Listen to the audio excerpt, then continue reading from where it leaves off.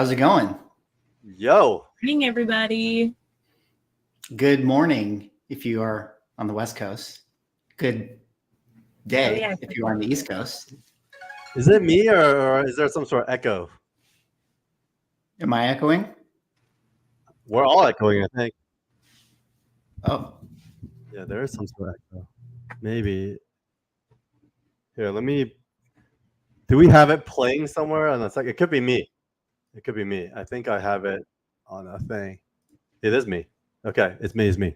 All right, done. Short technical difficulties, but hey, welcome everybody. 24/7 Comics channel. I'll pass it off to Mickey, but I'm Carl Choi, publisher of 24/7 Comics, and we are so excited about what's happening today. But with that, I'll also have Swaggle greet his guest for the day. Yeah. Hey everyone. Welcome back to another stream. A special, we're going to call this the Zero Ghost Extravaganza launch because we're going to need to hydrate today because we're going to be online for a long time talking about a very special project from 24/7 done by Justin Jordan, Brian Ching, and Will Quintana. And this is a cool comic that they've worked really hard on that, I think everyone here on the screen has, been rooting for and had a hand in getting to this point. So excited to be with you guys here today and should be a fun, all day stream. Definitely. What's up, guys? I'm Sarah, aka TheNerdyBarbie. Really excited to be here because it's the first comic I've kind of been part of the journey of. So if you have been following along, we've been talking to the artists, we've been kind of like getting into their heads. Definitely suggest you go back and check those out. But today we're here with you all day and just can't wait. Actually brought some pom-poms for the guests today. Nice. Very excited. So with that said, I think this will be like a great way for us to kick the day off. What the heck are we doing here today? So as Mickey mentioned, we are hosting this town hall. We're not joking. This is a town hall. So if you are just tuning in right now and you're seeing this graphic here, thanks Jane for putting this together, our awesome graphic designer. We have our guest on today, and I think we have about like 15 or 16 guests coming on roughly every half hour, about an hour into this. But for the first hour, we definitely want to get into what Zero Ghost is all about with you guys. So let me get to the next slide.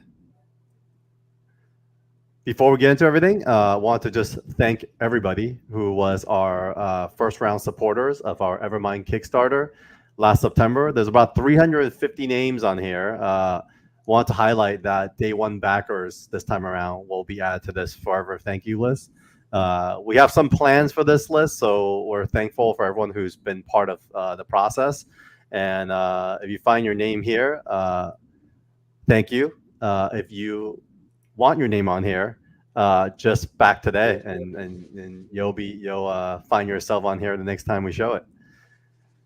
And as we mentioned already, we're your hosts today, and we'll be kind of taking turns. Obviously, we're going to be streaming for about 9 hours, and so it could get a little hectic for all of us. So you'll see each of us kind of step away during different times of the day. So we've done our intros. And so without further ado, we are going to bring on the creator team. Why don't we start with Will? Hi, everyone. My name is Will Quintana, and I'm the colorist for Zero Ghost, along with Brian and Justin. And hey, Carl. Hey, everyone. What's up, Will? Hey. Really excited about this launch. How you guys doing? So, Will, for those of folks who don't know about your background, highlight a few covers here. Would you mind sharing a little bit about your background and what you've worked on before? Sure. I've been in the comics industry for a couple decades now. I initially started off with Acclaim Comics. I had done an issue of, oh my God, what was it? Shadow Man with them way back in the day, back when they had first become Acclaim. And from there, I went on to CrossGen Comics in the early 2000s, worked on Sigil for them alongside Mystic for a while, and then I did some Lady Death issues with Jim Chung as well. And from there, I went to Marvel, did some Avengers, Earth's Mightiest Heroes with them, various X books, New Exiles, various Avengers books. I did some work in Civil War as well, like World War Hulk. From there, I did some work with DC, which included Green Lantern New Guardians with Justin, as well as Action Comics, Superman, Wonder Woman, and just recently did a run on the newest Blue Beetle. Awesome. Speaking of Justin Jordan, why don't we also then welcome Justin Jordan to the stage as well? What's up, Justin? Hey, how's it going? I'm Justin Jordan. I co-created Zero Ghost with Brian and Will and Micah. I have been in comics for a while now. I started out with Luther Strode, which you can see there in the center. I've also done Spread and Dead Body Road and The Family Trade at Image, but I've worked for everybody. As Will said, I did Green Lantern New Guardians at DC, which was actually my longest run on a career or on a work for hire comic. I've done longer runs on creator owned, but the 22-ish issues I did of New Guardians was actually the longest that I've been on a work for hire book, and it was actually a lot of fun. But I've also worked for everyone. I've done very little Marvel work, but I have done a few things for Marvel, and I have worked for everybody else at some point in the industry. Awesome. And your latest collaborator is none other than Mr. Brian Ching himself. Hey, Brian. Hey, everyone. How are you doing today? Amazing. We're here. Cool. My name is Brian Ching. I'm the artist and co-creator of Zero Ghost. I've been working in the comic industry for over 25 years. I got my start with Top Cow, actually, as a background artist and assistant artist. From there, I moved on to a pretty long run at Dark Horse doing Star Wars comics, specifically Night of the Old Republics, which I was fortunate enough to design all the characters initially for the first year and a half or so. But yeah, I've had runs on a lot of books, Avengers, I'm sorry, Conan the Avenger, sorry. And Supergirl, things like that, Lady Mechanica as well. But yeah, latest project is Zero Ghost, and probably the most fun book I've ever worked on. Awesome. I'm so excited. How's everyone feeling today, man? Whew, excited. I'm feeling good. I think it's super exciting. It's always cool to launch a new project, and to play a little part of the journey. With these guys is special. So it's really awesome. And here on my YouTube channel, we talk a lot about collecting and vintage collecting and stuff. So it's always great to sort of celebrate people that are still building new worlds. And so this is a fun stream, to be a part of it. Hey, I want to just take this moment too to thank Swaggerhouse. I mean, it's no small part that he's taken in. I mean, you guys will check it out later, but he actually was the one who composed our Kickstarter video that will premiere in a little bit. We'll probably do a little preview before the launch. And we got Southern Comic Geek in the building who will be joining us later. He did ask, what time will the Kickstarter be live? It will be live at 10 a.m. PST. We want to spend about an hour with you guys to give you guys a little bit of a preview, allow you guys to kind of spread the word, share with your friends that may be interested in different tiers. The other thing we want to kind of highlight is also that we'll be doing a bit of a giveaway. So Brian had the opportunity to work on a sketch for us, and let me see if I could add this to stage as well.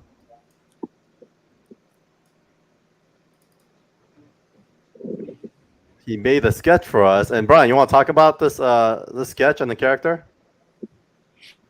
Yeah, this is our lead character, Kira Kane, and just her showcasing a few of her abilities. She is pretty cool. She can make weapons. I don't want to give away too much, but there's a pretty good glimpse of her. Just standing there looking badass. Yeah, man. Do you have the original concept design for Kira still? I think that was digital actually. So I think it's somewhere on my iPad. But yeah. Carl, you gotta have Brian do what's the very first original artwork? That's the one. Yeah. That's also one that'd be interesting to check out. I will actually pull that up later. Actually, as we kind of get things rolling, I'll start digging through some of the archives and start showing some of the stuff that, the process of Zero Ghost, because I do feel like it's important for folks to learn more about it and the hard work that the team has put into it. So with that said, we'll kick it off with kind of the Zero Ghost TLDR. Justin, why don't you kick us off? Sure. Zero Ghost is a 6-issue comic book series that's about Kira Kane. Kira is the heir to a crime family that uses magic to do crime. In her world, magic is almost exclusively used by criminals because they're the best people at keeping secrets and keeping the rituals alive. She's all set to eventually take over her family, but that gets accelerated quickly when they all get killed and somebody tries to sacrifice Kira to summon and control a death angel, which is an extremely powerful supernatural being that is not meant to be in our world. Kira manages to thwart that to some extent and ends up bonded to the death angel, whose name turns out to be Shrike. And Kira and Shrike go on a roaring rampage of revenge. The problem is that Shrike's powers are powered by burning Kira's actual soul. So if she uses too much mojo, she's going to end up deader than dead, beyond dead, super dead. But that doesn't stop her from, trying to get revenge and figure out who betrayed her family and did this to her. So it is basically my love letter to Hong Kong action movies. Looking at you, John Woo, and John Wick, and 90s kind of action comics like The Darkness and Witchblade. I was trying to put that all into a stew of things that I thought were cool and would be fun to read and, fun for Brian to draw and Will to color. And they did an incredible job on it.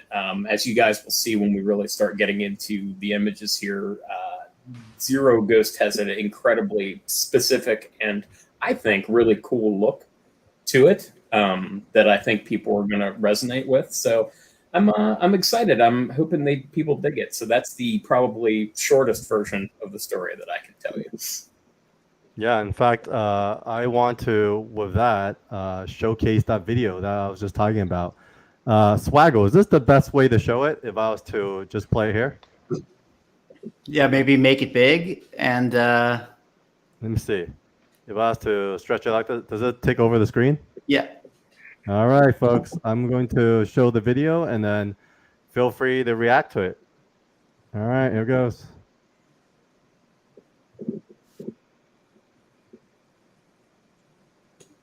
Oh, no audio. No. Oh, no audio. Okay. In a world where Mary magic uploaded is it. solely dominating. Yeah, Justin, you'll do the VO, and Will, you'll do the Yeah, let me ask Mary how to play. Do you know how to play it? Because she uploaded it.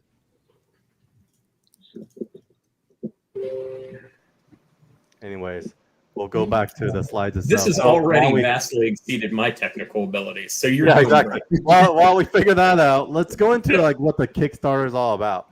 So number one, we want to highlight a couple things.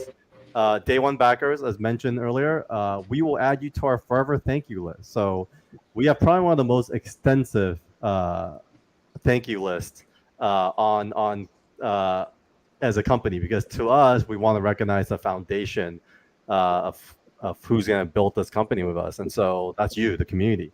And so we invite you to be part of that. Second, 24/7 Comics and Vivi, we have a great partnership. As you guys know, we've already released Evermind #1, as well as Zero Ghost #1 at San Diego Comic-Con. We'll pick the time now to announce Swaggle House will be, if you want to announce it now, we'll be doing something with you at New York Comic-Con as well. We will. But today's not about me, so. All right, so little tease there. We're gonna have something going on at New York Comic Con alongside, and we're gonna have a booth.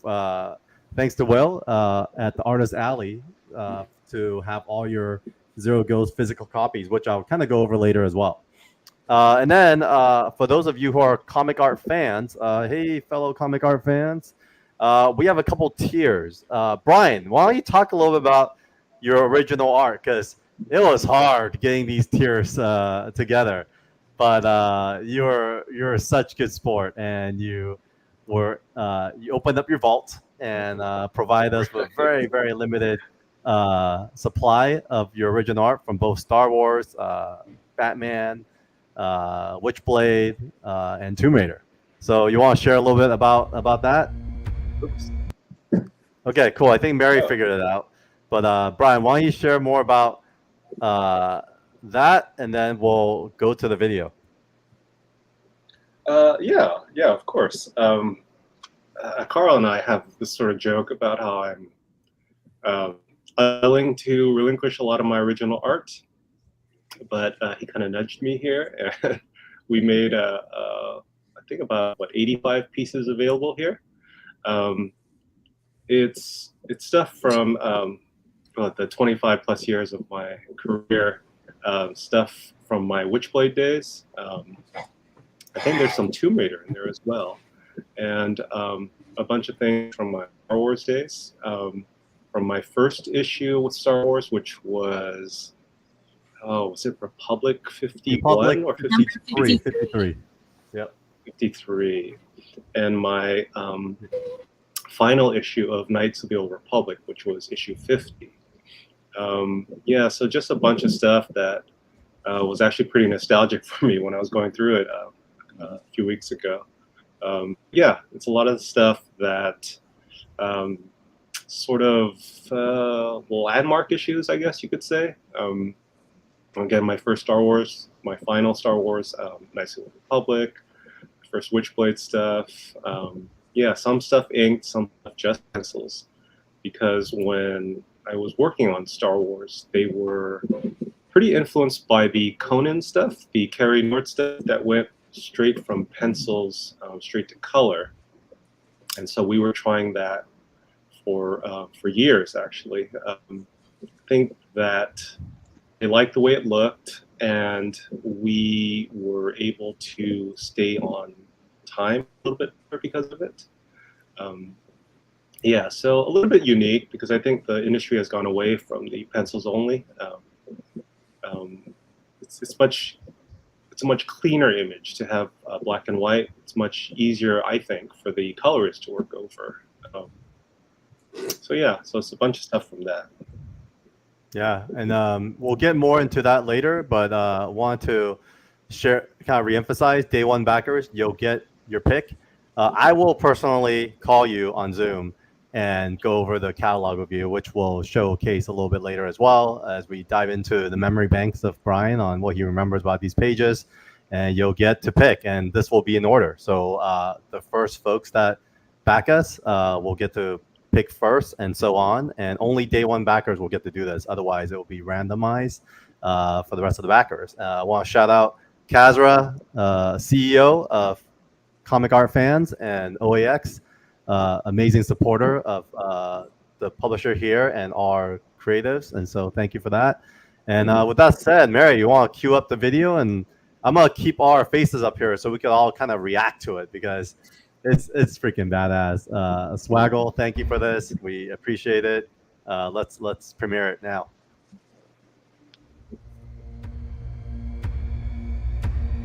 Growing up in this city taught me one thing. Everyone makes a deal with the devil. I just never expected mine to be real. You see, this place is run by 5 families. And in order to get anywhere in this world, you need to work with them. play by their rules. That's what my father told me before he went missing, before he was taken. Alliances built on a foundation of deceit. And now I make new bonds. Ones that can never be broken.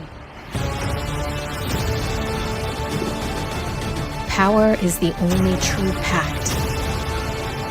It's why I've traded everything for it. With it, I'll take my vengeance.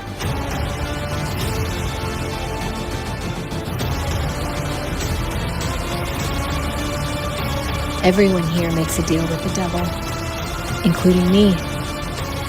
It's why I'm now a shell, a carapace, a vessel, a zero ghost. Woo! Woo! Great. Super cool. Yeah, I'm not gonna lie, Brian, that is Brian. actually exceedingly cool. So Yeah. I approve. Amazing. Sweet. I mean, we'll leave all the kind of commentaries from Justin, Brian, and Will for you guys when you guys actually see the Kickstarter video. But man, Swaggle House, let me interview you for a quick second, man. What was your approach to it all? Because you got a very, very advanced preview of the book. You've known about us working on this for the last 4 years. You've been instrumental creative director for 24/7 Comics on a lot of our content that comes out. So what was your approach for this video? Yeah, really, it was just trying to not drop the ball and let the guys down. It's like I read the stories and the advanced issues and everything. So it was really just kind of, can I just port over the spirit of what they're already building and working on and put it into a digestible 60-second, 90-second sort of trailer for it. So really the world was already there. The character kind of Kira jumped off the page, at least for me. And so I have a lot of experience doing brooding monologues for, Magic the Gathering and Dungeons and Dragons and all this stuff. So it's really porting over, that skill anyways. But yeah, I'm glad you guys liked it. And I think it's a really cool world and even getting the chance to put together the rest of the video with the guys and listen to, their thoughts on how it all came together. It just feels like, it's very clear what your guys' vision was for the project, and I feel like you guys executed it really well. Amazing. Thanks for queuing that up, Mary. Sarah, Brian, Justin, any reactions to the video as we kind of finally premiere this to the world? The video was so hot, I had to take my glasses off and wipe it clean. They got all steamed up. No, that's really dope. That's actually, no joke, one of the best comic book trailers that I've seen. They are oftentimes not very effective, I don't think, but I thought that one actually really gets across the vibe. And whoever did the VO for Kira, it's got a good voice for it, so I approve. Yeah, shout out to Jen Ko. She did the VO. She's an actress on Kung Fu on CW and cool. a lot of projects and stuff. But she really enjoyed it, and it was just a quick kind of fun record. But I think she kind of embodied what I imagine the character to sort of embody. Yeah, I agree. I think Jen did a great job. Thank you for that, Jen. Definitely shout you out. Real quick, we do have a Doctor Strange. Yeah, we are talking about that comic, and it wasn't a month ago. It was last week at San Diego Comic-Con. In fact, we have about 100 editions left on Vivi, so if you have not picked yours up yet, there's a small chance. We have about 2,000 editions, and it will never be issued again. Speaking of that, just kind of going back to our day one specials, we will be issuing a black and white artist edition for anyone who backs on the first day, at least for the first 300. So kind of want to take the next 5 minutes and go over some of the previews as to what you'll see in about half an hour before we welcome our first guest, actually. We'll have tier 1, tier 2, tier 3, pretty straightforward. Tier 1 will be the standard print set. You'll get the digitals, obviously, with the 3 individual books. Tier 2, you'll get the 3 books plus the artist editions. Artist editions wise, Brian, how did you like the artist edition? You got to see it firsthand. at San Diego Comic-Con, a little kind of preview of it all. You're talking about the black and white version? Yeah, the black We're and talking white about version. it's pretty Showcase. great. You guys did a great job on the print quality. The paper stock is such high quality. The images came out so strong. Really nice stuff. So what's It really feels cool good in about your hand. Yeah, this edition, it does really feel good. We're very intentional in making sure there's a good quality to the paper. And so those of you who are at San Diego Comic-Con can see these butts in its full black and white version. And the action Justin really made me leaps up. draw that. Justin's fault. True. Yeah, so this is the San Diego Comic-Con edition, and want to preview kind of the quality of work that we'll be delivering for you guys. And then, obviously this edition is a little different, as a little bit more promotional side of things at the end, and then really getting folks to follow this Kickstarter campaign. And I think it was amazing. It was a great partnership with the folks at Vivi, working with us on that. So thank you, Team Vivi. So back to this here. I have a question. Oh, yeah. I'm going to preface this for the audience by letting them know that I live in the middle of the woods and I don't know anything about anything. What is Vivi? Nobody's ever actually explained to me what it is. So I think the best way to explain is a digital platform. It started off in the Web3 space, and they were really smart in regards to creating a more centralized platform, but very similar to, kind of this bad word NFT. I think it really was leveraging the blockchain to assign tokens to each of these individual issues. So they call them editions. So think of it as physical prints, and it's transparent in what they deliver. So when they issue 1,000 editions of a particular book, it's assigned to a token that verifies that book. So those will never be printed again. And so anyone who owns one of those tokens can say, hey, I own one of these books for reals. And what's fun about it is because everything is numbered, you actually can get little numbers. So people like to collect number 69, number 247, number 1. Like those make it more valuable, which doesn't really happen in comics, but happens a lot in digital collectibles. And so they were also the first to get Marvel's license, DC's license, and so they started selling back issues. Swaggle, I don't know if you ever looked into this, but they did a really kick-ass job. CEO David Yu is a big collector himself. Great kick-ass job, selling back issues in a way. So it's kind of like these reissues where they'll be like, Hulk 181, only 1,000 copies or 500 copies.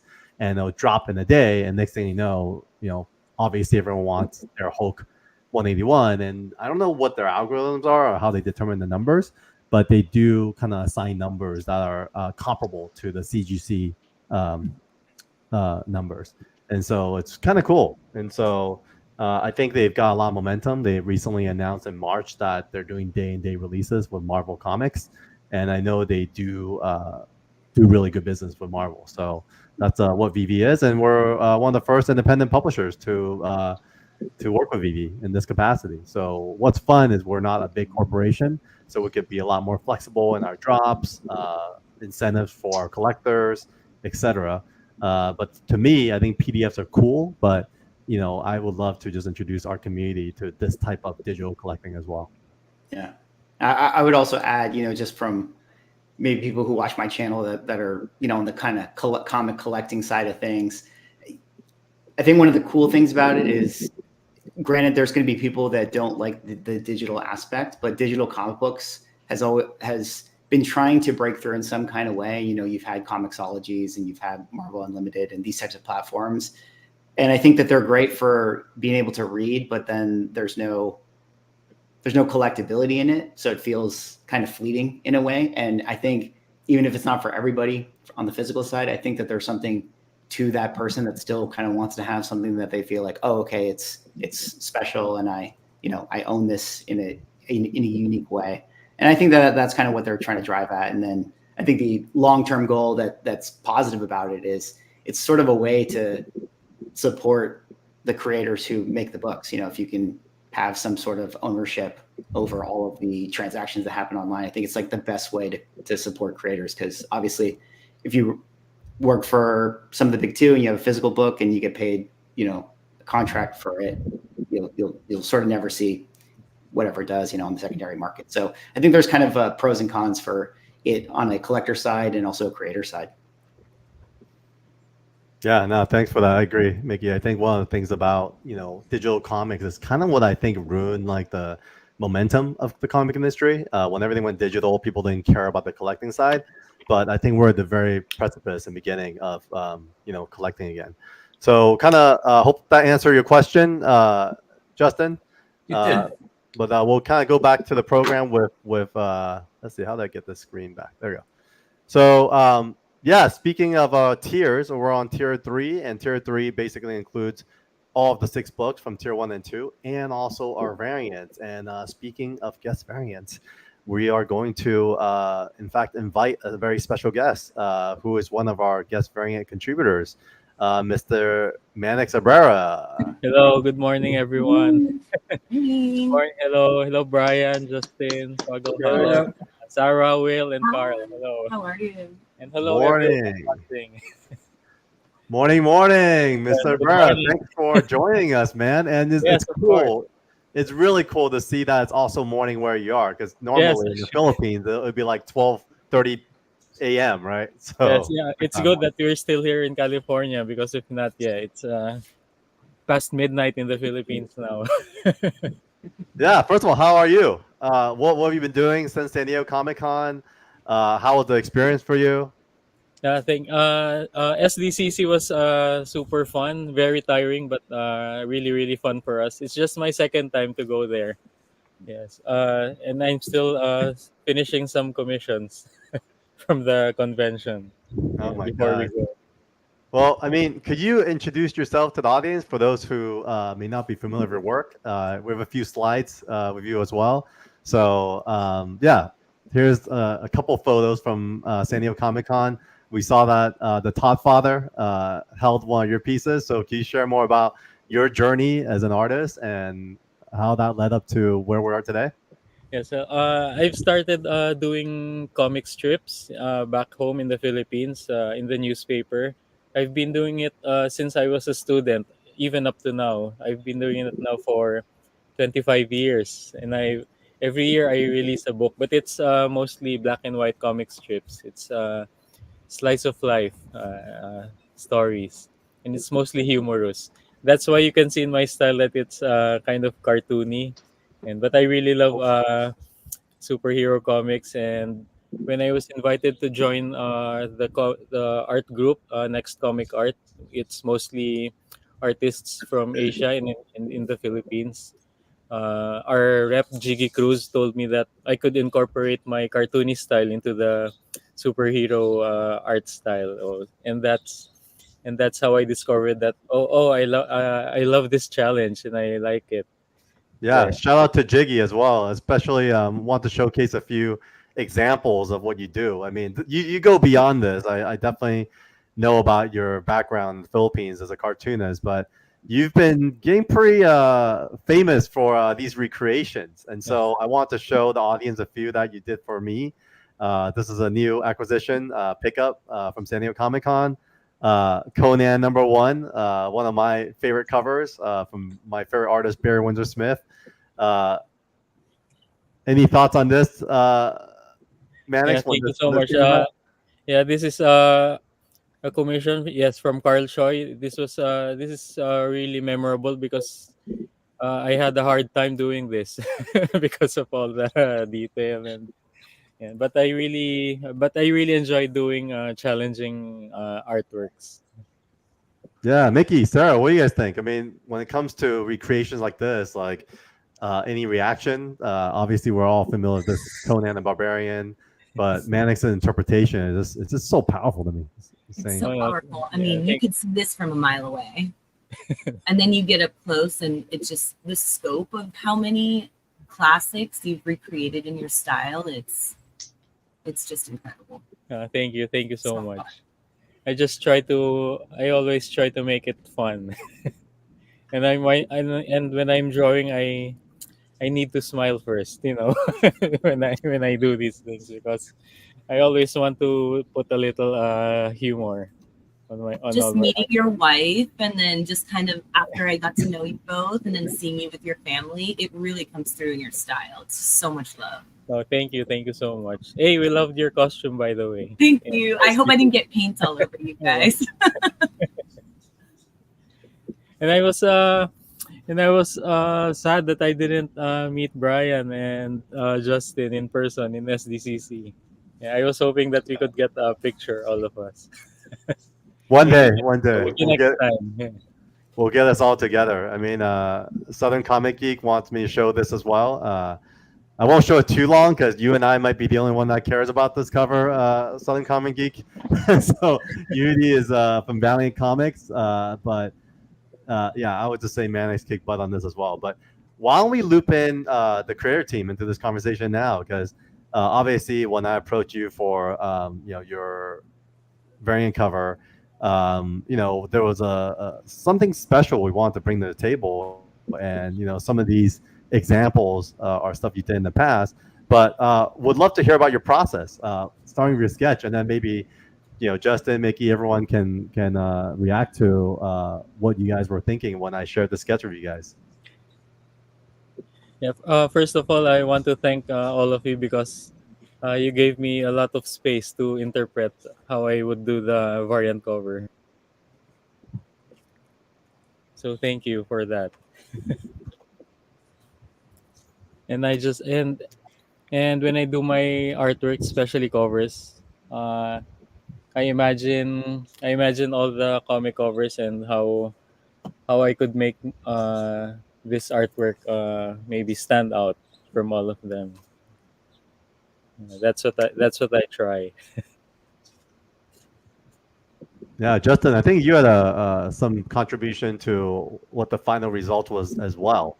You had mentioned something about character. What was your initial reaction when you first saw it? Oh, I thought it was interesting. It's always fun to see the stuff you do in such a radically kind of different style.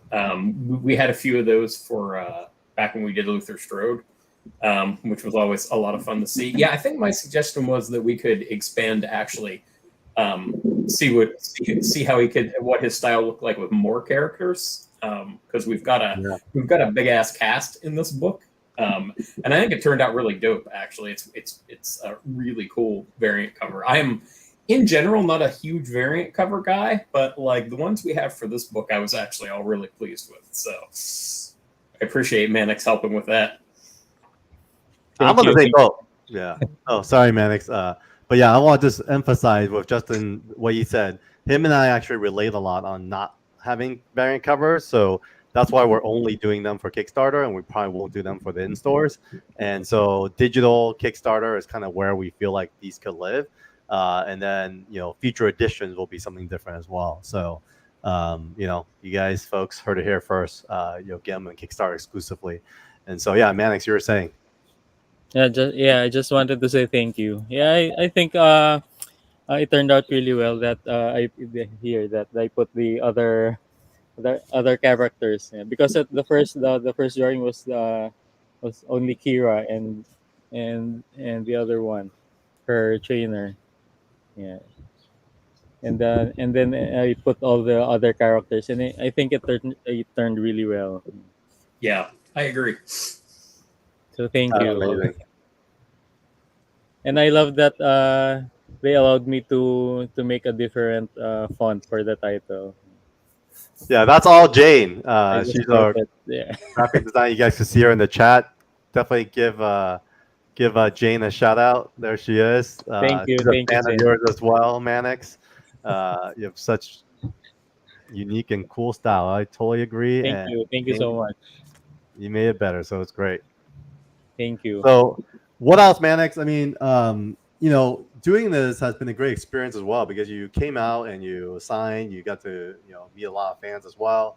What does what's the future of Manix looking like? Like, and what goes through your mind when you start working on this type of collaboration? Actually, I don't think about the future. I just focus on the now because if I think about the future, I'll get really overwhelmed and stressed and pressured. So I just focus on what's happening right now, and I enjoy the moment. Especially in SDCC, I was pretty surprised that people were lining up to have signatures because in my imagination when I woke up, I think that maybe there'll only be 2 or 3 people who have who will have me sign their comics, and they're my family, you know.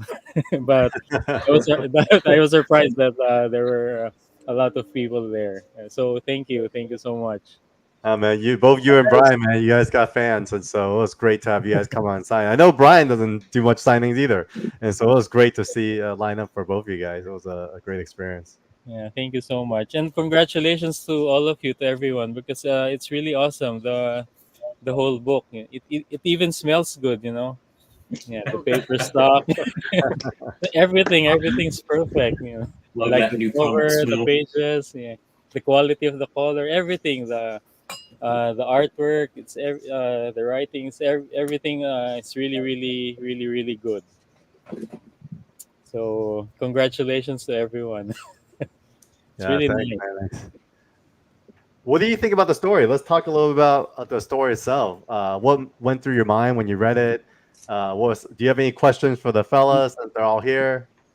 Actually, I really loved it because I really love horror and mystery. Yeah.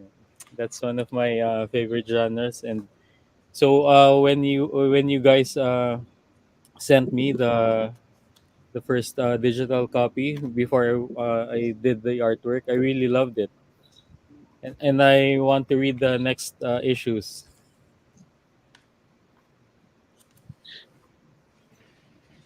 Did you have any reaction to the colors as a fellow colorist? I know Uh, Will, I mean, really took it to town with this one. yeah, yes. Thank you for saying that, because if you can see, I use the major colors of red and blue because that's what I saw. That's what they used here in the last few pages. It's mostly red and blue. So and I really love that. I love that combination. Yeah, so that's what I used because I think that's really powerful for the cover. Yeah, and just I put a little bit of highlights, yellows, and I also love pink highlights. I think you'll always see that in my artworks. Yeah, so I also incorporated that just a bit in my cover. But everything here is inspired from what's inside. And I prayed really hard, you know. God help me to make this cover really good. It's really hard to make covers, you know. Yeah, you did a good job on it. Yeah, and I had to ask Carla if you really want me to make a cover because my style is kind of cartoony and bit of a bit different. But Carl said, "Yeah, let's do it." So thank you. You're welcome. I mean, Brian, what was your initial reaction to it all? I know, it was a little different than what we usually see. I loved it just right away. I'm kind of new to your work, Manix. Carl kind of introduced me to your work not too long ago, and the first cover came in. I think it was just Kira, right? Kira and Shrike Head in the back. Yes, right. And then Right. yeah, and then the second cover came in with all the characters, and it just I just loved it. I think your style, your work, just puts a smile on my face. So just so happy that you were able to do our alternate cover here because such a great job, such a great vibe to it. You know, I love it. Thank you so much. Yeah, coming from you guys, it's a really big thing for me. Thank you. It's so interesting to hear someone like almost like holding back on all the colors they could use, honoring this book.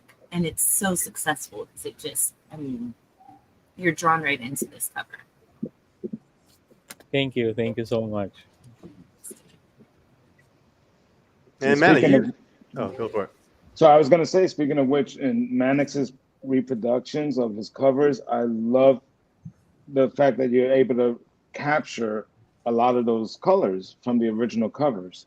You know, so it's masterful. It's really masterful how you do that. So I love how, like in the Conan cover, yeah, like Unity, yeah, I love that. Like that caught my eye like right away.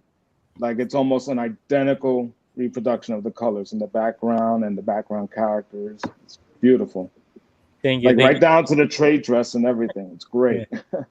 Thank you so much. When I do my artworks, I have a lot of paint tubes, you know. Mhm. I have to mix Yeah. a lot of colors just to reproduce them near the original. It's Thank beautiful. you. It's masterful. Wait, so you actually mix the colors yourself? Yes, sometimes I have to mix when I can't get the exact color that I want. Wow, I didn't know that. It's great. Yeah, it caught my eye right away. I loved it. Thank you. Sometimes I mix it with my tears, you know, with my sweat. It makes Yeah, more, that's exactly luminous. right. That's how you get that subtle look, you know. But it's funny. I mean, something. That's my secret. Speaking of those emotions, you know, Mickey and I work in the film business, so you know, a lot of times, you know, Mickey, feel free to chime in. When I watch a movie, I always kind of get a sense of what the set felt like. And if it was a really fun movie, you kind of know, oh man, it would have been so fun to be on that set. And so, Manix, when you say like you just want to have fun with it, and Brian, you're saying how it brings a smile to you. I think you're just having fun with these covers, which is what makes them so special. And Yeah, thank you so really much. comes out. Yeah, I just great. want to say Yeah. And No, I'm a it's fan of interesting. Unity too, by the way, Carl. So I remember Unity. Awesome. It's interesting that you even say for your own work, which is like super you know, identifiable to you, that you still have to put yourself in kind of like an emotional space to execute it, which I think is, you know, something I just didn't even really think about, which but of course that makes sense. You know, I don't know what everyone else's process is for writing or coloring or whatever. I don't know if you guys like listen to music to put you in the mood, but yeah, it's very clear that you have to be in a certain kind of jovial state to kind of execute whatever cover you're drawing, which it definitely comes across. yeah, you know, that's a really nice topic because a lot of people ask me that, like, how do I like to draw? So when I draw, I'm sure everyone has these little rituals. So before I draw, I want to have coffee. I want my space clean. I want it quiet. So sometimes I want to draw in the middle of the night until early morning, and I listen to heavy music, you know, like that. I'm sure everyone has that also. Yeah, that pump you up music. Yeah. Yeah. Yep. And sometimes there are days that it's really hard to draw, you know, that I really want to make an artwork, but I'm just so tired, or I'm thinking a lot of things, and I just don't draw because I don't want to compromise it. Interesting. What type of music do you listen to when you draw? I listen to metal. Oh, okay. My favorite band is Arch Enemy. I'm not sure if you're familiar with that, but you can Google it. It's I'll Arch go. Do Enemy. you guys know Arch Enemy? I don't know Arch Enemy. I I love heard that. Arch I Enemy love that yesterday, as band. a matter of fact. So Nice. yeah, I have one of the stations I have on my Sirius in my car is Liquid Metal, and that they'll play Arch Enemy every so often. Nice. Actually, I think they probably play Arch Enemy pretty often. But I cycle through the things because I've got the ADHD, so I listen to about 30 seconds of like 10 stations. Interesting. That's cool.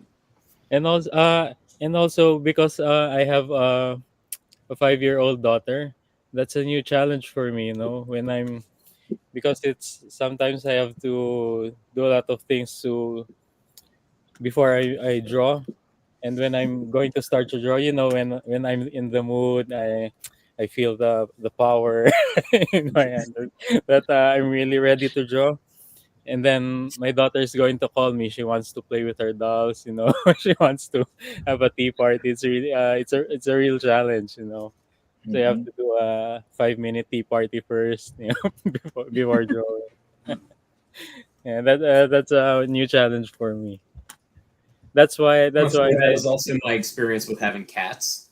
So, you've got to have some time for for No, that is actually true. Like my work day, like I get up in the morning and I will get up, feed the cats, and then do some work like right away because that's just before my brain has time to kick in and get lazy about things. And then I'll work out, but then I have like a stretch where I just have snuggle time with my cat because she'll come up to my office. She's on my desk right now. As a matter of fact. She'll come up to the office with me, and if I don't give her some lap time before I actually start writing, like she keeps getting on the keyboard and like hacking the matrix, she'll like walk across the keyboard and stuff comes up on my computer that I've like never seen. I'm like, what did you do?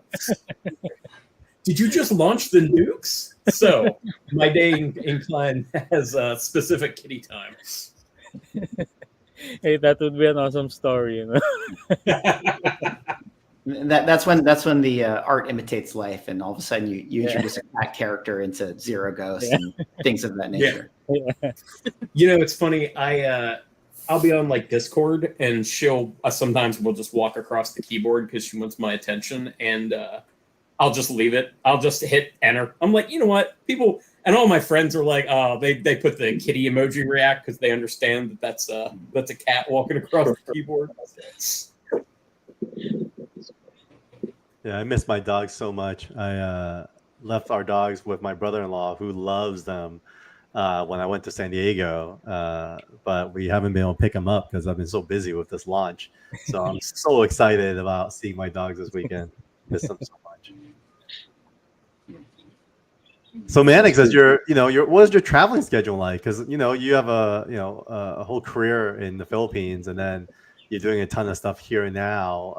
Do you have like a game plan through the year, or you just kind of travel as needed, kind of thing? Yes, I have I have to organize my schedule per month. Like this month, like if we have to be in SDCC, I also have to finish my book in the Philippines, so I have to lay it out while we're here. So when we get back here, we can have it printed. So I have to schedule it like that, because in September we have a very big book fair in the Philippines next month. Yeah. So I'm also releasing my comic strips there. I have a new book coming out. It's my 19th compilation of comic strips. Yeah. So I'm still laying it out now. So when we get back home, the printer can start printing it, and it can make the book fair. And then on November, we are going back here for NYCC. October, I think. October. Yeah. Oh, awesome. Yeah, I guess we'll see you there. I mean, Yeah, would you share more about your comic strips too? Because I'm familiar with some of them, but what are the type of stories you like to tell? I like to tell really weird stories.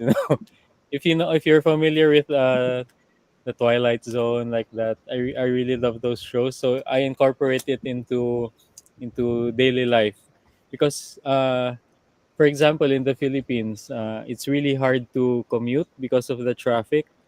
The traffic is really bad, especially in the city. And if you have to ride the train, there's lots of people. It's really packed. So I think of stories that what if we Filipinos lived in a parallel world where the train is really really big. There aren't any people, and there's no traffic. So those are the kind of strips that I do. I like doing parallel Earth stuff, and I twist everything that's happening in reality, just to mirror what's happening in our society. And I think and I that's so cool. Like your style reminds me of when you're a kid and an adult and you're both watching the same exact thing and taking different things out of it. And like really like your whole process just reminds me of that too. You're appealing to things we need to know about with making us very comfortable and soft with. oh, thank you so much. It's fun. One of my idols is actually Bill Watterson of Calvin and Hobbes. I really love his strips. It's really simple, but there's a lot of the message is really hardcore. But he told it really funny and really simple. Can't wait Just to the see boy this. and his tiger. Yeah. Because as a kid, when I was in grade school, before we got comics, our mother was always telling us that we've got to have high grades, so she will buy us comics. Yeah, because in the Philippines then it was hard to buy comics, even the big ones, even X-Men and Marvel. It was kind of expensive. So before our mother bought us some, yeah, I've got to have high grades there. So I studied really hard. There you go. Comics promotes education. There Yeah. And now in comic books, you still have to have high grades. Yeah. Actually, yeah. I'll excuse myself, guys. Welcome PSA. Yeah.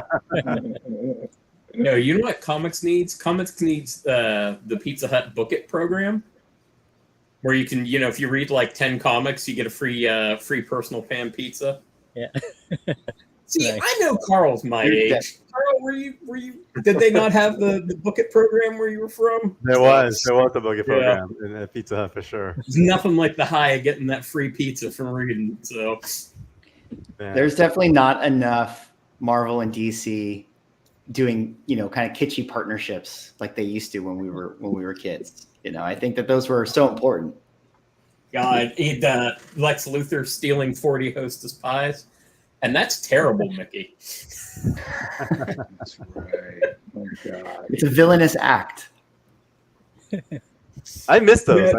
I miss all the advertisements too. Speaking of music, Manix, do you notice a lot of bands, tours actually advertise in comics? I have no idea why, but I was talking to George, one of our comic art collecting friends, and he was showing me how there was like the recent Web of Spider-Man had like a tour promotional ad for a band. And so we're kind of like, why are they buying ads in comics? And because no one else really does anymore, but there must be a reason, Yeah, I think there are a lot of combining. Do you know the band In Flames? It's a very famous metal band also. In Flames released a graphic novel along with their new album. Yeah, it's really interesting. But I haven't read it yet. I just read about it. Wow. Oh yeah, a lot of actually metal bands in particular are really into comics very often.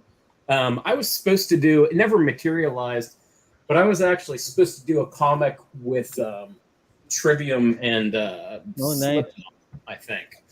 Wow.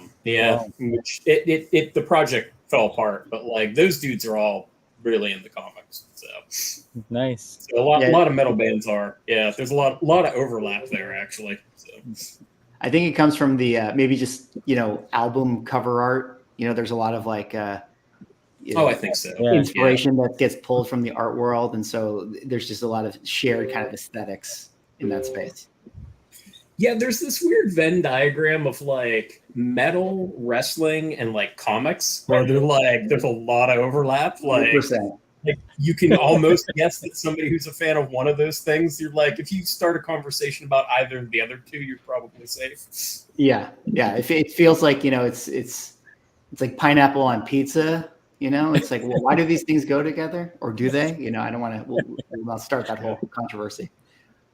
All right, guys, we're ready to launch. It's 10 o'clock. I'm gonna click this. Yes, I've read all this. Let's see what's And up. welcome to the Zero Ghost Kickstarter. There's some behind the scenes of Kickstarter right here. You guys get to see. Larry, I'm launching the project now. Boom! Congratulations, your project is live. So, Launch. yay! Congrats. Yay! Congrats, everyone. I don't know. I was Congrats, looking for everyone. that. I have a question for the guys, Brian and Justin and Will. You know, when you work on Marvel, DC stuff versus say you're doing a project like this, you know, how do you feel about sort of having to do this sort of extra campaign trail work where it's like, oh, great, now I got to get on Zoom with Mickey and I got to film with him. And oh, Carl's making me go to San Diego. You got to sign all this stuff. And yeah, Justin, you got to get on camera and you got to start, you know, talking to me about that. You know, it's like, I'm going to lead this question down a certain path. I think that this is kind of where you sort of have to do more and more of this in comics these days. But at the same time, how do you guys kind of feel about this versus like doing your work and sending it off to the publisher and then being like, all right, cool, I'll see it in whatever, 6 months, whenever it comes out? You know, it varies. Some stuff is more interesting than others, and sometimes I get like into it. Like it tends to be one of those things with me. Like honestly, like it's a combination of like working out my schedule and my various, you know, like mental blocks for something. Like when I actually do it, I actually often enjoy it. But there's also like I have like a finite amount of energy for it too, which is like the downside. And the real downside is that whatever I use to like talk and interact with people is the same part of my brain that I write with, apparently. So like in any given day, I can generally do one or the other, but not both. So like days where I have to do a lot of like promotional type stuff, like that tends to be all I'm going to get done. And that's fine, but like I need to schedule accordingly because of that kind of stuff. But yeah, it's I actually just saw on Facebook this morning, Liam Sharp was talking about this actually, the ever expanding sort of like promotional niche and how you don't get much publisher support for things a lot of the time, which is certainly true if you're doing a mid-list book, for lack of a better term. So like, you know, if you're writing Batman, you will probably have all the support you want and all that kind of stuff. Like, but like if you're, you know, writing the new adventures of Squamous Man, like it's, you know, you're on your own, which is good and bad. But like that also applies to when you're doing your creator-owned books, when you have a lot more of a stake in it. So like, and it can eat up a tremendous amount of time. It paid off for us, but when I was doing the first Luther Strode, when Strange Talent would lead up for that, I literally spent 8 weeks where I was spending like 40 hours a week doing promotions. Now, granted, that was also 2011, which was a different environment for that kind of thing. There were a lot more outlets that had a lot more impact. But it did work. Like, you know, we had a good product, a good book. You know, it had Trad and Felipe's art on it. So, like, it was, you know, if we could get it in front of people, there was a reaction. It wasn't crickets and that kind of thing. But, like, that is a part of the job for which nobody even contemplates compensating you for, usually. Like, you know, it's not like we get an hourly rate. Like, so especially for work for hire books, I'm willing to do it, but it's also like, bro, like you didn't pay me enough to like spend that many hours doing all this. So, you know, it's that kind of thing. So it's one of those, I don't mind doing it, but it is a big time sink.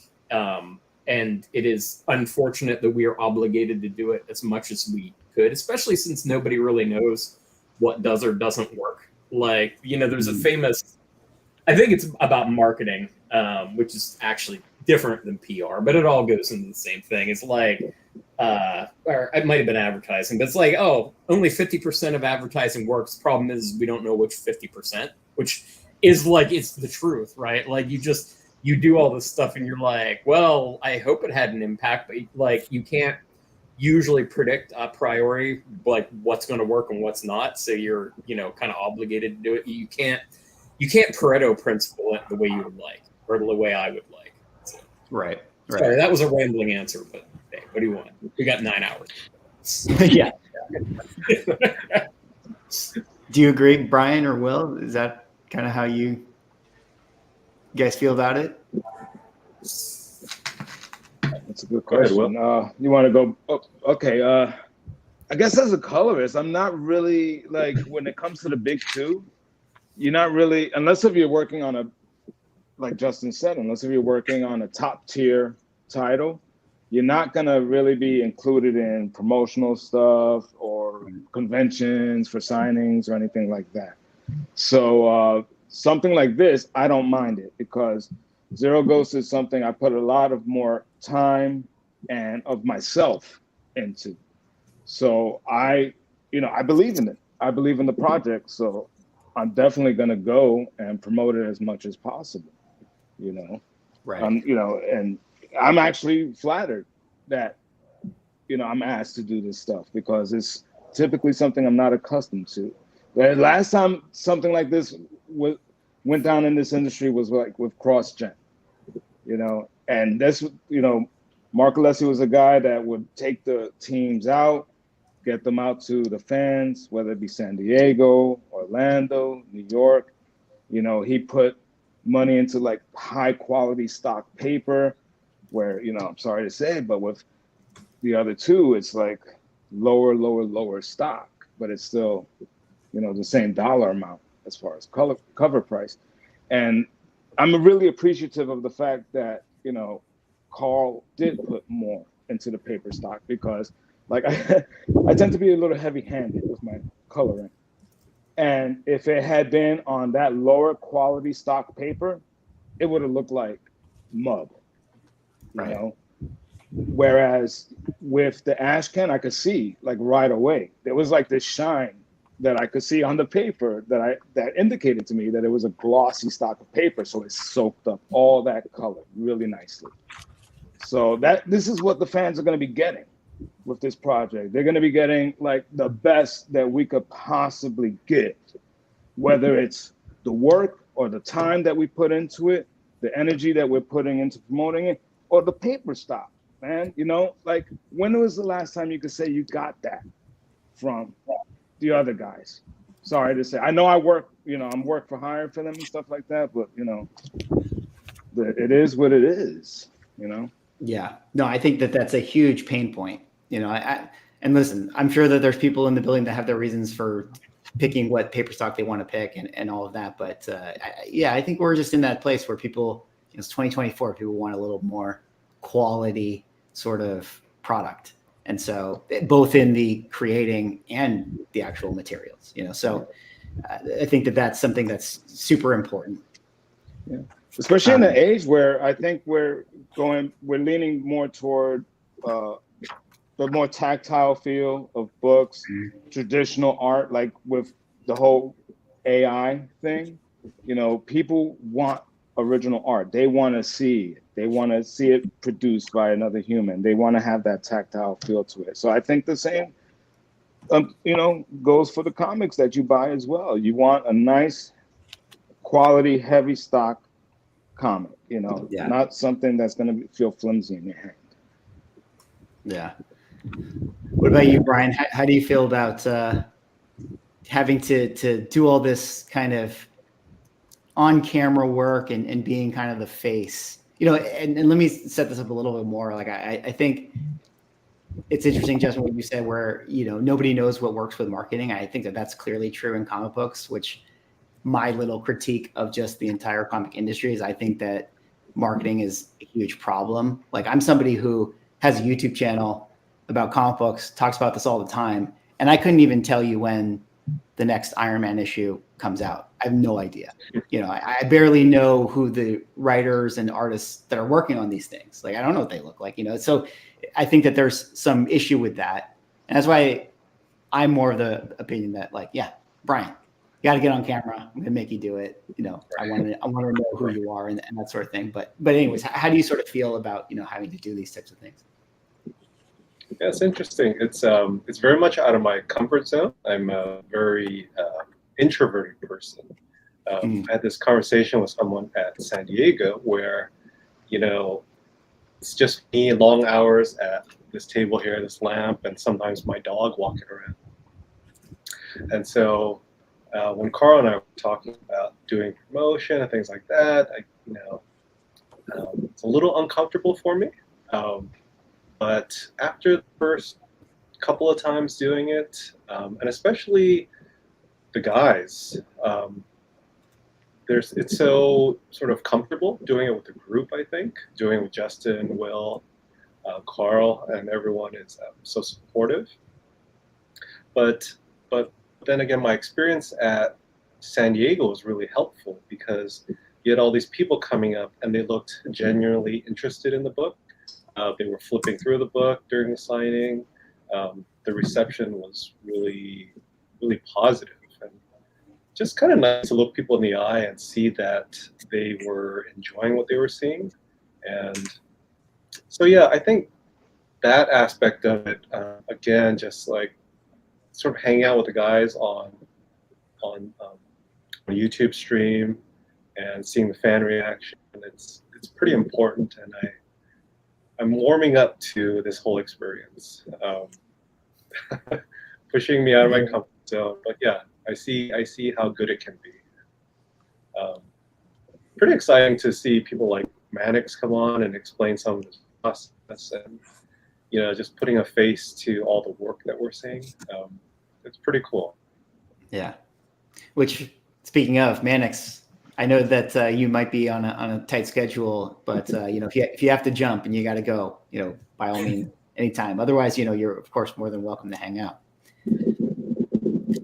But yeah, I think it's interesting. I think people want to get to know a little more, about the creators themselves and especially I think in this format where you have a sort of a crowdfund, they just want to know a little bit more. They're obviously interested in the story and the world that you're building, but they're also interested in the people sort of behind the work as well. I mean, that's really going to be the people that promote it. But Manix, I see you. Yes. Before I go, I really wanted to ask some questions to Justin, Will, and Brian, to the creators. Please. Yeah, chime in. Because as a creator myself, I always ask these questions, like to Justin. When you think of a story, do you already know what the ending will be, or Yeah, usually. Go with the flow? I'm really curious. No. So normally I'll have an idea, and then I kind of almost immediately, if it's an idea that's like fleshed out, I know what the ending's going to be, and then I kind of work back from towards the middle. But I'm not a person who just kind of like. There are people who just sit down and just sort of let it flow. I am not one of those people. I'm an extremely meticulous outliner, and I will also do a lot of like theoretically unnecessary behind the scenes world building.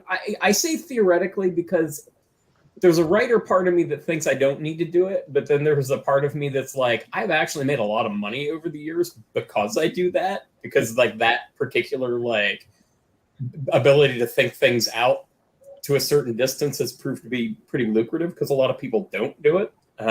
So I think it's good. I think it's I think that the trick there is always to make sure that you remember that world building is not storytelling, which is where a lot of people get tripped up. But like, yeah, there's probably like a 15-page document about how like all the families and their magic and all that stuff works in Zero Ghost, for instance. So yeah, so I am I usually know the beginning and the end and work towards the middle, and I'm an outline guy. I'm a plotter, not a pantser. Thank you for that. I was just really curious, because sometimes when I think of stories, I just have this single image, like in the middle of the story, and I want to to think. Well, yeah, no, I tend not to be that. Tend not to be that kind of guy. So sometimes the early parts of it, I'll have stories that the earliest parts of them are just like I have a character, or like I'll have a cool like action sequence that I want to do and like sort of like build around it, or like that. So like one thing I'm working on right now is and part of what I'm going to say is going to show my age. So I would not describe this way in a professional context. But like the gist of it is basically, what if John Wick was played by Woody Allen as a Woody Allen character? So like literally the only thing he's good at is shooting people. And I mean literally, like he can't fight. He can't drive a car with cool things. Like he's just good at pointing a gun at people and making them dead. And so like I have built out a story just from a visual of like this neurotic, nervous wreck of a guy who, if you get a gun in his hand, he's great. He's a perfect killing machine. But in every other circumstance, he's just a mess. And so I started with that, and I had that kind of image in my head, and I built a story around it. But even then, it tends to go from I know how it was going to end, and then work kind of backwards to get where I should have everything else. So unsurprisingly, I find middles difficult. Third issues of comics out of like 6 are always awful. Like hardest time. So yeah, the act two thing is just so difficult. Yeah, Act 2 is always a monster. It is like in everything that I've done, not just comics. When I do television stuff too, it's the same way. It's like that middle stretch. God damn it. Act 1's easy. Act 1 is the most clear part in a lot of ways. Yeah. But and I generally find climaxes to be fairly easy. Like especially the kind of stuff I write, because like on a fundamental level, I'm kind of a pulp guy. So like it's usually there's a lot of like big bombast and like big emotions and stuff. So it's like that's easy. But it's like it's once you get those dominoes going to like keep putting the next domino in place till you get to the big finale, like that middle stretch. Yeah. Act 2 problems, man. Sorry, deep in the weeds. That's No, thank you for that. And I also wanted to ask Brian and Will, because as an artist and as a colorist also, I really loved this page. You know, when they show the sacrifice. This is when it starts to go, oh, what the hell? Oh my gosh! And then it all starts to, it really explodes. I really love it. The writing, the artwork, the coloring. So, yeah, and when Will told you about the paper stuff, the colors really popping out here, and the artwork, the blacks and the reds. It's really going. I really love this sequence. So, what was your process? Did you have to do a lot of thumbnails? Did you have to show it to Justin and Will? Do you have to show Brian that I'm thinking about these colors? You know, because it's you have to think of a lot. I think. I'm sorry. Go ahead. You go ahead. You go ahead. No. You go ahead. All I was going to say from my end was that usually with each page I'll usually send it in to everyone in order to get their feedback on it, and just hope for the best, really. So that's usually what comes from me. But typically, like if you got to deal with maybe an established character, you just have to remain consistent with the look of it. But otherwise, unless if Brian had a very specific request or had a very specific idea in mind, and usually I'll ask him about a scene before I approach it. So he'll let me know what his thoughts and his input is, and he's great at providing reference, which I love. I love that so much. So, and I'm so appreciative of that. So I'll take it from there, and I'll go with whatever type of palette, and then I'll submit it, and then see what the feedback is.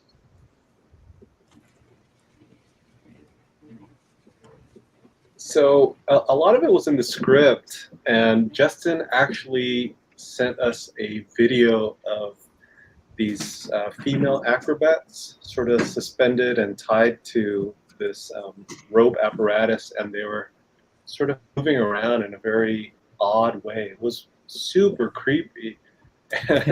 And that was our inspiration for the scene you just showed, Manix. And I think it's called The Call.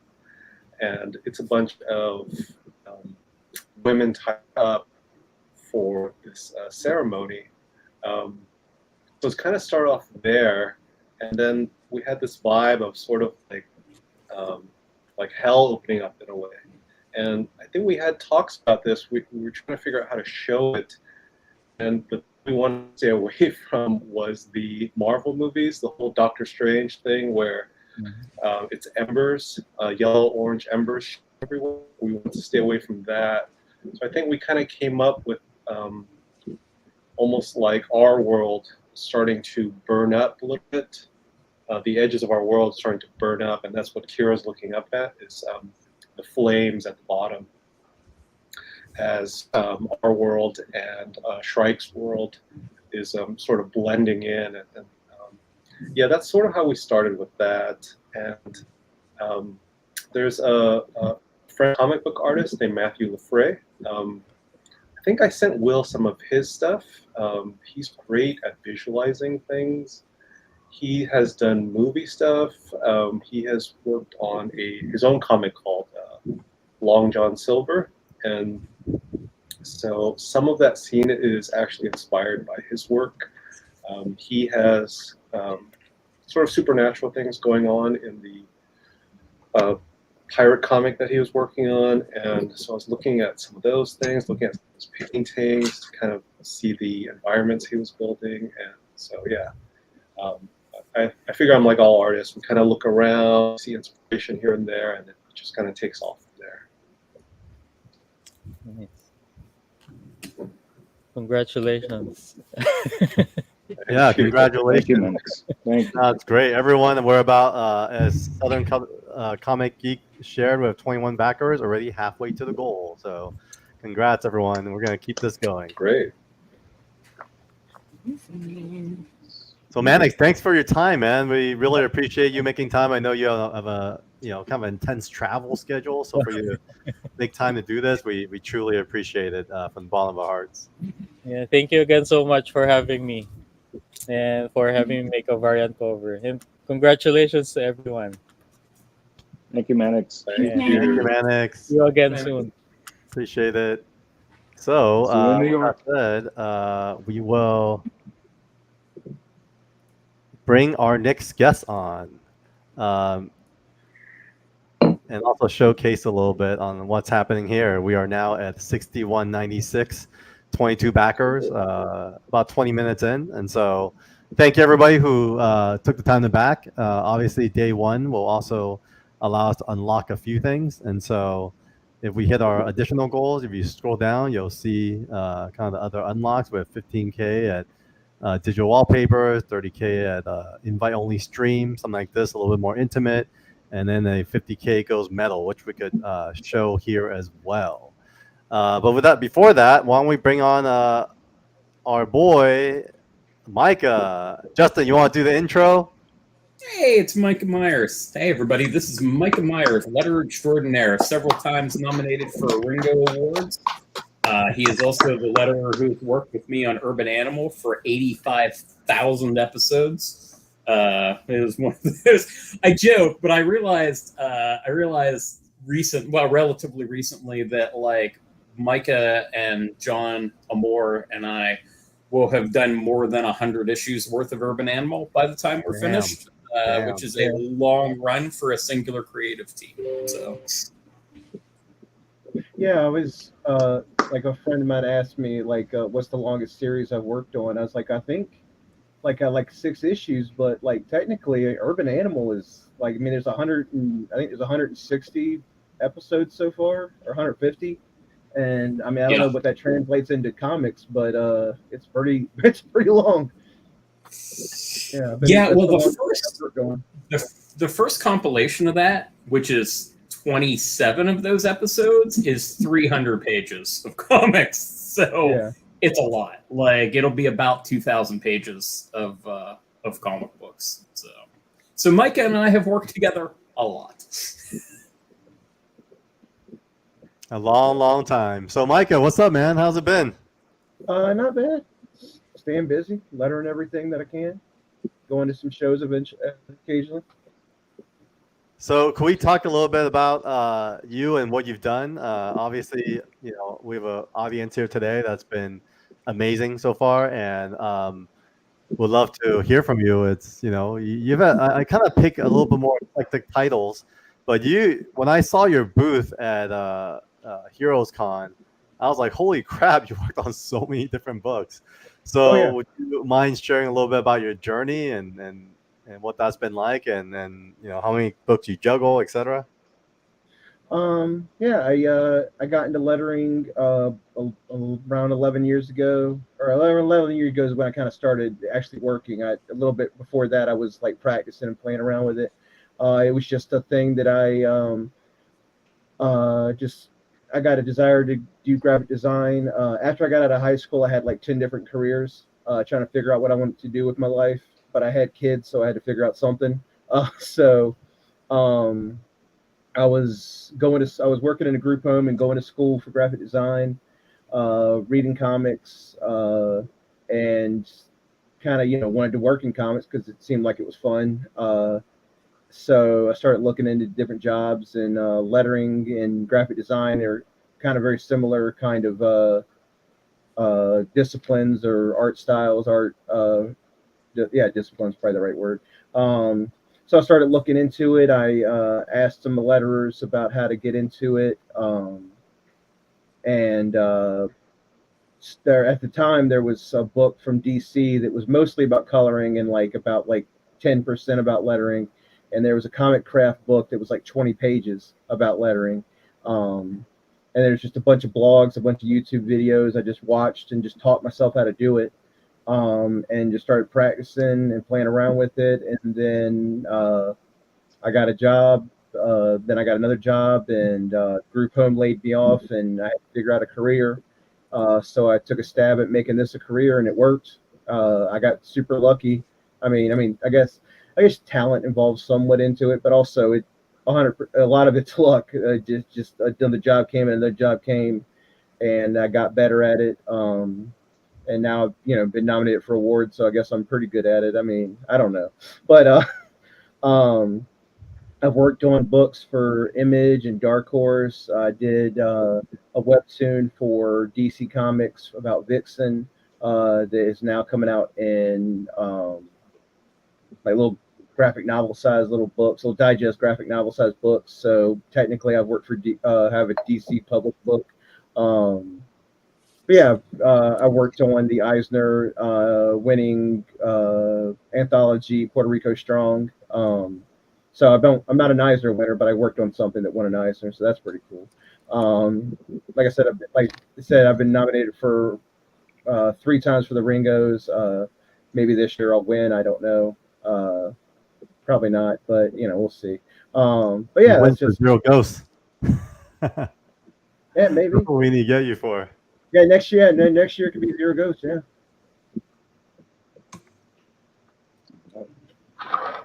So speaking of Zero Ghosts, what was the experience like? So we'll go over the book. I want to kind of share some of your works. Obviously, all of us are fans of what you did here. So why don't we just jump in and talk through it? All right.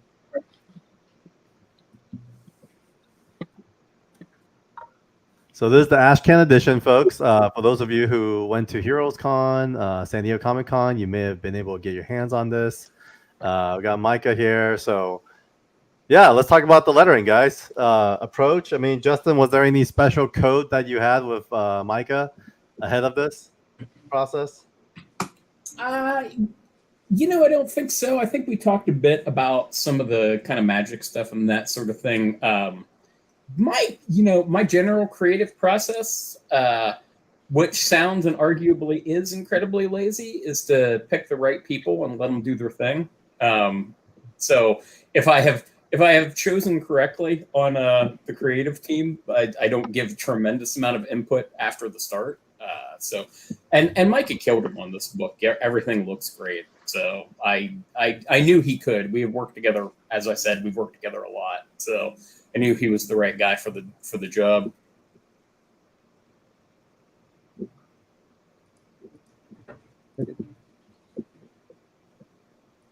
I've always been curious this process. Are you going by font titles? Are you creating a new kind of name for each font you're creating, or how does this process work? No, I don't create the fonts. there's the main two companies that make fonts for comics are Blambot and Comic Craft. They are both the people that behind them are both letters themselves. They've created tons of fonts. That's what most creators do, is use the fonts from those two people. There's a couple of people that make their own fonts, but that's just not something that I'm able to do. I don't have that skill.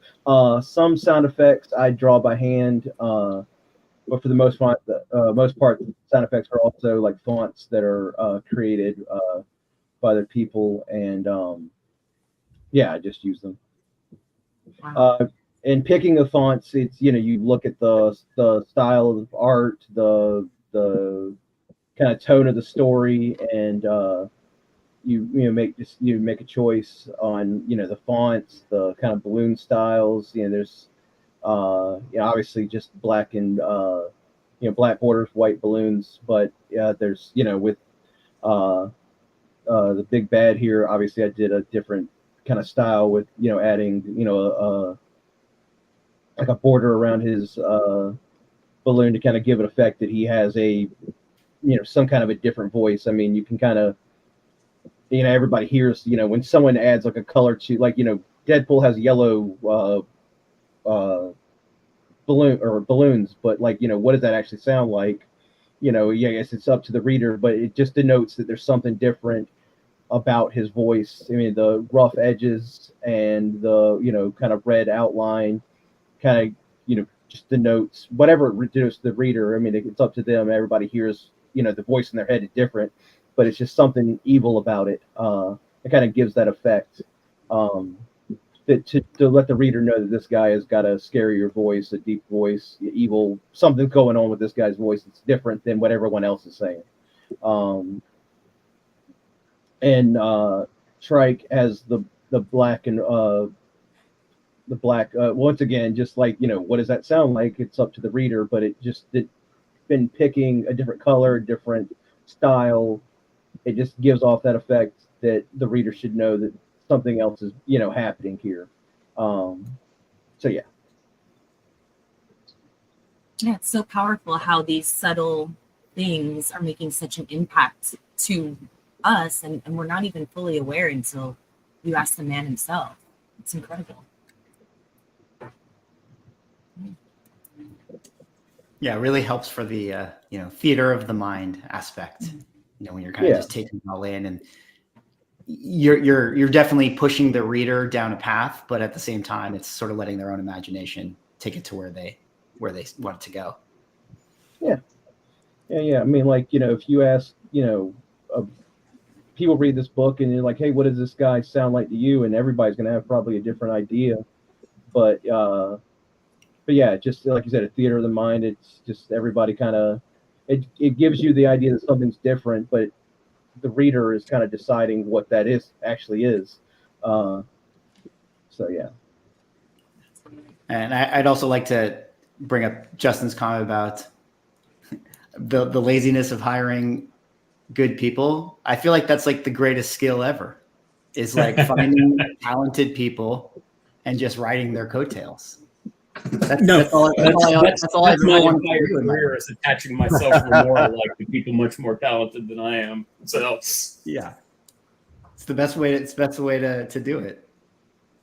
Yeah, lettering is fascinating. It is. If you wanted to use a movie or television analogy, it is kind of a combination of sound design, soundtrack, and like score all combined together. In the sense that it's one of those things that unless you're into it, most people won't consciously notice it. But when it's bad, it really ruins the experience. It is actually kind of shocking how many comics, not professional comics normally, they have that down, but I'll get comics at cons and stuff that I'm like, the art's lovely, but like, bro, you gotta get somebody to that can letter to letter this, because you are just destroying the professionalism and just experience of your book. And I think that goes underappreciated, except for the people that are kind of into lettering, which there is a fair chunk of people in comics who are into lettering. But I think a lot of people tend to approach it as an afterthought rather than being an integral part of the craft, which is wrong. That is probably one of the most frequent kind of newbie mistakes that I see is they're like, I'll just letter it myself. It'll be fine. I'm like, it won't. Well, it's one of those things where it's like probably people don't have like the vocabulary to like kind of say what they don't like about it, but you can feel it. You know, it's like if you don't like art, you could just be like, oh, this art sucks. But with letters, you can't quite put your finger on it for most people. No, I think that's absolutely true. Mark Chiarello, who's a comic book artist, but was also like the art director at DC for many years. He's no longer with them. He's alive. That phrasing was bad. Mark's fine, but he's not with the company anymore. Yeah. He literally wrote the book on colors and letters. He has a book about it. And then he gave that to me back when I started working at DC, specifically because I had talked to him about the fact that in regards to both of those, I didn't have the vocabulary to explain what the hell I was talking about. And so he did me a real solid by doing that kind of thing. These days, you know, like I said, my approach is such that it doesn't come up super often, but it is good to be able to conceptualize why you do and don't like stuff. It's one of the reasons that I will still, on social media and stuff, I will periodically like break down some piece of fiction that I liked or didn't like and go into why. And part of that is because I think talking about why I do and do not like stuff and actually thinking about what those reactions are makes me better at doing the job. And it's the same way with anything else. I think if you want to make comics, it behooves you to get a good sense of the vocabulary and the ins and outs of something, even if you can't do it yourself, which I can't. I can't color or letter or draw, but like I understand enough about them to be able to make meaningful comments. Can I ask you this? When you see your words get put on the page by Micah, do you ever find yourself in positions where, let's say you write a really long monologue and then like visually you see how much territory it's taking up on a page and you'll revise it? You'll say like, you know, I can do without say this one sentence here just for the digesting of the I actually, in the specific case of Micah, don't know that I have ever actually done that to Micah. I have done that to letterers. I have written enough comics at this point that I've got a good sense of it before it gets to them. That is actually a thing a lot of writers do, though, is they'll wait for a letter draft and then do extensive revisions, which I don't like doing for assorted reasons. For one, it's not fair to the letterer who doesn't usually get paid twice to do the job twice, which is just not fair for stuff that, to my mind, should have been handled ahead of time. Like, it is part of my job to be able to look at the art and visualize how that stuff is going to look. You know what I mean? Like, and if I can't do that, I'm not doing my job. So sometimes it does happen. Like, nobody's perfect at it, but like for the most part, like I'm pretty cognizant of even at the writing stage. It's funny. I was doing a lettering pass of a script, so this is not yet something that has been lettered. To be clear, it's not me looking at art letters on it. It's actually just the script. And I was like looking at somebody's, I'm like, this is too fucking much talk. Like, this panel has too many words in it. Like that often happens in the first draft. But yeah, I try not to do that in the letter. And what about you, Brian? Do you ever find yourself revising your mock-ups, knowing like, oh wait, this is like a villain monologue here. I need to like, you know, have a panel that sort of lets that happen. Yeah. I'm sure I miss it sometimes. But yeah, for the most part, when you're going over the thumbnails and the script, you're trying to leave space for things. You're trying to make it so that it's not overcrowded for the reader. Give enough space for everything. But actually, when Carl was flipping through this book, I saw some of my screw-ups that Micah had to save me from. Sort of like, you know, we read comics left to right, so the characters sort of walk left to right. So the one who speaks first needs to be on the left. but sometimes I screw up and I put that character on the right, even though he is speaking first, so you kind of like disrupt the word balloon flow. But I saw, I don't remember which page it was, but I saw how Micah kind of saved me and was able to stretch out the word balloon and, you know, kind of give the page of the flow it deserved. But yeah, for the most part, I do try and make it correct so that the reading experience is correct. Yeah, That left Michael to will right just draw a thing- long tail Yeah. to be like, oh, here, and then the balloon will go over here. Yeah. That left to right thing is actually pretty subtle, and like it interacts in weird ways. Like, so by what I mean is, you'd be like writing a thing, right? And and I try to think about that left to right aspect of it so that the character that has the first balloon, like I'm visualizing them being on the left, right? And the second balloon is right and goes back and forth. But that also factors into like where the sequence of like the conversation ends in that panel. Because like then if you have a reply from like the right hand person on the next panel, it can sometimes get weird. And like the other thing is like sometimes it like inclines the artist to like flip it around, so you're kind of violating the 180 rule, which sometimes is fine, but like sometimes isn't. So like it's one of those things like on one hand, you do want to keep it in mind like as a writer. On the other hand, you can easily drive yourself fucking insane trying to think about it. Like, thankfully, it's one of those things where like you get used to it and like you sort of instinctively do it. But like every now and again, I catch myself. It's funny when Brian was talking about the scripts. Like, it doesn't matter how many like things you make, like you still fuck it up sometimes. You like get to something and you get to it and you're like, why, Justin? Like, why would you do that? I don't know. Is there a saying in comic? There's a common saying in film where it'll just be like, "Oh, we'll just fix it in post," which is just like kicking the can down the road to the editors and stuff to fix whatever you're filming. Is there like letters will fix it? The colorists and the letterers. It's like, yeah, you're coloring your lettering. It's why their jobs suck. Yeah, I didn't want to be the one to say it. Thank you, Justin. Carl, you colorist tough, slash right? production.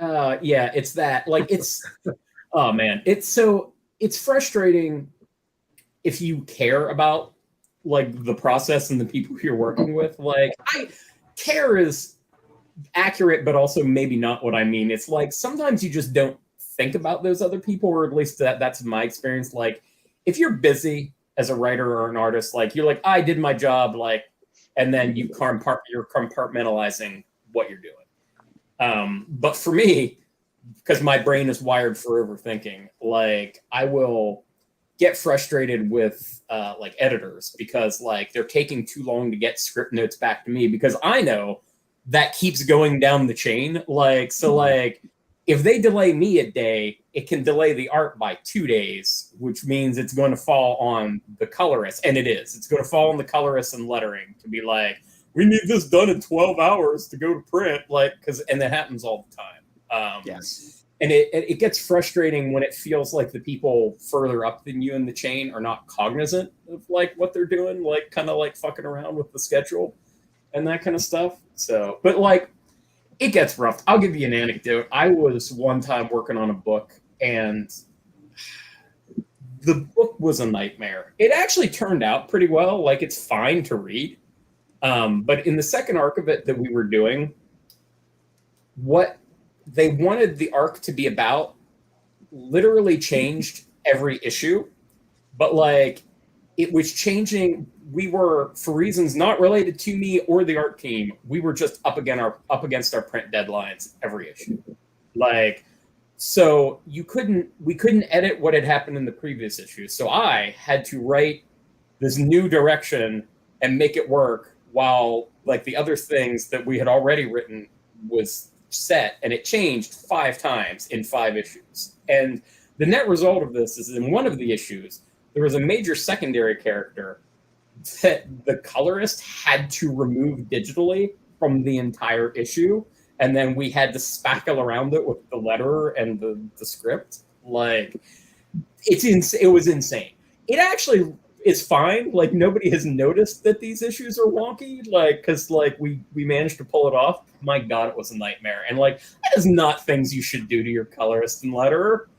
Shouldn't do it to your writer either. But at least we get paid more. Like come on.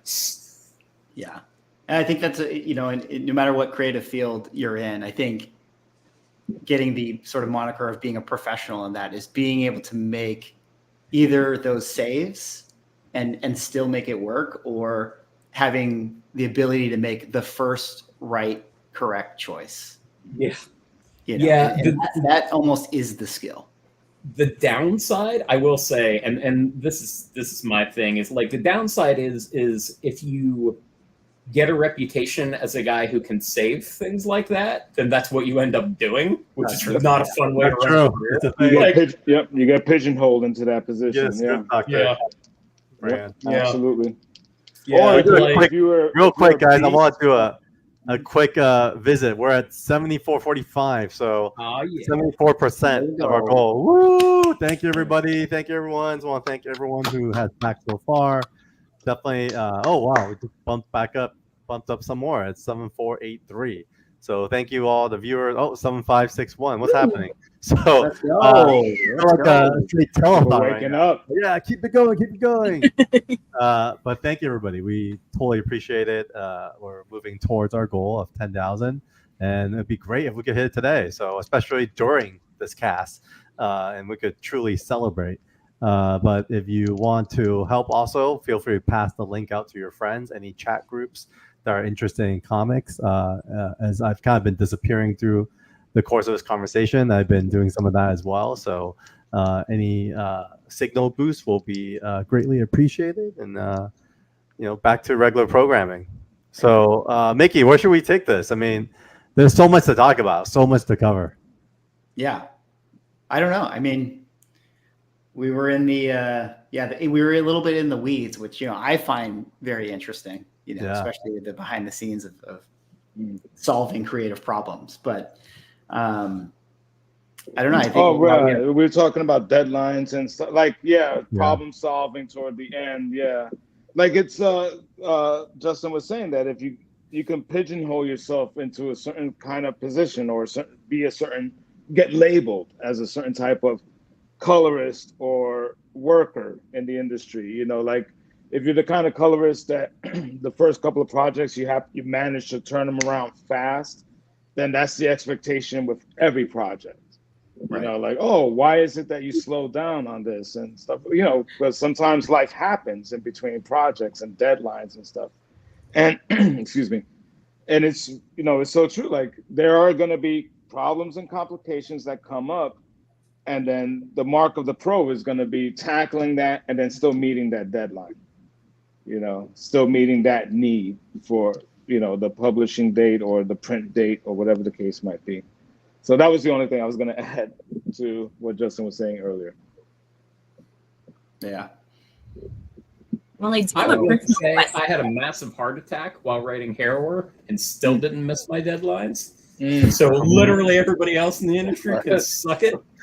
We are happy you're here with us, Justin. Thank God for that. There you go. Mark of a pro. Heart attack. 0 out of 10. Do not deliver. So avoid having heart attacks. Oh, there you go. I gotta make up plans on how to have my tablet and whatever with me at the hospital when I end up in the hospital and still meet a deadline and stuff like that. It's always deadlines are always on your mind. Yeah. That's one thing for sure. Deadlines are always on your mind, and that's the one thing I was grateful for with Zero Ghost. That there wasn't that pendulum of the deadline hanging over me. Right. And it allowed me, a lot more time to put in the detail that I usually love putting into the books. And I think, unfortunately for me, that's kind of like one of my downfalls in the industry is that I'm very detail oriented when it comes to the stuff that I'm coloring. And that is a time killer. It's a time killer, especially when you're dealing with monthly deadlines. So I think that's going to be the one difference you're going to see with Zero Ghost is, months put into like an issue. Like there's a double page spread in issue 1 that took me, I think, 4 days to color. It's the double page spread where the car is like splashing into the harbor and stuff. And that's most times that's something I would have to like tear through really quickly because I'd have to compartmentalize it to within a certain time frame in order to meet my deadline and stuff. And so I wouldn't have the luxury of adding, reflection of the taillights into the water and, blurring effects, the lights in the harbor in the background and stuff like that. These are all like little, very minor details, but, it's still a time consumer. Yeah, like the fact that there's so many different tones in that first kind of big panel, like that's not easy. That's like so much detail. Yeah, even effects and stuff. I'm not a colorist, but like you can tell, it's like if you had to turn that around in a day, you would just kind of give it a wash, across the whole thing. Right, and I think that's what you're gonna see. Like, there's a certain style that you'll see in most of the books because it's gradient and it's not going to be a lot because I understand they have to meet the demands of time. They have to meet the demands of the deadline. So they still end up looking phenomenal, but as far as like a monthly book goes, but I think with Zero Ghosts, we upped it a level. This, what Zero Ghosts kind of reminds me of is like, and I might be dating myself, but do you guys remember like Marvel fanfare books? Yeah. Where it was like these books that weren't part of like the regular periodicals and stuff. It was just like, showcase books. And I think that's what I would categorize this as, like a sort of showcase book. Yeah. Right. And I think that car crash sequence is actually my favorite sequence in the book. Like visually, like I just love that spread. Like every time, like there's lots of cool spreads. Like I'm not 100% sure why I love this one as much as I do, but man, like Brian and Will just really nailed it on that one. I was like, yeah. It's kind of an emotional moment too, because she's like, her trainer, like, who seems like they have a really big, big sister, little sister relationship. And she essentially loses her. Like she sends her off. Yeah. Kira's on her own at this point. Yeah. Then she gets picked up by this dude from Game of Thrones. the guy beyond the walls. Oh yeah. Got recruited.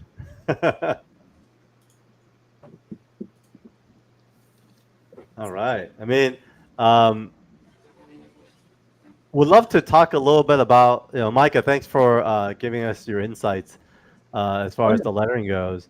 But the other thing I want to talk about was about the art, Brian, that we're offering in the Kickstarter campaign. Obviously, this is very limited. I think we're only offering about 20 of them. And so of Star Wars specifically, and it's from issues that are, very significant to you, from issue 1, the first one you've worked on, the last issue you've worked on, and we'd love to maybe just share some of this as preview to comic art fans and have you kind of share a little bit of memory about these pages. Yeah, this is Knights of the Old Republic 50, I believe. And this was the final issue of the series. I think it was always planned to be like that. Start with 1 and close with 50. I didn't draw the entire series obviously, just because of time restraints, but also because I had jumped onto other projects at the time. But I did come back for the last, I think it was 5 issues of the series just to close it out. And this is, again, this was a lot of the stuff we were doing with no inks, so pencil straight to color. So the process was I would draw on copy paper, 11 by 17 copy paper. I would draw the page. I would use pens and Sharpies to finalize all the details, and then I would put a fresh 11 by 17 crystal over it and light box it. So in essence, you're thinking that you're drawing something sort of 3 times, from the thumbnail to the pencil and Sharpie version, and then finally the clean pencil version. So we're doing a little bit of pencil gradation here and there. For the most part, it's just to add a little depth to it, so you can see some of it there that I would go a little bit darker here and there. But yeah, these are the last pages of my final issue. And what's happening on this page here? Because I wasn't familiar with the story, but for fans of Star Wars, I know Sarah is a big fan of Star Wars. What's happening on this page? So our main character in this book was a Jedi Padawan named Zane Carrick. And the interesting thing about Zane is that he is not the best Jedi student ever. He's sort of like a C/D level student. And he gets accused of murder in the very first issue. And so he spends the next 49 issues on the run. And this is where he is teaming up with one of the Mandalorian characters to go and save one of his friends.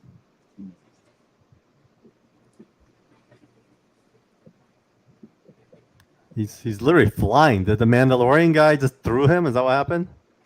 Yeah, that's what happened here. And Zane comes to the roof and comes to the rescue of one of his friends, whose name is Jor-El, who we always thought it sounded a lot like Jor-El. Jor-El. But yeah, here he is fighting sort of her twin in a way. God, I can't remember actually her backstory, but yeah, he's fighting her here. Lightsaber battle, classic lightsaber battle. So when you're working on these pencils, do you remember what life was like? Was kind of Star Wars? Were you always a fan? Were you kind of having to watch all the movies again to get the vibes of things? How fast were you working? Was this like a page a day, 2 pages a day kind of thing? So I thought I was a Star Wars fan until you get immersed in the Star Wars comic world and people start asking you all these questions, and it's like, oh, I don't know what you're talking about. I don't know what history you're representing. Yeah, it was getting thrown into that world was an education. It's interesting. So you kind of watch the movies a lot to get the vibe of it, even though what we did was very much not of the movies. I think Knights of the Old Republic started as a comic book from Dark Horse, and then I don't know how many years later it was done as a video game, and then the video game was huge. And so in the year that I came on to do Knights of the Old Republic, which was, I don't know, 2002 or something like that, I can't remember, Dark Horse was sort of relaunching their whole line of Star Wars books, and I was on this one, and so I had the opportunity to design everyone. Oops. So all these characters are yours as well. Well, you play in the Lucasfilm sandbox, so they own everything. But I got to design a lot of the characters, which was a pretty great experience, actually. You get a lot of access to a lot of the Lucasfilm archives, video game designs, movie designs. They share it all with you, so you could kind of like pick and choose things from that and kind of develop your own ideas. And it was pretty great. All right. Now that you guys heard it from Brian's own mouth on this, any questions from the panel? Yeah, was this a story that incorporated Revan, right? Yeah. He was in there at some point. Yeah. I was getting a lot of emails about Revan. Yeah. Knights of the Old Republic, like you said, is one of the biggest games. He's so huge. I mean, I think to this day, it's still, one of the most celebrated stories. And I think a lot of the Star Wars fans are like, well, why don't we just adapt this?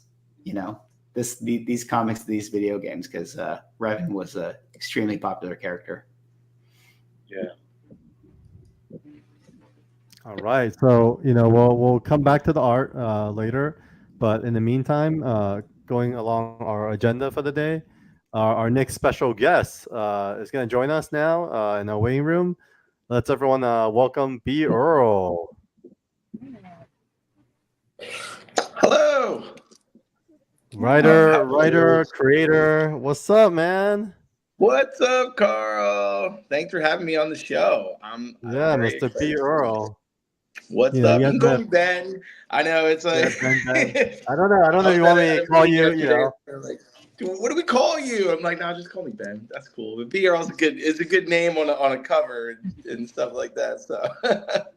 All right. So Ben, while we have you, why don't you do a quick intro of yourself, and then, you know, obviously you had a chance to read Zero Ghosts ahead of this. Yeah. And then we'll dive a little bit into kind of what you've been up to as well. So, yeah.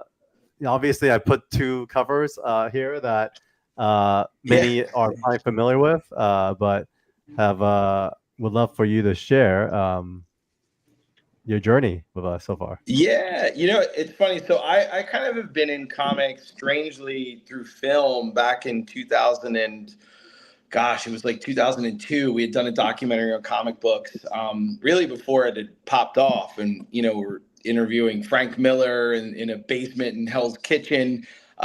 It was an interesting adventure at the young age of 22.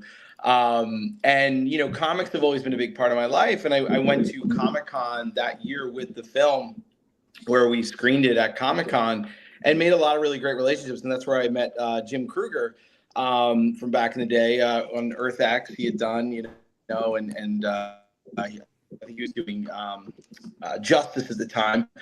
And sort of comics always were like a part of my journey, even though I wasn't really focusing on writing them or really being involved until much later. And then I met Will I Am through a good friend of mine, and Will wanted to do a book that was, you know, based off of a script that he had written with this other screenwriter. And I was like, all right, that sounds cool.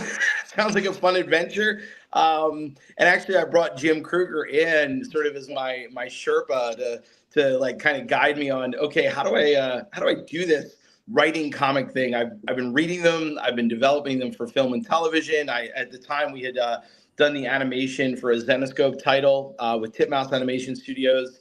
So, you know, I was coming at it as a storyteller, and also my background being a film editor and a writer. I mean, I went to school for writing. So I was like, all right, I love comics. And that's a really interesting journey because, well, it was about a pusher, and as doing like VR, we were doing this whole sort of experience, and then I didn't hear anything. I was like, all right, I guess it's sitting on Will's, his coffee table. And I get a FaceTime from Will, and he goes, yo, hey, we got a publisher. And I'm like, oh man, who is it? He's like, it's Marvel. I was like, dude, what? So that was what really began my journey, you know, working with Marvel. Sort of on that one, that was sort of external. And then Taboo and I got in over at Marvel doing on the Marvel 1000. We did a one page with Red Wolf, and then from there did a bunch of other series. Werewolf by Night, created a new Werewolf by Night. Did some Kashala stories, worked with Dr. Doom, which was a lot of fun on one of the Kashala Infinity stories. You know, as you can see, got to create the brand new Dream Spider, brought Peter Parker to Los Angeles, I think for probably the very first time. He had an entire adventure in Pasadena, Santa Monica, downtown LA. Nice. So that was a lot of fun, you know, and brought a Native American Spider-Woman to the Spider-Verse, which was a lot of fun too. And she's really very connected to my own personal and spiritual journey, you know, with dreams and mysticism and esoteric studies. And then Daredevil and Echo, we most recently did, and that was back to New York, you know, where I'm originally from, well, New Jersey. So that's been my journey as a comic right now. Just launched a company, doing more on the post side. So there you go. Boom. sort of in a nutshell. Awesome. Thanks for that, Ben. That was definitely quite a journey. In fact, I think how was it this year with the whole Echo coming to TV? Because it's a whole thing, right? I mean, obviously, when it comes to film, television, that's kind of your background, and coming into comics, and then now you're seeing what was happening in comics go back on television. What was that like? And would love to hear more of what that process was like. Yeah, it was funny. So when we were working on the Deadly Neighborhood Spider-Man series, CB hit us up, and Devin, who was our editor on that, was like, "Hey, we want you guys to do a Daredevil book with Echo." And I was like, "Oh, cool." And they were like, "Yeah, the new series is coming out. We want it to be sort of, connected, in that on the release side, but you pretty much can do whatever you want story-wise, and really, we just want a new monster, a new villain, some sort of new creature." So that was, how I came up with that character, the blind one. But I mean, it was cool. I mean, we had a lot of freedom, but at the same time, really wanted to make sure that we had a great Echo story, even though we had to have a lot of characters in it. I don't know if you've read the entire Daredevil and Echo series. It was 90 pages, which isn't a lot of space to tell a story with a lot of characters. So you kind of have to, maneuver around that. But it was cool seeing it come, the character come to life on the screen, and I think it was a great series. I think the actress, she's really great, she's wonderful, and I mean, look, hats off to David. I mean, Mac, who created Echo. I mean, and him and Kasa, I mean, such a great character and such a really amazing opportunity to be able to take that character and leave our sort of imprint on her, because Taboo being native and also Mesoamerican, but the native storytelling has been a lot of what we really leaned into and got to create some really cool characters in that series that connect directly to Echo and her relatives. A lot of the stuff we do, I like to really play into generational storytelling that deals with generational traumas and things like that as well. It's a lot about sort of allegorically healing generational trauma through these stories. So that was some interesting stuff, bringing in some characters for her. So yeah, it was really cool. I mean, and obviously, it's stories are stories, whether they're on the film or, on a comic book. I mean, whatever connects to the audience. I think the characters are the key, right? Yeah, exactly. Well, I'll turn it to the panel as well. I mean, I'm sure everyone has a familiar with what you've worked on before, and so would love to see if anyone have any questions. I'm just kind of curious what it was like working with Taboo from Black Eyed Peas. Yeah, I mean, so Tab and I met actually in 2017 because I didn't know Tab. I had worked with Will on the Masters of the Sun project. So Tab and I met at Comic-Con in 2017. We were just doing panels together, and we just started talking, and both of us being fathers, we were like, man, we really want to tell stories for our kids, and we really want to do stuff that connects to who we are as not only as parents, but also connect to our culture and to our roots and things like that. And Tab being very connected to his Native American roots and really being very, very out, kind of out there speaking on it in different formats. That was really what we were focusing on. So we started that journey kind of also on the film side and cartoons. We have a couple TV series, that one's still in development. So we just looked at it as, how can we find places to tell stories that really resonate with us and that we really want to, leave behind for our kids kind of vibe, as well as other kids. And, that's why, with our stories, at Marvel, they were a little dark, but not, kids could, I could give it to my son, he could give it to his son. So yeah, I mean, our creative process always was a lot of, just riffing, having fun. If it was cool with us, then we were like, all right, hopefully the audience digs it too. If we're having a laugh and and saying, man, this is cool, because both of us are big horror fans too, like all the 90s horror, especially, and the 80s horror, the Wes Craven stuff. I mean, so that was a big part of what we both related to, and having those opportunities to do that in the Marvel universe makes Spider-Man sort of bad. That was cool. So we were hyped on that kind of stuff. It's incredible. Yeah, it was fun. A lot of fun stuff. Well, I'm really excited. I mean, so I read the Zero Ghost, and I'm really glad to be here and excited to be here. I mean, Carl, what you've been doing with 24/7 has been awesome, and just really excited for your journey there. I mean, and the books. And I know you and I have talked about some things, and I think this is such a cool series. I mean, I've been trying to. Uh-oh, is it just me, or are we losing Ben a bit? I got a little underwater robot mode. All right, Ben, we're losing you a bit. I don't know if the connection's bad, but yeah, we'd love to talk about Zero Ghost and your reaction to it.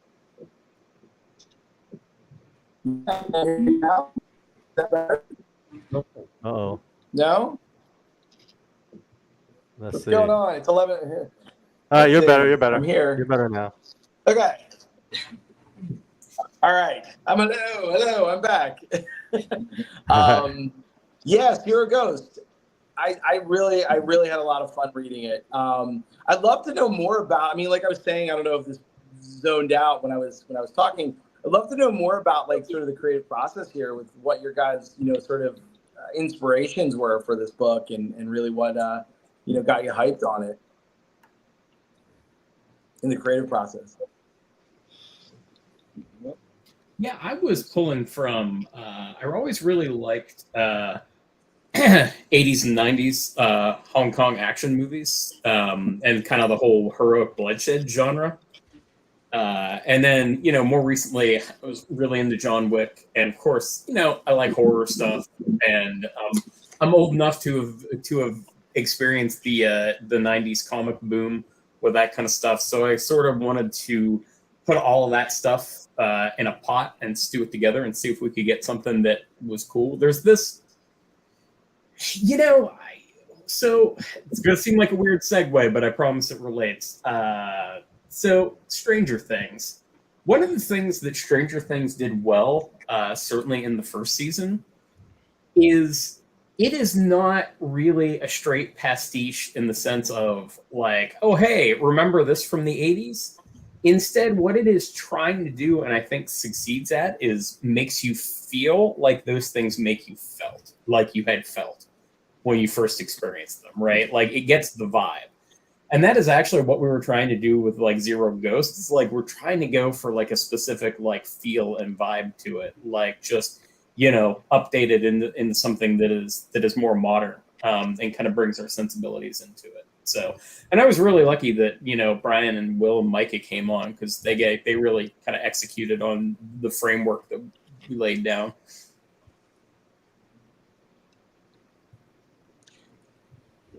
I totally get that. I think sometimes the hardest thing is, capturing an essence and being able to bring that into the storytelling, as opposed to, sort of to your point, almost expositorily bringing in and be like, hey, remember this? Remember berries? Wasn't that from South Park? Remember berries? Yeah. Or it's the. I want to say it's like scary movie approach.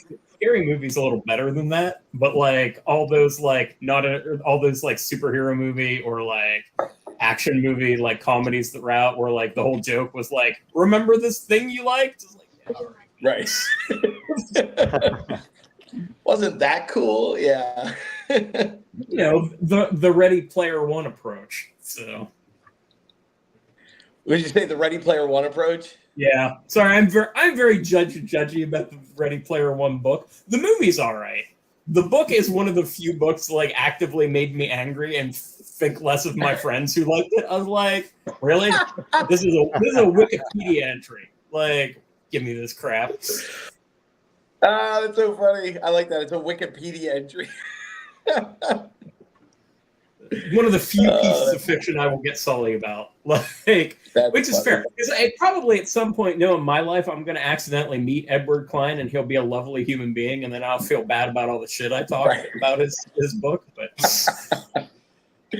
no, I think. Well, that is to your point. Is like that's the hardest thing. Is how do you take what your nostalgia is, what the things that got you into comics. And, I remember when we got the Werewolf by Night, it was like... Did we lose him or did we lose me? Oh, nope, am I getting lost here? Am I here? I don't know. We hear you. Still hear you. You're good. I can hear you. Okay. Yeah. Okay. Sorry. I don't know. Everything's going out here. I figured I would do it on my phone because I get a better connection, and I've had better luck than my Wi-Fi here until our neighborhood's Wi-Fi can be a little spotty. So I was like, all right, I'll do it on the phone. Hopefully this will work. No, but I think it's how do you take the things that you love and bring it into your storytelling without making it feel like you just are recycling a bunch of old tropes. And I was saying that with Werewolf by Night, it was this whole idea of like, what if we take wrestling and 80s wrestling and connect it to monsters and throw it in with cyborgs, because I love cyborgs. And that was kind of what like Werewolf by Night, whether it was a good series or not, I have my that was really the first time I had written anything with Marvel, but it was in that way. But it was really fun because it was like, all right, let's just have these giant monsters beating the shit out of each other and give them cyborg arms. I was like, that's the shit that I loved back in the 90s. So if I only get one chance to do a Marvel book, I'm doing what I loved. Yeah, it's funny. It's like I wrote this book for DC called Brimstone. Technically it's Curse of Brimstone because Brimstone was copyrighted or trademarked. But I had, by the time we got around to writing the annual, they kind of didn't care what I was doing anymore, which is sort of the ideal situation. And so I wrote an issue that had, or I wrote a story for the annual that had John Constantine and Swamp Thing in it. And I got John Constantine to hit on a man, a woman, and a demon on the same page. And I also got to have a character point at Swamp Thing and go, what's that giant-sized man thing? And that all made it to publication. I was like, all right, this is the best. Sometimes my job does not suck. That's awesome. I'll have to go check that one out. That sounds pretty right up my alley.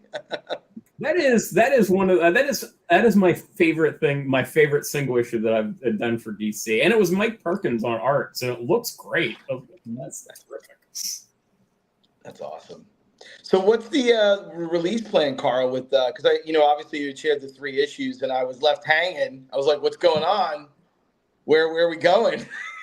So what's the deal when it all comes out? How many issues are you guys doing? Yeah, dude. Speaking of the issues, I mean, Justin wanted to talk about this, but we're done. We're done with all 6 issues. So the way we work is just to have it ready to go before we launch our Kickstarter. And speaking of Kickstarter, we're now at 87%, 87.4%. Thank you guys. Woo! Awesome. Support. Really appreciate it. Please spread the word. Any tier helps, so we truly appreciate it. And even just sharing within one of your chats or one of the posts in your Facebook groups, or even if you feel passionate about it, tell a friend. But release plan wise, first 3 issues is included in this Kickstarter. And then obviously we have this, kind of day 1 special, and the support is really just to give some perks as to why this day 1 is the time to pledge, because you'll get some perks. But issues 4 through 6 will be inclusive of a second campaign, which will be our trade paperback. So we want to stagger our release. Obviously, I think for us, we say digital first, not meaning that we only publish digitally, but rather our channels are digital first. And the reasoning behind that is because we feel like comic book shops. Yeah, I went to the Comics Pro this year, which is kind of like a yearly trade conference. And I'm telling Mickey this too, where, man, I feel bad for a lot of the comic book shops because often the complaint is, hey, we buy your independent comic books to support, but we don't get any marketing support. And it's same thing is said to the big publishers as well, Marvel and DC. And so, is that me or is there a little robot sound going on? Okay, maybe I that's hear not- it, but I don't Yeah, know where it's that's it. coming. It might be the vibration on the phone, Ben. But anyways, answering your question, yeah, I think what we want to do is build a community and build an audience before we actually go into the local comic book shops and be more intentional about how we're approaching it, because I think it just we want to be value add. We don't want to continue adding to the burden, because one of the major things that changed starting, I think, after the 90s is comics are no longer returnable. So in a way, our comic book shop owners are our biggest fans. And thank you, by the way.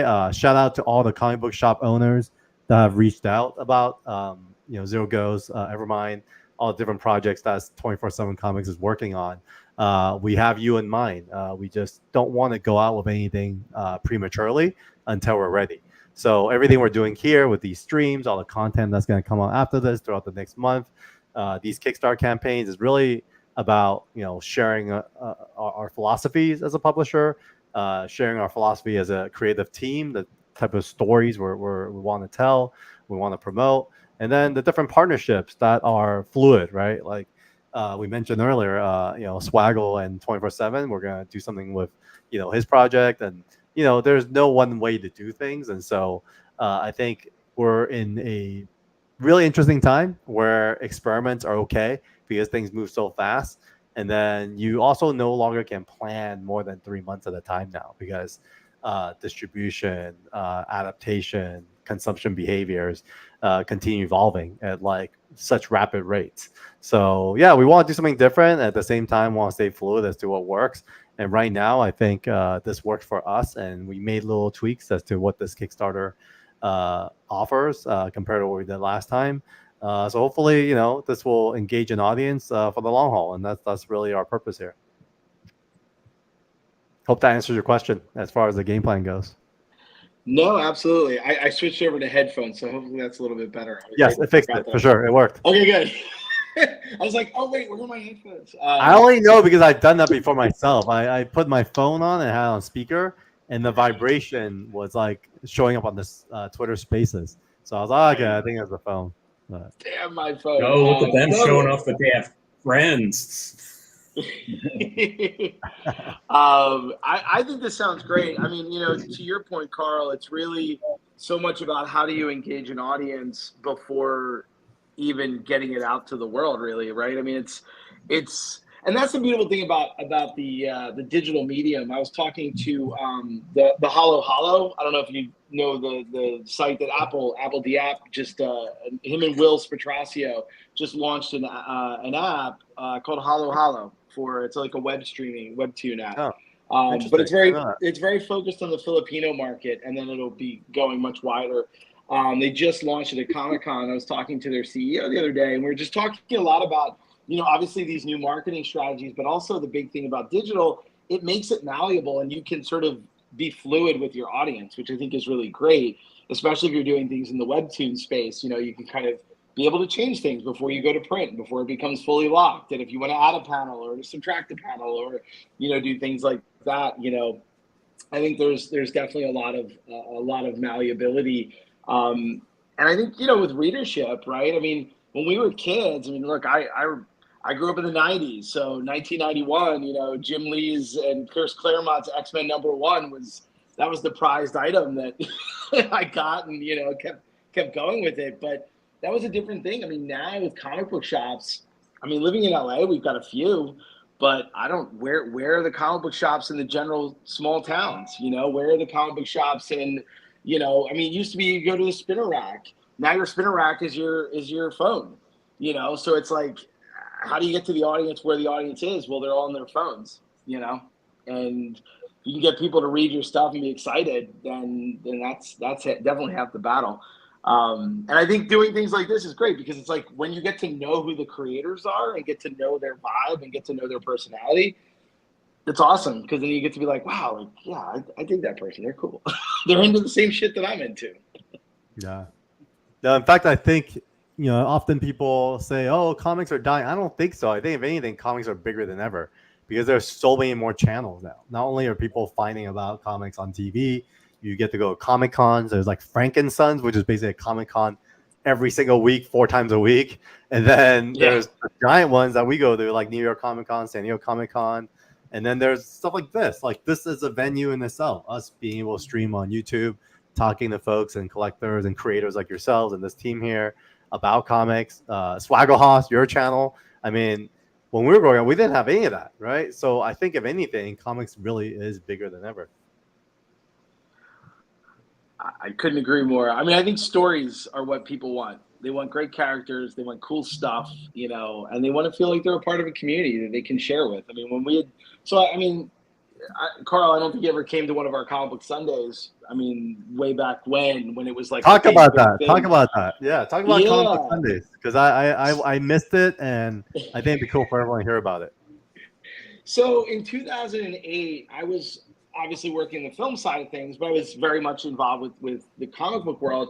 And I was watching as all these executives were going, oh, we need to take this comic and turn it into this. And Meltdown Comics, if any of you remember that back in the day, I'm sure you do, people listening in maybe, Meltdown was like the space, and you would go there and the executives were pulling things off the shelf. And I just saw this need for a community. I was like, I need to get my comic book friends to hang out with my film friends. And I don't know what that means yet. And ultimately, I was with Jim Kruger on a hike, and I was talking to him about, you know, reading this comic and reading that comic. He's like, oh, you should come over and read this and that. And I said, dude, what if we all just got together at your place and read comic books? And that was really the inception of it. It started as like almost like a comic book club where we got together and hung out at Jim's apartment over in Studio City back in the day, no longer there. But it got bigger and bigger, and I was like, oh my gosh, this is crazy. So by year one, I had 120 people showing up on a lawn, hanging out, drinking beers, and talking about comics. And we had this big free table of comics. Everybody would bring their old comics from their long boxes that they had no longer wanted, you know, and just would throw it on this table. And we started getting boxes from DC. We got boxes from Archaea when they were Archaea before they moved into Boom. And then we got stuff from Boom. You know, we were getting stuff from all sorts of different publishers. Dark Horse was a big contributor to it, Chris Tung and those folks. And it was an amazing experience. And I then partnered it up with Titmouse Animation Studios. Chris P became a really good friend. And I was like, hey, can we throw this party? He's like, yeah. You know, Chris, he's like, yeah, bro, totally. Let's throw the party at Titmouse, you know.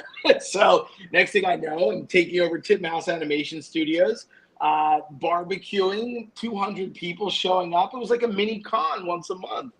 And I ran it until 2018. And then it just became sort of, for me, unsustainable. I was throwing it at a buddy's house up in the hills. It was awesome. There was a pool. There was a barbecue, great parties. But, you know, it kind of lost what it was in the beginning because so many people went off and became very successful in their careers. And, you know, when that happens, people's time gets sucked up and they're not able to make the monthly, you know, get-togethers. And it becomes for them more of a nostalgia thing. And you know, the new people coming up are coming and saying, how do I get a job? How do I get a job? Where can I get a job? I want to work in comic books. And you're going like, this isn't about that. This is about hanging out and, you know, meeting people organically and having, you know, fellowship in a community. And so I kind of just saw the end of it and I was like, all right, I got to put a pin in it. So I shuttered it. Jim's actually kicked it back up again. And he's still doing it, smaller ones over at his place. But so if you're interested, look up Jim Kruger and Comic Book Sunday and you might be able to find one of the newly rebooted ones. You know, I try to make it when I can, but my own life has become, you know, too. You're busy, man. You're busy, so too busy. But it was cool. I mean, we did you know, in 2010, it was sort of like really the peak of Comic Book Sunday. We ended up having a panel at San Diego Comic-Con. I had merch. I was selling merch. I had everybody on the panel wearing their Comic Book Sunday shirts. You know, Marv Wolfman was on the panel. We had like Chris P., Jonan Vasquez, creator of Invader Zim. I mean, it was like this really weird, star-studded panel, and we packed the room. And I was just like Kevin Grievous, creator of Underworld. I mean, it was a moment, and I was really proud of it, you know, and to be able to take the energy of comic books and animation and video games and really bring it into one roof, one home, and be able to give people, you know, a space to have their tribe. You know, I'm proud of it. I was really proud of, you know, what I did for 10 years, and everything runs its course. So well, it's awesome, man. And like, you know, it's rare to find men like yourself who care about the community and truly want to invest in it. And you did that through Comic Book Sunday. So, you know, let me know. Let's definitely go hang out one day at Comic Book Sunday. But thanks for making time, Ben. Really appreciate it. While you're here too, want to kind of celebrate actually, because now we're about 93% to our goal. Ooh. And you know, while we're here too, we have, you know, obviously every half hour someone coming in. Ben, feel free to stick around as well and hang out. I want to answer some questions from the chat. So, Comic Journey asks, are these same books going to be released in shops later, or will it be a different version?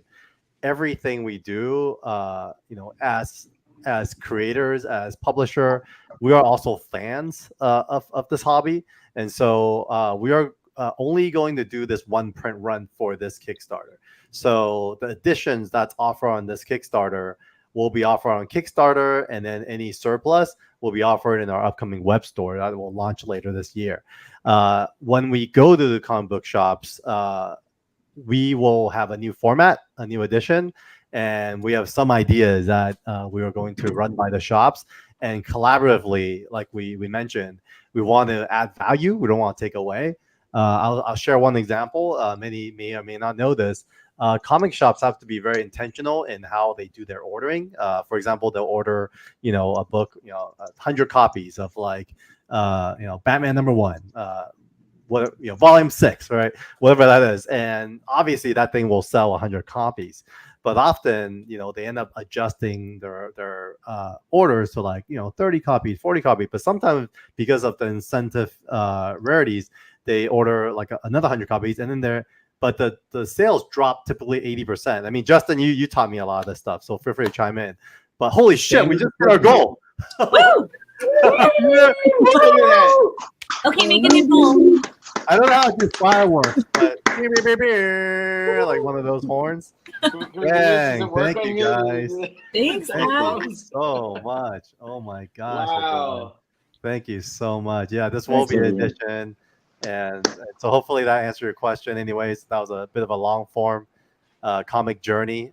Justin, anything to chime in on? We've had tons of conversations about, you know, how to engage the retail side. It's tough. It actually goes back into what we were talking about with marketing and that kind of stuff too. Is another part of the puzzle that goes into it is, so comics are typically bought non-returnably, and they are ordered out at a certain, so you've got your initial orders, which are like 3 months out, and then a month or so before print. Typically you have final order cutoff where they can adjust their orders till then, is typically how it does it. And so when you're doing like marketing stuff, so like the first hurdle is that you need to be getting the word out to like shop owners, but you also need to get it out when it actually comes out. So the marketing cycle for a comic book realistically has at least 3 peaks in it. And like, in theory, you should do that for every issue, right? So like, if you're going to do a 6-issue series, you should be looking at like 18 pushes, which is just, it's almost impossible, right? Like if you had a budget, sure, but like for, you know, regular ass humans, and that's like the thing, like Mickey was saying about like that kind of stuff. It's like, it is tricky because it's like, yeah, if you want to reach out to like YouTubers who have channels and stuff, and honestly, like creators and publishers should do infinitely more of that. But part of the problem of doing that is like, well, when do you do that, right? Like when is the time for that? Like who are you trying to reach and when? And then once you buy the books, yeah, like, so because of that order cycle, and final order cutoff, which is relatively new in the current form of final order cutoff, basically like they're trying to figure out how much they're going to sell of a book 3 months ahead of time, right? And there is a standard attrition. So it's like, sell this much of number 1, you'll probably sell this much of 2, you probably sell much of this of 3. And to some extent, that's sort of a self-fulfilling prophecy because like those orders are based on that logic. So if a book really hits, they can reorder and do that kind of stuff. So yeah, you end up with this complex thing where like a lot of books, including many of mine, will open to these huge numbers and then it just decays from there. And some books find a reasonable holding level and some don't. So like, for instance, when we did Reaver, the first printing of Reaver did 25,000 copies, which is pretty good. Like it's not generally going to put you in the top like 10, but it's top 50 in a usual month. And that number is more than enough for a comic book to succeed. But like second issue's like 15K, which I don't remember if that's what the actual number was, but it was probably something like that. So the reason that Reaver only has 11 issues is because they did the math of like when they would do that. It's the same way with when I was doing Spread. Spread had my creator-owned image books tend to have a different cycle than they do at other publishers, which I'm not going to get too in the weeds about. But like with Spread, we were pretty stable until about issue 12, and then it started to decay. We actually went from like 3 to 12 at basically the same sales numbers, and that is a freaking unicorn. Like that just doesn't happen for the most part. One of the things that was unique about Walking Dead was like the early issues of Walking Dead were selling okay, but we're talking like okay in that context was like 6,000 to 10,000 copies an issue, and then it just started to rise, which rarely happens. But to get back to Spread, like the reason Spread ended at 25 is that like I did the math and I was like 25 issues is the furthest we can go before we go into the red. And in fact, issue 25 was $10 in the red. So Justin nailed that one very well. Sometimes I'm good at things. Spread has made plenty of money in trades, right? Like, and that was the thing. That's the other part, right? Like the comic book math you got to think is like, what is the life cycle for this book? Which, again, is actually I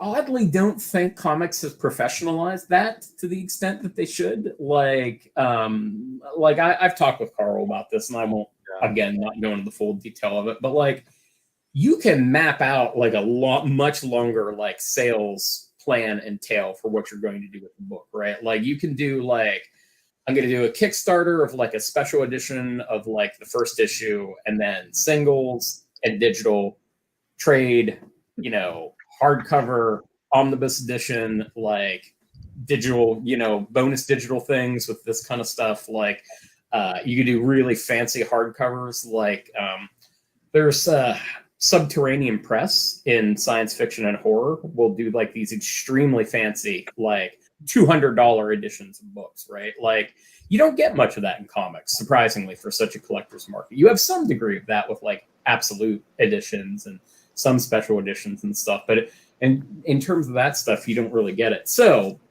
working to take a book like Zero Ghost and make it successful is tricky, especially when you don't have kind of the aegis of like Image or somebody else behind it. That's people ask me about Image and stuff. I'm like, aside from anything else, man, like just having that Image eye on a book is going to like multiply your sales by some number. Like it just is. That's not to say that every Image book succeeds, but every Image book as compared to bringing that book out as like Justin Jordan comics is a factor of magnitude different. Right. So when you're trying to find your space, like trying to find that marketing platform that works, trying to find the formula that gives retailers what they need is tricky because it's a unique industry, like in terms of like the sales thing, like regular bookstores don't work this way. So like makes everything a lot more complicated than it otherwise would be. And it would be complicated in any market.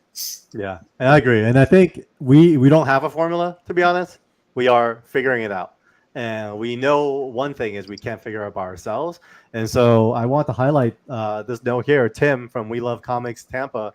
No joke. We were literally just talking about you guys right before this call. Will, that's kind of the flexibility we have. You literally, right before this call, was like, hey, Carl, 5 minutes. We love Comics Tampa.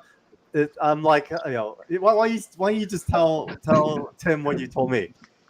Well, I was telling Carl, I'm like, hey man, I'm like within 5 miles of We Love Comics. I see that they're actually supporting us with the ash can. So I'm like, why don't we coordinate something with We Love Comics where I can don't talk about the do. surprise idea though. Don't talk about that idea you showed me. But talk about everything else. Never mind.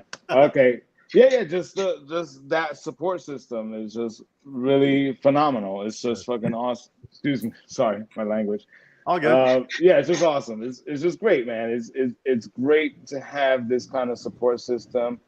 That's what I love about like the conventions. I haven't been to a convention for a minute, but it's being able to interact with people. That's what draws me back to like what I loved about comics as a kid, man. There's that enthusiasm, that rush to meet the creators and be involved within that community. And so that's what I'm getting with We Love Comics. That's what I'm getting with everyone, each and every backer of this. That means that it's not just some mainstay character who's been established for decades at this point. No, Zero Ghost is something new, and if you're buying it, if you're backing it, it's because you believe in the project and you believe in the team behind it, and not just because it's some sort of iconic character that you should be buying.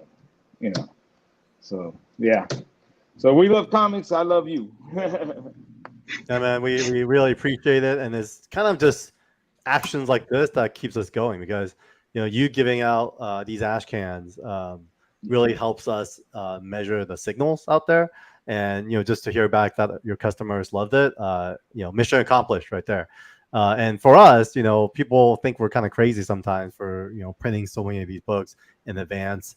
We're not crazy. We're just confident in our product, and often we're not trying to like promote something that we don't love. We actually love this as much as you will, we believe. And so our goal is just to create this culture of giving, because I think if anything else right now, the comic industry needs that more than ever. I think we need to stick together, give to each other, support each other, especially indie publishers. I think indie publishers really still believe in the story of the power of storytelling, and we want to create new IP. We all love Marvel, DC, but they're established now. They're like mainstream, but I feel like there's just this hunger for like new IP, right? Even like Ben, you're bringing like awesome new stories to Marvel, like just looking at Dream Spider, and my friend who and how we met was my friend had a piece of art and he wanted me to help him get autographed, so I went and met you, and then we just vibed on just wanting to bring new takes on stories. And so I think it's important and it's needed, and I feel like all that needs to be revisited at the retailer level as well. Well, I do have to jump, but Carl, everyone, Justin, so great to meet all of you. Thank you guys so much.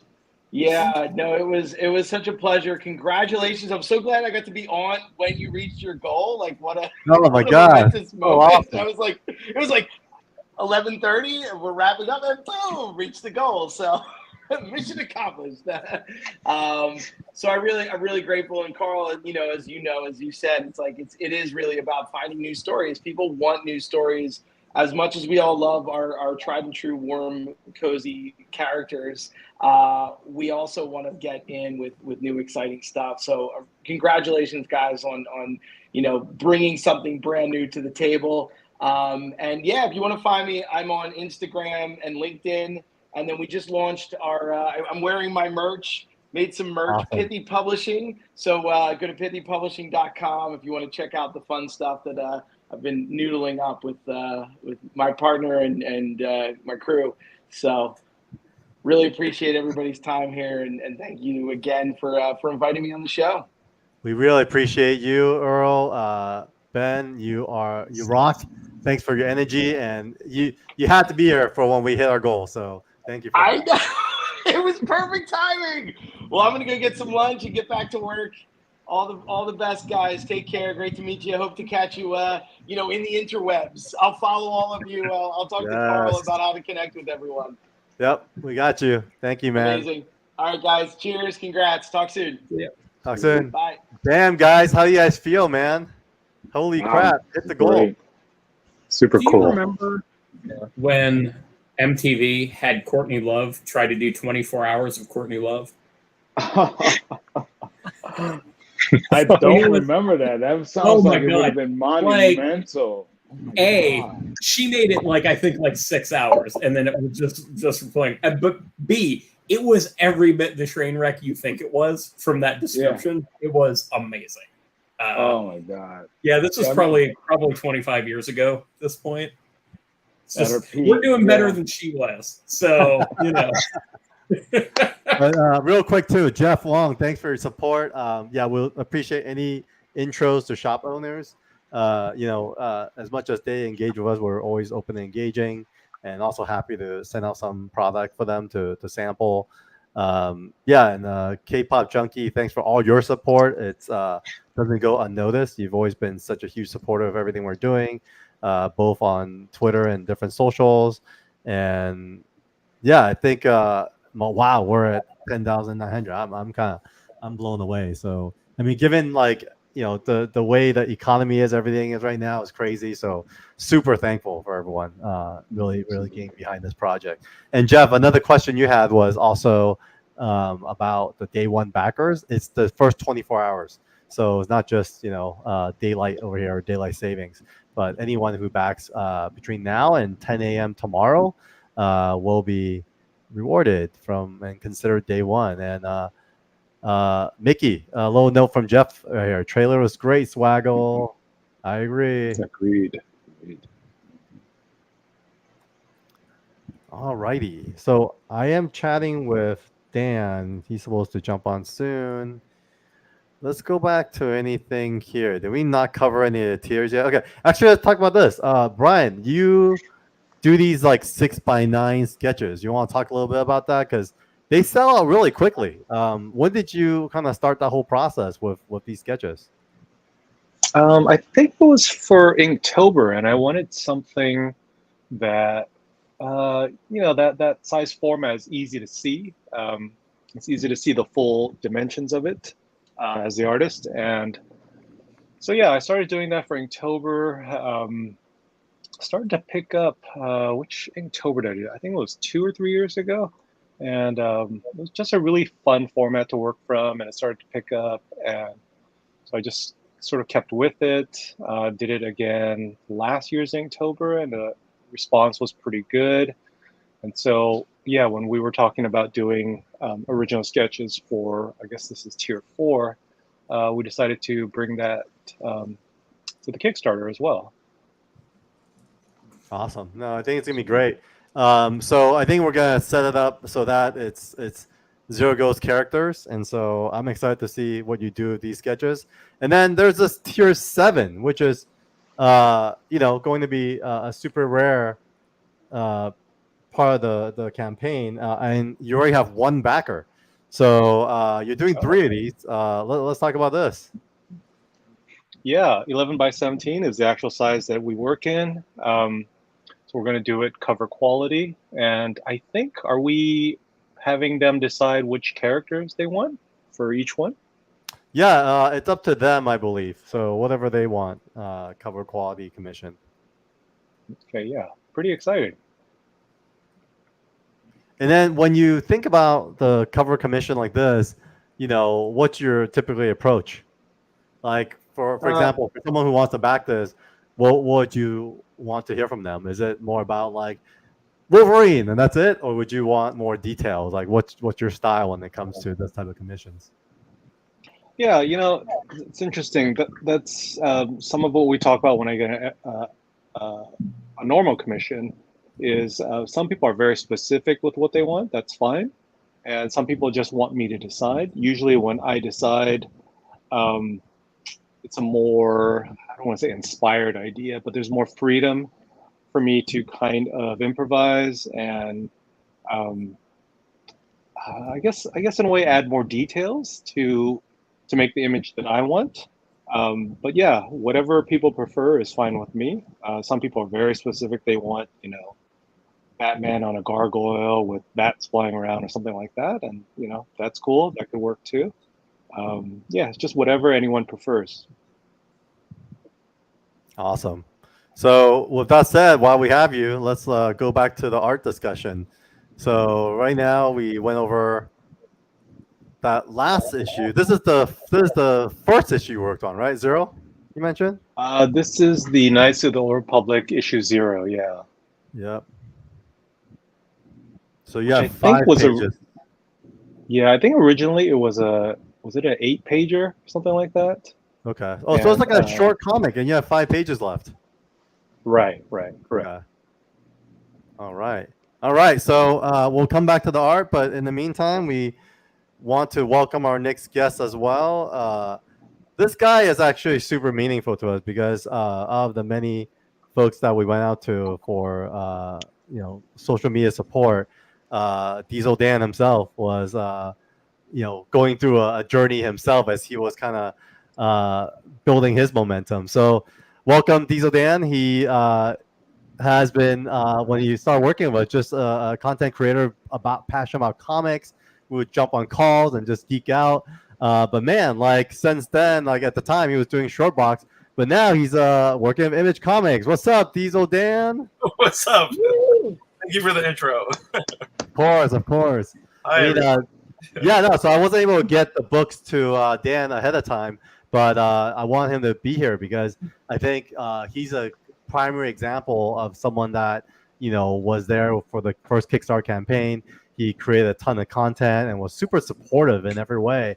At the same time, though, also had your own dreams, right? I mean, you really want to work in comics full time. And so, would love to hear from you since our last campaign, what the journey's been like. And, I'm sure you know about Justin Jordan, Brian, and Will, like if you had any questions for them or if they have any questions for you. So, yeah, Dan, the floor is yours. Hi. I mean, working with you guys, and when you came to me about 24/7 Comics and your launch of your indie stuff, I'm like, yes, totally, I'm on board. I love and passionately love indie comics, and the indie comic industry and small press, everything about it. Right? Got some indie books up here.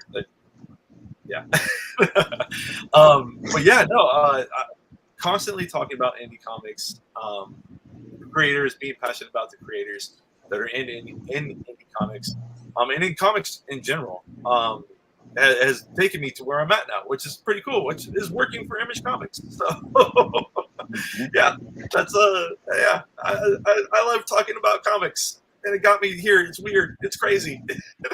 It's crazy because we're fellow Darkness fans, so like you must be familiar with Brian's work as well, and I think you're gonna love Zero Ghost when I send it to you and then you get a chance to dive into it.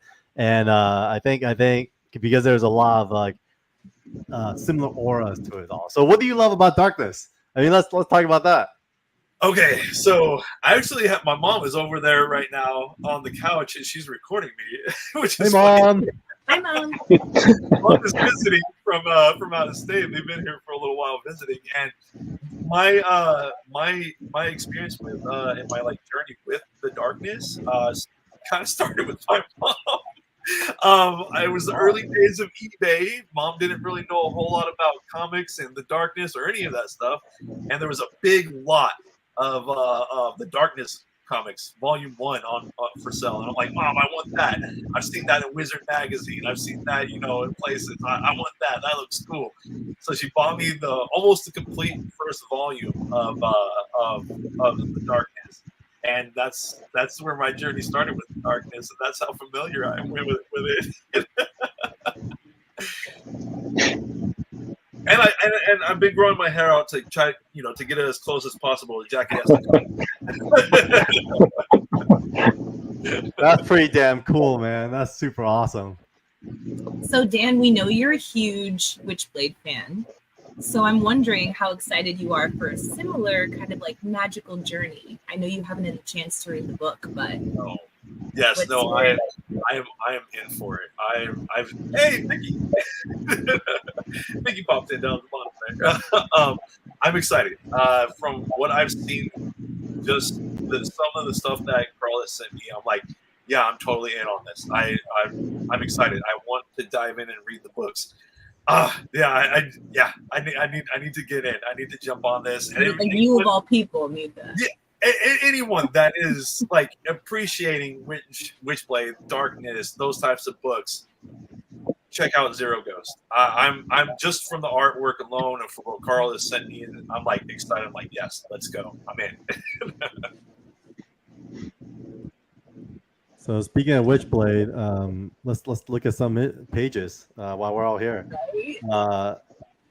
I just want to see your face for this moment. Yeah, no, I think let's take a look. So these are pages that's going to be available as part of the campaign. Also limited, I think around 20 of these. But Witchblade pages, man, Brian, like you were a kid when you did all this, but look at the details, man. It's freaking mind blowing. This is a long time ago, man. Bringing back memories. So what kind of memories? Danny, do you remember these pages? I do. I couldn't tell you what issues or anything like that because that always escapes me so poorly. But the line work, everything. Oh my gosh, it's so good. Oh my gosh, it's so good to see like the line work and everything. Look at that. I love that. This page is so badass. What's cool about Witchblade is it's beyond her having, being, superhero-ish, right? She has kind of like this mystical artifact that gives her the powers, but she's also a detective, right? She's a cop, right? And so what's cool is you kind of follow this kind of cop story as well, which makes it super fun. That's so good. That's nuts. It's great. Look at this guy. Yeah. So sad. Look what I was reading at 12, 13 years old.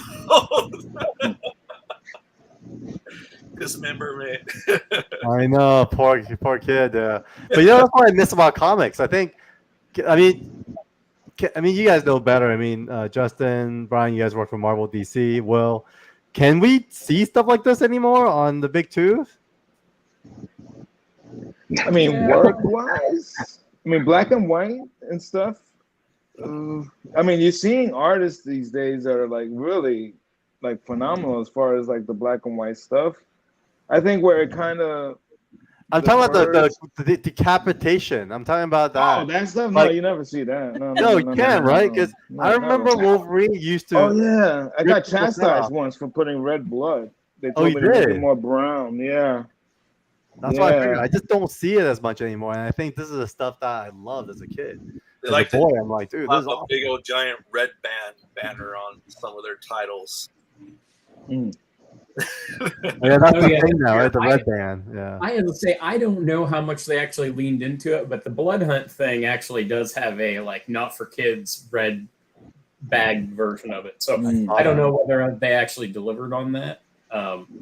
It's interesting. Like, I think to some extent, big two comics have gotten more conservative. On the other hand, a lot of that stuff, they were just subtle about how they did it. Like, for instance, you have the standard like Frank Miller, like when Elektra gets run through, which actually I think that might have been Mazzucchelli that drew it, but like when Elektra gets run through, it just pokes out her costume, right? You don't actually see any blood.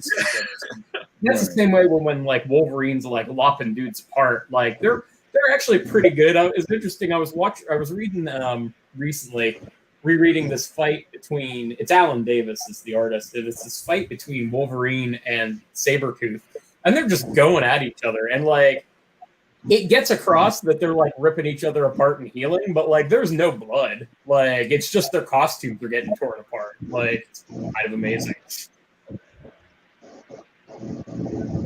So I'm just roaming around as you guys are sharing about the art and reminiscing on it, but this is Tomb Raider. We have 3 pieces from the collection. So if you're a Tomb Raider fan, you want this page, be a day one backer, and you have opportunity to pick this page. What a perfect transition from Witchblade to Tomb Raider. Yes. I was closely looking, yes. As you were scanning the page. Yeah, no, it's great. No, that's really kind of like you, Dan. I think we have such a shared love for darkness and Witchblade in that universe.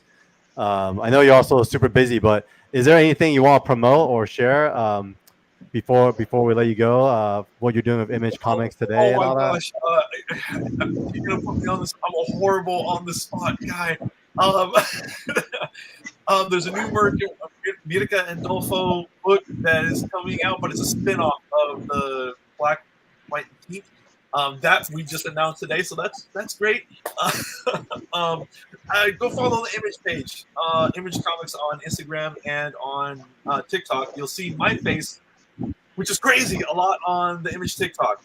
That's wild to me that I'm like, that's my face on the Image account. So I'm there. And I'll be talking all about all that stuff. So I don't think I have to promote it here. Just go to those things and go follow and engage and tell me what you want to talk about, and I'll talk about it there with you guys. If that works. Awesome, Dan. Thank you so much. Really appreciate it. Thank you. Always appreciate folks stopping in, and yeah, we'll talk. And feel free to stick around and hang out because we have another very special guest coming in soon as well. I might have you guys in the background, but I do gotta work. All right, do your thing, man. Appreciate you. Plug images into places and emails and things, corporate world. All right, Dan. Take All right, care. guys. Have a good Thank you day. so much. Bye. Bye. Bye. We're at 11K in 2 hours. So Oh, what? We're 11K? Woo! Perfect timing. All righty. There's also some weird noise in the background somewhere. I'm not sure where it's from. Does anyone hear that? Like a wind? I hear it. Is that my fan? Scratchy. Yeah, Might what be is that? mine. Can anyone? I want to do a test. Oh. There we go. It's gone now. Oh, that was my fan. Oh, it's your fan. No wonder. Okay, got it. Okay. Thank you. So let's welcome Matt Lesniewski. What's up, Matt? Hey, what's up? Hey. How's it going? Hey, man. So yeah, Matt and I, we've been friends for the last year or so. Really got to hang out New York Comic Con. Love his artwork. You guys look at his work on Faceless and Family, and also as a commission artist now, like very popular with his style. And so I got a chance to send him Zero Ghost, and also want him to share a little bit about his journey. And obviously he had a very successful Zoop campaign. So why don't we kind of kick it off, Matt, with you kind of introducing us to yourself and also your Zoop campaign that evolved into Faceless and Family and the whole journey itself. Why don't we start there? Oh man, thanks for having me on. So yeah, I did a book called Faceless in the Family. Actually, I have the hardcover right here. 3D, but this is actually this is coming out through Oni. Well, it already came out, but yeah, I started off. That was my first campaign, and my only campaign through Zoop. Didn't really know what I was doing. Just well, actually, so long story short, the book had a publisher. Something went wrong with that, and then I was about halfway through the book, and I'm like, now what am I gonna do? So I decided to crowdfund, and one of the guys who runs Zoop, he reached out to me a little bit before this all happened, so it was kind of the perfect situation, and so I gave it a shot. I included a lot of original art from the book, which is a lot of what helped, make it a success. Just, promoted it like definitely months before it was launched, because I heard that was a good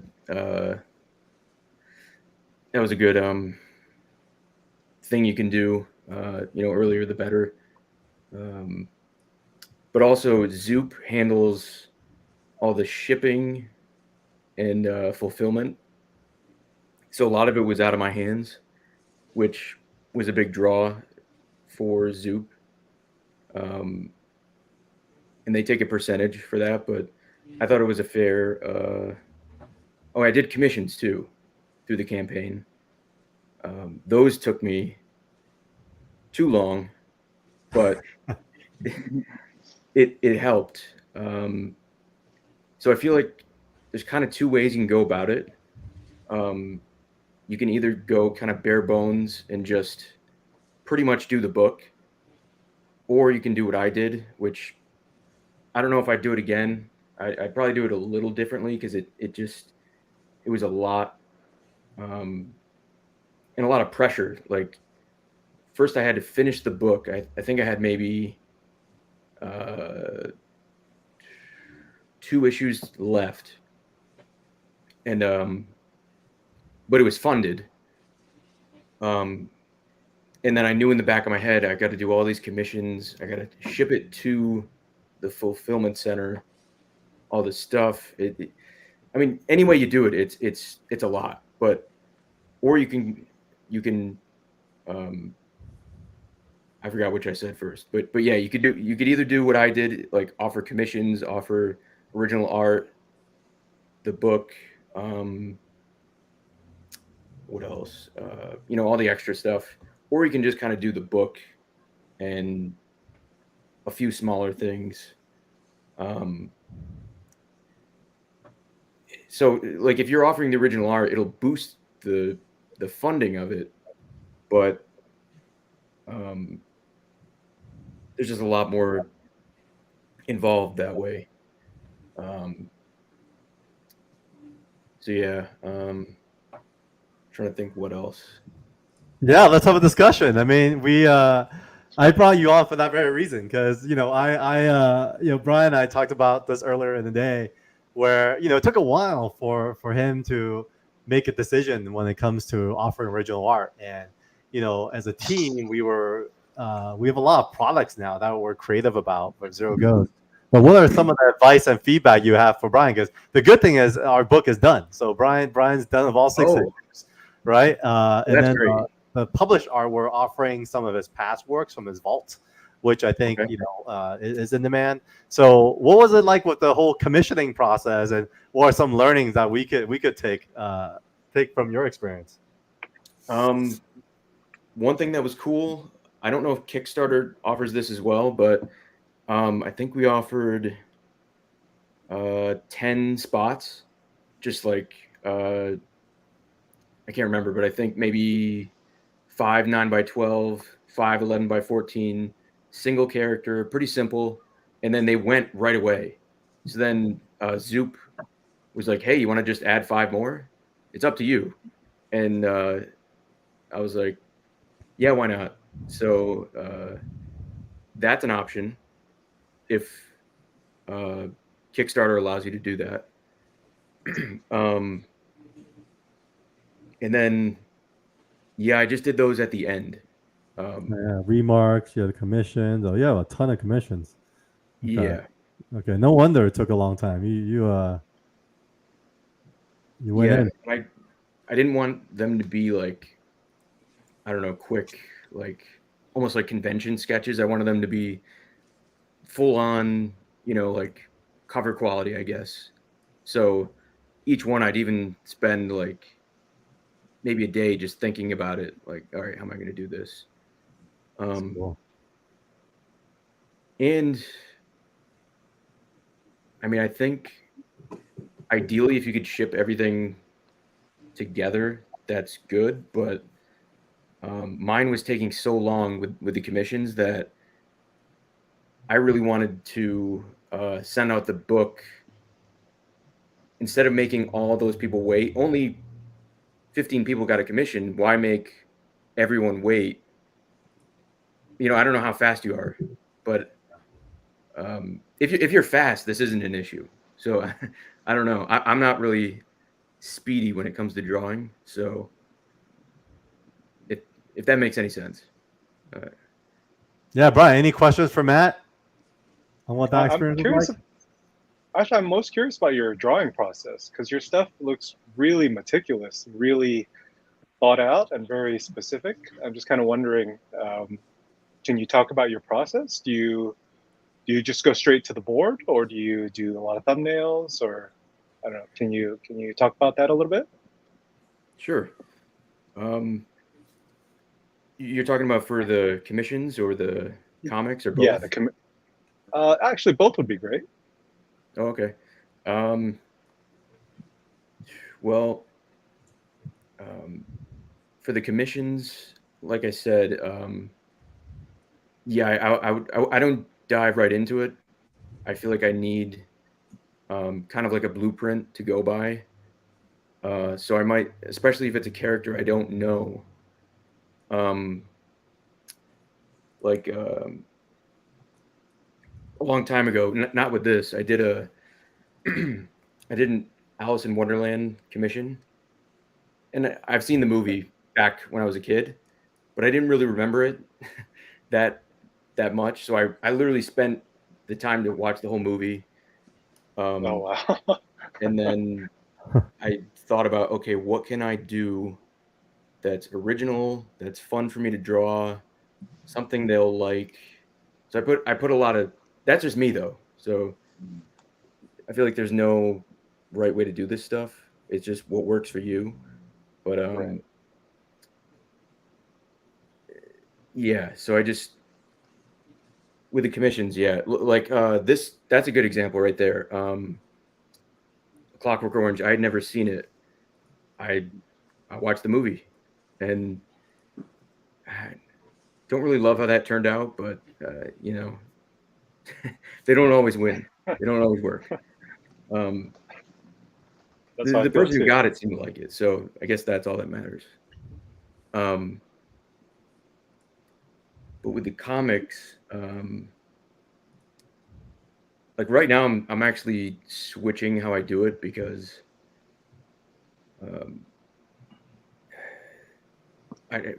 it basically evolved to the point where, or devolved, I don't know, where I was spending a week on a page, really trying to make it. And even these were drawn, like these are from the first issue. I think they were drawn sometime in 2022. But earlier this year, I was starting the second book, and each page, yeah, I was just trying to make it, you know, the best I could possibly make it, even if people are only going to spend, you know, 3 minutes looking at it. I couldn't sleep if it wasn't, you know, my version of a masterpiece. So, but then I only got maybe 14 pages in, and I kind of had this like, I don't know, mental breakdown is a stretch, but I kind of had this moment where I'm like, all right, this is insane. This is never getting done, and I don't like it. So now I've gone back to the drawing board, and I'm working smaller to save time, and I'm doing more Marvel method, like my version of that, and yeah, so it's still like I'll just take like scrap paper and figure out maybe 3 to 5 page chunks, generally what will happen, and really try to like the layout more than like I'm thinking about more what I'm drawing rather than how I'm drawing it, which is part of where I was going wrong. So now I'm trying to do a page 3 days max. I won't allow myself. You have to get it done in 3 days. Try to aim for 1 or 2. But it's still. I'm trying to get it to a place where I can live with it and be, you know, somewhat satisfied, but get it done at that pace. Because especially with comics. I mean, commissions are one thing and covers, but I feel like, unfortunately, for better or for worse, speed is the name of the game. Right. And if you're not getting it done within, 2 or 3 days per page, it'll never make sense financially. You need time to make art. So how do you get time? We need money. So if you're spending a week on a page, the only way that's going to work out is, if you sell just an insane amount of comics. And it's just such a long shot that, yeah, it's like I'd like to just do it the way I was doing it. And like, you know what? I'm going to just spend a year or two and make this everything I want it to be. But even if I did that, if I'm being honest, I'd still find something to be not happy about. So, yeah, I don't know. Yeah, man. Yeah, Matt is hardcore. When I talk to him sometimes, he goes deep into his work, and I think it's that passion. I think that drives the work that appears on the pages. But Brian, I mean, you've been in the industry for 25 years now. Will, you as well? Any advice for Matt? Because he's a young artist. He's hungry. This guy is going in on his work. So obviously listening to him talk is probably very relatable. I think, especially what you shared earlier about being being given the time and space to do your works. So yeah, we'd love to hear you guys reflect on what Matt just shared. And Matt, thanks for sharing, being vulnerable. Yeah. Mm-hmm. Yeah, absolutely. I could relate a lot to what Matt is saying, because for me, like, my rate hasn't gone up in the last 25 years, but everything else around me has gone up. Yeah. So in order for me to make ends meet, I have to take on more work, and then it gets to a point where, like, I had a discussion with Brian a couple of years ago. Like, I was burnt out, I was burnt out, and it got to a point where I was producing so much that I burnt out and I couldn't produce anymore. Yeah. Like, it was like it burned out of me in a way. And there's a lot of times where you kind of have to find something to reinvigorate that feeling in you. And Matt is absolutely right. Like, I know from the coloring, I know it's just the coloring. It's not as important as the line work is in comics. But man, like, I feel like I put in sometimes as much effort as anybody else on the team. But like, when you're told that your rates aren't going to go up, just nothing is going to change. We're still working off of a royalty system that's sort of antiquated, because it reflects book sale numbers that no one is seeing these days, unless if you're working on a top tier book. So like the average sort of comic book creator or artist or colorist, they're not going to see huge royalty figures from something. The only time I got a pretty decent royalty actually was when Guardians of the Galaxy came out, because I was working on that book when it was like a C-level book. Mm-hmm. And then the movie came out, and then people were snatching at the book. So then that's when I got a pretty decent royalty. They were like picking up the trades. But otherwise, you don't, it's difficult. It's difficult for the average creator to be able to subsist. It's difficult. Like, I'm very, don't get me wrong, I'm blessed and fortunate that I've actually been able to keep at this for over 20 years, and earn a living at it, and not, but there were periods where, I've had to take on other gigs, and I'm talking outside of the comic book industry, in order for me to just make rent and stuff like that, So, yeah. So the advice, like, Matt's got the right idea in the sense that he has to find that balance. It's a balancing act. It's a juggling act where you have to be able to do enough where you're satisfied with the work that you're producing but you still have to be able to produce it at such a rate that you can live, you know, and that yeah, I guess that's the long and the short of it from me, you know. Like it's a balancing act, it's a juggling act, and it's funny because, you know, listen, there was a point where I had to file for bankruptcy, you know. I'll be honest.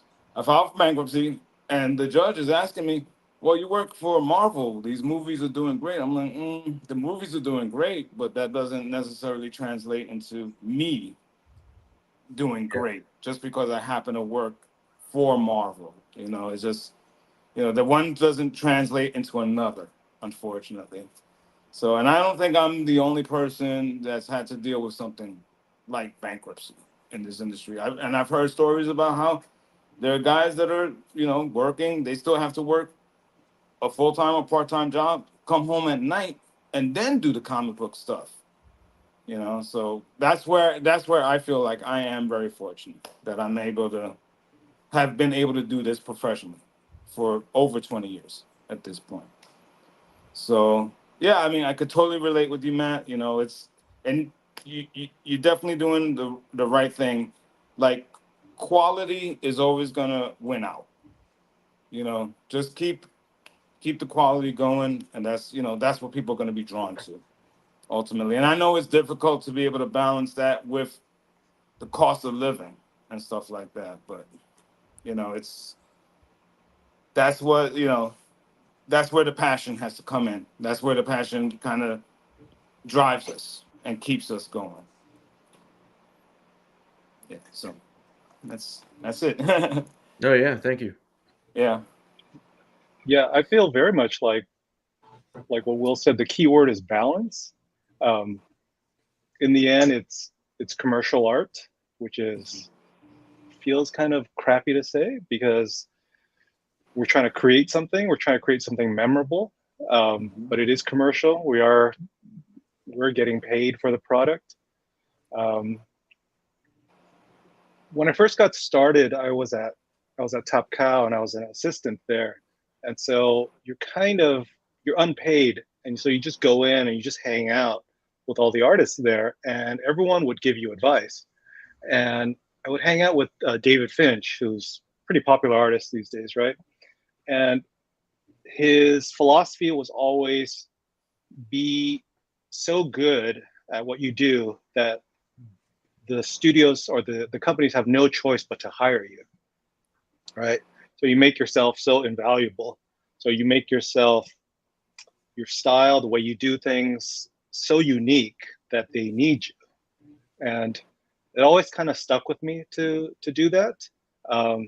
Matt, clearly your stuff stands out. Like, it's a really beautiful style, but when you're talking about, I can hear how taxing it is to do the pages. I do remember those days where I would like, my output was four-ish pages a week or so, and for me that was really slow, and I'd be exhausted by the end of the week, just because you're trying to detail every little thing on the page. You're trying to control every little thing on the page, and it's so different for everyone, you know. Like I would look at a page like, say, a Jeff Darrow page or something like that, and I'd be like just blown away. How can he do all these things, you know? But he has to do it, right? It's part of the way he works. It's part of the way he creates art, so he has to do it that way. But for me, I think, and Will and I talked about this before, that at the end of every deadline, I would get sick. So I roughly get 5 or 6 weeks per book when I was doing whatever book I was doing. You know, I did some stuff at Marvel, did some stuff at DC. And at the end of every deadline, I would get sort of like the flu. And this would happen, you know, like 7 times a year. And at one point you realize that, for me specifically, that I can't keep doing this, right? I can't feel sick this many times a year. And I'm a big fan of Indiana Jones. And I was watching, I think it was a documentary on Spielberg, and he was talking about how he had been late and over budget on, I don't know how many movies it was Jaws, Close Encounters, things like that. And so when he started Indiana Jones, he decided, I'm just going to go fast, go quick, go on instinct, and whatever happens, happens. And I actually tried that. I had gotten hired for Conan the Avenger, and it was the first time I had ever penciled and inked my own stuff. And I said, I'm going to do that. I'm just going to go fast. I'm not going to second guess. If I screw up, I'm going to try and fix it a little bit, but I'm not going to obsess over it. Yeah. And my stuff started to evolve into this quicker style. Another thing that helped me was, you know, those artist editions, those giant editions. Yeah. There was Dave Mazzucchelli's Daredevil Reborn on there. Mm. And I picked it up and I would flip through it and I would see the artwork and I would be like, oh, it's not perfect. In my head, it was perfect. You know, every line is just so like well thought out. And I'd look through it and I'd be like, oh, he's going kind of quick. He's going kind of instinctive. You know, I think his pencil drawing is perfect, but his ink is kind of imperfect, which gave it such a beautiful style. And so on my journey, it kind of took me in that direction where I would try and learn how to be quicker. I'm not saying that's the right way. That's, you know, everyone is totally different. But for me, that's what helped. And for me, seeing some of the artists that I liked, again, there's another artist I like named Matthew Lafray. He's a French comic book artist. He does a lot of painting, but he does a lot of pencil and ink as well. And then you kind of see how, again, it's, you know, imperfect, if you will. And that was okay, you know, and I would just kind of go with that. So I don't know if it's advice, but just sort of my experience. Yeah. Can I add something as a non-artist who can't speak to the pain points that you guys are discussing, but at least for me, from my filmmaking career, as you guys were talking, it reminds me a lot in so many projects that I've directed where I think early on in my life, I used to hold the bat a little tight because I was like, it has to be this way. Excuse me. Like, as far as these are the shots I need, this is how I want the scene to be. We need these angles, and the edit needs to be exactly like this.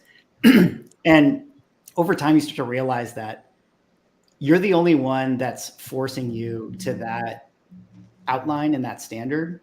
And if you can step back and see the forest through the trees a little bit, you realize like, oh, yes, I understand that.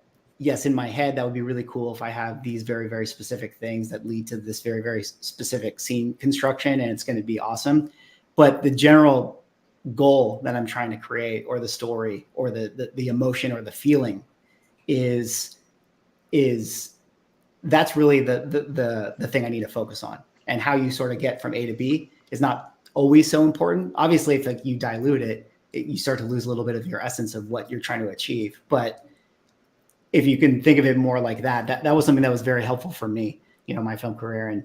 And I was getting really in the weeds and having to get all the very specific shots and things like that just added to our shooting schedules, our days. And, you know, you had to just sort of pull that a little bit back. And then, you know, you fall in love with what you end up getting, and you realize like, oh, nobody actually cared that, you know, we didn't get that super amazing close up that I thought I had to get, you know, for this specific thing. And yeah, it's very freeing actually when you get to that point, and you realize, yeah, you could still create like the magnum opus without it having to be like so very specific. Mm. Yeah. It just, I really want to thank all of you so much for your transparency and just showing vulnerability, because people of all levels, you kind of forget that you've been through that and continue to go through those feelings as well. I mean, just truly incredible. And Matt, I do have a random question for you. Uh-oh. I love your style, your shading. It seems very translatable to like tattoo art. And I know you're doing commissions now. I'm just wondering if that ever pops up in your world. Is anyone like, I want to immortalize this, can you commission a sleeve? Only one time ever. Okay, well maybe that's another thing for you. I could Yeah, just see myself covered in your artwork. It's I incredible. think somebody messaged me a couple of years ago and they just said, "Hey, can I make this a tattoo?" I said, "Yeah, just show me. I just want to see it." And then they never did. Oh, Other it's than on that, someone's butt cheek somewhere, probably. could be. Other than that, Maybe it's a very private place, so they didn't want to send you a photo. he said he would. I always wonder if those types of art cross over because you see comic fans, they're super into tattoos as well. But Mhm. Brian, has anyone ever asked you for the honor? Yes, I can't remember it. Someone sent it to me. Oh, yeah, I'm blanking out, but yeah, someone did have a tattoo made of one of my drawings, which was very flattering and very odd feeling at the same time. Because you're like, you have to do it perfectly. Who's doing it? Well, I was like, you want that on your body forever? Aw, love No, I it. want to echo what Sarah was saying about you guys' vulnerability and openness, and it's interesting too hearing like Mickey, your perspective, or as you framed it, coming from like a director in feature film. To me, it's very similar because when I think about the writer in comics, they are the scribe, right? They're doing the scripts and they give the structure, they give the overall kind of the words into the story. But in a way, I think I always reference the artist as the director / cinematographer. And obviously I think because you guys are thinking about the angles, the scenes, how they're cut, how people are consuming it visually, right? So I do kind of feel like these two worlds are closer than than we most of us might think. So and Colorist I think is super powerful.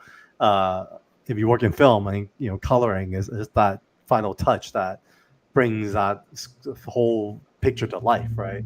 And so I think don't ever discount what you do because I think it's that finishing touch that's the wrapper that brings that picture to life. So I see a lot of parallels when it comes to filmmaking for sure.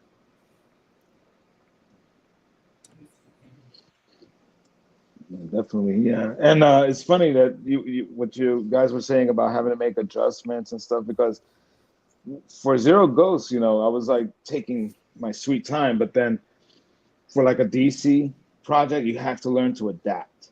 And it's like you realize that when it's all shrunk down and printed, not every little detail is always going to be there.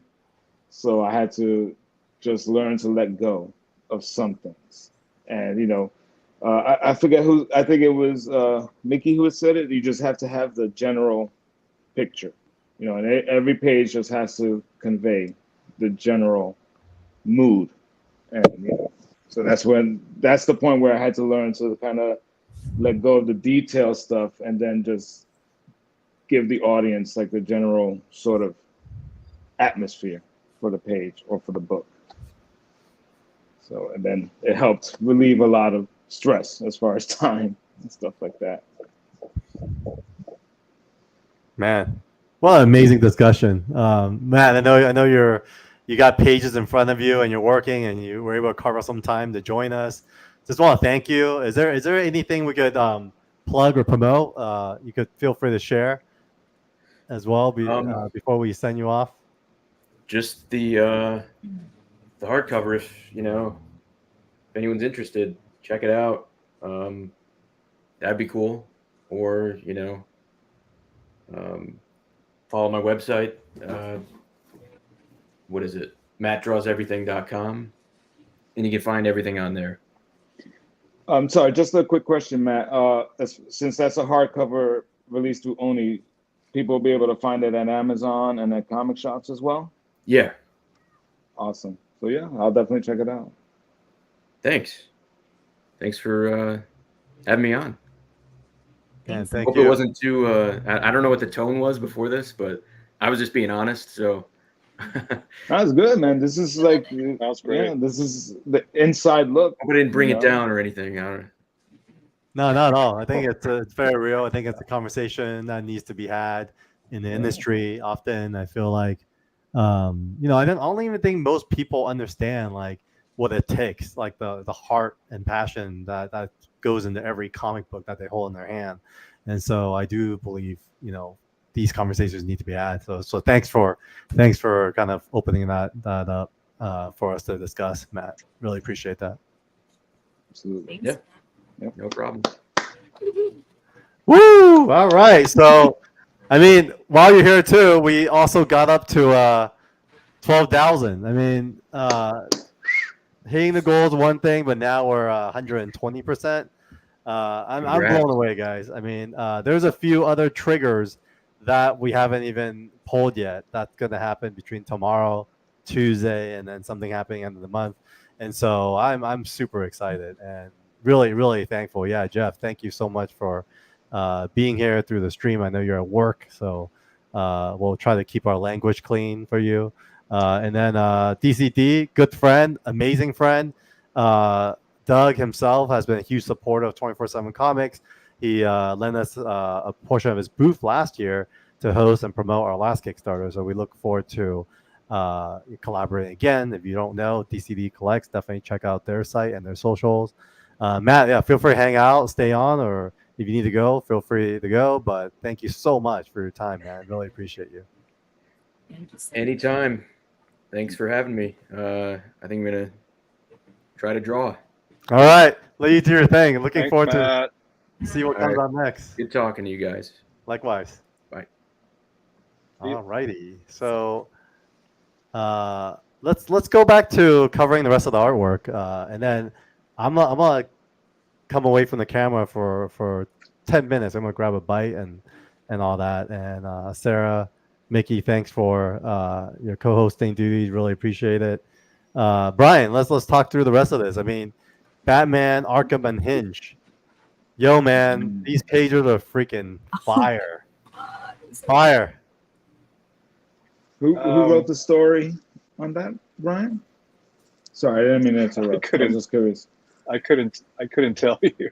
It was a It's video been a game while, project. but- Yeah, it's been a while. Was So that this Arkham is, Unhinged? tier, let's see, what tier was this?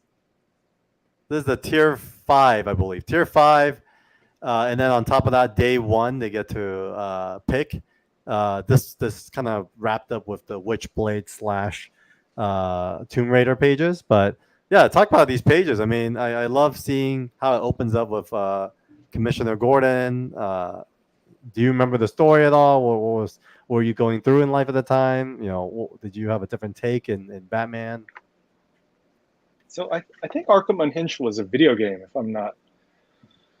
I'm correct, and this was their take on it, and this was DC's. I think originally it was intended to be straight to digital copy. So we had a discussion with the editor about how to format the pages and how to lead the reader's eye.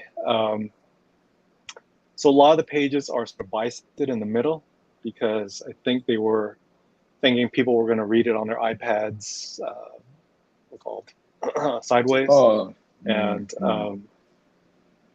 landscape style. And so that was the original thought. So a lot of the things are actually like cut off halfway through. But yeah, I think this was my first time drawing Batman for them. It's really cool. It's clean. Sweet, yeah. Well, I appreciate So yeah, a lot of the inks. Yeah. When you get the job to do Batman, is that the moment in your career where you're like, oh, I made it? It's pretty darn exciting. Yeah, it's pretty great. Even though it was sort of outside of the canon of Batman, I guess it's a different sort of Batman universe. But yeah, it's pretty great. Few parameters you have to follow. I think he was like kind of like a big, bulky version of Batman, and so kind of had to follow that. But you get a lot of the video character designs sent your way. So this is, I think, Hugo Strange, and so you get to put people like that in there. Yeah, and then at this time I was not inking my own pages, so this is inked by a guy I knew from Top Cow named John Livesey. Did a pretty nice job here. Pretty clean stuff. Mm-hmm. Oh man. Yeah, his inks, or I was gonna say, very kind of gaming friendly. Actually, it's kind of what you would see in like a gaming type feel, I guess. But yeah, bats, man. Is a question for Brian with the inking thing? Has kind of the meta for comic artists changed over the years? With like, I feel like more artists just do their own inking now. Is that true, or is that? I think it really feels like that. I tried to describe inking to someone once. Might have been a friend of mine, and I told them, imagine you are writing a letter in your best handwriting, but you're writing in pencil, and you hand it off to someone with a pen or a brush, and now they need to interpret the way you do everything. So maybe the way you write F's, the way you write B's or whatever is very specific. The curve is very specific, but now you're opening up to interpretation by someone else, and that is sort of what happens with penciling and inking. And I think with everything, or with a lot of artists going digital in these past few years, there wasn't really much need to have the stages divided, because what's the difference between working with a stylus versus working with a brush or whatever? So I think that's what had happened. But yeah, for me, I think it was just more control over how the final image looked, and that's why I had gone to inking my own work. Because as nice as it is to have someone ink your work, there are changes here and there. There are changes to the shape of the eye, the shape of the mouth, little things like that you'd like to have more control over. And also, it takes a while to build up trust with your collaborator.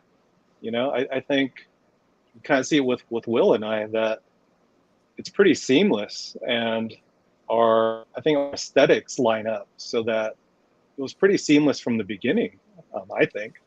But you don't always get that relationship when you start off with someone new, especially with an inker who doesn't know how you make your letters and things like that. It takes a while. Yeah. What's the work breakdown of the page in terms of like how much time are you drawing versus how much time are you inking? So I don't know. These days I think when I get on a roll, I could do 6 or 7 pages a week if I'm like pretty happy with how everything's going. And I pencil extremely loosely, so it's not like a specific where I will only pencil this many hours and I will ink this many hours. It's sort of like when the page is developed enough in the pencil stage, then I'll go to inks. Got it. I think my battery's dying. Headphones died. Yeah, so it's almost like I wonder. I can see why creatively why it makes more sense to do it and why you would sort of want that control. But and I guess since they're so intertwined, it doesn't necessarily help, say, the pipeline or like the turnover of doing pages and stuff, because you're kind of doing it all in one. And Brian, I know you tend to not do as much. You got muted, Brian. Sorry, Sarah. Go ahead. No, I was just wondering for Brian, do you tend to take more time doing like commissions versus like these big storylines? What's your take on that? Yeah, lately I've just been doing commissions. There's a freedom to commissions in that you're drawing one image, so you don't. So, like, say if you're drawing Batman and you just feel like drawing like a big hulking Batman that day, you just do that. Whereas when you're working on an actual comic story, do your best to keep the look consistent.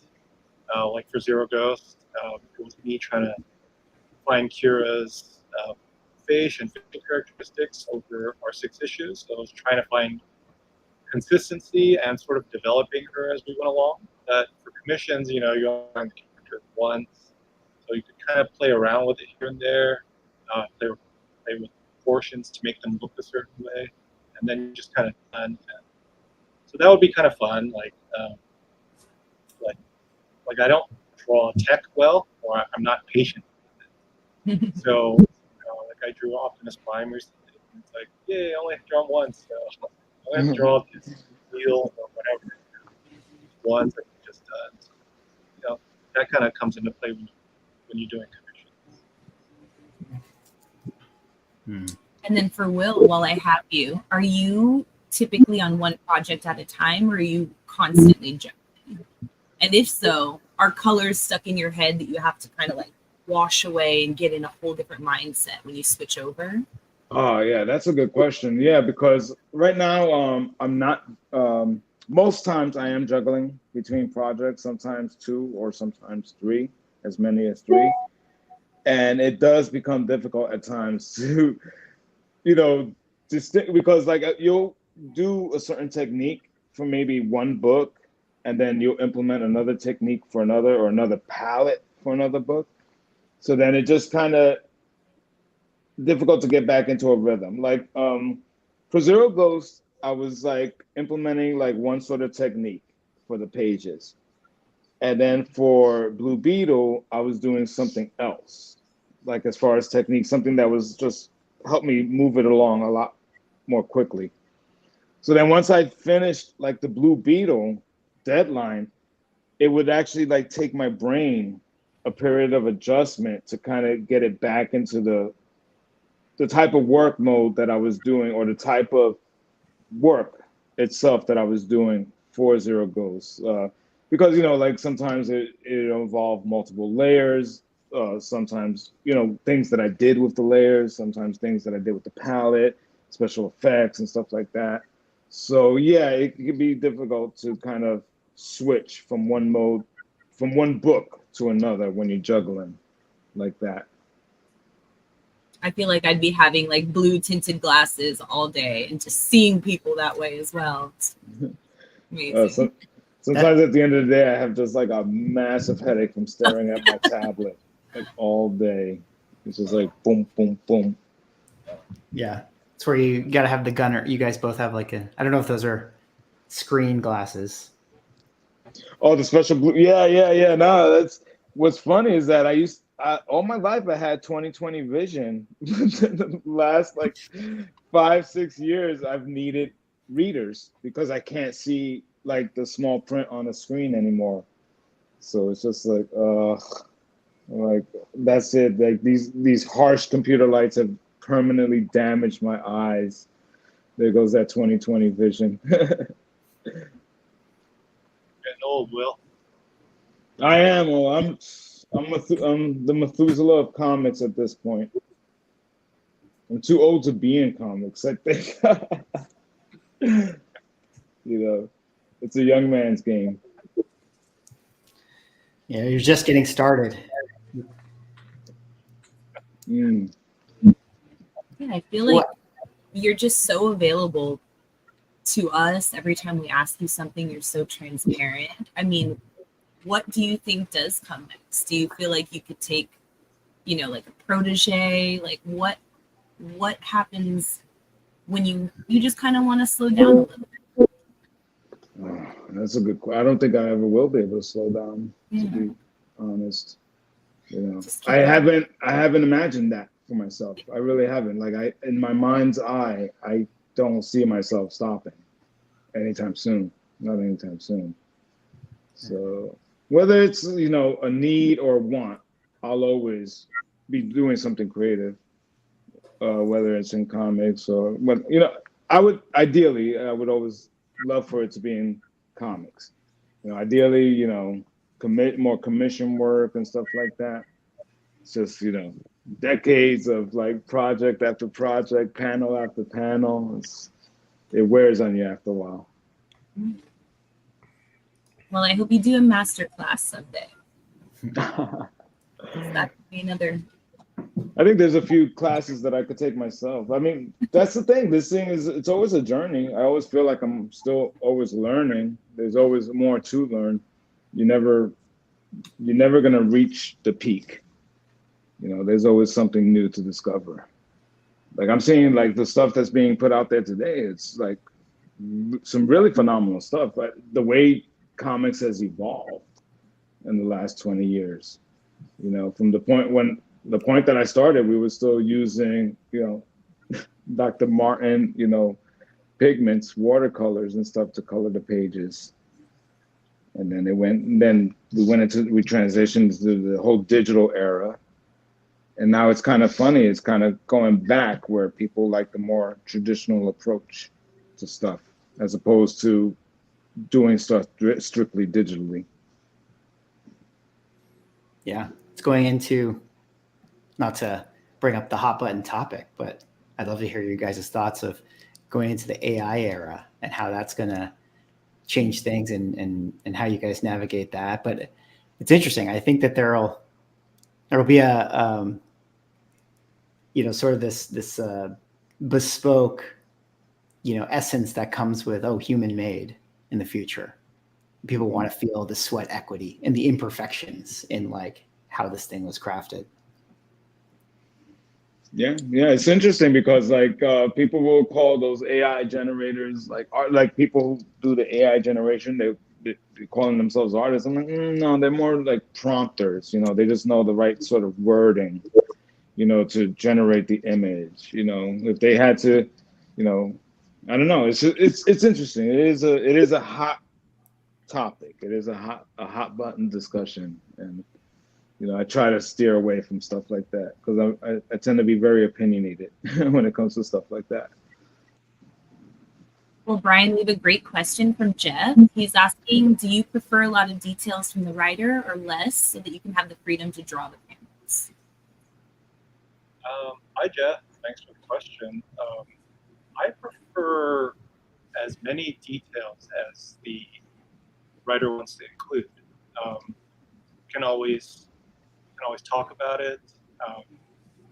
You can always take things out. But having a bit more detail, especially when you're first starting with someone new, gives you a better idea of what direction they're going, what vibe they're looking for.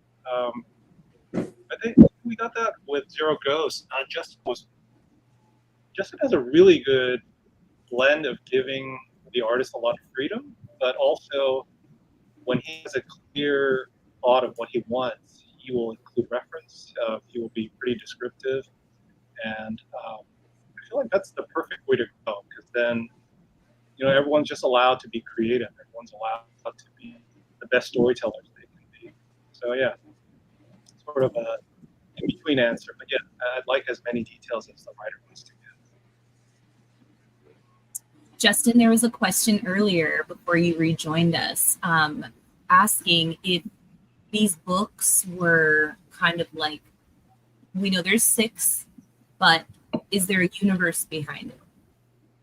There is, yeah. There's a pretty fleshed out universe, and there's ideas for at least 2 sequels. So the 6 issues is its own story. Like if that's all we do, it's complete. But I have other stories that I want to do, and like by design, it was intended to be a very deep universe with a kind of a deep bench of stuff. Like both.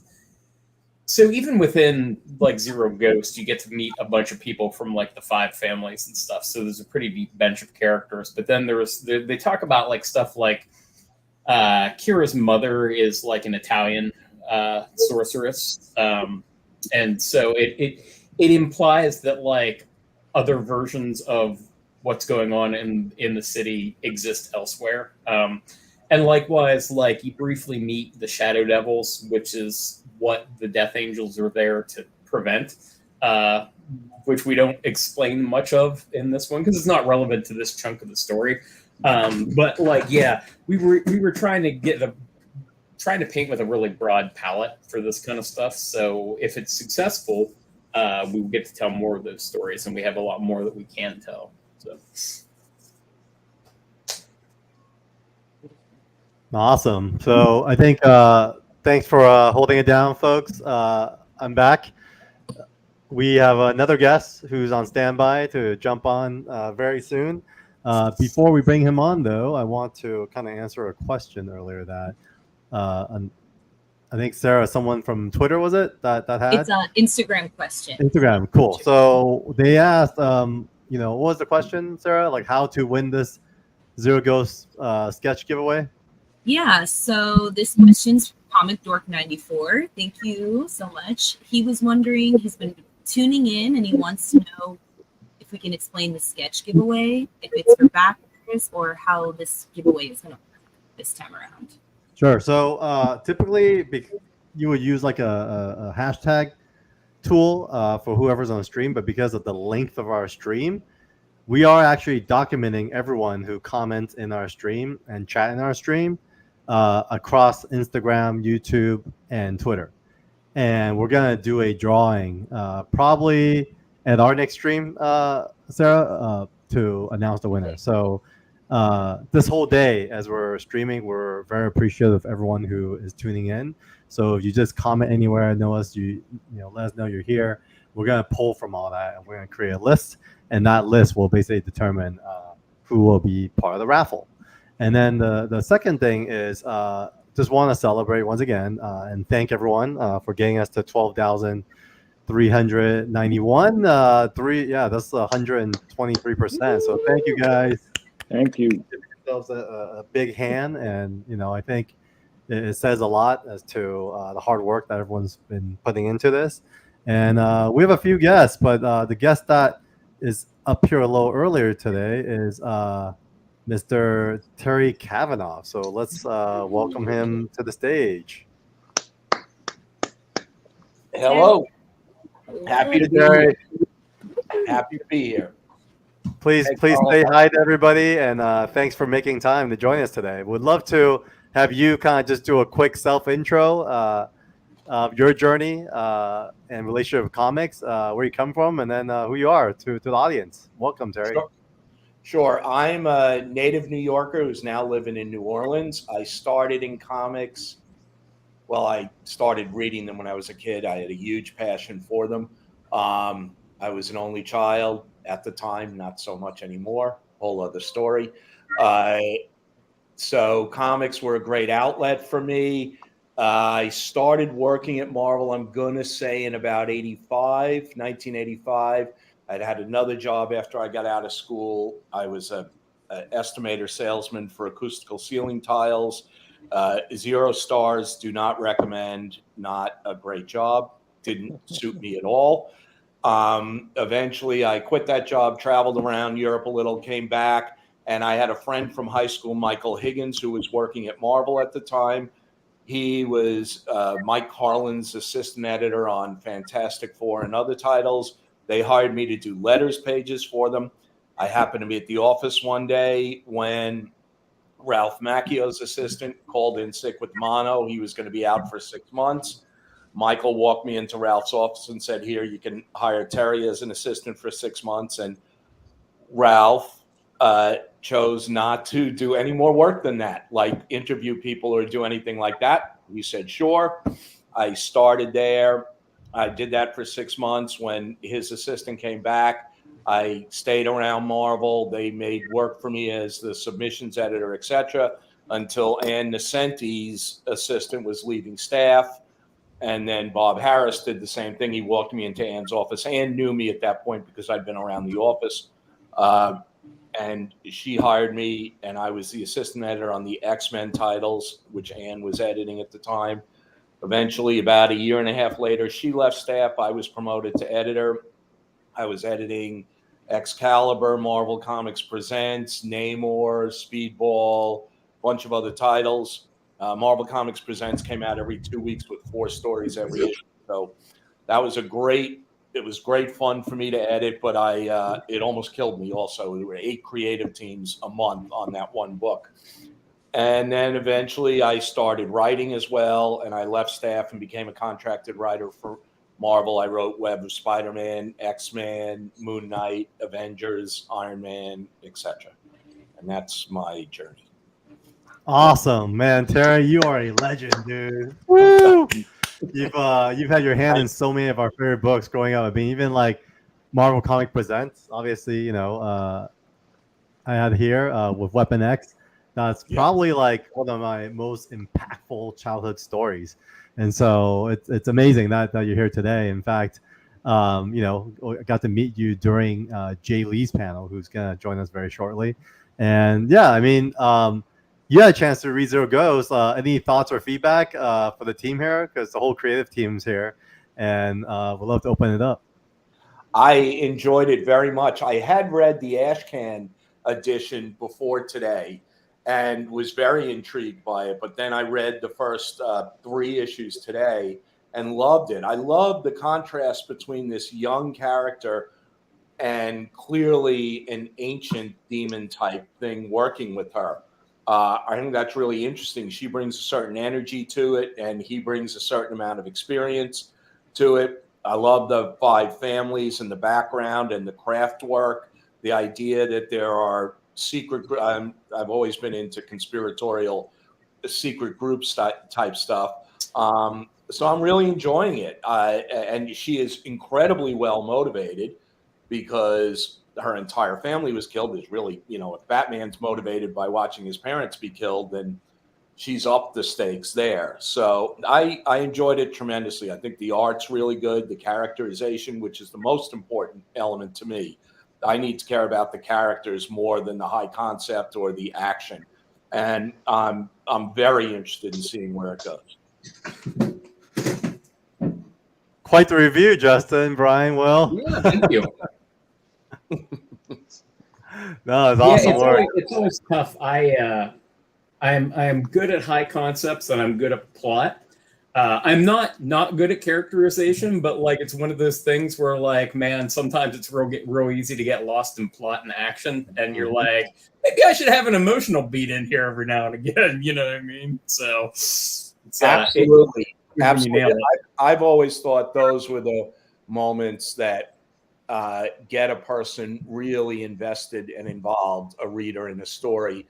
You know, I always felt when I was working at Marvel, we always discussed the difference between Marvel and DC characters as being the Marvel characters were about the men and women under the masks. You know, a Spider-Man story was more about Peter Parker and the soap opera going on in his life, whereas the DC comics, you know, Bruce Wayne was really the pretend identity. He was Batman. Superman was Superman, and Clark Kent was almost the pretend identity. So that's why, I mean, I love DC as well as Marvel growing up, but I definitely was more invested in Marvel because of the characters and the characterization.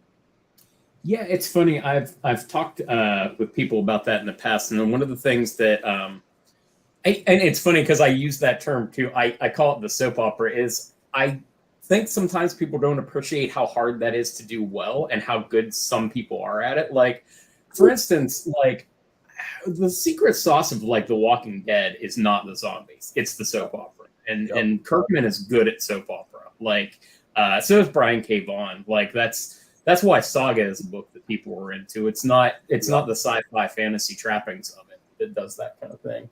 And it's hard. Like it is a difficult thing to get right and to make people feel and to make it feel real is probably the trickiest thing you can do in writing. At least for me, it's like it's the hard bit. Coming up with a cool action scene or like, you know, something clever is relatively easy, but like making people feel is difficult. Yes, look, you're not going to get a reader to identify with a superhero because we're not, but you can get them to identify with the people trying real hard to be heroic.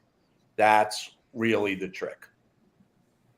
Yeah, in fact, speaking of characters and plots, one of the major plots that you took hold of, Terry, was putting together Namor, bringing our next guest, 2 guests, Jay Lee on Namor, which I think, as us kind of comic book geeks, was a very big moment in comic book history. So welcome, Jay. Hi, Jay. Hi, Jay. Hi. Hello. Who's your friend, Jay? This is Odin. Odin. Hi, buddy. Hey, Odin. I draw him into as many covers as I can. Oh, I never noticed that. I'm going to have to look for that now. Yeah, earlier we had that conversation. Content of my comics has vastly increased in the last 10 years since I got cats. So, oh, you're a cat person, Odin. You didn't hear that. Sorry, Odin. I like dogs too, but I am a cat guy. If I could find my dog, I'd bring him, but he's hiding somewhere in the house. He just got a shot, so he's not speaking to us.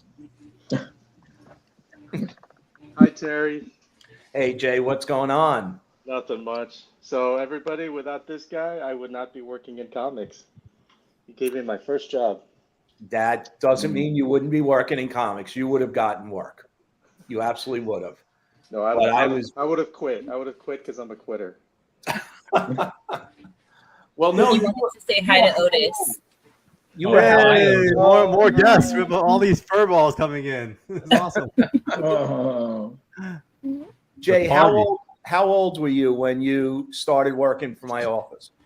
I was 18 years old. Ah, yes.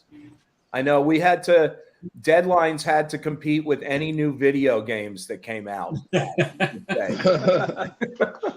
I think, Jay, you're one of the youngest artists, right, to work for the majors when coming out. I remember there's some article about that. Yeah, Rob Liefeld was 18 too, I think, and then Joe Madureira came up, and I think he was like 16, right? Yeah, Joe Madureira was an intern for my office for a while, and I think we probably gave him his first work with an 8-page story in Marvel Comics Presents. So cool. And we're talking modern era. Back during World War II, I think Joe Kubert started when he was 14, something like that, right? Yep. Yeah. I think Jim Shooter had a story published when he was 14 in Legion of Superheroes. Yeah, Shooter too. I remember Shooter started really, really young. Yep. Well, the guy's really tall, so everyone thought he was 20. Yeah. He was That's very true. Yes. He's an old soul. All right. So I guess it's fair to say if you've not made it by 19, you should just give it up. Yeah, absolutely. That's right. That's right. Go into the acoustical ceiling tile business at that point.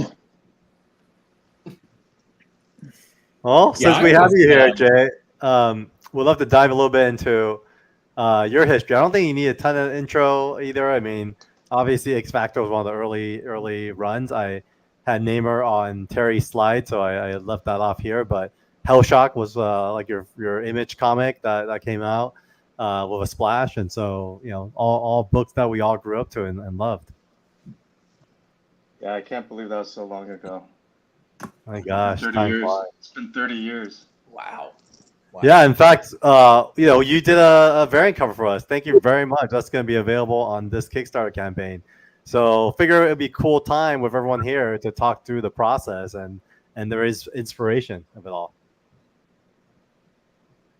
Well, the visuals on this book are stunning. The artwork, the line art by Brian, the colors by Will, it just pops off the screen. It looks like a video game come to life. It looks like the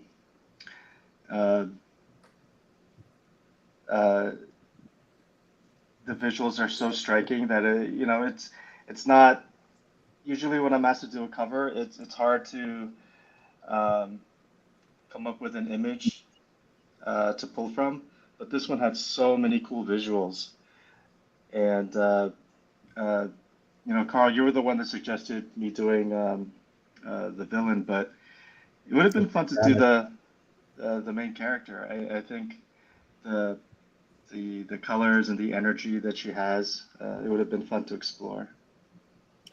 Remembering Jay's passion for video games, I think him saying it's like a video game is really a high-selling comment. That's huge. So, Terry, what was I your don't know what you're approach? talking about.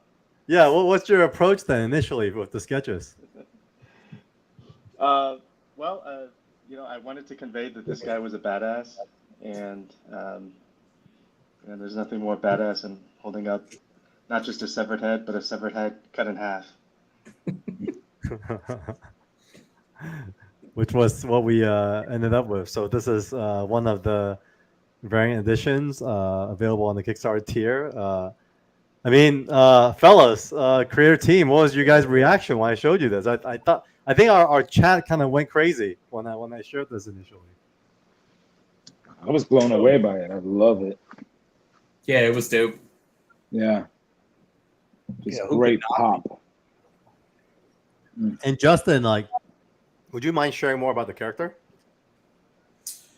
Sure. That's the Ghost Eater, who is kind of our primary sort of heavy throughout the book, which was actually one of the harder characters to kind of get the design of right. Not, I think, so much with Brian, but during the development process, me and Carl went back and forth a lot about what we wanted to do with the Ghost Eater and what would look cool visually and fit into the world and stuff. But Brian eventually, like, you know, when he came on board, really nailed it. He's a really cool looking character. It's just, it's funny. I was trying to like, how can we make this character the most badass, like, fuck that guy villain that we can? And I think, you know, he does it. And it's funny because he doesn't talk. So like, there's also like that added level of like, how do we make this character like interesting without any actual dialogue? So hopefully we succeeded. But the people that have seen him seem to really dig the Ghost Eater. So I think we're off to a good start.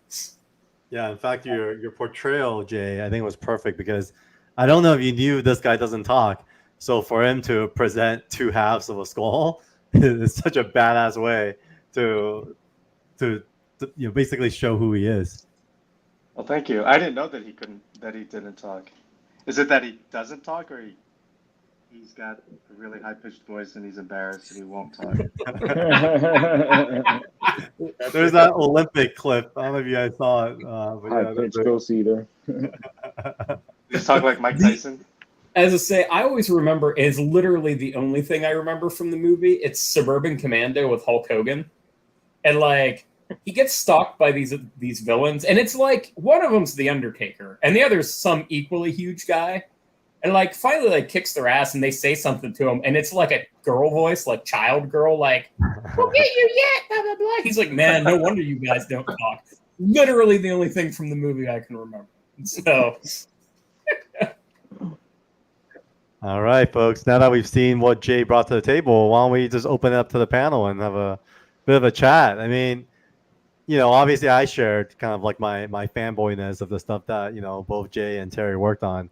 How about the rest of the panel? Any immediate thoughts come to mind as we have these two individuals in our midst? Oh, Marvel Comics Presents was an amazing kind of foundational book for me. There's a few I can think of, but like Marvel Comics Present, it's one of those ones. It was like my first exposure to Sam Keith was in that book. It was actually one of the first times I ever actually saw Jack Kirby art. Was a Captain, which may have been one of the last things that Kirby did, was Captain America, I think, versus a character called War God in a Marvel Comics Present, if I'm remembering correctly. Like, and so just a bunch of stuff with that. Like, I always, you know, and obviously like Barry Windsor Smith's like Weapon X stuff was just sort of mind blowing, and remains some of my favorite comics. But yeah, just the format of that and the stuff that went into it was just such a good use of like the anthology kind of format and stuff. Like, I was shockingly into it as a teenager. It was one of those books that I still think about, and you know, was my first exposure to a lot of stuff that I still really like to this day. So yeah, that was kind of an amazing book. I always thought it was a can't miss format, really, because I liked even the DC 80-page giant comics when I was younger, where you'd have 8 different stories in there and you get to spotlight different characters. And for me as an editor, what was fun is I could go back, I could reach out to talent on that I really loved on titles when I was growing up, you know, Steve Gerber and Man-Thing and Don McGregor on Black Panther with Gene Colan. I could revisit those things that were exciting and fun to me and be able to have a little hand in it. I will tell you an interesting little story about Weapon X. That developed, that really, I called Barry and I asked him if he was interested in doing a cover.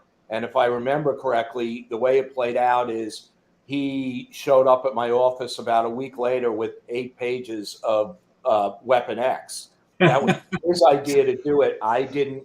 None of that came from me. That he really developed it, and I was blown away. I was like, "Oh, that's great! I'd love to do that." And a problem for me at the beginning, we weren't doing Wolverine as the lead feature every issue. We did Cyclops, we did Colossus, etc. But sales dipped a little, so the editor-in-chief asked me to make. When I say ask, told me to use Wolverine as the lead feature moving forward from then on.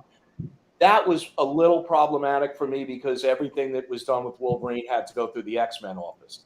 And Bob Harris was the editor there. He and I were and still are very good friends, but his job was to really protect Wolverine and make sure nothing major happened to Wolverine outside of his office.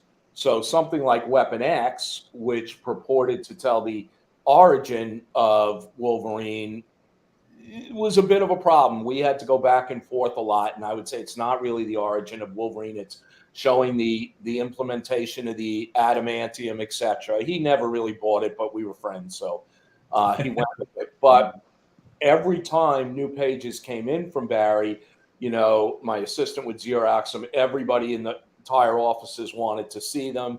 Sales and marketing were there all the time. They couldn't wait to start promoting it, but my policy with that book, since it was a deadline nightmare for me, was I really didn't like to print the first chapter of any serial until I had 6 chapters in the drawer.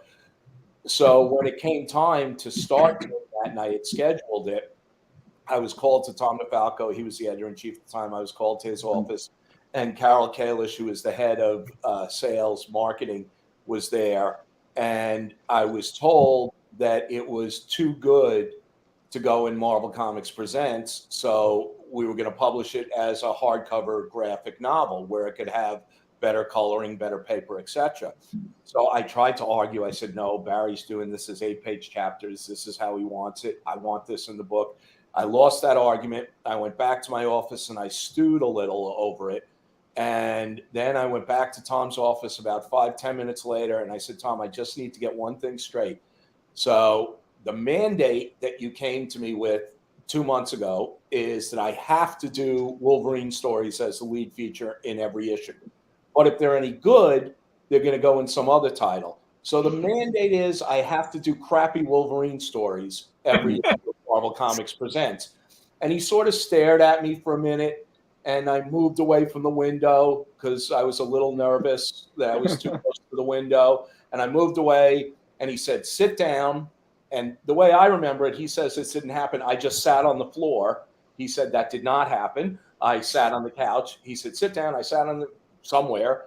And then he called Carol Kalish back into the office and said, we're going to do it in Marvel Comics Presents first. Then we'll reprint it with different coloring and paper as a prestige format book afterwards. So Tom and I, again, we're very good friends, got in a lot of very loud arguments while I was on staff. But I give great credit to him in that he would listen and didn't always change his mind. But if you made enough sense, he would listen and he was willing to change his mind, which was not always the case with editor-in-chiefs there, which is just a veiled reference to the previous editor-in-chief before him. Yeah. I had no idea that was that you had to fight so hard for that. You know, Yes. you just think these things happen relatively easily and fall into place. Yeah, no. And then there was another little incident along the way where at one point Tom came to me and said we were seeing too much of Wolverine's thigh in one of the tanks he was in, and that we needed to add more bubbles to cover the side of his thigh. So I had to call Barry. That was not a pleasant conversation. Barry, once again, just showed up at the office the next day, and I found myself with Barry and Tom in Tom's office watching one of the strangest arguments go down that I'd ever seen about what constitutes the sexuality of the side of a thigh. Really. And this just went back and forth so long. I'm like, I can't believe I'm watching this. And then they would ask me, and I'm like, I honestly have no opinion about this at all. I really don't. So Barry's like, so do I need 8 bubbles? Do I need 11 bubbles? Will 4 bubbles do? And Tom's like, as many bubbles as it takes to make the thigh not sexual. I'm like, okay, I don't know where to go with this.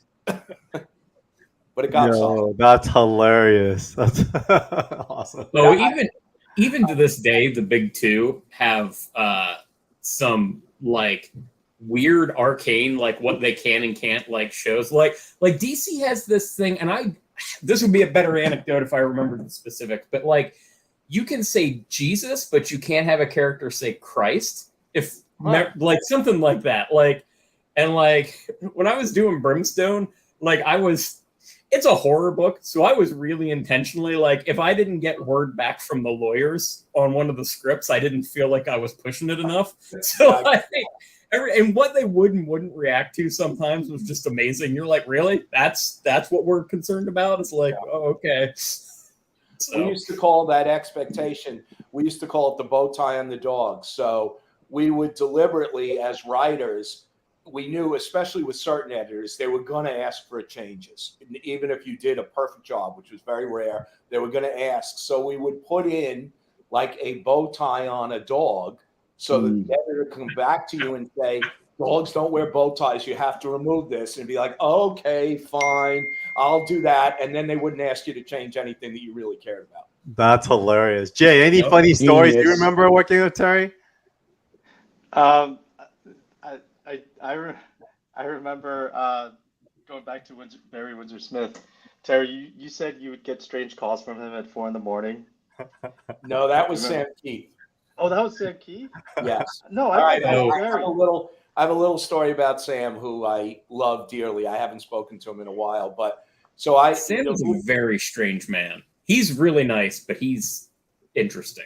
He's strange in all the best ways. Yeah, he really is. But so I had originally commissioned an 8-part Wolverine serial that Peter David wrote and Todd McFarlane was going to draw. Sorry. And then Todd showed up at my office at the last minute and told me, so there's a whole other story behind this that I'm not going to tell right now, and told me that he wasn't able to do it. He was very sorry. He was trying to give me enough lead time, but for personal reasons, he wasn't going to be able to do that. And I had seen a Hulk inventory issue in Bobby Chase's office done by Sam Keith, and I really liked it. So I called Sam up and asked him if he'd be interested in doing this. And again, I didn't know how quick he could work, etc. So I wasn't going to schedule this until I had enough chapters in the drawer. So he agreed. I was very excited about that. He was only supposed to pencil it. I hadn't decided on an inker yet, but he was only supposed to pencil it. And I got the first 8 pages from him, fully penciled and inked. And it was one of those sequences where, Wolverine's out hunting a deer, and by hunting, he just sneaks up on it and touches it. And fully penciled and inked, Wolverine was stark naked throughout the entire 8 pages. Full frontal and rear nudity. More bubbles. Yeah, and I called Sam. I'm like, Sam, what the hell? I mean, we can't publish this. And he's like, well, why not? I'm like, there's full nudity. And he said to me, and he was right about this, at no point in the plot did it say that Wolverine was not naked. And so I said, well, it also didn't say that he's not wearing a bowling ball on his head, but you had the good sense to not put a ball. And so he said, all right, fine, send the pages back to me. I send them back. He adds more foliage to all the frontal nudity and just added more hair on Wolverine's butt for the rear nudity and sent them back. And I had to call him again. I'm like, Sam, more butt hair is still a naked butt. That does not count. He's like, what are you talking about? You can barely see any skin for his butt hair. I'm like, I can't believe we're having this conversation, Sam, but no, I can get it fixed here at the office, or you can fix it yourself. And I sent it back, and he added foliage over the butt hair, which I guess was getting stuff. Wolverine's in the version that came out, he's still naked though, right? Like he's not wearing any clothes. Yeah. Yes, he is, but there's at least foliage and stuff. And I can't believe I didn't end up in an argument with Tom DeFalco about that either, but I guess there was no side thigh showing. He was tired. He was tired from that bubble discussion with Barry Windsor Smith. Yes. Yes. He's like, I don't want to go there again. I also got a cover from Sam on one of the issues. I don't think it was the first one because I loved his covers so much. I just had him doing the covers regularly from there. And I got a cover from him where Wolverine was impaled on a tree branch. The tree branch was coming from behind, and it clearly was going straight up his ass and coming straight out from his crotch. So there was this giant wood coming out of his crotch. And again, I had to call Sam and say, Sam, no. And he's like, why not? And I'm like, well, first off, you can't show entry and exit wounds. That was one of the Comics Code things. You could do an entry wound, but no exit wound. We can't do that. And second of all, it's really suggestive of an erection. And he said that was on me, that I was just. And I'm like, Sam, everybody in the office has taken Xeroxes of this home with them. Trust me, I'm not the only one who's seeing that. Oh my gosh. But he changed it. Well, I'd love to see the originals. That will cost you a lot of money. That will cost a lot of money. And Jay, what you were referring to is at one point, he was doing the Ghost Rider covers for me too, and he was also doing a Ghost Rider serial for me in the book. And I came into work in the morning. I was the only editor who had an answering machine because of everybody was calling me from Marvel Comics Presents. And I came in, and there was a message from him in the middle of the night saying he had just learned that he was afraid of motorcycles. And I had to call him up and say, well, are you afraid of drawing motorcycles? Are you afraid a motorcycle's going to crash through your window and kill you? Are you afraid of riding motorcycles? And he said all three. So I called up Howard Mackey, who was the writer on that serial, and I said, Howard, can you minimize the amount of motorcycles in this story? At which point, Howard, being Howard, threw in 1,000 motorcycles into the next chapter. It was like Despair was the bad guy, and he had all these little sprites riding around on fire motorcycles. And like, yeah, thanks for your help, Howard. Now I got to walk Sam through every panel of every page. But he did it. And this isn't the day before emails. You had to call people. Yes. And how did you even send images? It was FedEx. I have no idea what Marvel's FedEx bills were, but they were the same because everybody was sending everything overnight because everybody was always late. So we were sending plots and scripts and pencils and inks. Everything was overnight, immediate. I can't even imagine what their bill was like. Yeah. So was FedEx similar to how it is today, where there was like a code, like Marvel had its own code, and you just gave it to the FedEx guy, and then? Yes, I think so. I mean, we just took it and put it in an envelope with like Sam's name on it and handed it to the shipping department at Marvel, and then they would handle shipping it to them, and then it would all come through their office, and in the morning they would come around and deliver them to us, and we would have so much fun opening up new artwork and plots. That was the best time of the day at Marvel every day. The mailroom must have been nuts. It was nuts. Yeah, so imagine a time when you can't send JPEGs, where you can't take a picture on your phone and send it. So as a freelancer, there was so much freedom back then. You could lie about anything. Yes. And the editor wouldn't know. Yes. I don't know. I FedExed it 2 days ago. I don't know what's going on. It's not my fault. Yep. But now you can't. Now they say, all right, send me a picture of what it looks like so far. I remember as a writer at one point when we were in the faxing stage, and they wanted to get 10 pages from me one day for dialogue, and I had only finished like 8. So I faxed it, but then I canceled the fax halfway through the 8th page and just blamed Marvel's fax machine. I'm like, I don't know why all 10 pages didn't come through. So I played both sides. I was the editor who heard the excuses, and so I learned a lot of good excuses by the time I became a writer. I had one writer when I was an editor who didn't get their work in because there was an electrical storm the night before, and they were afraid to approach their typewriter. I don't know what I'm supposed to do about that, but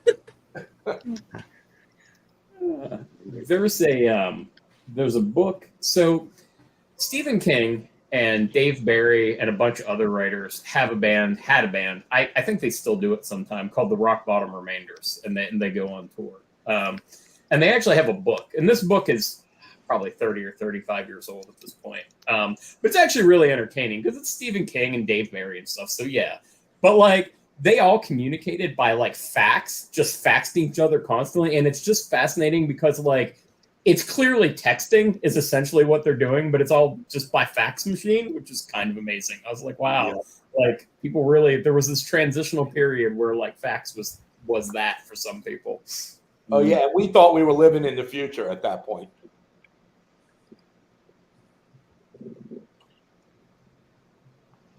Now I get stuff and they're like, can you sign this? I'm like, send it to me as an e-signature. I'm not this fucking printer from HP that like wants to charge me $18 a month to be a printer.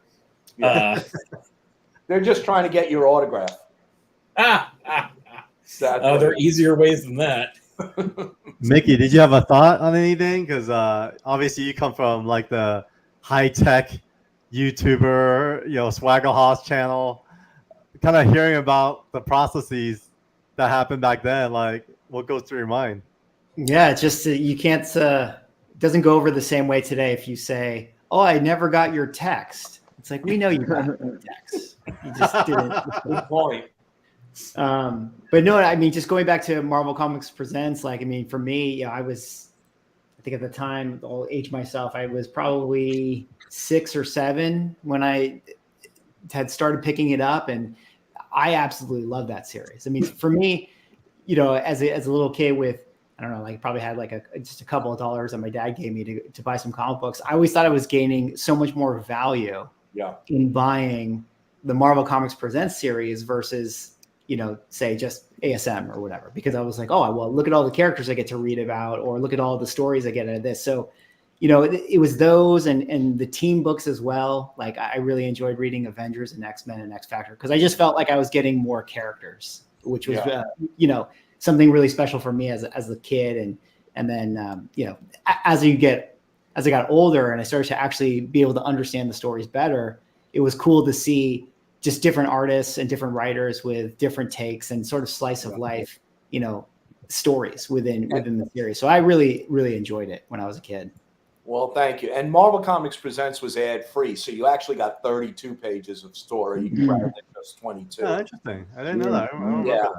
And for me, the fun was taking, if there was new talent like Jay or someone like that, I could team them with a really experienced writer and know that writer was going to be bringing enough detail to it, or vice versa. If I had a new writer like Scott Lobdell, I could team him with Don Heck, who I knew was going to be able to pick up if Scott neglected to call for an establishing scene at the beginning, an exterior establishing scene, Don would know to do that right off.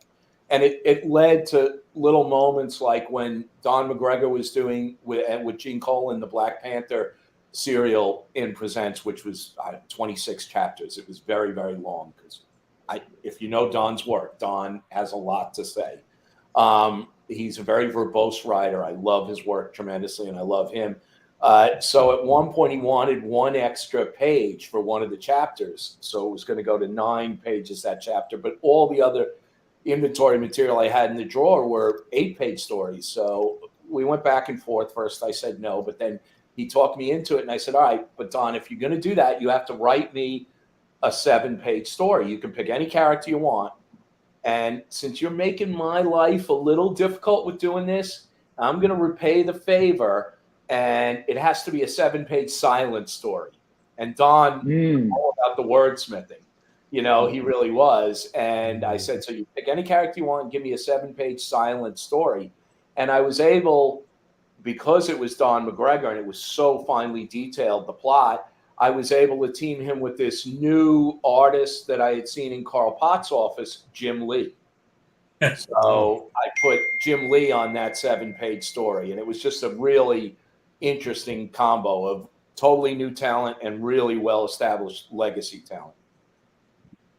What was the story? What characters were they? Namor. It was a Namor silent story. Okay. I never saw that. I'll how could I try to miss find that? out what issue it was. I don't remember off the top of my head. I did 125 issues before I left staff, and really that was why I left staff. How many issues? Oh, how about you, Jay? How many issues of Neymar did you do? I think 12. Do you remember? 12? Okay. Yeah. So was there any, what was your favorite? Because like, I think ever since I've known you, you've been independent. You've kind of graduated from the big two. But when you think back to those days, do you miss any of those books? You miss any of those characters? Like, were there some moments that you remember that, was Well, valuable to you? He misses me.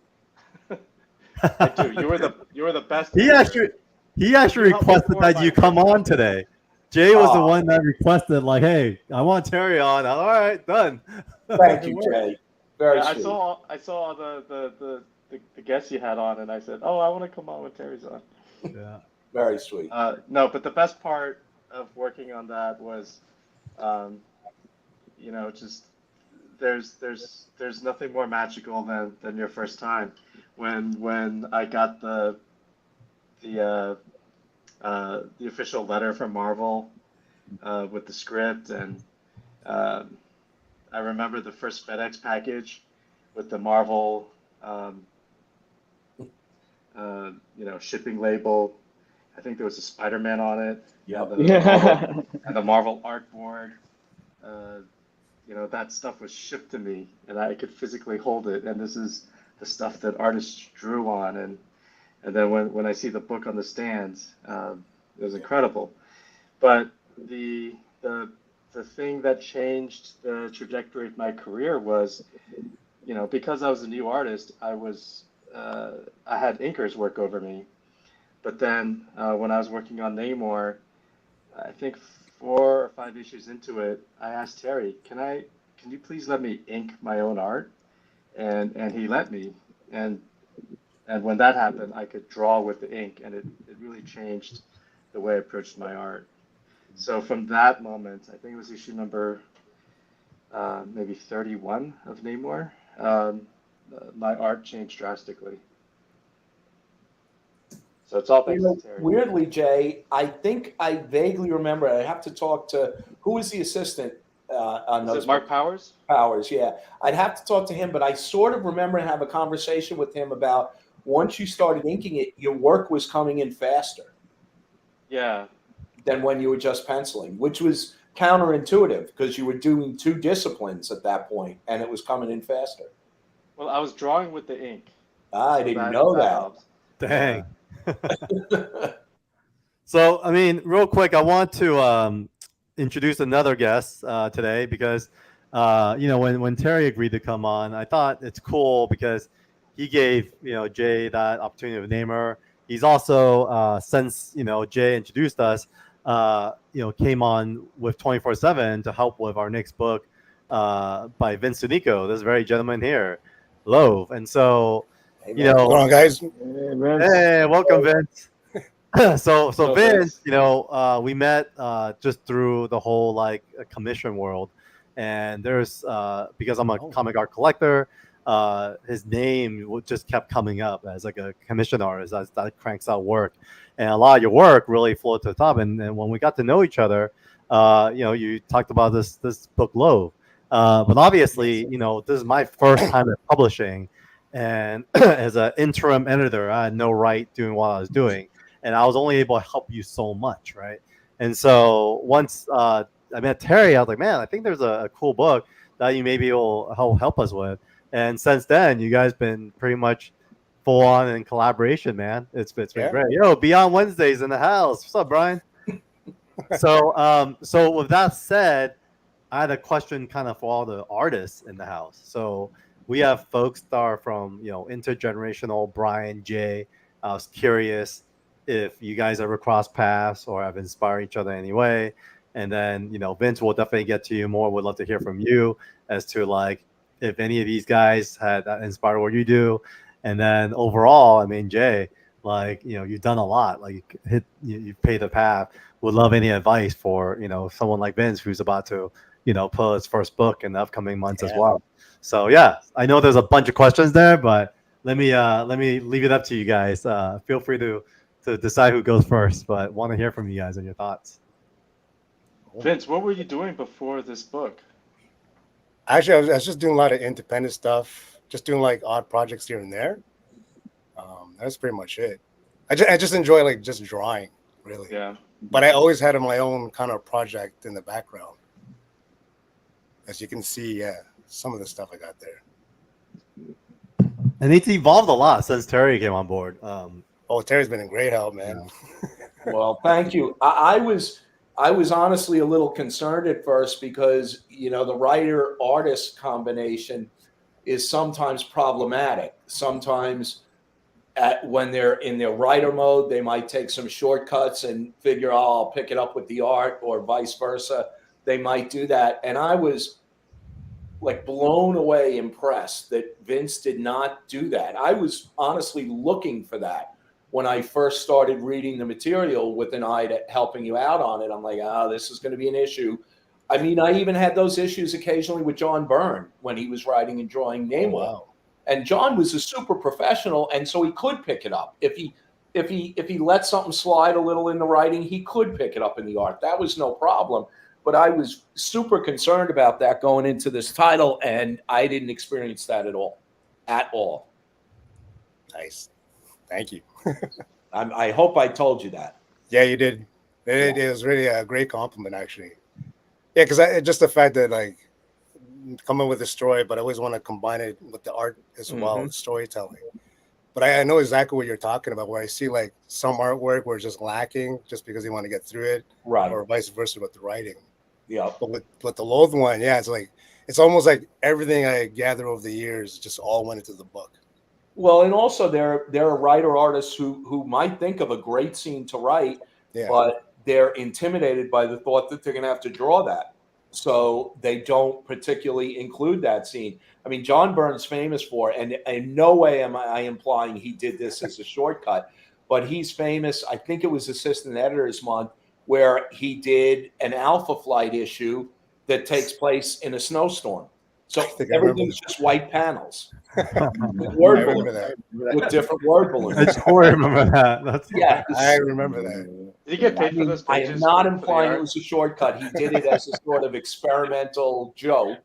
And it was still an actually really, really good issue. Very memorable. Yeah. That's the kind of thing you sometimes would experience with writer/artists. Yeah, because he was very known for the details, which I enjoyed his work as well. Yep. But I did remember that scene when I was reading the book, and then it was like all white. I was like, yeah. oh, And in a sense, I think it made his work harder as a writer, because writers can rely on the artist to really flesh something out in a way that you don't have to go into in the captions or in the dialogue. He had to cover it all in the dialogue and captions. Oh man! While you were just speaking, Terry, we literally just hit 13K. So wanted to just do a quick celebration right here. Thank you guys for all the support. Man, this day one stream has been amazing because, you know, when we think about these milestones for us, like each new book coming out is a milestone, and it's like a family affair. So to have all our friends come on board, share their experience, contributing their covers, I mean, it's been amazing just across the board. So thank you everyone for making time. I'm super stoked. Congratulations, everyone. Congrats. Thank you guys. Yeah, I read the book. It was actually really good. The artwork, the writing, the coloring. Wow. Really like the coloring on that one. Oh, thanks, Vince. Wow, it's been a minute, man. We haven't communicated in a while, man. How you doing? Good. Yeah, the color, I was just like, wow. But yeah, everything was really good. Really enjoyed it. It took long enough to get the colors done. I could imagine. As I was like looking through, I was like, wow. But it was very good. It was enjoyable. Yeah, the boys had fun. Good. Which is what matters. I think even just hearing about all the stories that Tara was sharing, I was literally like messaging Mickey in the back going, dude, it's so much freaking fun back then. Like, you guys are having a blast. Even like Jay, like ever since working with you, you're such a clown too. Like the way you think about things, like the sketchbook you did for me, you put Joker in underwear, like you want to like have fun doing what you're doing, and it reflects in your work, right? And I feel like a lot of times the way the system is set up, it just doesn't allow that as much anymore. And I feel like now, like for us, like coming out of this, it's cool to see that everyone's having a lot of fun with the content that we're putting out together. Well, we're not all to very, speak. sorry. Oh no, I was go ahead, Terry. I was going to speak for you. I was going to say, you know, I think maybe it's fun to share the story now, but I have to imagine at the time it may not have been as fun. No, it was. Look, we're all very privileged. Everybody here and back then, that we're working in something we're all passionate about. And what I do think is a little lacking today is that everybody isn't just hanging around the offices. We'd be at the office, and Walt and Wheezy Simonson would come in, and we'd all go out to lunch, and we'd get very loud, and we would argue very loudly about whether or not Captain America would hit someone from behind, even if he was possessed by the serpent crown, you know. And then eventually waiters and waitresses would stop coming to our table, to be perfectly honest, because they were a little afraid. They were like, oh, look at the special needs guys who forgot their helmets today. It was a lot of that. But we all enjoyed what we were doing. We were exempt employees, so we could work as many hours as we wanted. If you could get your books out without missing shipping and only work 4 hours a week, that was fine. If it took 80 hours a week, you didn't get overtime. You had to do that. But we would stay overnight to do Marvel handbook entries and help Mark Grunwald put all that together. And we would have giant slumber parties, you know, at Marvel. It was really because we were all in our dream jobs, and we were all shared the same passions. We were all really tight and good friends. It was an amazing experience. Nice. That would have made an awesome reality show. That's true. Wait, Jay, would you go in office, or Brian? Did you guys go in office back then, or you guys just kind of did virtually, like from your studio? Well, I was living in Virginia at the time, but I did take the train up to New York City every now and then. And the first time visiting the Marvel offices was, I think, the first time you took me out, Terry. You took me to go see John Byrne in Connecticut. Oh, was that your first time there? Yeah. That must have been fun for you. Yeah, that was incredible. Yeah. What a flex. John with John Byrne. He has a beautiful house in Connecticut, and he is a collector. So, you know, he has full-sized R2-D2s and all those kind of things all over. So always fun to go there. And he would have parties all the time because he had all this property. So we would all go there. Yeah, there was one party that I'm not very proud of now. It was after, I feel very guilty about it now. After Jim Shooter was let go, a bunch of people made an effigy of Jim Shooter filled with New Universe comic books. Oh no, how sad. And set it on fire. I remember that. Yeah. Yeah. I feel bad about that now. At the time, it was very exciting for all of us. But. It's interesting. Caught up in the universe. We'll keep that. You were swept up in it. Yes, we were. And honestly, it was getting increasingly. Look, I learned a ton of stuff from Jim Shooter. I really did, and he's a hugely talented guy. But something was going on with him where his management style was just going downhill so rapidly. We could get the examples I used to give were when I started. He would read the books after they came out. And then he would come to our office and he'd talk to Ann. He never blamed the assistants for anything. He knew we had no power. And he would say to Ann, this was really good. I liked all this. This one thing, try not to do that again. And then it developed to where he wanted to see the artboards before the book left house. And then he would bring them into the office with little yellow sticky notes and change this, add more feet. For some reason, Jim had an obsession with every panel had to have feet. You couldn't cut somebody off at the ankles in there. And there was a lot of add feet notes.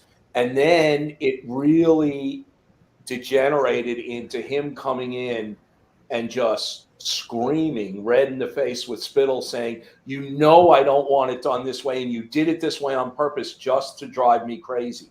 You know, it was really the definition of sort of paranoid delusion. And I would sit there because Jim's like 9.5 feet tall. And I would sit there at my desk, and Ann Nocenti was tiny, and she'd be sitting at her desk like this, and he'd be towering over her and spittle and red in the face. And I kept thinking, I'm going to have to, at some point, he's going to lunge for her, and I'm going to have to get up and do something and probably die. but I'm going to have to do that. And we all just watched this sort of happen. And he became unable to communicate all the really great knowledge he had about this.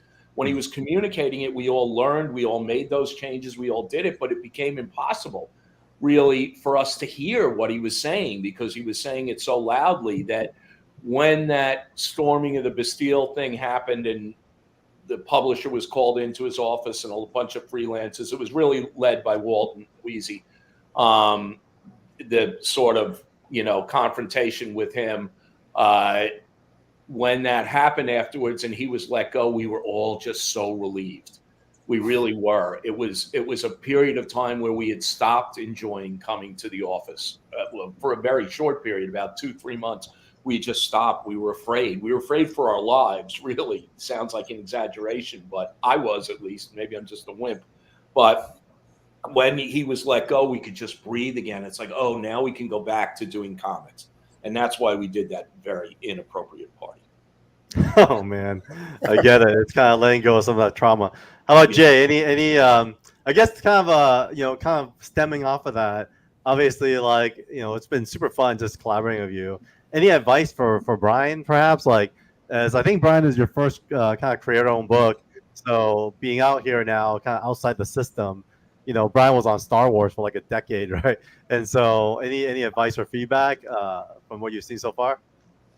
Oh, you guys know what you're doing. You don't need any advice. Well played. Well, thank you. Well played. And just looking at you guys aren't in your 20s. Yeah, we're definitely it's also funny hearing we only act like we're in our 20s. You could have just stopped before that. You could have just stopped before that, Jay. No, it's fun. That's actually the other thing too. You guys were really, you guys were really young in the industry. You guys had, you guys were you're a teenager, Jay, and then Terry. I don't know how don't have to share, but you're very young. I was in my mid-20s. Yeah, I'm mid-40s now as a startup publisher, and it's really interesting because for me, I am feeling like I'm living my dream job. I don't think I have the energy I once had, but I'm having so much fun just doing this with this crew, and watching a lot of these stories come to life, and that's one of the most powerful things. And I think in a weird way, the industry is ripe for more experiences from different places to contribute, because I don't know if you guys did things like this, live stream technology wasn't there yet, but in a way, like the way you talk about how you guys used to sit around a room and chat, like pajama party. This is like our version of pajama party. Yeah. So I think it's just this, it's evolved, but I feel like a lot of the energy and synergies are still driven by the same things. Well, and it's interesting when you say, you're not sure you have the energy you had in your 20s. Probably most of us don't. But one of the great things about the comic book medium is the collaborative element of it. Yeah. So you feed off each other's energy, and it creates something bigger than the sum of its parts. It really does. Well, it's interesting because, Carl, you can probably speak to this, like coming from film or music or all the other entertainment fields. I kind of feel like comic creating is the most siloed. So you have to kind of cultivate, that interaction and sort of the social aspect of it, because you can just end up in your own room drawing or coloring or writing and then just email, here you go. And then that's the process. So yeah, it's good to kind of get out into it.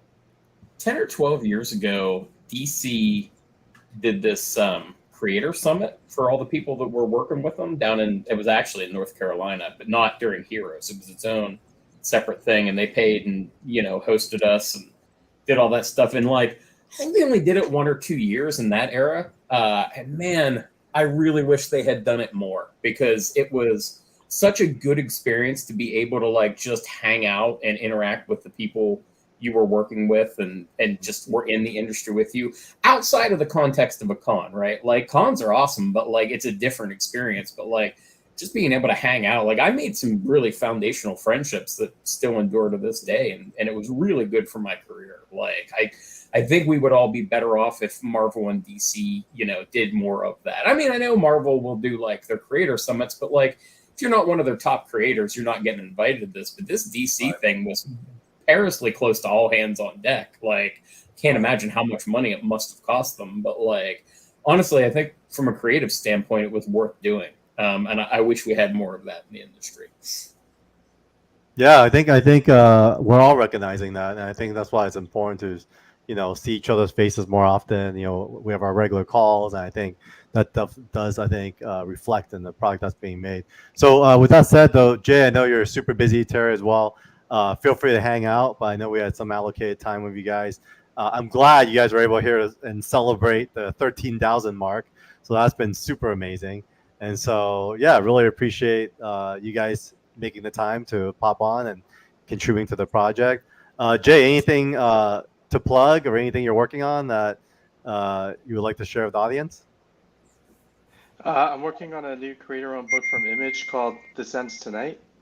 It's written by Jerry Dugan, Calvin Mao, and Robert Wyndham, and it'll be out when I'm done with it. I'm running behind on it right now. Is there a new video game, Jay? No, I actually haven't played video games in a long time. Okay. It's been years. Well, what's the thing for you guys then, I'm guessing? How about you, Terry? Anything you could share that you're working on that we should know about? Sure. Howard Mackey and I have a company called Inksmith. You can find it at inksmith.com. It's INKSMYTH.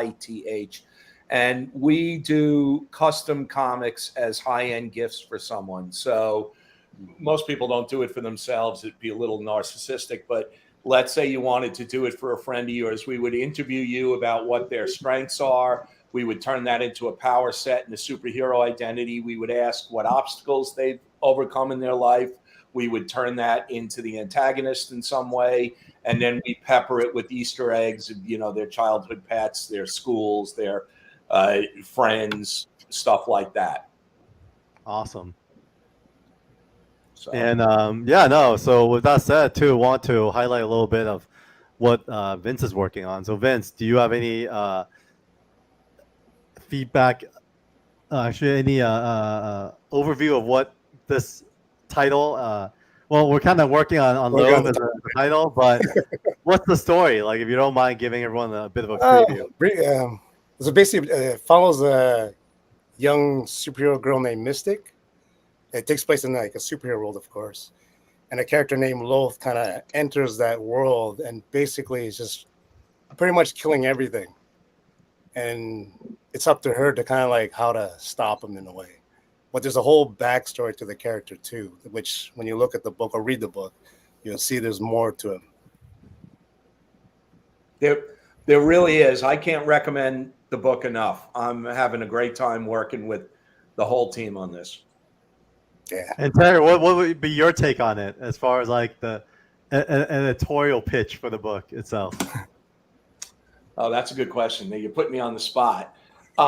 It really is about, again, I'm about contrast. And like I said about Zero Ghost, I like that sort of contrast of this really young, insecure hero, Mystic, against this just ruthless, brutal killer.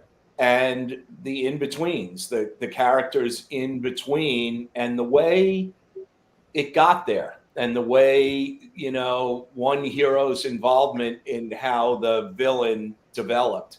I think it played out as a sort of mystery plays out as a sort of mystery in a really interesting way that sort of captures you. I kept wanting to read the next issue. I sort of pushed you guys, even when I only came on board to work on like the first issue. I'm like, well, I need to see more, so that's telling. Awesome. Thanks, guys. Really appreciate everyone making their time. You guys feel free to hang out too. If you guys want to hang out and continue, we'll be here until 6 p.m. We've been going since 9 a.m. So it's a marathon over here. Wow. Well, I'll probably dip back in, but I have to leave. My daughter's in a pickleball tournament. So. Oh man, that's awesome. I love pickleball. Yeah. Everybody loves the pickleball. It's everything. Brian, Will, Justin, any other thoughts for the crew before they head out? No, it's good seeing you guys. Yeah, this was Good seeing you great. guys. I love that. Same. All right. Good luck. Keep going. I'll dip in again later. Bye. Thank you. Thanks, Terry. guys. Bye, everyone. Thank you. All righty. Man, that was fun. That was a great segment with Jay and Terry and Vince. You guys add a lot to the table. But we want to welcome another person to the panel today. Let me pull up the right page. So, as mentioned earlier, we do have a tier 3, which includes 3 variant covers. Obviously, we have Jay here. You guys met Manix this morning. And then we have another individual by the name of Mr. Joe Benitez. Hey, Joe. Hey, what's up? Joe? Joe is a good friend of Brian's. So, Brian, why don't you introduce Joe and you guys' story and relationship together? I don't know, Jay, do you know Joe as well? Yes, we we've all met. had crossed paths, yeah. Hi, Joe. Hey, What's up, Joe? what's up? What's up, Joe? Let me introduce you, Joe. Joe is a longtime comic book artist. Got his start with Wildstorm back in the day when. Well, Homage. It was Homage, always sorry. Top Cow, but it's like Homage was a combination of Wildstorm and Top Cow. And you guys were in La Jolla at the time, right? No, we were in Mira Mesa. La Jolla was a year after they moved, but then Mark decided to move the studio back to LA, and we ended up in Santa Monica. That's where we met when the studio was in Santa Monica, right?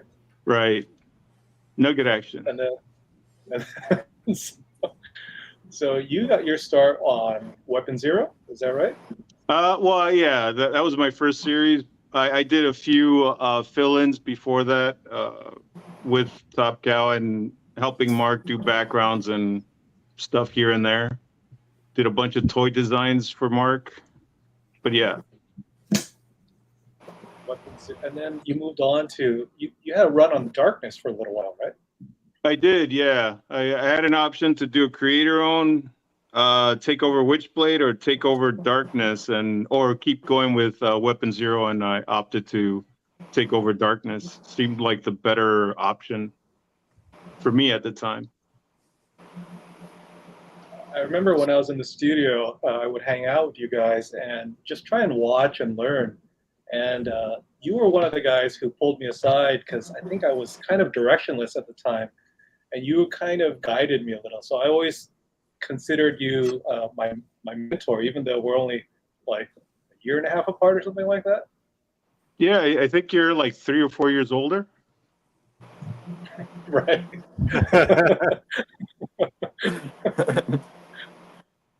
Yeah. But, go ahead. No. You were about to say, Joe? No, you were about to say. This reminded me of when I went out with the guys to have Korean barbecue. These guys have the best chemistry and I think a lifelong friendship that really reflects, which was super cool. Because obviously, like for me as an observer, Joe, your career spans from obviously like Top Cow was like a deep love for me personally, but then when you launched Lady Mechanica, that became like the staple IP for your last decade, right? A couple decades now. I mean, yeah. So it's been a while. 2010. Almost. I launched it in 2010. Yeah. Decade and a half. So decade and a half, and like you guys, the audience knows like Lady Mechanica is very well known even within the cosplay scene. So Sarah, I don't know you've seen, but man, like there's so many Lady Mechanicas out there. You've also created so many different versions of it all. So what's that been like? I mean, this last 14 years. It's been interesting. I mean, I think I was 35 when I decided to do a creator own, because at the time I was like, I'm not working for DC or Marvel. I can't, rely on either of those two to, take care of me in my old age. So I needed to do something that would help me that I could benefit from. So that's why I decided to go the creator-owned route. It's like, yeah, I mean, I just needed to come up with something that I could benefit from thoroughly, you know? So what's been like the what do you think was the most important decision that you made as a creator to have created an IP that's lasted so long? I mean, it's a long run, and there's a core fan base. Well, it's you never know. I mean, it's just, well, the thing is, when I was at Top Cow, you know, when we were helping create some of the IPs, there was a core following. So I felt that anything I did, there would be a handful of hardcore fans that would follow me anywhere. So that's what I was relying on. And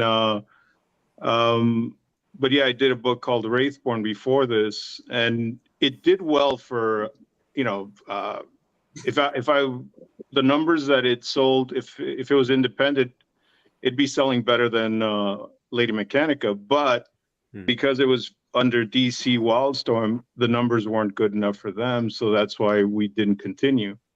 But yeah, I mean, it's like, I think if yeah, as an independent, you don't need to sell as many books as you would with Marvel or DC or any of the big companies to make a profit. So I'm happy that we have a very loyal core audience that follows us and will support us, you know, as long as we put the books out. Yeah, you do. In fact, you guys have a Kickstarter yourself that I want. Yeah, to we plug. do. Yeah. That's happening currently. You know, you guys launched about a week ago. You know, already at the 72K mark.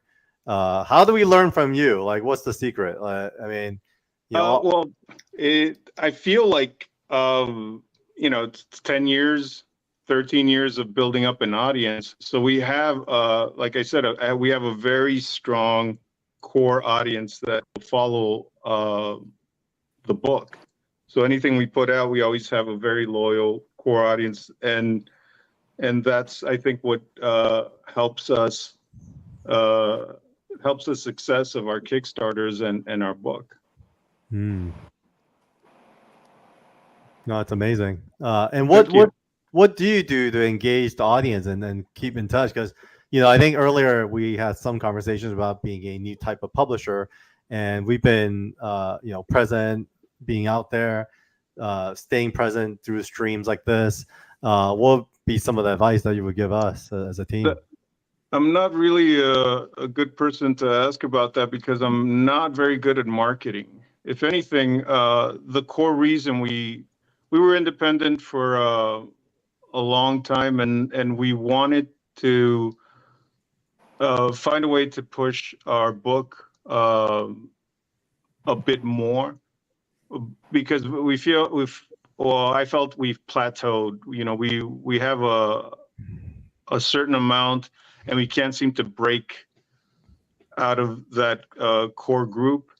And that's the reason we joined with Image, because we were hoping that would help push the book, you know, get a bigger audience. So it's like, the thing is, it's like my philosophy with comics, it's always been, it's more of a show, you know, show than tell. It's kind of like, this is the work. If you like it, cool. If you don't, that's cool too. You know, it's like, we're just putting out the best work that we can. And if you dig it, cool. You know, we can't force people to buy our book. It's like, if you like what we do, then, you know, that's, I mean, that's my approach. It's just like, I'll put out the work, and if you like it, that's, you know, there's nothing else I can do if you don't, you know, like, so it's well, as far as marketing, and you know, I just basically do what I do is just push it on my socials, you know. But it's like, I'm not, or we're not very good at getting the word out. Like one of the things that kind of bugged me was, bigger publisher would publish a book that sold less than ours, but they sold out, and they would get this big boost in some of the comic, news spots. News press, yeah. Yeah, and we would do the same and sell better than them, but because we were independent, no one gave a crap. So it's like it was difficult for us to get. We would send newsletters or whatever, letting them know, hey, we sold out, or we did this or whatever, and it would never catch on. You wouldn't see them grabbing on, but a bigger publisher with a lesser book, all of a sudden it's like, ooh, look at that, that book sold this much, and it's going to second printing and third printing or whatever. And that's the reason we opted to join Image, because we were hoping that that would push our book a little more. No, that is an issue for a lot of press, that if you don't have a brand attached to what you're doing, then it's a little harder for them to justify the coverage. It's like shelf space, right? It's like for some reason, by having an Image logo, you automatically buy yourself some shelf space, which is it's just a part of the way that how the industry works. Well, it's good to sit next to some retailers will put your book next to you're surrounded by in my case, we got Saga, we got Walking Dead, we got all the other cool Image books. So if they decide to clump us in, it's like, oh cool, I'm part of that little club. So but yeah, as an independent, you're just kind of lost in the water, and it's like, for any new readers, when they come in, they don't know exactly what to get. They know, okay, Superman, Batman, Spider-Man, they know the big folk or the big characters, but a character like mine, it's like, unless you don't know, you just walk in, and if it catches your eye, cool. But one of my biggest issues was a lot of retailers wouldn't carry our book because it wasn't a big publisher behind it. It's like I had some fans who would come up and say, we can't get your book at our local comic shop, and it's like, I go, well, just ask them, just tell them, hey, order the book for us. And some of them would actually say we did, but they would refuse, because it's like, I didn't understand that. Like, it's a guaranteed sale. Why wouldn't you, order it for them? But they would only order a certain amount from books they felt they wanted to carry. So, but yeah, I'm hoping that now that we're with Image, that we might have a little bit more eyes on the book. Yeah, I hope so too. I mean, with that said, let's bring the whole crew in and to talk about your contribution to Zero Ghost, the campaign, which, by the way, is at 13,000. I don't know, is that good, Joe, for day one for a it's new really indie good. publisher? Okay, cool. Yeah, like you already made your goal, right? Yeah, we made our goal, so about 132%. So I think we're gonna just keep this rolling, the stream, and continue having guests like yourself come on and talk about the process, and then get some new eyeballs on this. So let's talk about this. I know you had sent a few sketches. Brian, you want to talk about these pieces of inspiration that was sent to Joe as part of the process? Yeah, I think Joe sent in a couple sketches. Sorry, and I wanted to give him details of what little things look like her right arm tattoo, the guns she used, things like that, just to give so to make it not a guessing game for Joe as to what was going on with her. And the tattoos, it's hers on the far right, Kira's tattoo, which is a double-headed dragon, which just signifies Kira's heritage.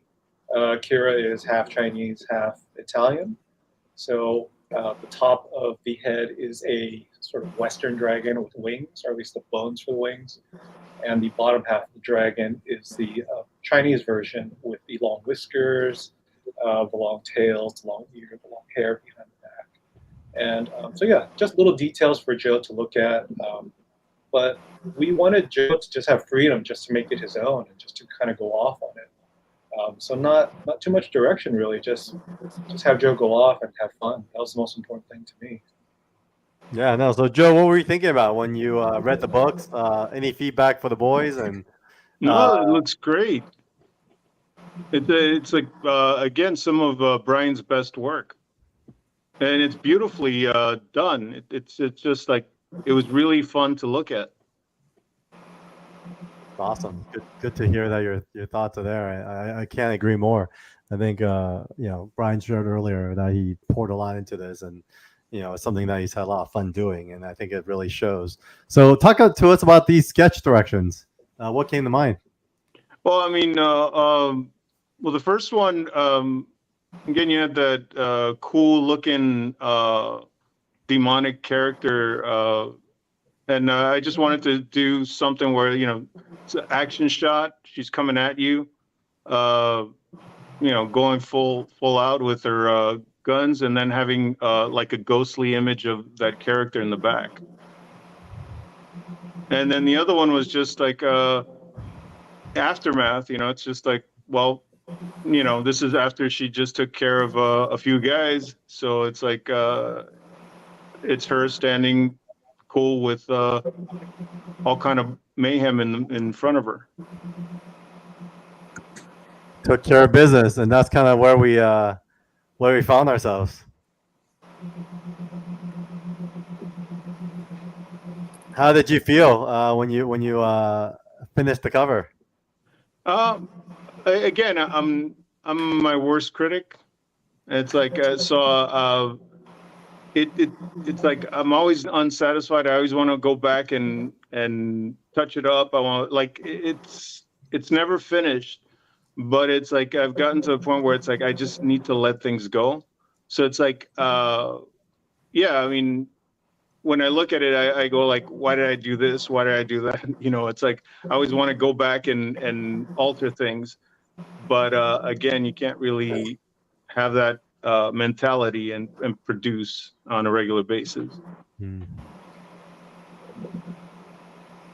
It's awesome. I don't know if it's just me. Are you guys hearing some kind of background noise somewhere?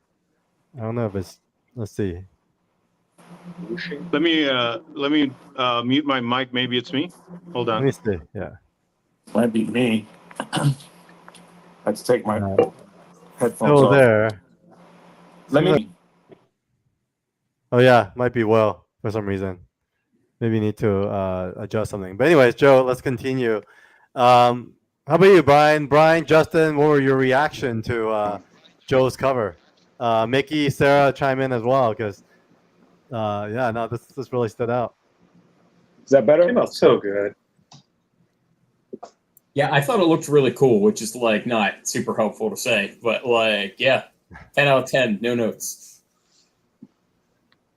Yeah, I loved it too. It was awesome. Like, especially with the tattoo, you really show it, because through all the action, you kind of, the details are there, but you don't get to see like a very clear aspect of her arm. And for some reason, when I saw this, and then when the colors came through, I was wow, like really, really everything, focused on her arm, and I thought it was super powerful. And she obviously, the colors look really intense. Yeah.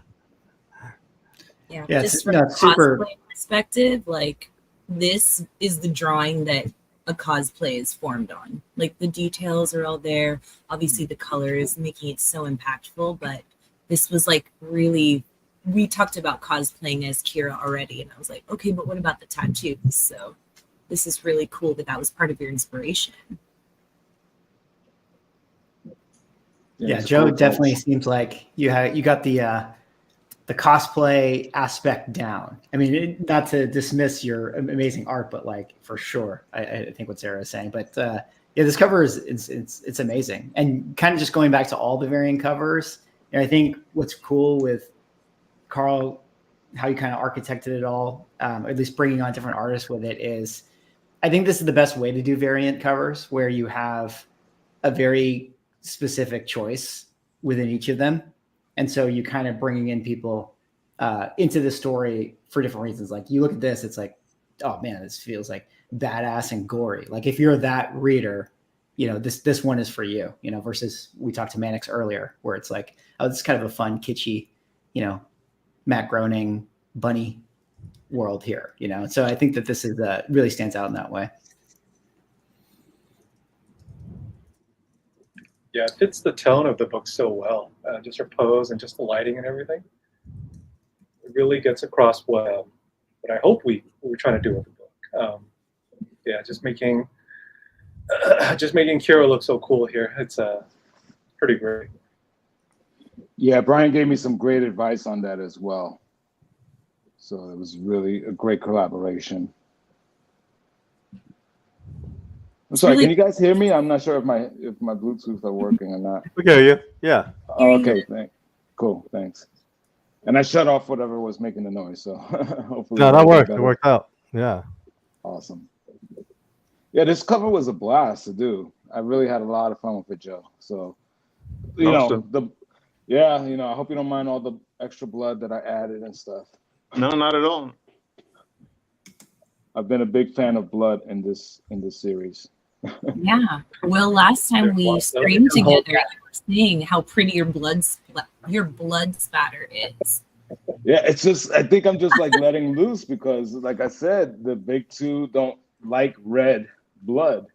You know, I can't tell you how many times I've been told to make the red more brown. So, like, okay, I went like all out with with the series. I made it as red as possible. Yeah. That's actually 24/7's motto is 24/7 we allow decapitation. More blood. More blood, please. Yeah.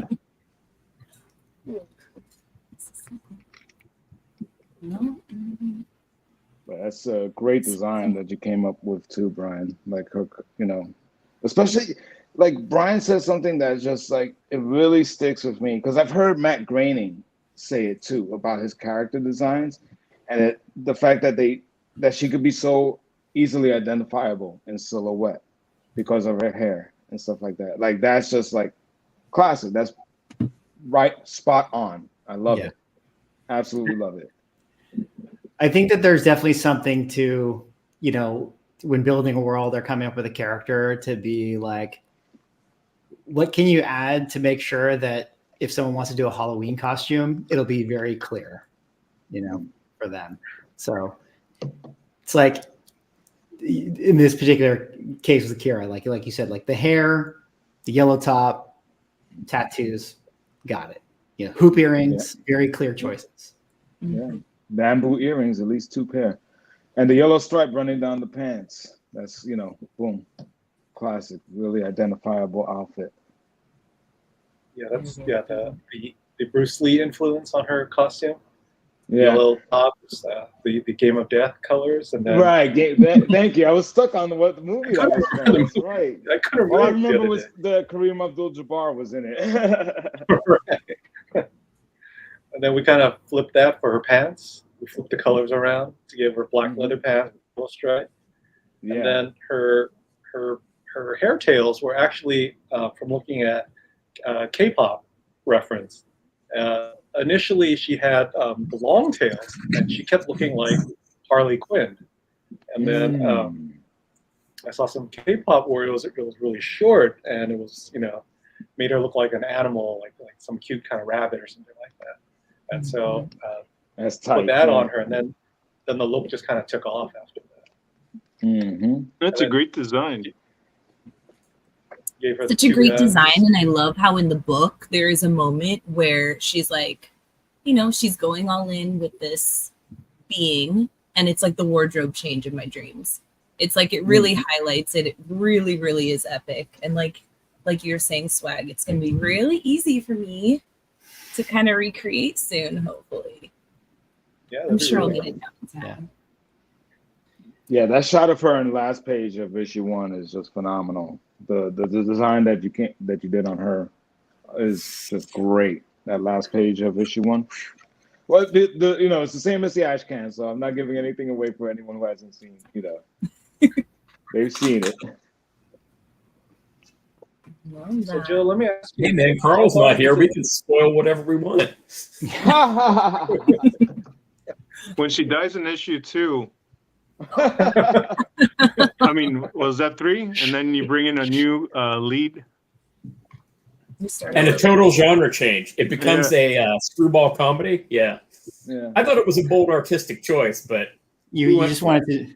You went with the psycho story archetype. Just kill off your protagonist in the beginning, and yeah, when we find out that this is all just really a dream. Oof. Oh God. I hate that trope. I do. I was watching, I won't spoil it for people, but I was watching a show and I literally the first episode, I'm like, it's all some kind of fucking simulation, isn't it? And I went and like Googled it and that was the answer. I'm like, nah, I'm out. Like, if you're not the Matrix, I do not care about that plot line. Sorry. Like, simulation's the acceptable quote unquote way of executing the dream thing now. Which like I don't think you could actually get away with doing a thing that literally the answer is, oh, it was a dream. There's no way that you could actually do any project like that. The close like it goes back to like high school, right? Because we had to read. So the two stories that like I don't get why they're a thing are The Lady and the Tiger and An Occurrence at Owl Creek Bridge. And I will grant you, Ambrose Bierce is a good ass writer, right? So like Occurrence at Owl Creek Bridge, which is like, I don't know if you guys are familiar with it. Basically, dude in the Civil War gets hung, but like the rope snaps and he escapes. Nope, turns out it's his dying dream. It's all Jacob's Ladder bullshit. And like I did not think that was clever when I was 13, and 46-year-old me still does not think that is like clever. I have a, you would have to execute It Was All a Dream exceedingly well for me to like buy into it. So you know why? You know why? It's because it's intentionally lying to the audience. It is like when you're watching it versus like if you do, Sixth Sense, like the audience can figure it out in theory. And that's why it's more okay. But if you're intentionally lying and it's just like this swerve to be a swerve at the end, it's sort of like, well, you feel cheated.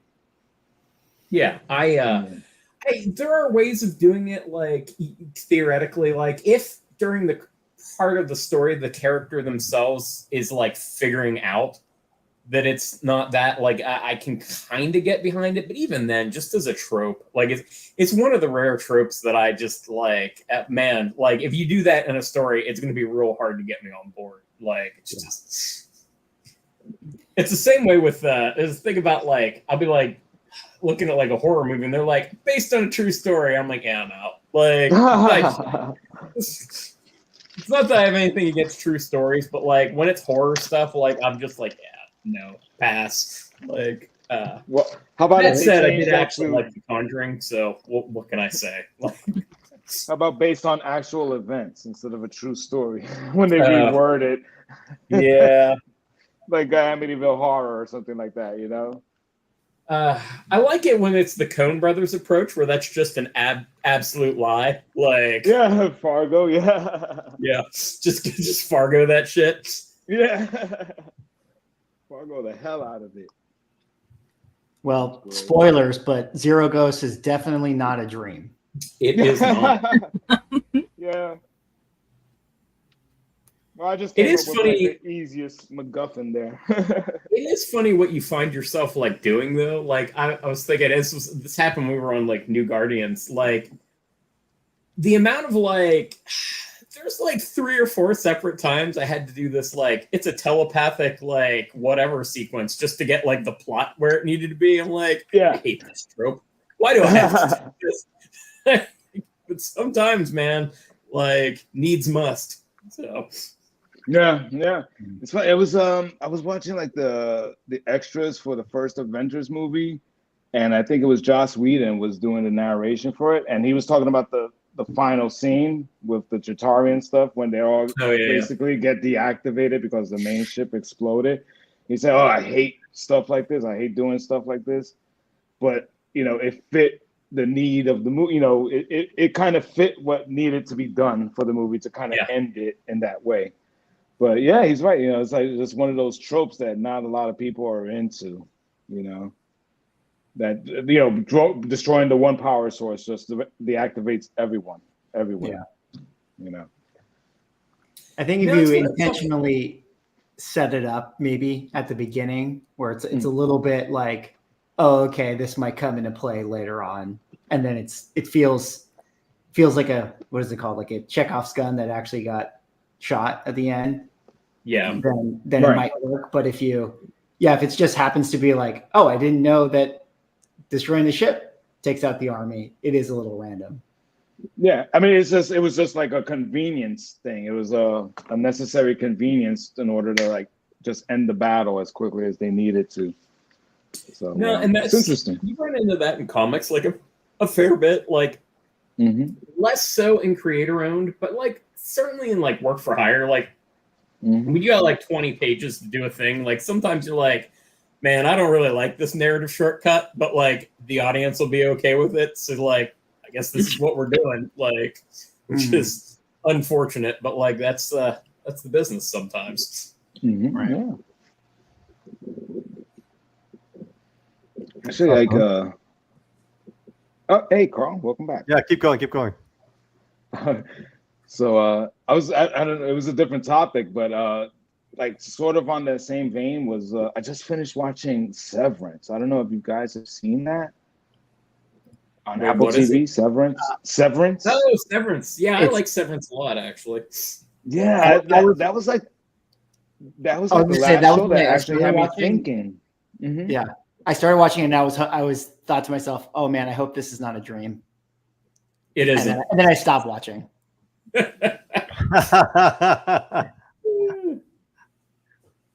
No, Severance, like, Will's gone, so let's keep talking about a subject. No, Severance was good. I'm looking forward to the second season of it. So am I. That was like one of the last TV shows that I've actually like invested interest in. It had me thinking by the end of it. I was like, wow, is such an amazing idea, really. And it really had me thinking quite a bit. And really well executed, the whole cast. And and surprised to see like Ben Stiller was directing like a bunch of the episodes for it. So if you haven't seen it, check it out. Yeah, I think he's a showrunner or something for that, but it's a great show. Yeah. And hi, GT Key Comics, welcome back. You were one of the first guys to comment, so we recognize that and thank you. And Joe, thank you so much for being part of our journey and contributing to it. So, folks, if you guys are a fan of Joe, he has his variant cover as part of our campaign, right there, right in the middle there. And so, yeah, Joe, any other words for us before you head out? We definitely want to plug your Kickstarter, which is doing very well. We'll do another email blast for you just to make sure our audience hear about it. But yeah, no, I know we've scheduled you for half an hour, so thank you for making time to join us on this chat. Yeah, no problem, man. Yeah, I don't know what else to say. I appreciate it. I appreciate the push, and I'll do my best to push Zero Ghost as well. It's a really cool project. I was saying it's like we need to all sort of come together and help push each other. Completely agree. It's the whole saying is rising tide lifts all boats. So but it's sort of like I know I've talked to other friends about it. Like it's almost like if we all had like an unofficial official partnership where it's like we all sort of, hey, this member of the group is having a Kickstarter. Let's all bomb our fans and our followers and just say, hey, check this out. And we all sort of help each other, all participate in some way to get the word out, because I feel like, again, it's like we can't compete at the Marvel or DC level or some of these other ones. So it's like, but if we kind of unite in some capacity, not in an official way, but just a loosely affiliated, like, boom, it's like, let's all get behind this project this month. Let's go all get behind that project, and it might help a little. I completely agree, and that's great words of wisdom for all of us. Here. Because I think that's how the indies will come up, and I do feel like right now it's prime for that. So, Joe, thank you so much again. We will definitely do another email blast for your Zero Ghost, for your Lady Mechanica All right. Kickstarter, and don't leave the studio until it's fully uploaded. I think we lost Jay's recording, so we want to make sure we get your recording. So how do I? I'm just gonna move you off stage, and then we could just leave it on. Thank you.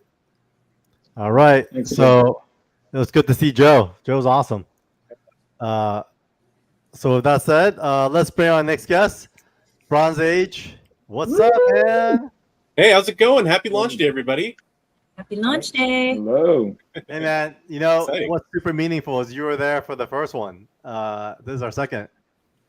Yeah, absolutely. I got a few familiar faces from that initial launch up there as well, too. So that's awesome to see. I'm just excited. I think this is great. I can't wait to see another project from 247 come out. Really excited to see what the launch of this one looks like. So I'm just happy to be here. Awesome. No, glad you're joining. So why don't you, for our audience, who may not be familiar with your work, share a little bit more about your background and what you do. Yeah, for sure. So, a few years ago, I got into the whole YouTube thing during the pandemic. I needed some way to kind of have a social outlet and to sort of get out there in the world and communicate with people. I've been meaning to start a YouTube channel, and it was really a matter of what topic. And one of the things I wanted to learn how to do was editing and kind of learn how to do all that kind of search engine optimization and social media work and all that. So I thought, hey, comic books have a lot of I'm going to be able to do a lot of those things with comic books. It's a passion of mine.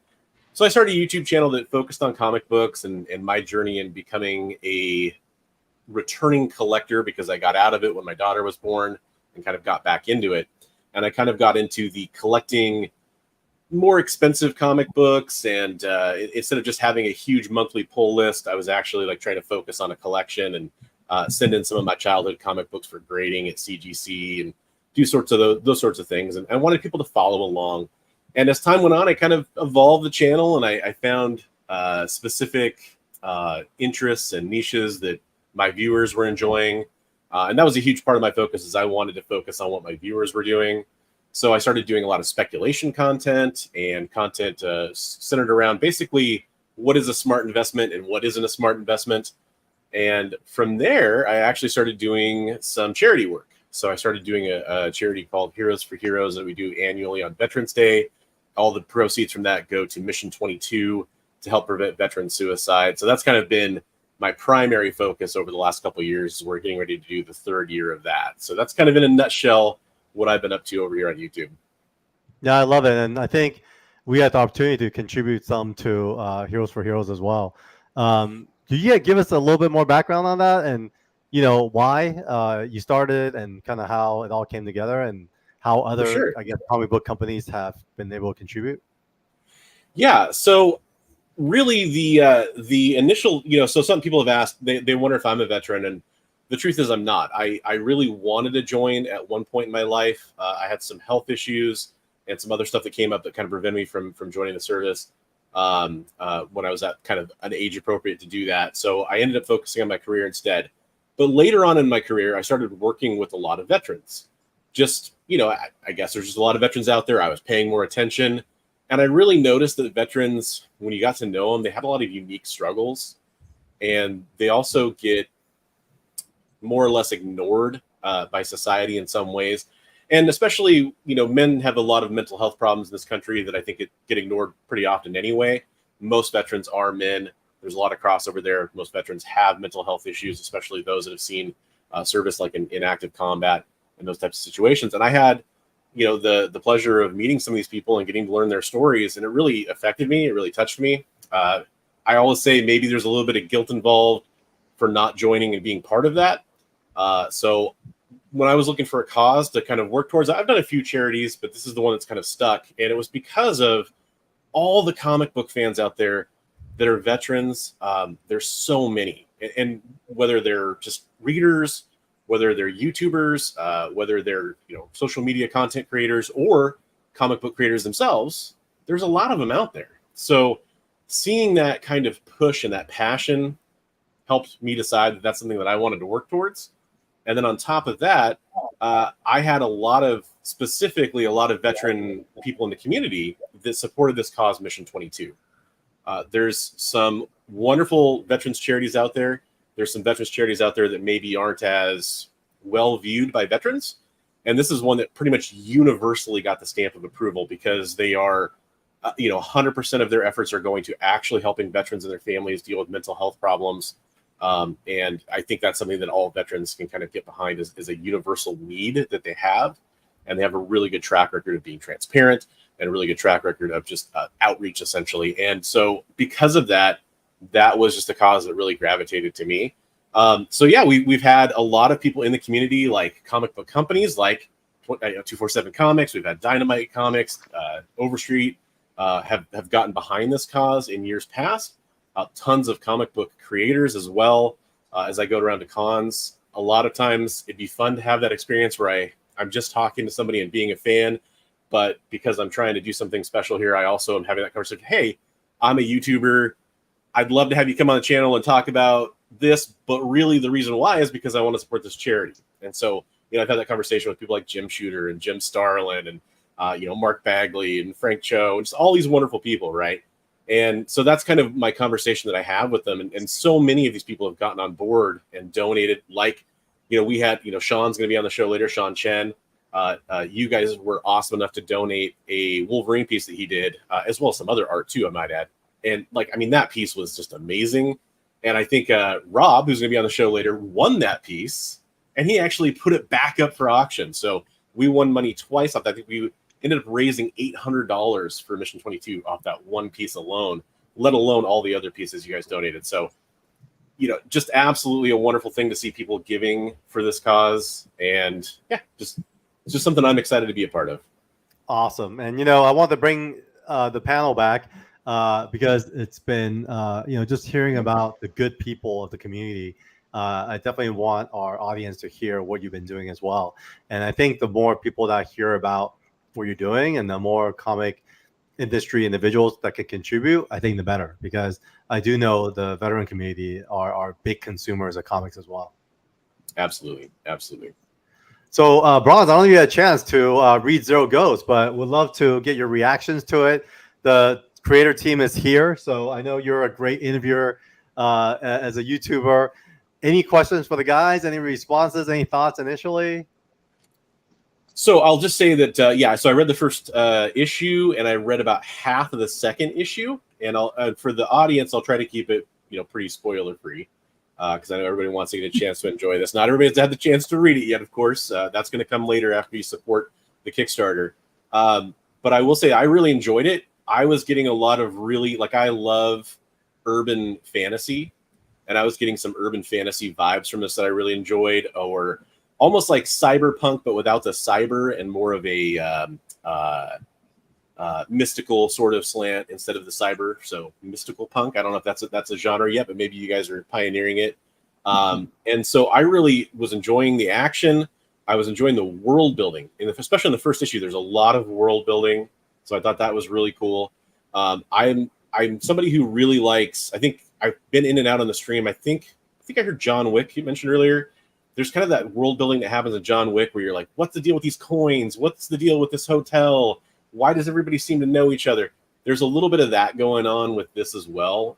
Not an exactly one-to-one comparison there, but that type of world building where you're interested to learn more about what is actually happening behind the scenes and how these different groups are kind of connected or what their origins are. So I was really excited about that. I was really curious when it comes to all that world building, what kind of outline or layout You know, is this something that you just took a lot of time thinking about? Was it something that took a lot of time on the back end, like building like a Bible of the world of what everything is going to look like? You know, how was that process for you guys? There's a fairly lengthy Bible. It actually didn't take that long to write, which is usually a good sign. But like, yeah, like, so there's a thing that I quote fairly often, and I wish I knew who to attribute it to, but it was basically like, my thoughts about world building is somebody once said, the job of a science fiction writer in particular is not to anticipate cars, it's to anticipate traffic jams, right? Which is looking at like what the second and third and fourth order effects of a thing would be. So like, I kind of started from this base premise of like, all right, in urban fantasy, which is also an influence, like there's always this, well, not always, there's very often this presupposition that magic exists, but people don't know about it, right? It's been kept secret. So I was like thinking about it, I'm like, all right, magic is secret, so the world superficially resembles our own. Well, who's good at keeping secrets? It's like criminals. It's like, so what if these people were just crime families? And then I started, extrapolating out from there and kind of doing. It's one of the things that, like, if we get to do kind of sequels and expansions, it would be fun because within the world building documents, we actually have information about what the various families actually do and how they got where they got and that kind of stuff. And there's stuff that's like kind of implied in the books that like you don't see a lot of. Like, for instance, the Canes, the Cane family are descended from British people that had colonized Hong Kong. They were part of that. So they are ethnically Chinese mostly at this point, but that's where they got the name from. But also, like, their magic basically goes around, is kind of oriented around stealing from other people. It's kind of the theft. So there's a little bit of a colonialism commentary there, but there's also like how their family history relates to the magic they use and stuff. And of course, so we built that out for all of the families and some of how the world operates otherwise. Because like Kira's mom is an Italian witch, so there's a little bit about that. And then how the Death Angels work and like what their role is and all that kind of stuff. So there is, fairly elaborate stuff. Like the trick is not to overwhelm the reader with it. You want to iceberg that shit so that they're getting enough to know that there's more to get, but not so much that you're sinking the Titanic to really stretch that metaphor. So sure. Nice.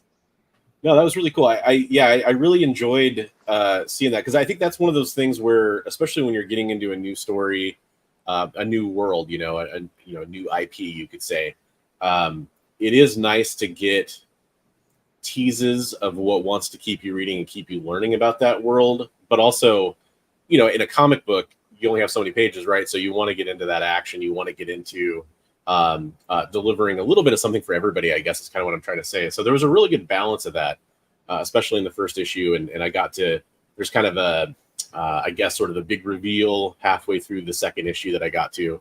And it was fun seeing that as well. It did make me wonder, are there any inspirations that you specifically drew from for this story? Because, I mean, I think I saw some connections of things that like, oh, I think I see some pieces of these that are kind of mixed in here. You've probably already talked about this a million times today as people have asked that, but I am just curious, is there any specific inspirations that you really wanted to touch upon, or is it just sort of maybe loose about lots of stuff? Like, everything is kind of a stew, but like, the more obvious ones is like, it was 90s kind of Hong Kong action movies and 80s and 90s, like John Woo movies in particular, but also some other directors. And John Wick was an influence.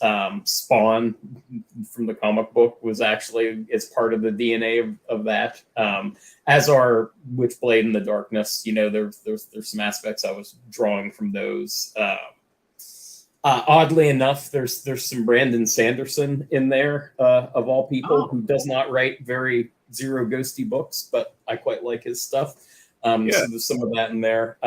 There is a little bit of like cyberpunky kind of stuff, particularly in sort of the visuals that I had in mind for it, just in terms of the colors and stuff, which is, it's not so much that it's cyberpunk per se, but like I was sort of drawing from the same stuff that like Blade Runner was drawing from in terms of like how Hong Kong and Tokyo look at night. They always had this very specific like neon look in photos and stuff that I always thought was fascinating and kind of wanted to get that across. So yeah, a lot of stuff. There's probably stuff that I have forgotten. I would have, if I was reading the book, I could probably start pinpointing like, yeah, this is from, I stole this from X thing. Like it's, you know, most of it is kind of like grabbing a whole bunch of inspiration from a bunch of different places and then trying to set up the right characters in it so that it actually plays out interestingly.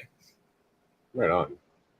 Yeah, that's one of the things, like you mentioned a couple stories there that I think this is kind of in the overall summary, so I don't think it's much of a spoiler, but there is this concept of what your power can cost you. I'll put it that way. That we've seen in some other stories. And I really am fascinated with that concept because there's always, you have characters that have unlimited power or almost unlimited power. You're Superman or whatever, right? And as long as they get charged by the sun, in Superman's case, he's good to go.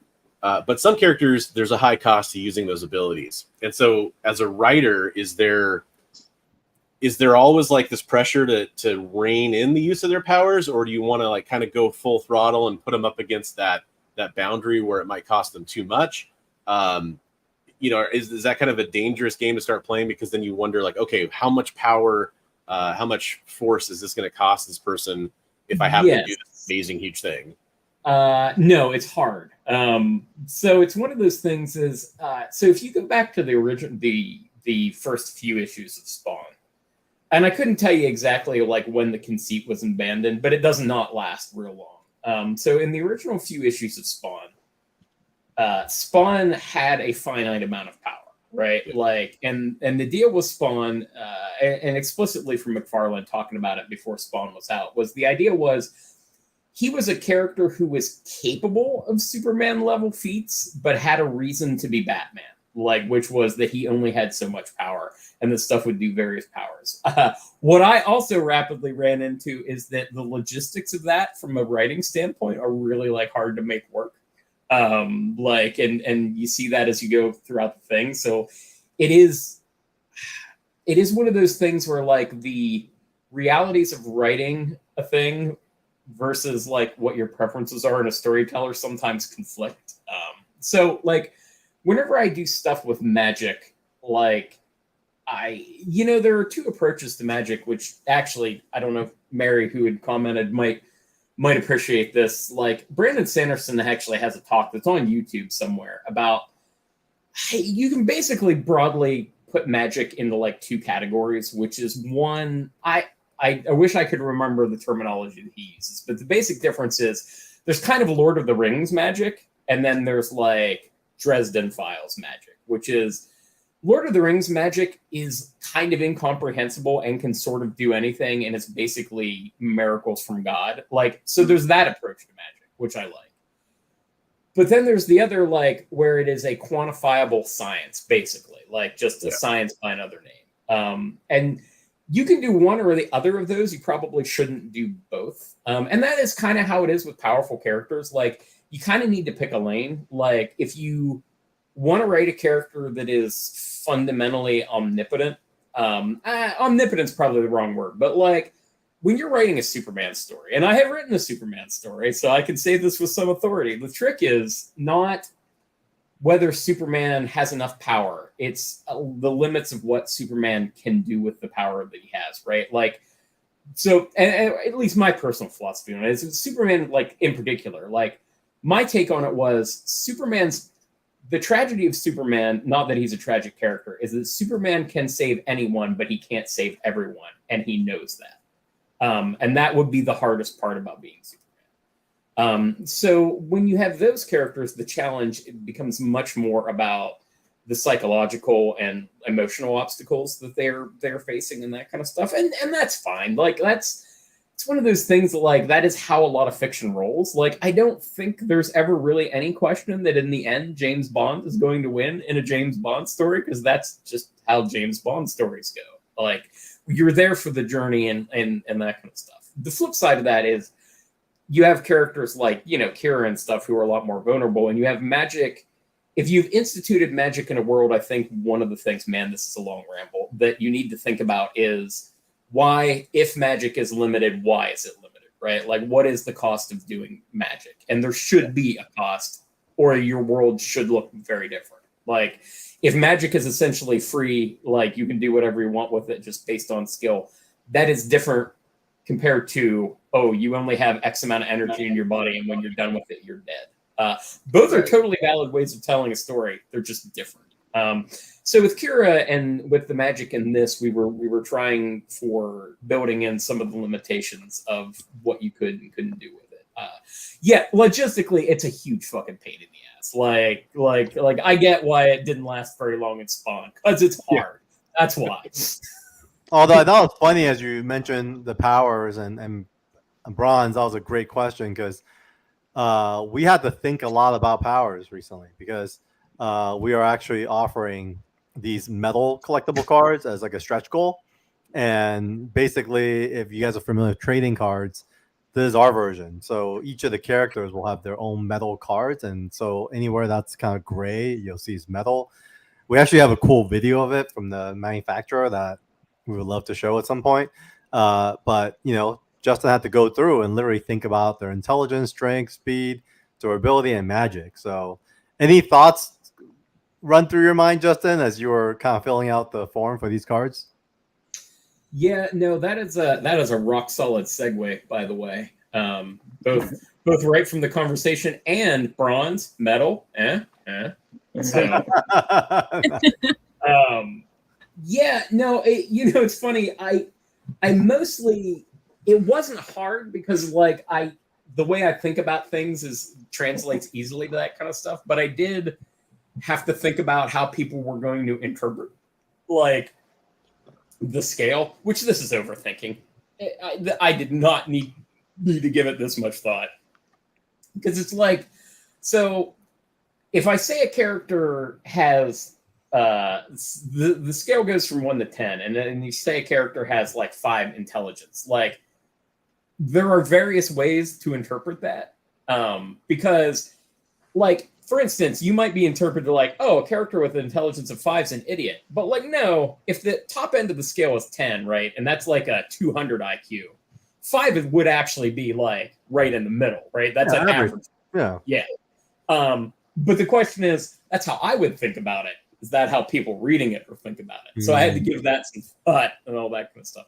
And Carl and I discussed that about some of the ratings for the characters. And it's like, no, like, some of them are they are maxed out, like they are in their domain essentially unbeatable on purpose, like, which is that. And then like, and some of them like scales don't even apply. Like you can't evaluate Shrike. Like Shrike's powers do not work that way, and nor does his intelligence and that kind of stuff. Like Shrike is something that humans cannot understand, stuffing himself into a form that more or less makes sense to us. Like so. His stats just like there's no application for it. It's like trying to have stats for Galactus. Like it's not going to happen. All right, so we got a few more minutes with bronze. Why don't we take a question for the audience because I think this will be a fun one. So PokeCon said he's just getting back into comics after 13 years. Welcome. What are some of good series to get into, guys? Let's share. Mine. Wow. Zero Ghost. There you go. One, top of the list. Number 2, Evermind. What have I really liked lately? One, yep. Monstrous is really good. Deadly Class is dope for something very different. As is Black Science, actually, speaking of Remender. Invincible, if you like kind of classic-y superhero stuff with a modern sort of twist, Invincible is a good shout. The Luther Strode series, if you like blood and violence, I realize I wrote it, but it's got Trad Moore on art, and you can't go wrong with Trad. So you took those words out of my mouth. Luther Strode was one. Sanity is another one. Yeah, I was just going to say it's number 3. Number 3 up there. So thank you for that. And then I would also say King of Spies, which is one of my personal favorites. I think Sarah's too. Man, I have not read that yet. And it's Really sad because Mateo's a buddy, but like you get so busy doing comics, you don't read them as fast. I have King of Spies; it's in the next room, but like, have I read it yet? So yeah, that's a good one. Do a Powerbomb, super heartwarming. I thought it was a great a short narrative. I love stuff that are in like 6 to 7 or 8 chapters. But the longer one, if you want one, I would say East of West is a great series. Oh yeah. Hickman. I'm actually. This is a segue from the question, but speaking of Nick Dragata, I'm actually interested in Absolute Batman, which I might not have been otherwise. But I was like, I don't know, Nick Dragata doing ridiculously giant Jack Reacher Batman is kind of interesting. So I'll at least check out the first issue.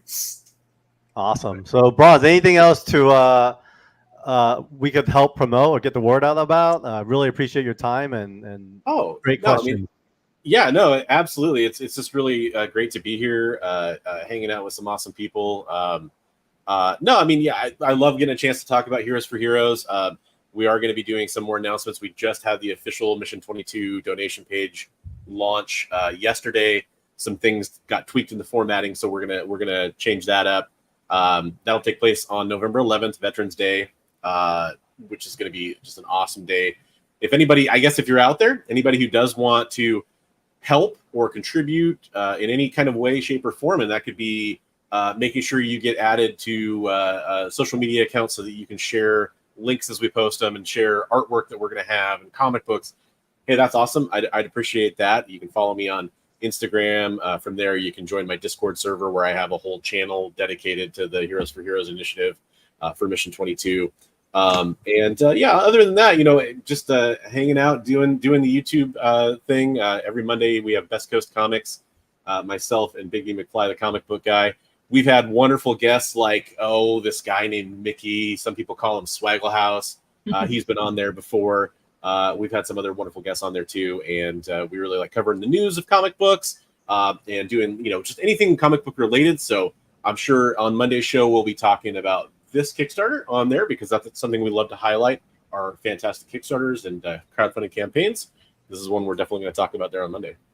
Thank you so much. We super appreciate it, Bronze. Thank you for your time, and we're here for you. And let's talk more about how we can help with your initiatives for the veterans. It's a great cause. Yeah, that'd be great. That'd be great. Is it cool if I hang out for a little bit longer, or do I? You can totally hang out as long as you want. So I was gonna say you could either now hang out, join us for this next guest, which is a good friend of mine, and up to you. So thanks for being part of this, and I'm gonna add Iranga D to the stage. What's up, Iranga? What's up, guys? How's it going? Oh man, we're about halfway through this thing. Man, you guys are like gluttons for punishment, dude. Yeah, we have 29 days left, so we're almost there. Almost there, on our way. So I feel like I'm like joining the party when everyone's already finished the beer. They're all like just kind of falling asleep. It's good job, man. Yeah, good job, everyone. Oh, wow.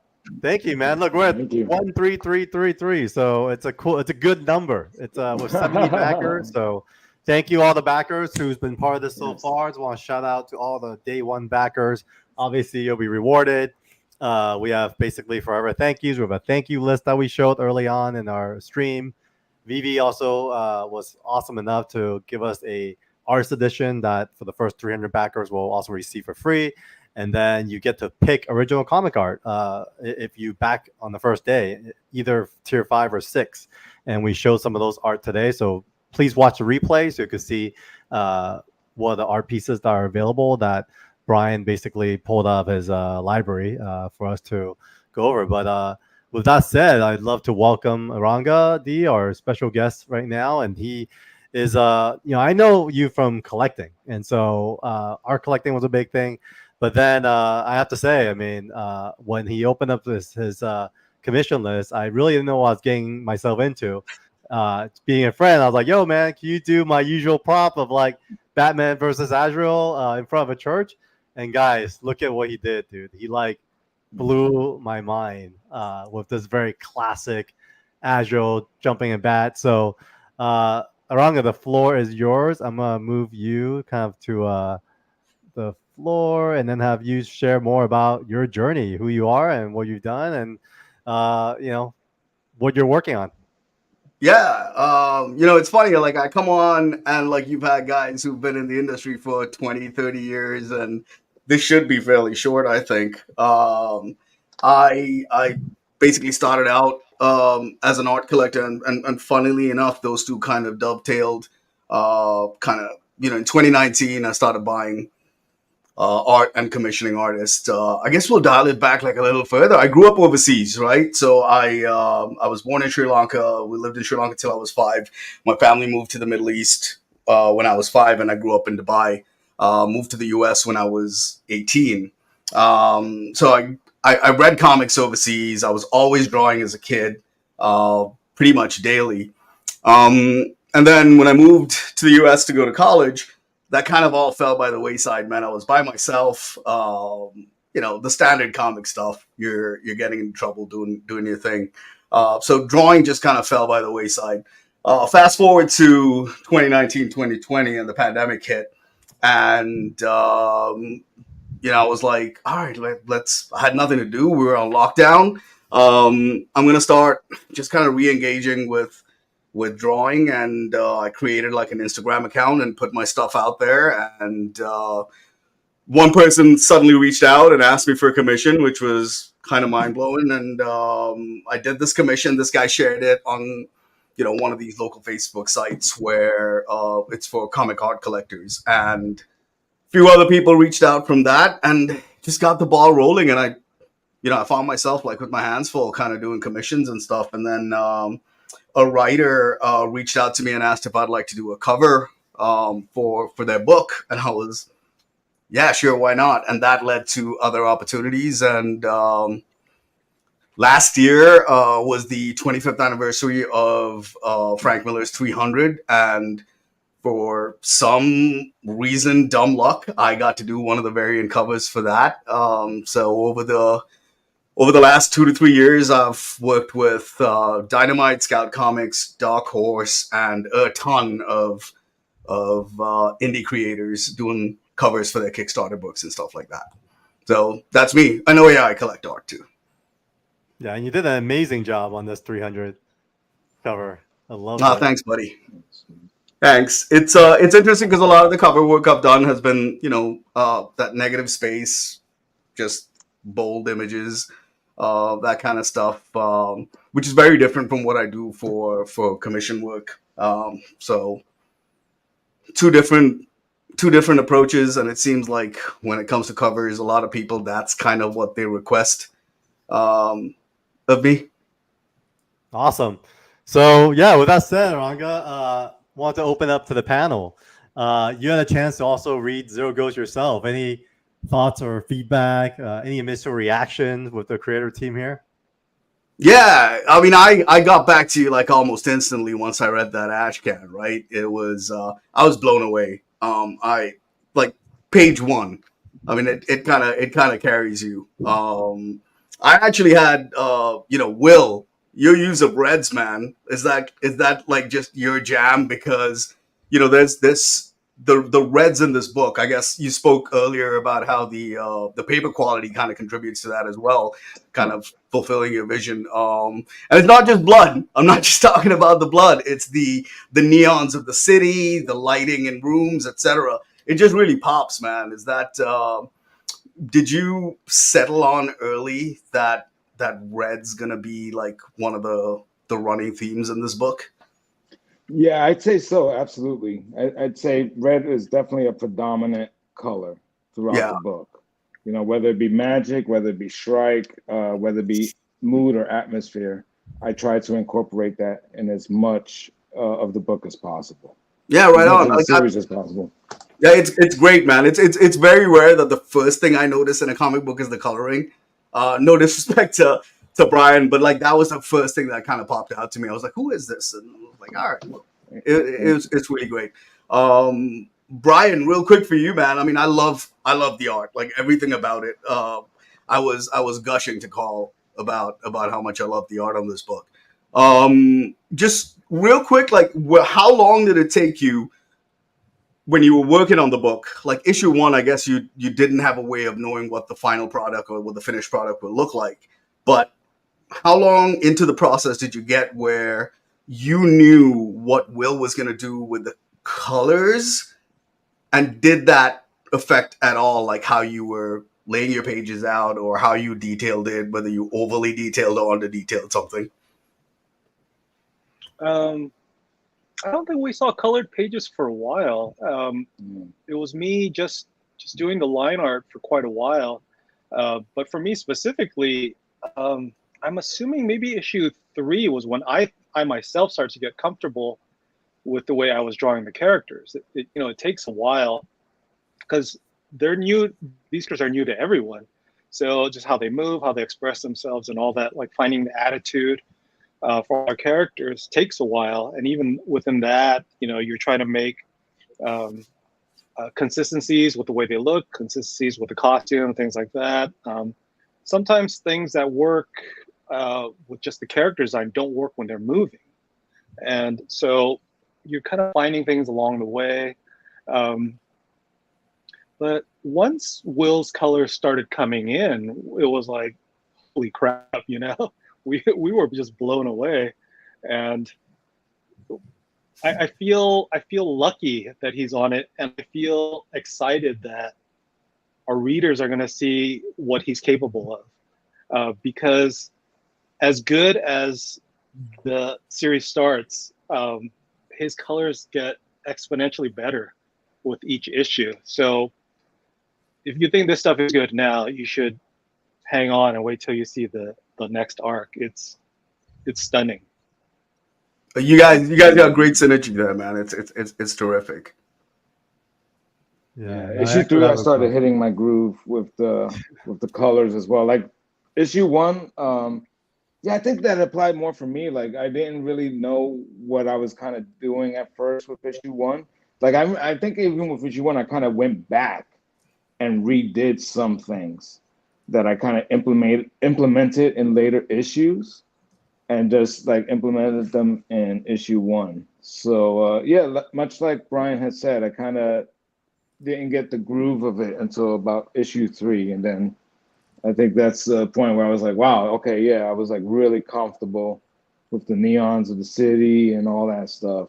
It was all starting to click at that point. Right. Yeah. No, it's a gorgeous looking book, man. I was talking to Cole about it, and you guys have a hit on your hands. It's kind of easy to see. Justin, man, big fan of Luther Strode, dude. Yeah, huge fan. So the storyline here, man, everything about it, when you can communicate everything you can in that ash can, and it's like issue 1, and I was already sold. I was like, where's the rest of this book? Yeah, it really kicks ass. Just quick question for you, right? And I don't know if I'm speaking out of turn here, but I've been fortunate to see the first 3 books, to read the first 3 issues, right? Did you make a conscious choice with some of the secondary characters and the villains to not outright name them when they were introduced? Yes.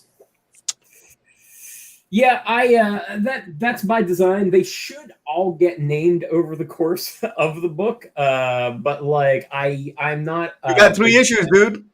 I do. I am not a huge fan of here's this character and like throw out their name right away. Like some of that is an intentional bit of like kind of mystery building and that sort of stuff. So that was an intentional choice. I am capable of fucking that up accidentally, but in this case it was intentional. No, right on. I started noticing that when I was talking to Cole about some of the characters that really kind of appealed to me. And I was like, why don't I know this character's name? Like, how did I miss it? And I'd go back and I'd like parse through the whole book to see if there was something I missed where they were named, and they weren't. So I'd be like, big guy with the mohawk. Won't back. That's kind of. Yep. There you go. They do all have names. I will say that. They do actually all have names. So right on. Yeah, Bao's probably one of my which I'm not 100% sure I can pronounce properly, but like they were all researched. So right on. Hey, also massive shout out to for including a group of brown Asians in the book with the rotation. yeah. Yeah. Yes. Yeah. I'm glad Hey, we take up some space in Asia. Yeah. No, that I mean, obviously that was an intentional choice, but I was like, I wonder if anybody's going to actually say anything about that at any point. It was interesting whether I'm glad that came across. So Yeah, in fact, when I think Justin brought it up, I validated it because I was telling him how in Hong Kong, my neighbors were from India, and then I remember the first exposure was we were coming down the elevator together, and then I heard some kid speak Cantonese like super fluently to his mother. Mother responded, I turned around, and they were Indian, and I was like, oh wow, I speak fluent Cantonese, and we grew up together, and so I validated. It's like, yeah, there's a brown population in Hong Kong as well. So Right, like Hong Kong, I think Malaysia, Singapore, like they've got a fairly nice mix of the browns in there. Yeah. So I mean, go for it. We wanted to bring that in, and that's part of that is just like a little bit of it is me thinking about the fact that I got a lot of friends who are from like Europe and like Britain and the UK, and their use of the term Asian is much different than the US version of the word Asian. And I got to thinking about that. I was like, and I knew that Hong Kong had, a significant like East Asian population to use what Americans would probably go with. And I was like, I'm gonna actually include some people in here who are from places that are, not just of like Chinese descent, in with this. So Listen, man, it was wild. It was wild to me when I moved to the US. Because it's the same thing for me. Like when we refer to Asians, just refer to like everyone from the continent of Asia, right? That was like Middle Easterners, Iranians, even parts of Russia for that matter. So we just kind of referred to it that way. And when we said Asian, it was this thing. When I had to start filling out HR forms for like race, like, and I'd fill out Asian, and like the HR rep would be like, I'd be like, no, it's right. Yeah. Well, it's funny because you think about it. Like, I didn't know. I used to always say I didn't know I was Asian until I got here because growing up in Hong Kong, even though my neighbor was Indian at the time, it didn't really like surprise me. He just spoke Cantonese. His parents spoke Cantonese. And that was that. But as an adult, when I think back, I was like, oh yeah, like they were Indian. But at the time, I didn't really think about that. And so it's really interesting how I think when it comes to race, it is a thing in America. While in Asia, you're just another human being, So it's really interesting. It's definitely. I get a little exposure to that from things like my one good friend Ariella is from Indonesia, but she's ethnically Chinese, right? And like in Indonesia, that's a thing. There's a cultural thing going on with that I'm not going to get into, but like it got me thinking about like just a lot more about like American views of culturality and that kind of stuff. And since we were doing a city that's kind of Hong Kong, that I wanted to like make that more reflective of what cities are actually like. Sorry, my cat is being a maniac. But yeah, so I'm glad that came across. That actually makes me happy, man. I'm glad you noticed that. So yeah, absolutely, right off the bat, man. Yeah, it's definitely like a lot of media. There's a certain kind of optics that people sort of like initially like think about whenever you're describing a thing. And even for me, like I'm half Filipino, I'm half Asian, but I don't ever fit sort of the, if there's like let's talk about Filipino people in comic books. It's like, I don't fit the optics of what I think someone who's learning about that wants to, see or hear about. So it's kind of cool when you have like, oh yeah, this is just like a national Chinese, but ethnically Indian, in a book or something. So it's cool to see those types of things. Right, it's pretty cool, and it's a cool little like kind of attention to detail, like specifically when you're talking to a locale that you're basing off of a place as, cosmopolitan as Hong Kong is, and how ethnically diverse it is. That you could have chosen the easy route, I mean, you didn't have to have that, but it was pretty cool. I dug it. Thanks. Yeah, that's also one of those things that like I tried to.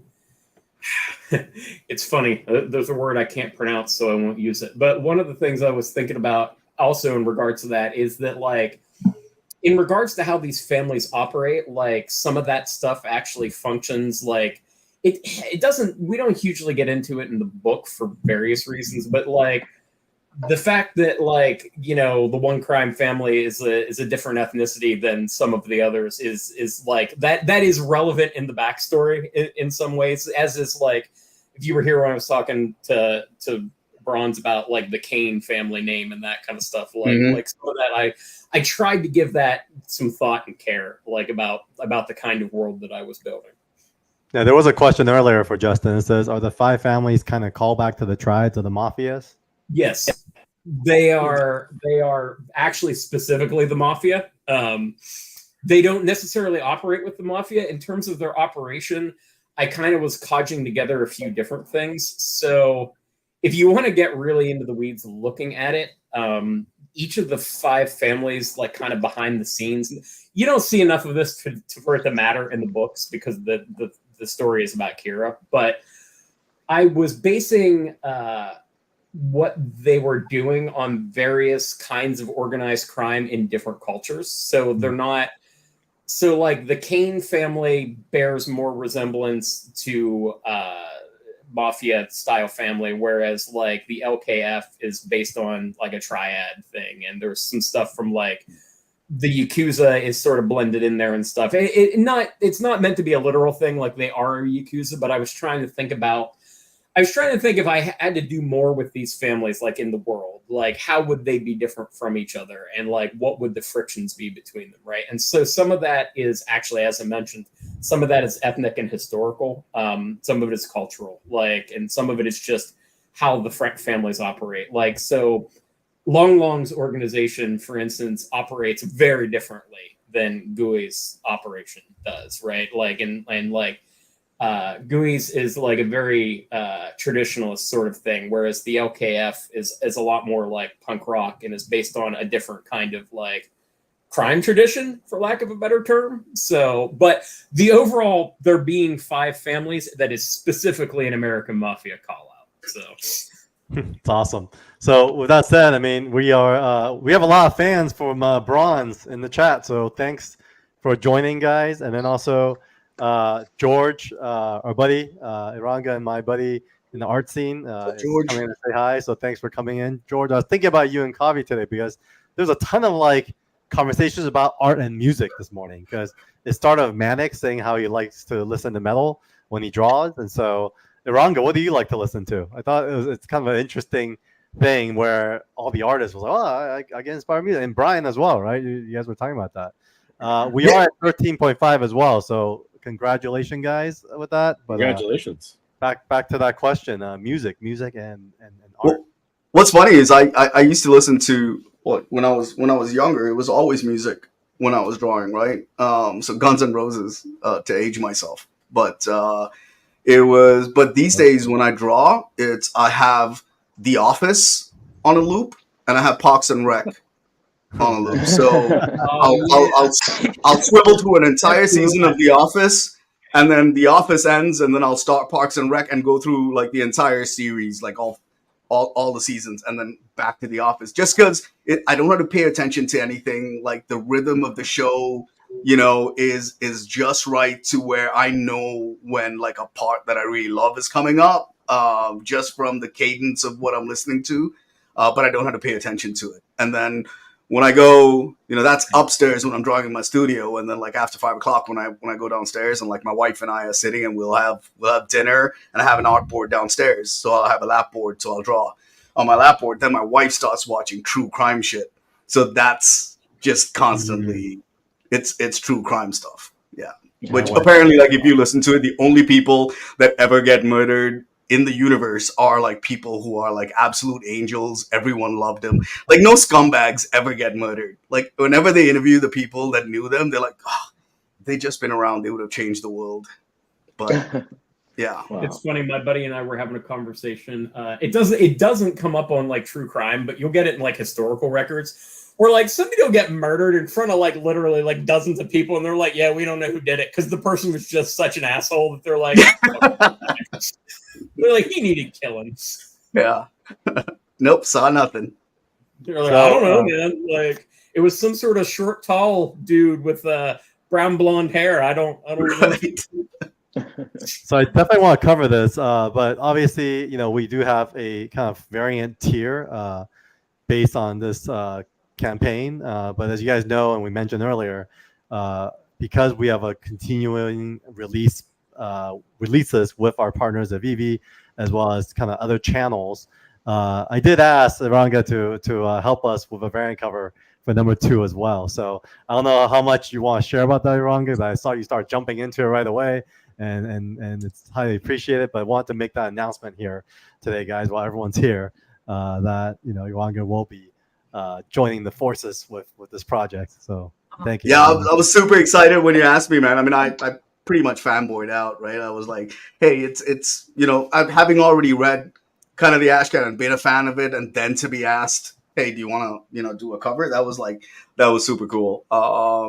Yeah, I think. I can't remember what time you asked me, but like maybe like 3 hours later, I kind of showed you like a concept. I know, that was awesome. That's the fastest turnaround I've ever seen. So yeah, I appreciate that. I was super stoked about it. You kind of described what you wanted to see, which I mean, can I describe the idea? Yeah, go for it. Yeah, it was more like a movie poster style montage that allowed like highlighting the different characters like in it, and then knowing that it's for issue 2, I had to kind of be careful because there's like one of my favorite characters visually shows up in issue 3. I wish I could tell you what her name was, but Justin wouldn't name her. So she shows up in issue 3, so I had to kind of be careful, like not to foreshadow that stuff on the cover to issue 2. But I'm having a ball with it. I'm past the prelim stage right now since Carl said it was good to go. But yeah, just chipping away at it. It's challenging, man. I've never done like one of those montage type pieces before, like on a movie poster, and it looks, I guess it's like super easy when you just take a bunch of pieces and Photoshop it together, like for a movie poster. But when you're kind of trying to draw it that way, the transitions between characters and stuff, that's what I'm finding, to have clarity with each character. That's been challenging, but it's been fun. I've been poring over Brian's drawings and like hating on him for how complex Shrike's design is. And it keeps changing too. Yeah, trust me, I saw. But I picked like some of the coolest aspects that I liked. I mean, it doesn't really change that much, but just picked some of the stuff that I thought was like coolest. So we have another question from Jeff Wong. Ranga, thanks for that. While writing each issue, did you listen to or had a soundtrack in your mind that influenced the story? No, because for the most part, like whenever I get focused on writing, I kind of tune everything else out. So like I'm not a listen to stuff while I'm writing kind of guy. I will sometimes have stuff on in the background to drown out other background noise, but I don't hear it. I did have to make a concerted effort to not hear California Dreamin' in my head for reasons that are complicated. Like it's from Chungking Express. Like it features prominently in there, and I hate that song. I love the movie, but I hate the song. And like because I associate that with like Hong Kong, kind of, even though it's not like.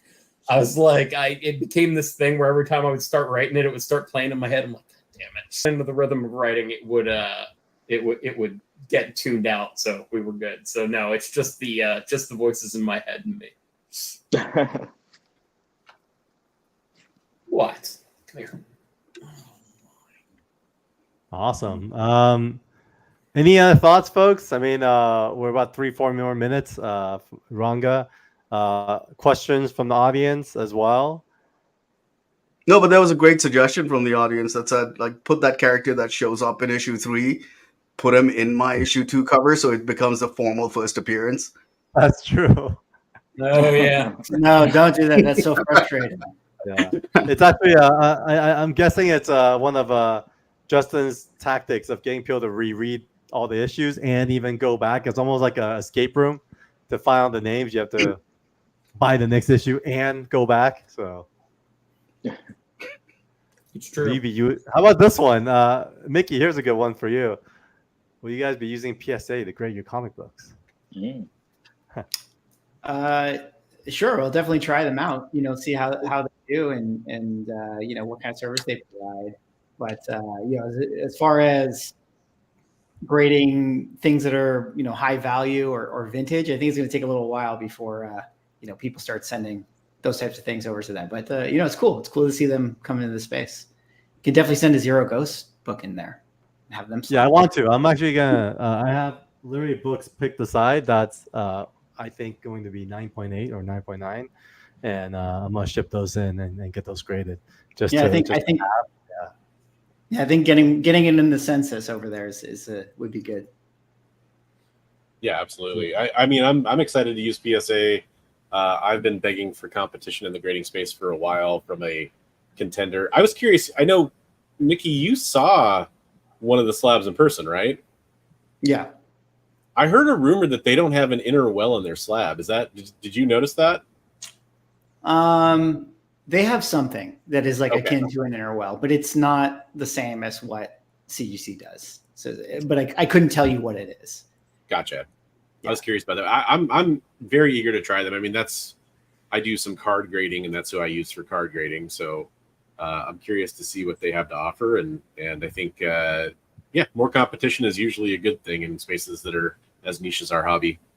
Yeah, definitely send those metal cards in, the Kickstarter cards. If we get there. There you go. Yeah, do they grade metal cards? I don't know, because I feel like I haven't seen metal cards graded before. Would they? I think they would. I mean, are they the same kind of standard size as other trading cards? Standard size. Yeah. I think they would grade it. Yeah. Yeah. So it's almost like they have to be 10.0 then, because they're like they're like unbreakable, right? You can't. Definitely, they got to be 10.0s. Yeah. But if you can get the guys to sign them, they can also verify the signatures and stuff on it too. So that'd be kind of cool. That's true. That's more the verification. So Sean won't be able to join us at 3:30. He has no Wi-Fi where he's at. So we're gonna just keep going, guys. I mean, Iranga, let's talk a little bit about the comic art tiers. I mean, for me personally, that's kind of like what gets me super excited with any Kickstarter that I back. What are your thoughts? I mean, obviously with Brian, he was able to dig through his vault and he pulled up a few things. I think one was his art from Batman, Witchblade, as well as Tomb Raider, and then he also pulled stuff up from Star Wars. And so these were kind of the 4 art tiers that we provided with, Brian Ching at the 6x9 art sketch, the Comic Art Fan bundle, which has those 3 titles, and then with the Star Wars bundle, and as well as a 11x17 quality commission, which 2 of the 3 is already gone. So if anyone's looking for that, definitely go for it now. And if you guys are in the stream now, feel free to pass this to a friend that may be interested. Yeah, Ranga, from an art collector perspective, what are your thoughts here?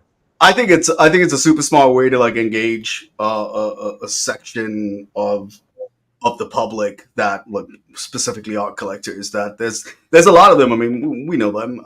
Where a lot of them don't read comics anymore. I mean, they're just kind of chasing, the nostalgia from the 90s and early 2000s or 80s, whatever that may have been.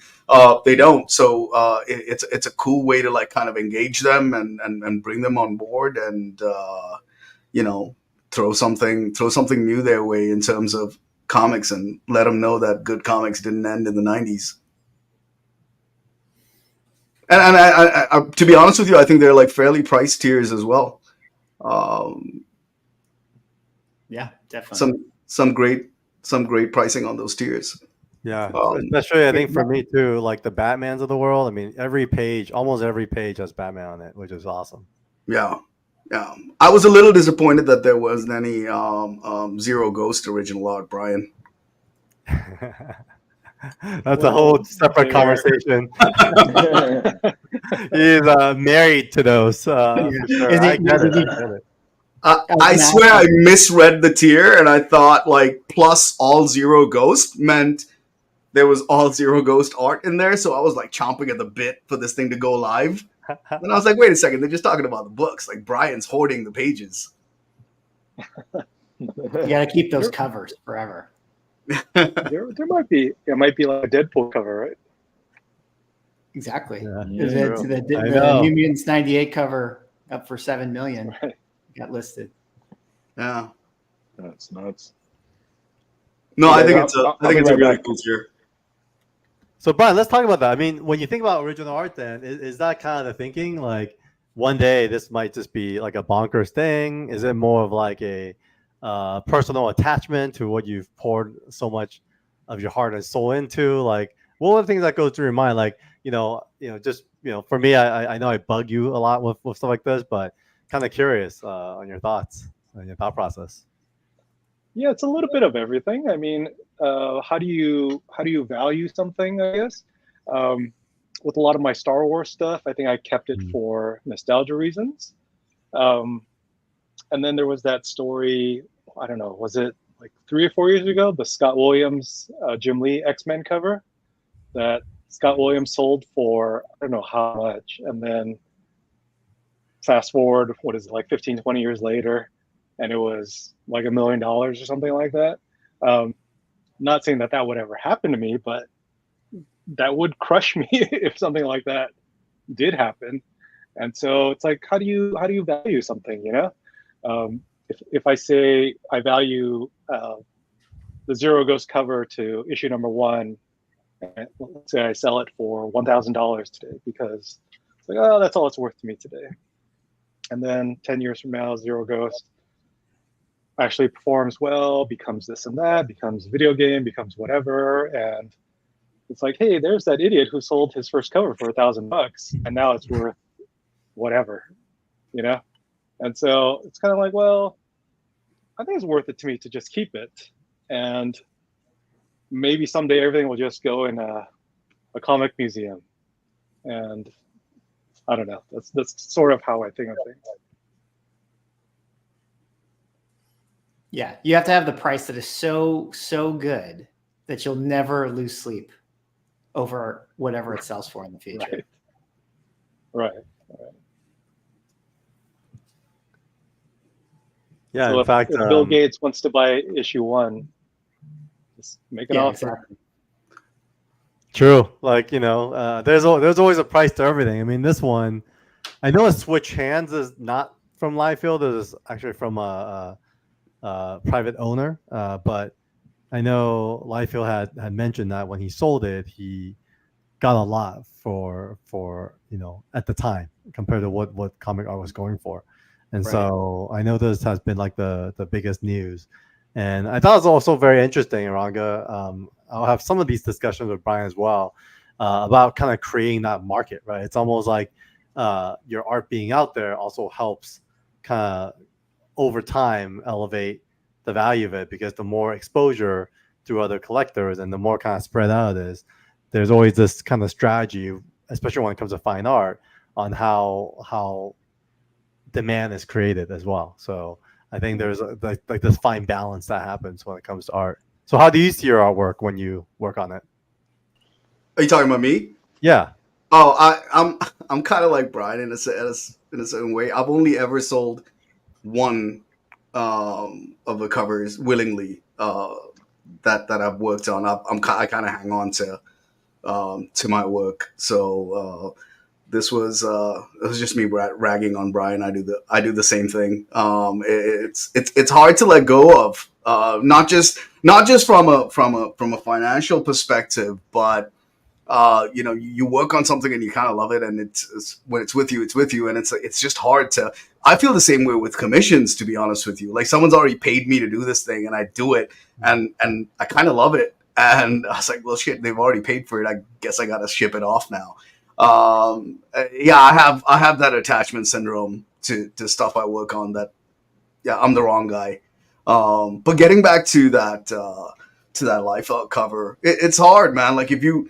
There's so many things that go into one. I think it's an absurd ask. It's pretty crazy, considering what Dark Knight pages have gone for, or like a Dark Knight cover. But it's a new. I think they're targeting a different kind of collector. Well, that's someone probably coming in from another industry. Yeah, I don't know, but I do think like one of the things you should do is test out their Heritage's user interface and see what actually happens if you put it in the add to cart button. I've never. Can you just hit that yellow button, Carl? We're gonna buy it now, guys. Oh, does that now remove it from like if someone else checked it out on there? Is that how their system is set up? I'm Like, if not I look gonna at- press the buy now just in case it is set up too. But it is in my cart. Oh, man, I would be super nervous if I was you. Make an offer. Yeah, sign it. I'm not gonna sign it right now, but it's pretty funny though. Yeah, it'd be great. I mean, it's. I guess you could say, you use the rising tide analogy. I mean, it's good for all comic art, right? If something like that sold, but I just think it's such a quantum leap over what anything else has gone for, and then you start thinking, is this really the one to do it? And that's not a commentary on the art. That's I'm not throwing shade at it. It's just, is this the piece that would do it? Like, you would think it'd be something, a little bit more significant, like a Watchmen cover or a Dark Knight cover, something that moved the needle really in comics. I mean, you could argue Deadpool did, but I don't know. There's a lot of talk around it right now, obviously. A ton. Sarah, Mickey, Bronze. I mean, you guys come from different perspectives of pop culture. Any reaction to this? I mean, whoever owns it, sort of now is as good a time as any to put it up on the market, and see if people bite. I mean, what's the record price? There was the Secret Wars, splash page that sold for like $3 million. I think is that one of the highest ticketed items that's ever sold? It's up there, right? That's if not it's like one of the top two for sure. Yeah. So I don't know if you would. I doubt that thing would get the same price it got today, but I mean, 7.5 seems pretty high for this. But at the same time, I mean, all you need is one person, and I'm sure Ryan Reynolds could just pay for it with a rounding error from what he's going to make in the box office. That's true. I think that is the goal. Like, I think that's the bait on the hook here. Yeah. Okay, interesting. So you think they're going after Ryan? Or someone in a similar position, that's involved with this. Connected to him. Maybe Hugh will buy it and set it on fire to troll Ryan. Oh man, that'd be pretty funny. I kind of feel like maybe why not? Like Marvel Studios should buy it. And they just put it in there, all their like museum stuff. And gift it to Ryan. Yeah, it's definitely not aimed at the average collector or even the top tier of collector. I don't think, like existing comic art collector. That's not what this is aimed at. That's not who this is aimed at. I don't think. Yeah, even some of the bigger ones. I mean, if you look at like Frank Frazetta, Egyptian number Queen. one, Egyptian Queen. I mean, he's evolved into fine art, right? It's almost like historical fine art. And But then, that's full. That's a full oil, painted canvas too. Yes. So it's like compared to the Liefeld page, I feel like, it's a high ask. It's a high ask for sure. here's the 3.3 right here. Secret War splash, which this is a strange one. This one, I think because Mark Zek is awesome, but his normal market just isn't even close to this level. So this one is definitely specifically for historic reference. While I think Liefeld, his stuff is not cheap, right? So I think it's pretty interesting in itself. I definitely agree with what you said earlier, Carl. You're thinking comics are getting bigger, and I see that. All you need is like some hype beasts, some like supreme collectors, like they're coming. So you just need that one person that's just trying to outdo the other. Yeah. But I mean, it's great in a way, but it's also kind of sucks for true collectors because it could be your dream page, and someone's just buying it because they can, so you can't have it.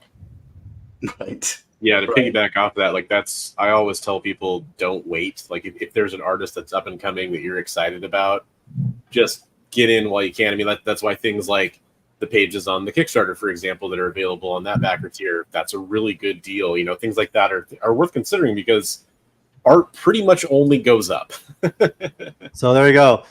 You're seeing these, 2.4 million for the Dark Knight.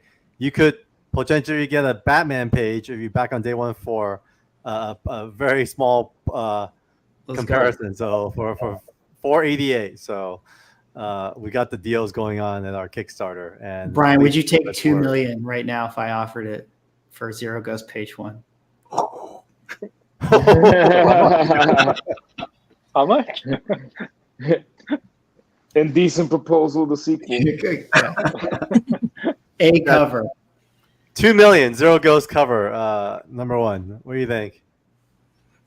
It'll get you on this list pretty quickly.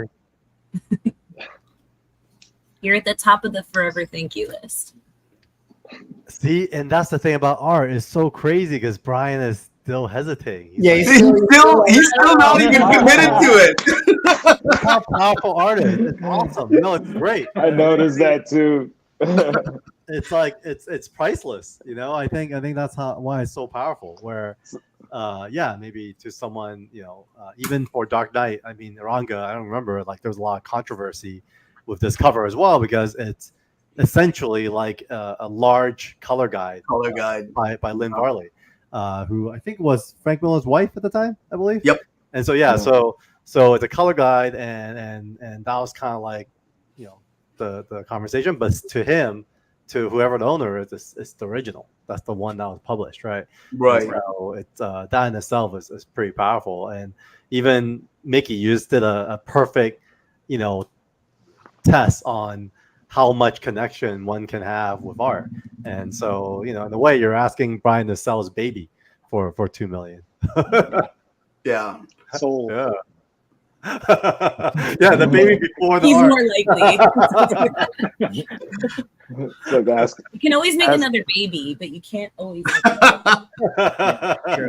Exactly. Dime a dozen. Now, it's interesting, and I say this as a non-art guy. Like, it's funny because I've got, I don't know, at a guess, 50, 60K of trad art, because of the books we worked on, and he's my buddy. And, like, I wouldn't sell it, unless, like, I needed money for, like, a kidney transplant or something, I guess, maybe. But, like, in normal circumstances, it literally is priceless. Like, yeah. It's one of those, like, there isn't an amount that I'm going to sell it for. It's priceless, but it's such a good investment. Just thinking, like, what if? You'll always have that. You probably would rather figure something else out, but I think it's incredible that people are really understanding the investment aspects of it versus just your own personal love as well. Yeah. I mean, sir, you're a Star Wars collector. You have, a ton of artifacts from that space. Yeah. Like, I inherited my dad's entire, like, original collection. So unfortunately, like, dogs chewed a couple legs off here and there. But oh no. Yeah, it was really incredible to just have something. He wasn't around to, like, hold my hand through, but just being welcomed by the community, even though I wasn't able to fully grow up in it, has been truly special. And just, I learned so much each and every time talking with all of you guys. So it's a really meaningful thing, what you all do. So thank you. And then what goes through your mind when you see these pieces of Star Wars art? I just get chills. You sent me, like, the files yesterday, and I was, like, trying not to screenshot them and, like, send them to my mom. But they're, like, it's just amazing. And Brian, you may not remember the exact issue or page because you've done so much, but we do. We have those memories attached. So it's a beautiful thing. I can't even draw stick figures, so I'm like, I can do makeup. That's my version of what you guys are doing, but it really is incredible too for you, knowing how much you hold on to things, to offer this up in the vaults. Like, I've been kind of chatting with people on social media all day, and it's a lot of people know, how did you actually decide on these to give up? Because I know George Lucas like gets first pick of Star Wars stuff, and you still ended up with really cool stuff.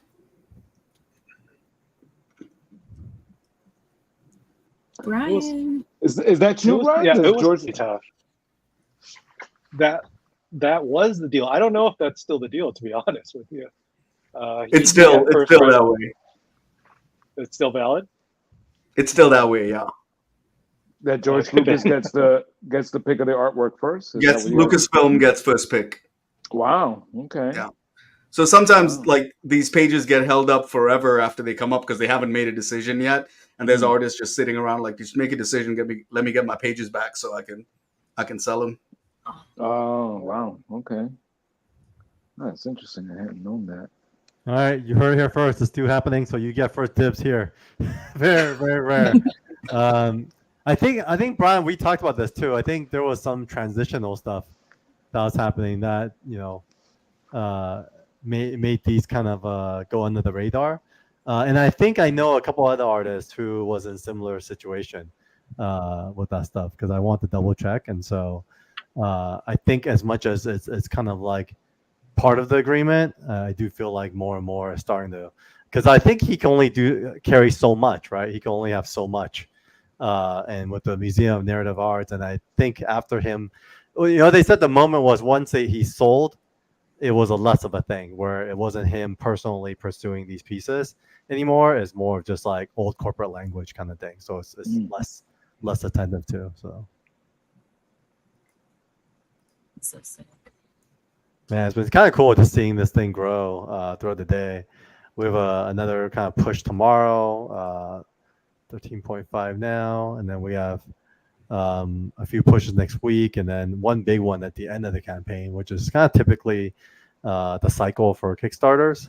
So anyone who's new here in the chat, definitely check out our Kickstarter campaign. We're launching Zero Ghost today. It gives you issue 1 through 3.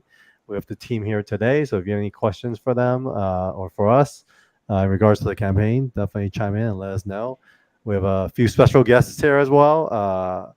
Bronze Age Nerd, we all know him for his channel as well as his philanthropy work, as well as Iranga D, good friend of mine, fellow collector, as well as artist who's been doing covers and commissions for the community. So what other big topics have been surfacing coming out of San Diego Comic-Con? Well, aside from RDJ and Dr. Doom. Okay, well, let's talk about that. I wasn't there. Well, were you in the room when the announcement was made, Carl? I wasn't in the room. I've really mixed feelings about it. Yeah, I don't know. Yeah, so do I. That's the only thing I can say about it right now. I'm just I'm on the edge about it. I'm not sure. He's a great actor. I'm just not sure what they're gonna do with it. So it's interesting to see it unfold. Well, let's look at the headlines. I mean, you see, Robert Downey Jr. as Dr. Doom revived the MCU. Fans are skeptical. I'm skeptical. There's theories, right? Does anyone know any theories? There's first look that's obviously AI generated that's going around. Yeah, there's a lot of potential tie-ins to previous stories. I think there's a lot of fans speculating based on what they've read or what they think could happen with this. But I also think you have projects here that he's coming to being helmed by the Russo brothers, and they haven't necessarily closely followed previous storylines. Like they've more followed the spirit of those storylines. So I feel like it's just kind of one of those things where you almost need to sit back and just kind of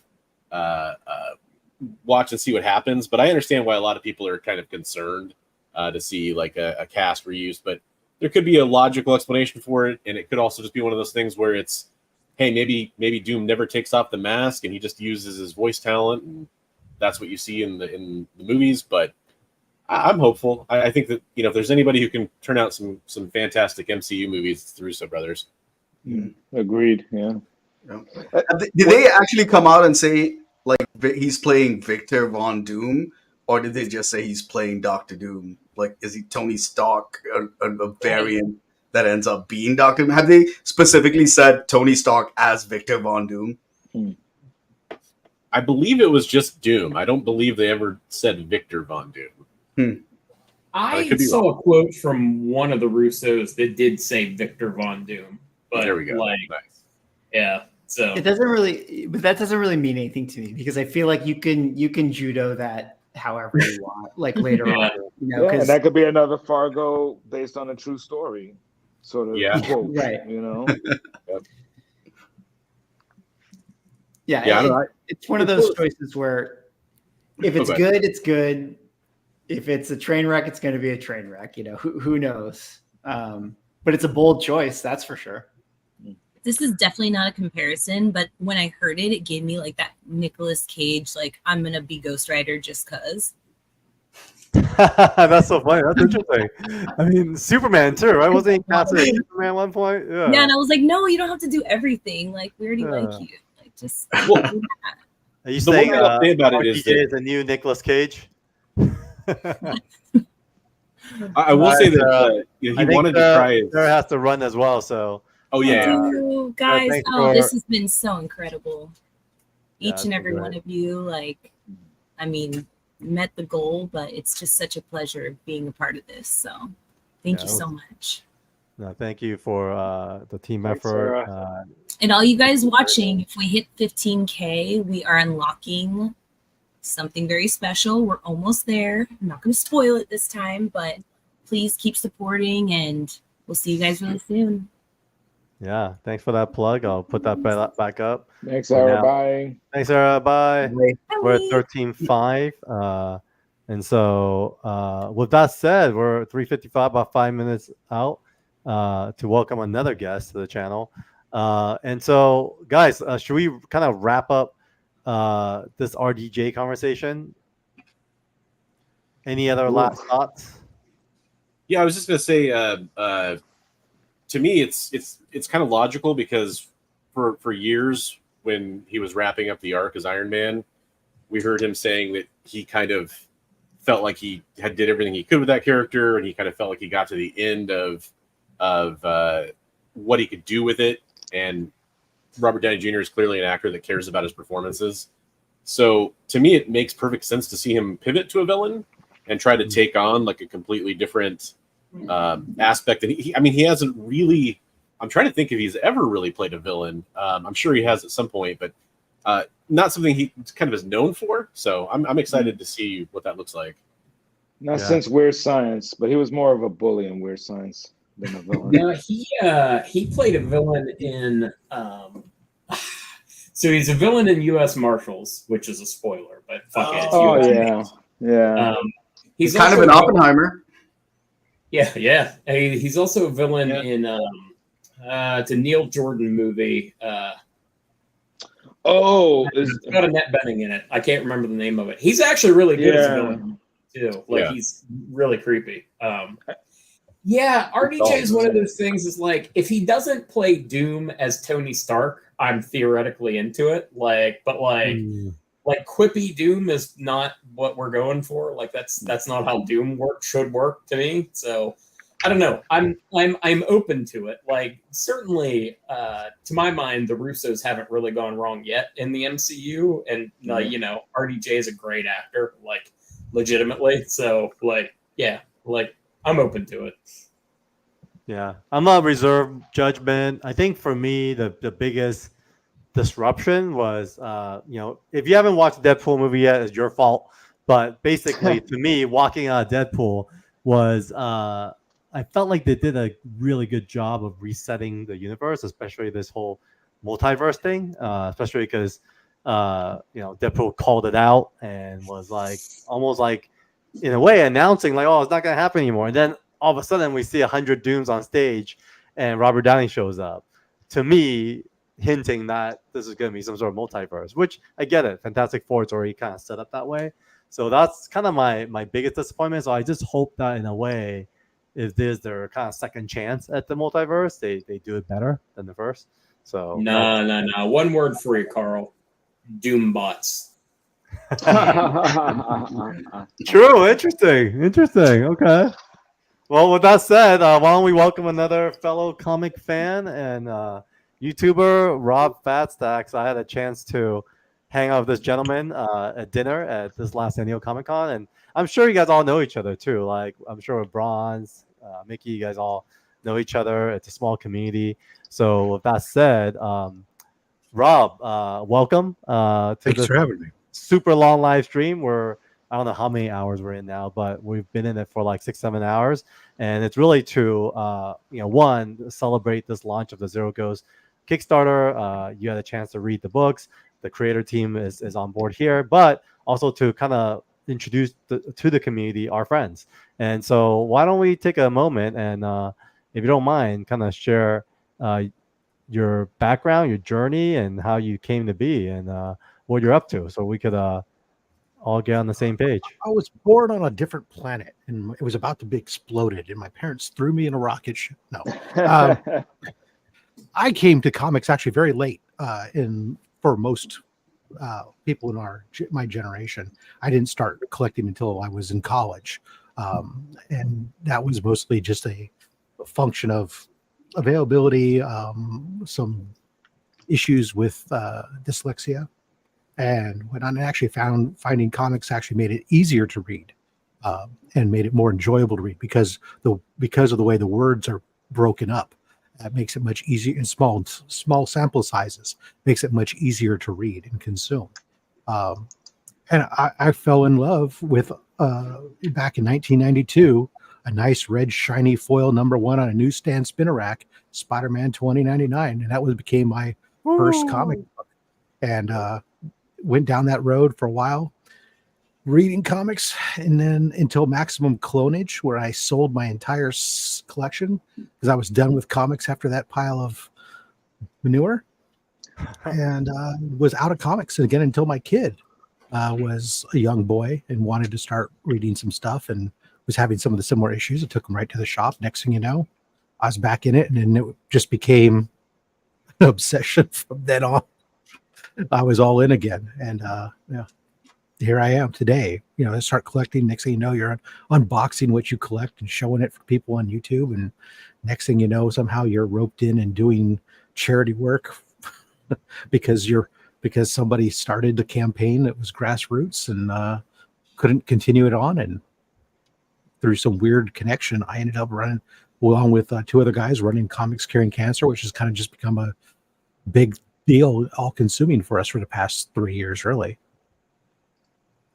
Yeah, no, thanks for that, Rob. Great intro, and that's one of the major reasons why I want you to come on today. It's I see your activities, your emails that goes out when it comes to Comics Curing Cancer, and personally touched by all that you're doing, because I've had a few close friends as well as close family members go through that battle, and so I think it's a powerful cause, and definitely want to invite you here to kind of talk about what you're doing, and in hopes that we could all be, supportive of whatever you need help with.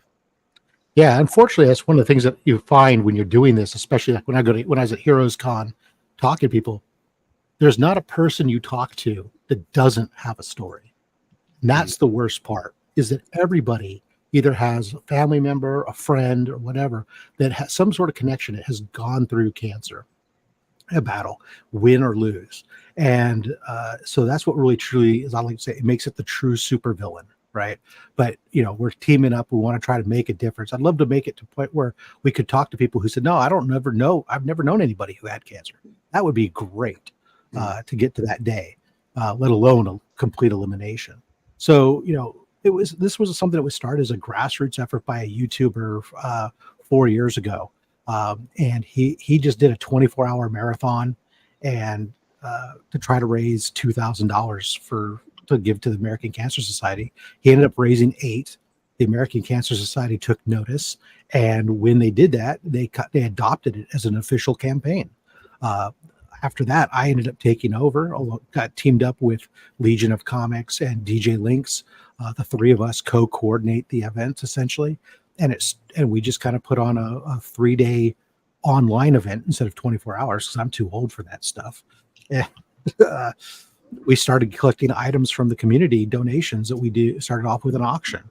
And it's kind of blown up a little bit more into this big 3-day virtual event, a mixture of auctions, a mixture of pledge drive type efforts. But last year, or our first year, we set out to match that $8,000. We raised $10,000. The next year we set out to raise $10,000. They hit 25. Last year we went out to hit 25. We raised $51,000 last year, just from the comic book community online on YouTube and stuff. So this year we set the goal at 50,000. We've been very fortunate that we've had some support from like some retailers like Big Time Collectibles, who donated to us half of a print run of an exclusive comic that we were allowed to sell, that Miko Soyen cover, and all the money was able to go directly to Comics Curing Cancer. We were able to do the same thing. Comic Mint helped us out with a cover for Unnatural Order last year, do the same thing. So we're kind of getting some of those things. We're starting to get some attention and starting to get some added perks that allow us to make our reach a little bit more impactful. It's awesome, man. I think, obviously we've all probably been touched by that in one way or another as a community. So we definitely want you to come and share more about it. And, just speaking on behalf of the 24/7 side, we definitely will be donating and contributing as well. And I'll personally definitely donate, similar to what we did for Bronze and the Heroes for Heroes side of things as well. So, I mean, at the end of the day, a lot of why we come together is really about the stories that we read. And what was cool too is you sharing about dyslexia and how comics help you read. That was me. So it's funny, I actually deal with dyslexia my whole life, but it was really comics that got me to start reading more regularly. I read very slowly when I write. Those of you who interact with me on emails and whatnot already know that and probably used to it, but I always kind of flip words back and forth. So AI has been great for me, just to spell check and all that kind of stuff, right? And so, I definitely, everything you said was very relatable. And I wish more people would talk about it, because I think that, dyslexia is something that affects a lot of children. It can turn them away from books and everything else. And I think that the stigma on graphic novels and comics, people don't understand how that is. First of all, there's some phenomenal stories that have been told in comics and graphic novels, let alone the fact that if it can get a kid to read, any reading is good. And if it can serve it to them in a format that allows them to digest it easily, then there's nothing wrong with it whatsoever. Yeah. No, it's huge. And speaking of reading, actually, I know, your channel covers slab books. We were talking about comic art and how a lot of art collectors don't read anymore. Did you have a chance to read Zero Ghost? And I did. I crammed it in today. Cool. In between reading contracts, legal contracts, when I needed to read something that I could actually digest easily. Yeah, so we have the creator team here. We'd love to get your feedback, thoughts, any question you may have for the boys. They've spent a lot of time on it.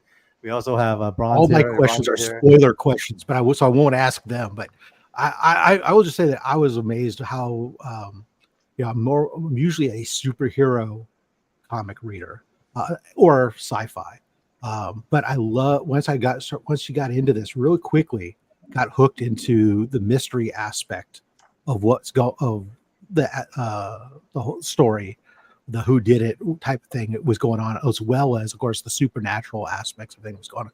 I was hooked. That's great. I can't wait to read more. Yeah, Justin, we haven't talked much about the whole mystery aspect of it. Kind of in a way, you're kind of scratching your head, wondering what the heck is going on. You want to elaborate more on that and how that was used as to engineer? Sure. I'll just solve the mystery for everybody on this live stream. It was I really like crime and detective stuff. So I was, and I don't get to do as much of it as I would like. So since we were doing kind of a crime thing, I decided to, add a mystery sort of aspect to it as well. Part of that, to get into how the sausage is made, some of it is that I wanted a reason for Kira to explore a world she already knows, but the reader doesn't. So I had to have a reason for her to interact with all these various characters and stuff.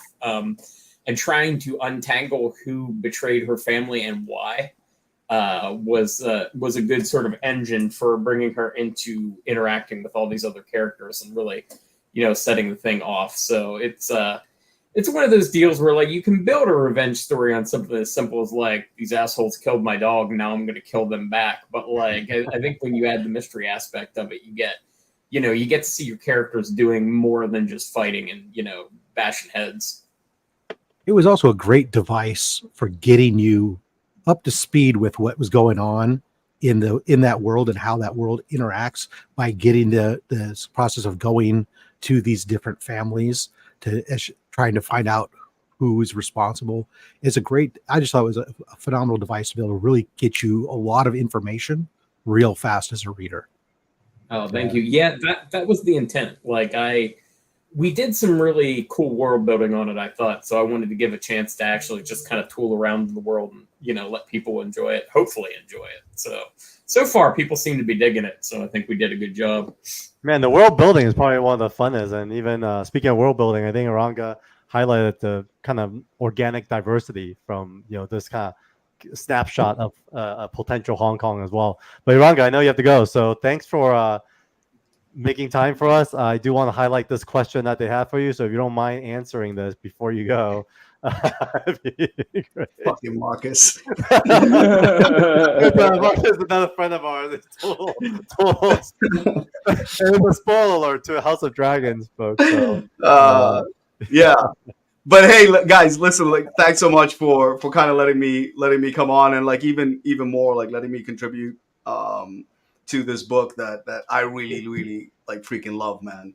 It's I can't wait to read issue 50 when you guys kind of bring it home. So thanks for having me on, and I'm sure we'll be in touch soon. Thanks, Aranga. Thanks, Aranga. Great meeting you.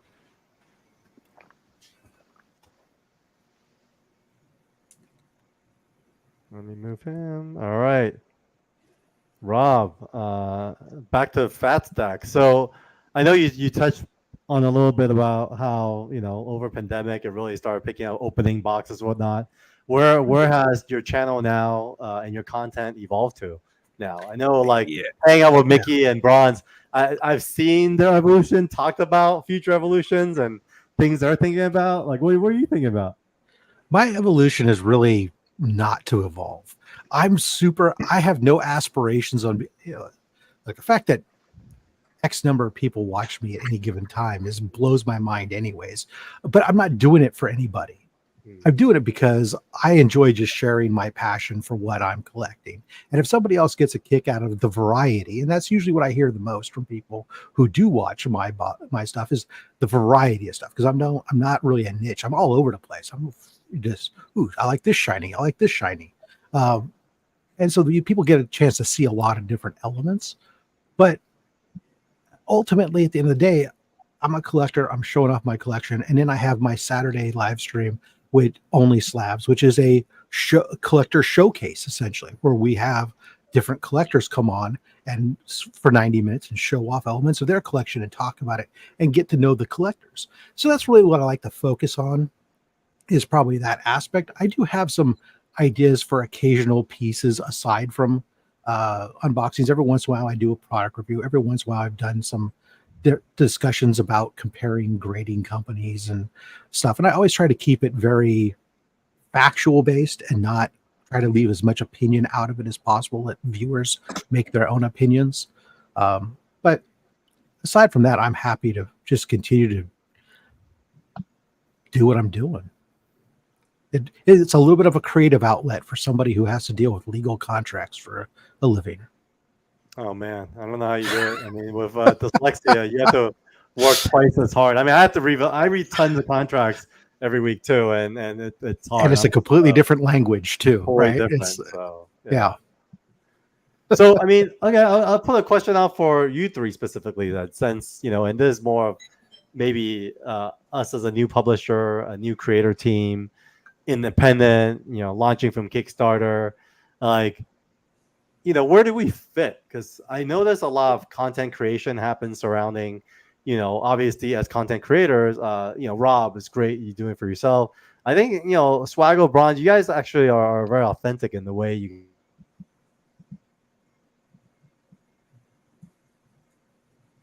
It was such a nice compliment. I think we might Yeah, have lost he was like, the YouTube was like, you're lying. Authentic? No. Wow, You can't be nice. Really did break the internet. Whoa, what happened? Wow, weird. You were glazing us up, and then you got. Yeah, literally like they're trying to shut you guys down. So you guys literally all just went black for a second, and then started having this like little like waiting hourglass. I don't know what you guys missed, but basically, what I'm saying is I've literally had talks with different content creators, and some are literally like, "Oh, I don't do anything unless there's a Marvel movie attached," or like, "I don't do anything unless there's because I need the views," right?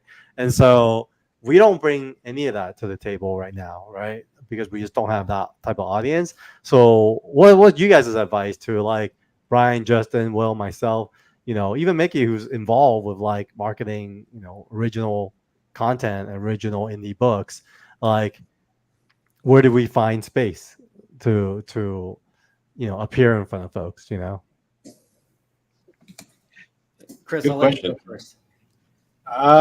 So my advice is, and I can kind of relate to the comment about, I don't even make a video unless there's MCU stuff involved because of the clicks. I can relate to the other side of that because I literally don't make anything to get clicks. It's to me the kind of like what Rob was saying earlier. This is a project. It's a creative outlet for me. So that's all I want to do. I want to do what my audience cares about in terms of respecting them and their opinions. And I want to make the kind of video content that I want to put out there. And when I don't want to make content, I don't make content. When I feel creative and like I can do it, I do it. So from that perspective, I think really you gotta interact with the part of the community that reads. And not to be too cynical, but unfortunately there is a large segment of collectors that are involved on that speculation side, which is really big on YouTube. And by the way, this is not a universal truth. There are plenty of speculators out there that do read, but there's a lot of them out there that just buy based on covers. They buy based on speculation for characters that are going to appear inside the books, usually from the big two, but not always. Movie spec, that kind of stuff. And that's certainly an audience, but unless you are in those, things are getting optioned, you're talking about movies, you're talking about TV series, you're not really going to engage with them. So there are, thankfully, lots and lots and lots of YouTube channels out there that cater to, and not just YouTube, social media outlets out there that cater to readers, people that actually want to read new and exciting stories. And I think that's really the key, is to get in with that group and make sure that all the people out there that haven't heard about 24/7 yet actually get a chance to, and about the projects that are coming out there, doing things like this live stream, doing interviews, sharing those kinds of perspectives out there. That's all key, in my opinion. Yeah. I think YouTube, in terms of the comic space, I kind of think of it in three sort of lanes. I think there's like sort of a collector lane, which I think the three of us all are sort of more in that space. There's and then that is an umbrella to speculating and CGC and all that stuff. Like it all fits within that space, or even unboxings and things like that. Then there's the stories lane, which is like comics explained. Let me tell you what happened in Planet Hulk, and then we're going to have moving images and that sort of thing. And then there's culture stuff, which, can dive into, political things, or, wokeness in MCU, or it can be pro MCU stuff, but culture, pop culture in general. So I think those are kind of the three comic book lanes. And I don't know, it's hard for, I think, indie publishers to sort of figure out where to be, but I might be biased, but I think that the collector experiential reader lane is somewhere you want to be between those two. I think is really where you want to be. It's a lot of the people at the cons that enjoy meeting artists that want to just have an interaction, meet the creators, go up to Brian, have you sign my book and talk about it and get a story and get kind of this sort of, unique experience just buying this sort of indie product that is not Marvel and DC. That's something different. And I got to like meet the creators and put a face behind the names. I think that that's really the lane, and be like a force in the community. I think is probably the best way for an indie publisher to break through. I mean, you can hit a grand slam, you know, you can like write the greatest book ever and it just takes off. But I think in this day and age, it's sort of hard to be that sensation now. Like, I don't know if anyone can recreate, like, say, you know, a 90s image anymore in that same sort of way, because there's just too many siloed pieces to get entertainment, and like culture is so divided. Like you some people get culture from TikTok, some get it from YouTube, some get it from wherever. So I think it's really just being like, you know, it's almost like grassroots again. It's really like the best place to do it. And I think just targeting the collector base, the people who are passionate about art, the people who are passionate about stories. And I don't know, I think that seems to be the best place to do it. So, and I try to do that as well. Like, obviously my channel is mostly dedicated to the collector side, but I try to bridge it a little bit, you know, from time to time, like doing a stream like this. So I don't know. That's my 2 cents. Yeah, no, it's great. It's all great observation, because I do feel like it is about the community and really kind of taking care of each other and building together outside the kind of traditional space of the big two. How about you, Rob? What do you think? You know, I do know several people who did have focus on the storytelling content and stuff, and yeah, it's probably those realms, like you said, split between the collectors, split between the reading group. Those are definitely elements to get involved in. Just being involved in the community. I think I've seen those in the past, group people come in and they just get ingrained in the community and what they're doing, and taking part in what, you know, commenting on the videos and stuff that the community is doing and being a part of it. And then all of a sudden they just get embraced, and everybody then starts becoming an organic cheerleaders for somebody, because they now feel like you're a part of them and they want to help push you to succeed, and they all start kind of climbing in together on stuff. Yeah, I think it is that crossover that makes the most sense. And it's kind of it's Franz also had to jump. You guys also keep going. I need to actually go refill my water real quick. Continue, and then I'll be right back. Yeah.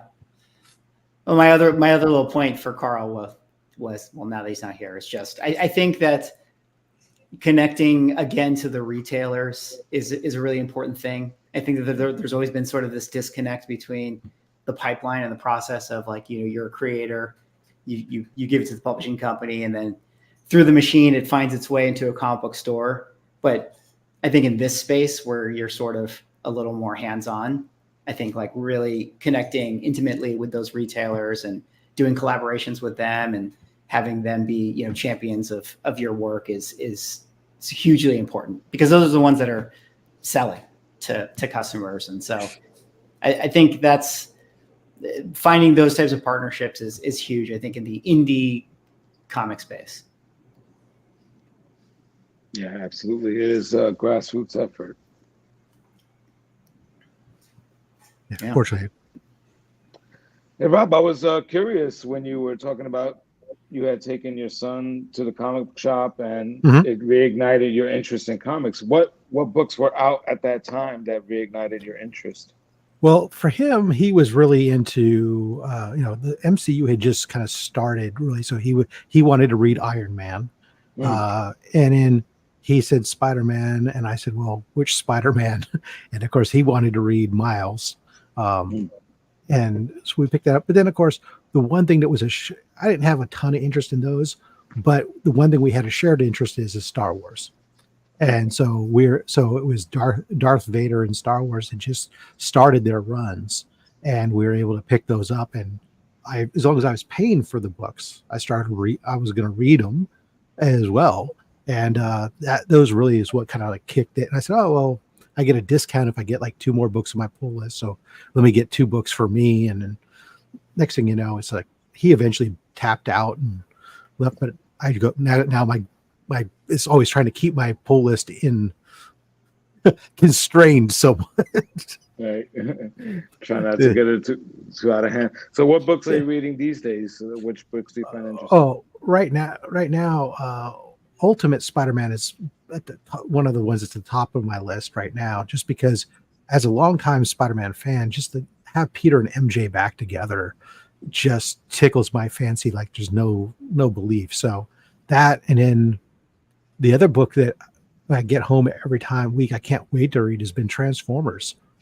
I was never a Transformers reader before, but everybody was so hyped on Daniel Warren Johnson, what he did with Do a Power Bomb and Murder Falcon, that I was like, oh, all right, let me give it a shot.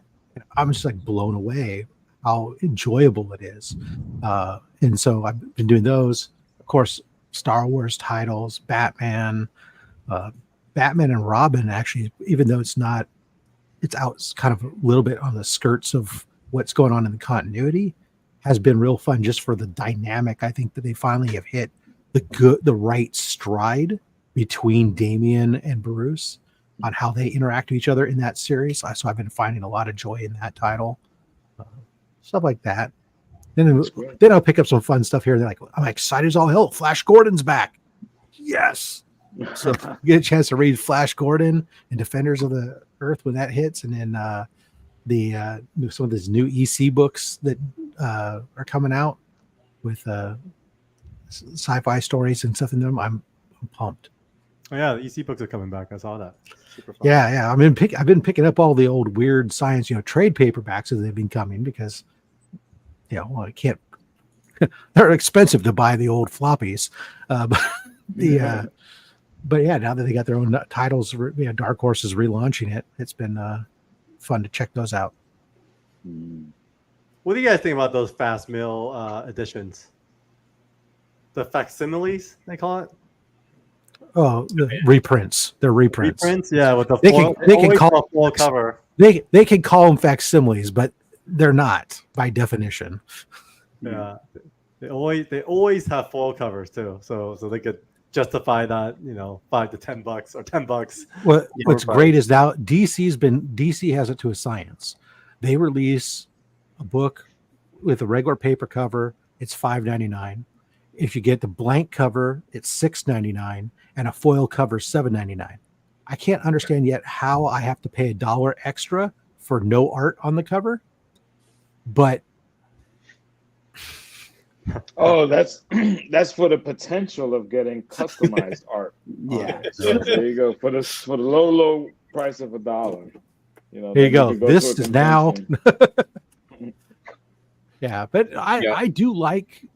I'm a sucker, and I pick up the vast majority of the DC and Marvel facsimile reprints that come out. Me too. Mostly because if I have that book, it's slabbed, and I can't, especially at least the Silver and Golden Age ones. The modern facsimiles, no, I'm a hard pass on them. I've got the book, or I don't care about the book. I can read it any number of ways. But the Golden Age and some those older Silver Age books, I'm not gonna. If I get a Fantastic Four #1, I'm not gonna thumb through it. So I'll thumb through a facsimile reprint all day long. When else was I ever going to get a chance to read an Action Comics 1, right? So my only gripe with them is I'm Rob, I'm right there with you. I get the classic ones because it's so fun to sit there and physically read a copy. I do wish they would do a somewhat better job on trying to emulate newsprint versus the high gloss page, so I read mostly digitally, and I go back because that's just easier it's because of my eyes. The biggest reason why it's just easy to sit there and read. And reading the old, Stanley Jack Kirby X-Men's or something like that digitally, you get like the very high contrast, bright colors. So I'm okay with that. But if I want to pick up a facsimile, I kind of want it to have more of that newsprint feel to it. A facsimile on newsprint, I'd go straight to midnight, baby. Yeah, it'd be really cool. But I think it's great for people to have the interest in those old comics. It's really, I think it's basically a no-lose situation. I guess if I was to come up with one other gripe, foil covers are a little bit different, blank covers are a little bit different, but I've seen some that have variant covers on them. Yes. What are we even doing at that point? Those have been mostly have been on the modern facsimiles, but still. But yeah, no, give me some Golden Age reprints on newsprint, and then while you're at it, spritz it with some mold spores so I can get that old comic smell. Oh man.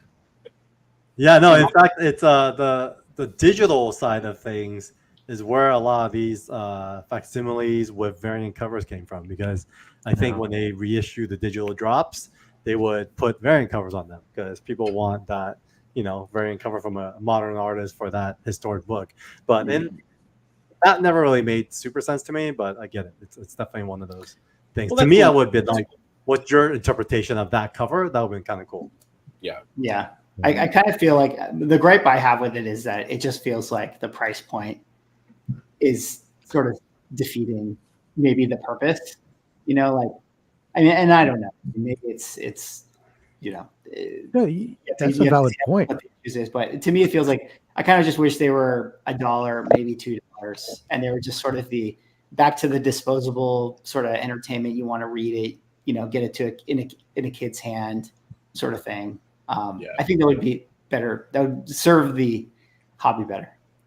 It makes a lot of sense because they don't have any more cost into it other than the printing cost. They already stole the artwork and stories from the creators back in the 40s and 50s, right? So you're not all of a sudden paying their estates money off of those. So yeah, why is it $5.99? And you're right on the blank. Like, why not make it $1 or $2 cheaper to help, give artists something great to draw on too at cons? It's a little bit more affordable when they want to supply their own blanks. And, yeah, why not?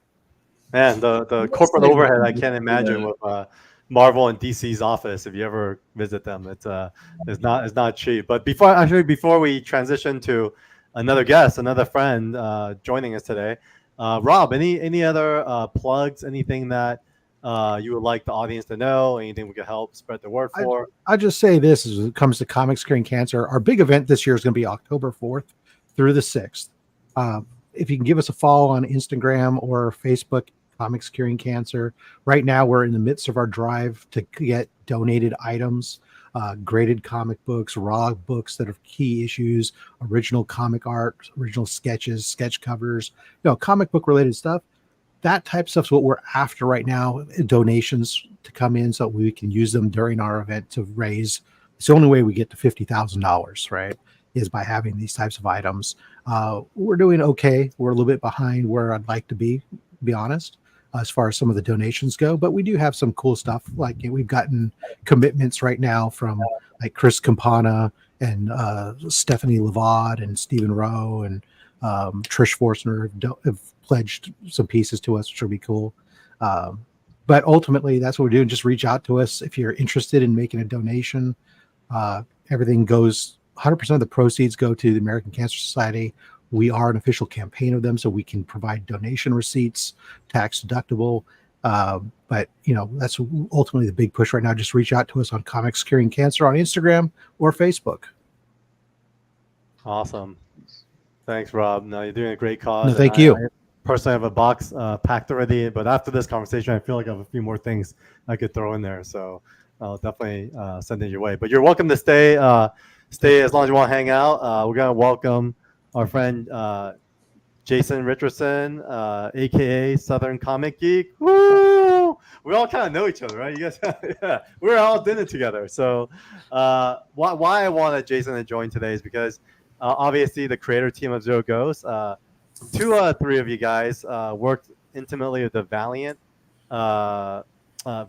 library, and so Jason and I are not just fellow collectors, but also Valiant fans. And so I want to kind of geek out a little bit. Oh, this is the recent one. He just picked up a Barry Windsor-Smith, Archer and Armstrong, number 2, issue 2, I would say. Number 2. Correct. Yep, I knew it. Number 2, when Turok actually showed up for the grandmother to take on Archer and Armstrong. But with that said, before we dive into it, Jason, we want to kind of get to know you a little better. So if you don't mind sharing a little bit about your story, your journey, how you got into collecting, and what you're up to today, that would be great. Yeah, well, thanks for having me on. I've been, of course, streaming on my channel the entire time and been lurking and peeking in and out of the chat. So obviously everything's been going great thus far. So thanks for having me on. I don't know which one's worse, going towards the front of something like this or towards the back of something like this, because I'm certainly not the closer here. But I do, as far as collecting goes, like most people, you collect when you were younger. Life happens, you get out of collecting. And then I found myself, as my youngest daughter was about to be born, getting back into collecting and visiting shows, cons, and then have since kind of evolved into the art realm as well. And so first and foremost, I am a reader. And so most of what I collect, as far as art is concerned, is related to the stories. There has to be a good story behind, or what I feel to be a good story behind the art in order for me to be interested, which is why I don't collect as many covers unless that cover was like really instrumental behind the story. But most covers nowadays are just pinups more than they are covers. So been an avid reader, read my first comic book in 1983. And I know everybody here just thought I was so much younger than that, but it's been a wild ride ever since. And awesome. That's a great intro, and I think we could relate a lot on a lot of stuff we read. I'm very similar. Actually, breaks my heart when people say comic art collectors don't even read anymore, or even a lot of slab collectors I'll meet and I'll talk to them about certain stories, and they'll be like, "Oh, what?" Like they'll know who the first appearances are and everything, but they have no idea like what the story's about, right? And so yeah, well, and so I found over my tenure on the YouTube side of actually selling comic books, which in my real life job it kind of makes sense, so that I would kind of lean that way. But then I try to sell like sets of books and things of that nature, and people go, "Yeah, is it a first appearance? Is a person about to be in a movie?" It's like, no, it doesn't matter. It's just a good story, Have we devolved in society? I mean, I remember the times that our teachers were telling us that don't read comic books. They'll put holes in your brain and you'll be dumb. And now they want you just to look at a comic book for 5 seconds as opposed to looking at this thing all the time, right? True. Yeah, they said my sister-in-law is actually a first grade teacher, and she said 90% of the curriculum are basically in sequential storytelling comics. Wow. And she said it's because parents are just happy that their kids are willing to read because they're so used to the phones. But, with that said, I mean, you had a chance to also read. In fact, I got to commend you. I think you won on the meme factor, right on the highest moment of like Deadpool Wolverine. This meme was going around, and Jason threw this one up, and I just cracked up out loud. And when I reshared it, I had so many people message me going like laughing as well. So you nailed it, and so I want to recognize that. But yeah, any questions for the creator team since you have them here? I know. Well, the irony in that is when it comes to this YouTube thing, I do zero editing because it was more about a fun factor than it was having another job. And as when it comes to Instagram, I'm almost as a little technical there as well. So when it gave me the option to put that there, I just happened to be reading this, and so I'm like, that would be really cool. So, a blind squirrel can find a nut every now and then. But as far as having the creative team, obviously having skipped in and out of the shows throughout today, I know a lot of great questions have already been asked. It was a fun read, and I'm interested to see where it goes from here. Backer number 8, by the way. And so going to be looking forward to getting my physical copies and all that kind of good stuff with some great art. The challenge, and again, this has already been mentioned, but the challenge in an age where we have so much entertainment at our fingertips, and everybody, because of the MCU, the kind of the bad thing about it is that everybody goes, oh, okay, well, I remember the Hulk from Lou Ferrigno days, or, I've always known Spider-Man from the 90s cartoon series, whatever. is to say, okay, yeah, there's all that, but there's this new thing. And I need you to just focus a little bit of time, because although you all have some great artists on there, the collectability is not quite there for a Kickstarter campaign, or just at least in my opinion, it's not there yet. And so the cover gets a little bit there, but it's the side of the community that's the speculator is not generally there. So you have to have that reader. And so it's kind of the niche of the niche. But I think that the story, at least in this ash can, was interesting enough. The colors were vibrant. The art was great.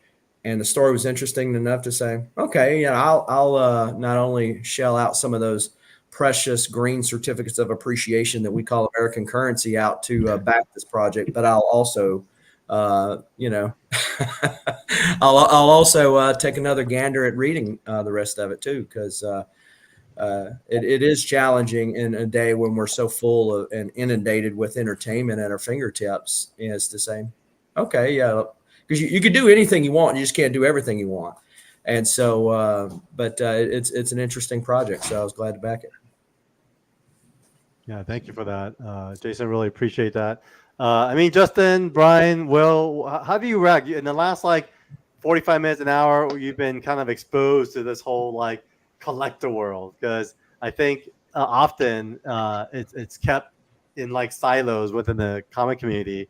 And so for me, I always just love kind of bringing everyone in the room and kind of getting everyone's thoughts. And I'm sure we've all been exposed to all the different facets of the creative process, production process, the shop's distribution, the sales side, collectability side, the grading side, the art side. I mean, so much, right?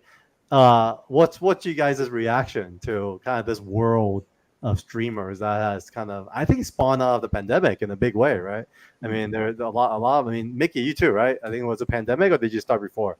So pandemic, yeah. So pandemic really spawned this new, I think, reinvigoration of the love and passion for the craft. And what's cool about it, it's kind of going around, everyone was on the same page. Like, look, I do this for fun. I don't need a second job. It's something that I'm doing because I'm passionate about this stuff. How do you guys feel?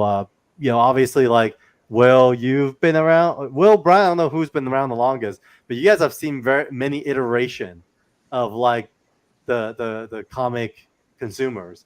So what goes through your mind now as you guys hear about this new wave of consumers that's out there, and also distributors in a way? Because instead of Wizard Magazine, we have streamers today that's really talking about these books and sharing the word about it.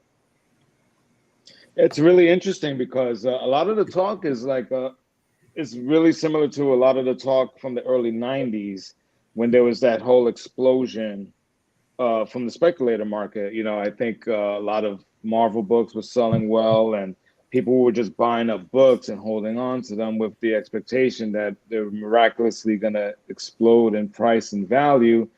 And I think we're kind of seeing that again because of the movies and stuff like that. It's this whole resurgence of speculation and what's going to sell well, which artwork should we buy, which book should we buy, which character in a book is going to be introduced that could be made into a character for a film and stuff like that. So it's just interesting because it seems to me like everything old is new again with this market. Justin, Brian?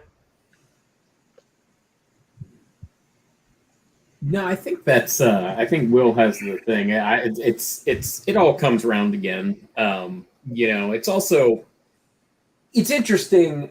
I think, and we've talked about this before, and I've rambled on about a length. I think we tend to get a little mono-focused on the direct comic book market. When there is a lot of people reading comics that will never go into a comic book store. That's I always use by comparison, Urban Animal, my webcomic, has 500,000 subscribers. And we've been read 40 million times. It gets, a weekly audience when we release new issues of 100,000 people. So like, and like for context, we are not a big deal at Webtoon. Like we are solidly mid-list. Like we are good enough to do 155 episodes, but like we're not lighting the world on fire. That's the same thing with when you have Dave Pilkey, releasing 7 million Dogman books, literally, like that's the print run. Like that is a lot of people reading sequential storytelling. And I think, I think one of those things is like from my point of view, I tend to look at it as like, how do we get those people into the kind of comics that we mean when we talk about comics, which is a slightly different animal. Because, a fraction of those people coming into direct market comics as readers would, quintuple, multiple the size of the readership in the industry, which would be good for all of us. So that's the sort of thing I tend to think about. When it comes to stuff like collecting and stuff, like, it's just such an alien thing to me. Like, and I absolutely don't mean that as a judgment. Like, I just don't collect things. So like, it's like one of those, like, it's interesting. It's interesting to me in the way that people being passionate about things is always interesting, but it's like somebody trying to be like, this is the best Yuvian throat singing that I've ever heard. I'm like, I have no context for evaluating any of this because it's just not what I do. Like, but it is interesting. Like, it's kind of fascinating to me. The closest I get to that is like there's a couple of issues that were important to me as a kid that I would probably buy again. Like there's the Alan Davis X-Men that's like Wolverine versus Sabretooth that I would probably pick up. And as a matter of fact, if I had extra money, I might even go for the original art if it were floating around somewhere. You know what I mean? Because it has real relevance to me as a thing. But like beyond that, like I was just like, I'm glad people were into it, but like it's not my deal. Yeah. I don't know if I've seen an Alan Moore piece from that, but yeah, go for it, Mickey. No, I was gonna say I don't know if Brian has thoughts, but I was just gonna respond. No, go ahead. No, I think it's interesting because, like, I just feel, and I think one of the hard things here is I don't know if anyone really has the data, the sales data, the metrics. Like, how many real readers are there? I mean, I know Justin on Webtoons, but they read, but yeah, like, what's the crossover of like people that are in direct market? And I wonder, is Webtoons also very big overseas as well? I imagine. Like massively. Yeah. So I think there's probably my statistics are granular enough that I can tell you how much of that comes from the US and how much doesn't. Like, but like Webtoons, specifically the company Webtoons, not just a generic term for that, essentially is the Korean comic book market, even though manhwa exists. Like they are a big deal in a way that would be hard to describe in American terms. And you can actually see some of that, right? Like even in the US, like there are a bunch of Netflix shows, Korean Netflix shows that are in fact based on line Webtoon comic books and stuff that are up there now. Like Sweet Home is the one that people think of, but like actually like subtly, like if you're paying attention to the credits, you're like, oh, okay. So like they are to some extent like the MCU of Korea in some regards, like in terms of like kind of the cultural scope of it. And like the question mark of like how much of that overlap there is a good one. And no, I don't think anyone actually knows. Yeah, I don't think anyone actually knows either. And it's interesting you say that because I've done a lot of writing for Riot Games. They make like League of Legends stuff. But so they're a very interesting company when I've been giving their analytics and stuff to see how much of a Western and Eastern audience it is. Like, even though it's big in the West, it's like, oh, wow. Like the audience in Korea and China is so much larger. It just dwarfs anything that we get over here. But what I think is interesting, and maybe this has always been true from a marketing standpoint, but I think it's just really hard to sell craft and content of a story nowadays because there's so much noise and there's so many entertainment fields that I think you have to either sell the speculation of like, hey, this is the next big project that's going to be turned into the next Walking Dead, or it's going to have the video game. And so people will give it a chance And then after they give it a chance because they think they're going to get rich, they read it and they're like, oh, wait, it's actually really good. And then they get invested. Or they're invested in the people behind it. Like, I just like Brian, so I'm going to buy anything Brian draws, so cool. And then it happens to be a good story. So yeah, it's these like other marketing things that you have to kind of push first to get people on board. And it's almost like the story is almost second fiddle in that way, but it not in a negative way. It's just that like it's the same thing. It's like there's so many great shows on Netflix, but it's like, what is actually going to make you hit play? It's like usually it's no. I think that's absolutely right, and I think part of it is that we have sort of lost our man. I want a better term for this. I'm gonna say cultural gatekeepers, but like it's not the gatekeeping aspect of it, but like. I know I've talked with Carl in the past about like how like, man, I found a lot of cool ass comics from reading Wizard comics. You know what I mean? Like that's where I came across 100 Bullets for the first time, which is one of my favorite series ever and that kind of stuff. But it's the same way with like, if you look back to 25, 30 years ago, you had stuff like Entertainment Weekly and like New York Times book section and stuff. And those things still exist, but like they don't have the sort of like cultural imprimatur that they once did.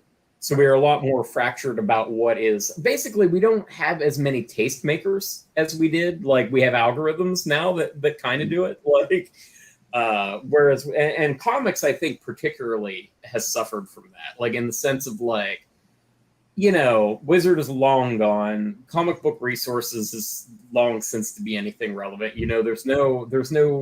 There's no Warren Ellis forum now, you know what I mean, that I'm aware of that like is like a nexus point for taste making and being like, hey, this is a cool thing, you know what I mean? Like I think YouTube and Twitch and stuff can be that. I don't know that there is something that is quite doing that. Like I think I'm aware of one or two channels that seem to be trying, and they're doing well, but like it's just a matter of that kind of stuff. So yeah, I actually think you're right. Like honestly, a lot of what I'm doing, just personally moving forward, is based on forming a kind of parasocial relationship with people to basically get them into my work, because like that's how you get reach, right? Like if I can like have a successful-ish like YouTube channel, like, then that's going to be able to funnel people into my actual work in a way that it is difficult to do with the work first. You know what I mean? It'd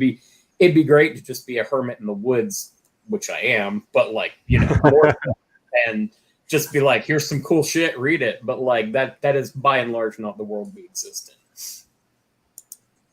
Yeah, there's just too much noise. Like the saying, the cream rises to the top. It's like, it's true, but not if the coffee cup is so big that, you're going to need a hell of a lot of cream for it to actually break through. So big. And the fact that algorithm does steer you towards certain things, and then everybody's trying to get the clicks. So they all try to tailor their stuff in the same, oh, well, this did well, so let me create my stuff like that instead of actually doing something different and unique.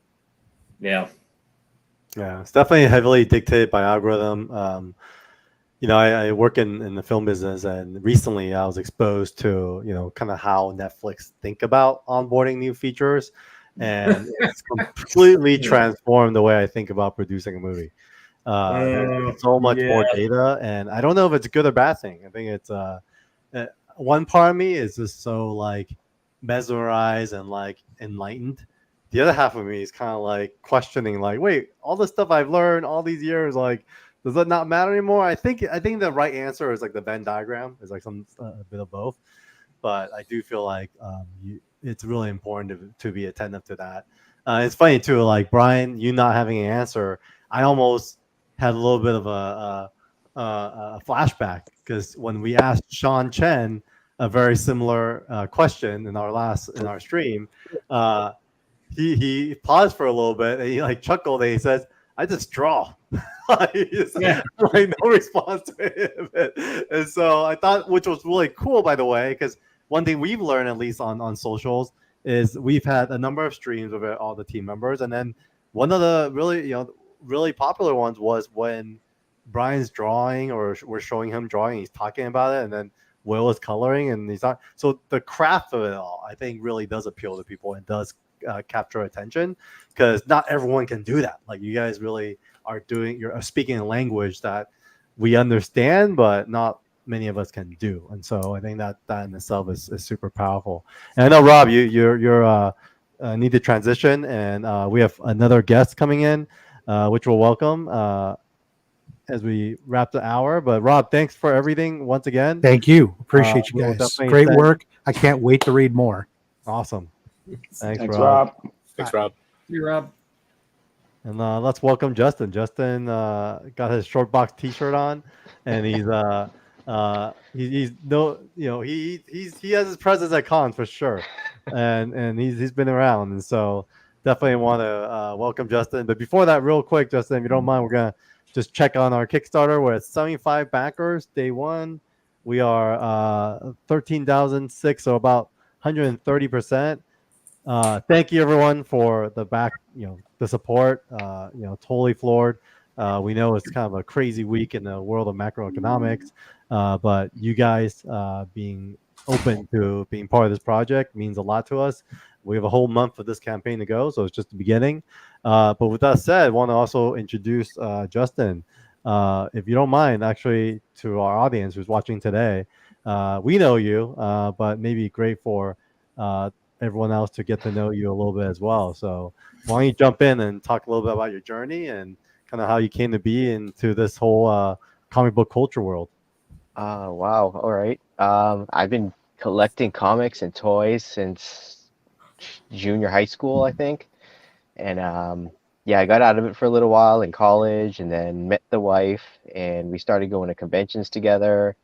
And then we just kind of spiraled and snowballed from there. We've just been creating a great network of people, meeting tons of new friends. We do like a bunch of panels at conventions. We cosplay. We just like to be active in the community. And then when you met your wife, Michelle, were you guys both already into this stuff, or just happened to be on stuff, or you got her into it, or the other way around? No, we were actually both into it, but we didn't know until one of our first dates was actually the first Iron Man movie. So we always joke that our relationship spans the entire MCU. But we used to go on little like toy hunting dates when we started dating. We'd do our little loop around. We'd hit up like Walmart, Target, a couple comic shops, and that'd just be like our weekend thing to do. And then, like I said, it just kind of spiraled from there. That's awesome. So I wish Sarah would be here, but she kind of comes from your world and your segment. And why we want to do this stream today and continue building these get-togethers virtually is because we recognize like the source material, comic books, provide an avenue for adaptation, not just film, not just the comic books themselves, not just the business that built from them, not just the art, but also individuals like yourself and Sarah and your wife, Michelle, who loves taking this stuff and embracing and becoming it, right? And so, as you kind of, and honestly, a lot of folks don't even read anymore. They just dress up as characters that they like looking at. And so, but you still read. And so with the creator team here today, and we have our other friends here, Jason, Bronze, any thoughts or feedback for Zero Ghost as a whole? Because today's a big day, it's our day one, and we're launching, and we would love any feedback or thoughts. And if you have any questions for the creator team, feel free to shoot. Well, I had a chance to read the first issue, the preview issue, and the art is just fantastic. It's so good. Some of these pages I was looking at, I was like, oh, this is like cover quality for an internal page. I was just blown away by the art and the story too. That's exactly down mine and my wife's lane. It's like I like the different like families / gangs, and they're each routed in like a specific specialty or power, and then it even mixes in some of the supernatural. So it's kind of right down our alley. I love the story so far. I've only got to read the first one, but it was great. Can't wait to pick up the next two. Awesome. Sweet. Any reaction to that, Brian, Justin? Obviously, I think it'd be cool one day if Justin and Michelle cosplay as some of the characters in Zero Ghost. Oh, yeah. Carl and Kira. But I just wanted to say thank you for the compliment on the inside pages. You know, the fact that you said that they were like cover quality, that's what we're striving for. You know, like what you see on the outside should be equal to what you see on the inside. So I'm glad that you said that. So thank you so much, Justin. Appreciate that. I have some other friends who do internal art also, and it takes them like days to do a page. So I can only imagine how long it takes to do that type of quality for the entire book. Oh yeah, I won't even bring that up. Yeah. it's a passion for it. So one of the How'd you things guys that come up? Oh, go for How'd it. you guys come up with the story? It's kind of like a mix of a bunch of different things we've seen. Oh, that is literally what happened. I was looking at stuff that I just thought was cool and wanted to do more of like 90s comics and John Woo movies and John Wick and, magic and all that kind of stuff. So, which is how most of my projects go. There's just some kind of stew of like all the things I think would be fun because I'm mostly trying to entertain myself at first. So. It is. I feel like a lot of times when we entertain ourselves, and it makes, kind of like the conversation kind of kicking off this morning with Manix was he wants to just make himself laugh and make it fun. And when you see him doing that and he basically is successful delivering that, we actually feel like he's having fun from his works as well. And so I do feel like there's a lot to that, when we kind of do the best for ourselves. I definitely enjoy or I appreciate, the approach that is, or let me backtrack. I think there's been so much of a push in a lot of storytelling to do, a lot of like deconstruction or like to be like, okay, how do we make this, yes, we've seen that before, but how do we, completely change it and make it shocking this time? And I actually think that there's something really refreshing about just giving the story that you want to do or that you grew up liking and just giving it your version of it. And by just the nature of you doing your version of it, it's going to feel fresh, And so that's what I really enjoy that, just kind of a classic tale of vengeance, but you guys putting your own stamp on it makes it feel completely brand new, but familiar as well in a good way. Well, I mean, I worked in the music industry for many years, and one of the things I learned, as I dove into it was this idea of sampling. And then I realized there's like, nothing new under the sun, because after a while, like sitting in the studio with producers, you're realizing all these guys are just like master dictionaries of all the sounds of all the different music and songs. And they basically remix all the hits in the past into its new form. And why the major studios, major record labels win is because they own all those old libraries and they hold the rights to using those proven tones again. And so there's only so many. It's almost like an algorithm that's a little bit more organic, but I do feel like there's nothing new under the sun. I think it's really about reinterpreting existing hits to fit the new generation. And those of us who know some of the hits better, then we'll kind of recognize it. And at the same time, there's this level of familiarity. But with that said, we're at top of the hour again, and Bronze, I know you got to run. Thank you so much for streaming with us, and it's been awesome to have you here. Any other thoughts for the viewers before you head out? Yeah, so I just want to say, like I said earlier, I got a chance to read about the first half of the story so far, and I'm hooked. I can't wait to go finish it. And that's the kind of thing that I like to see is good new story, great new art. It's a new world that we're building, so that's really cool. So I am excited to see how this campaign goes. Hey, we haven't planned anything for this yet, but at some point, if the creative team wants to come on and talk a little bit more about it, maybe a little bit down the road in the campaign, I'd love to talk to you guys some more about it. Like Justin, you mentioned Jim Butcher earlier, for example. Like I would love to talk to you about some Dresden Files, stuff like that. There's lots of good stuff we can talk about. I'm excited about this book, and I'm going to go back it after I'm off here. So we got to go check it out. Awesome. Thank you, Bronze. Really appreciate you, and we'll see you soon. Okay, sounds good. Have a good one, guys. All right. All right. Let's take the time to welcome Janie and Max. What's up, guys? Hey, what's up? How y'all doing? Good, good. The homie. So this is awesome right now. This is how we're gonna close the show today. We literally have representatives from every community, from the collector community to kind of like the slab vintage collecting community.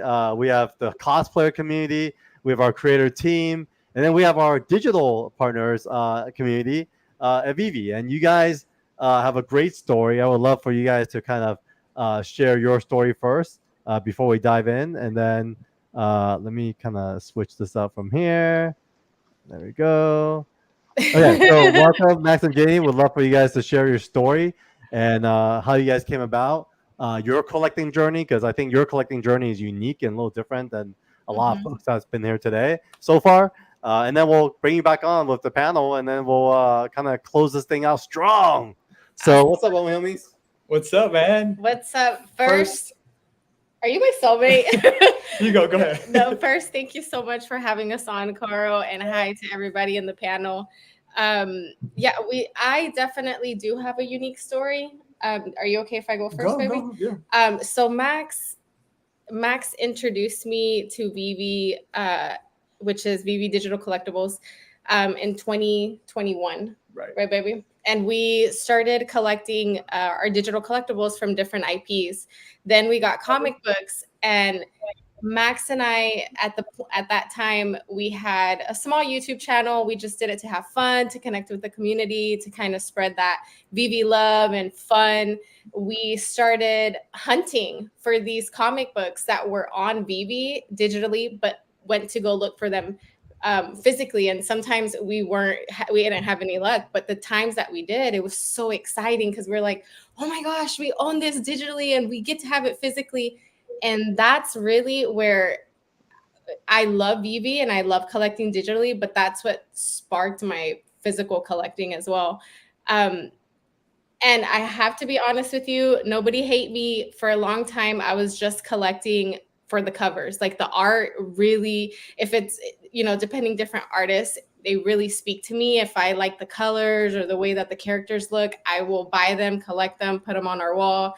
I'm, as y'all know, I'm a big Peach Momoko fan. So now I have a collection of comic books that I would have never imagined I would be collecting, or even collecting like toys or art collectibles. Vivi just kind of like opened this whole new world for me.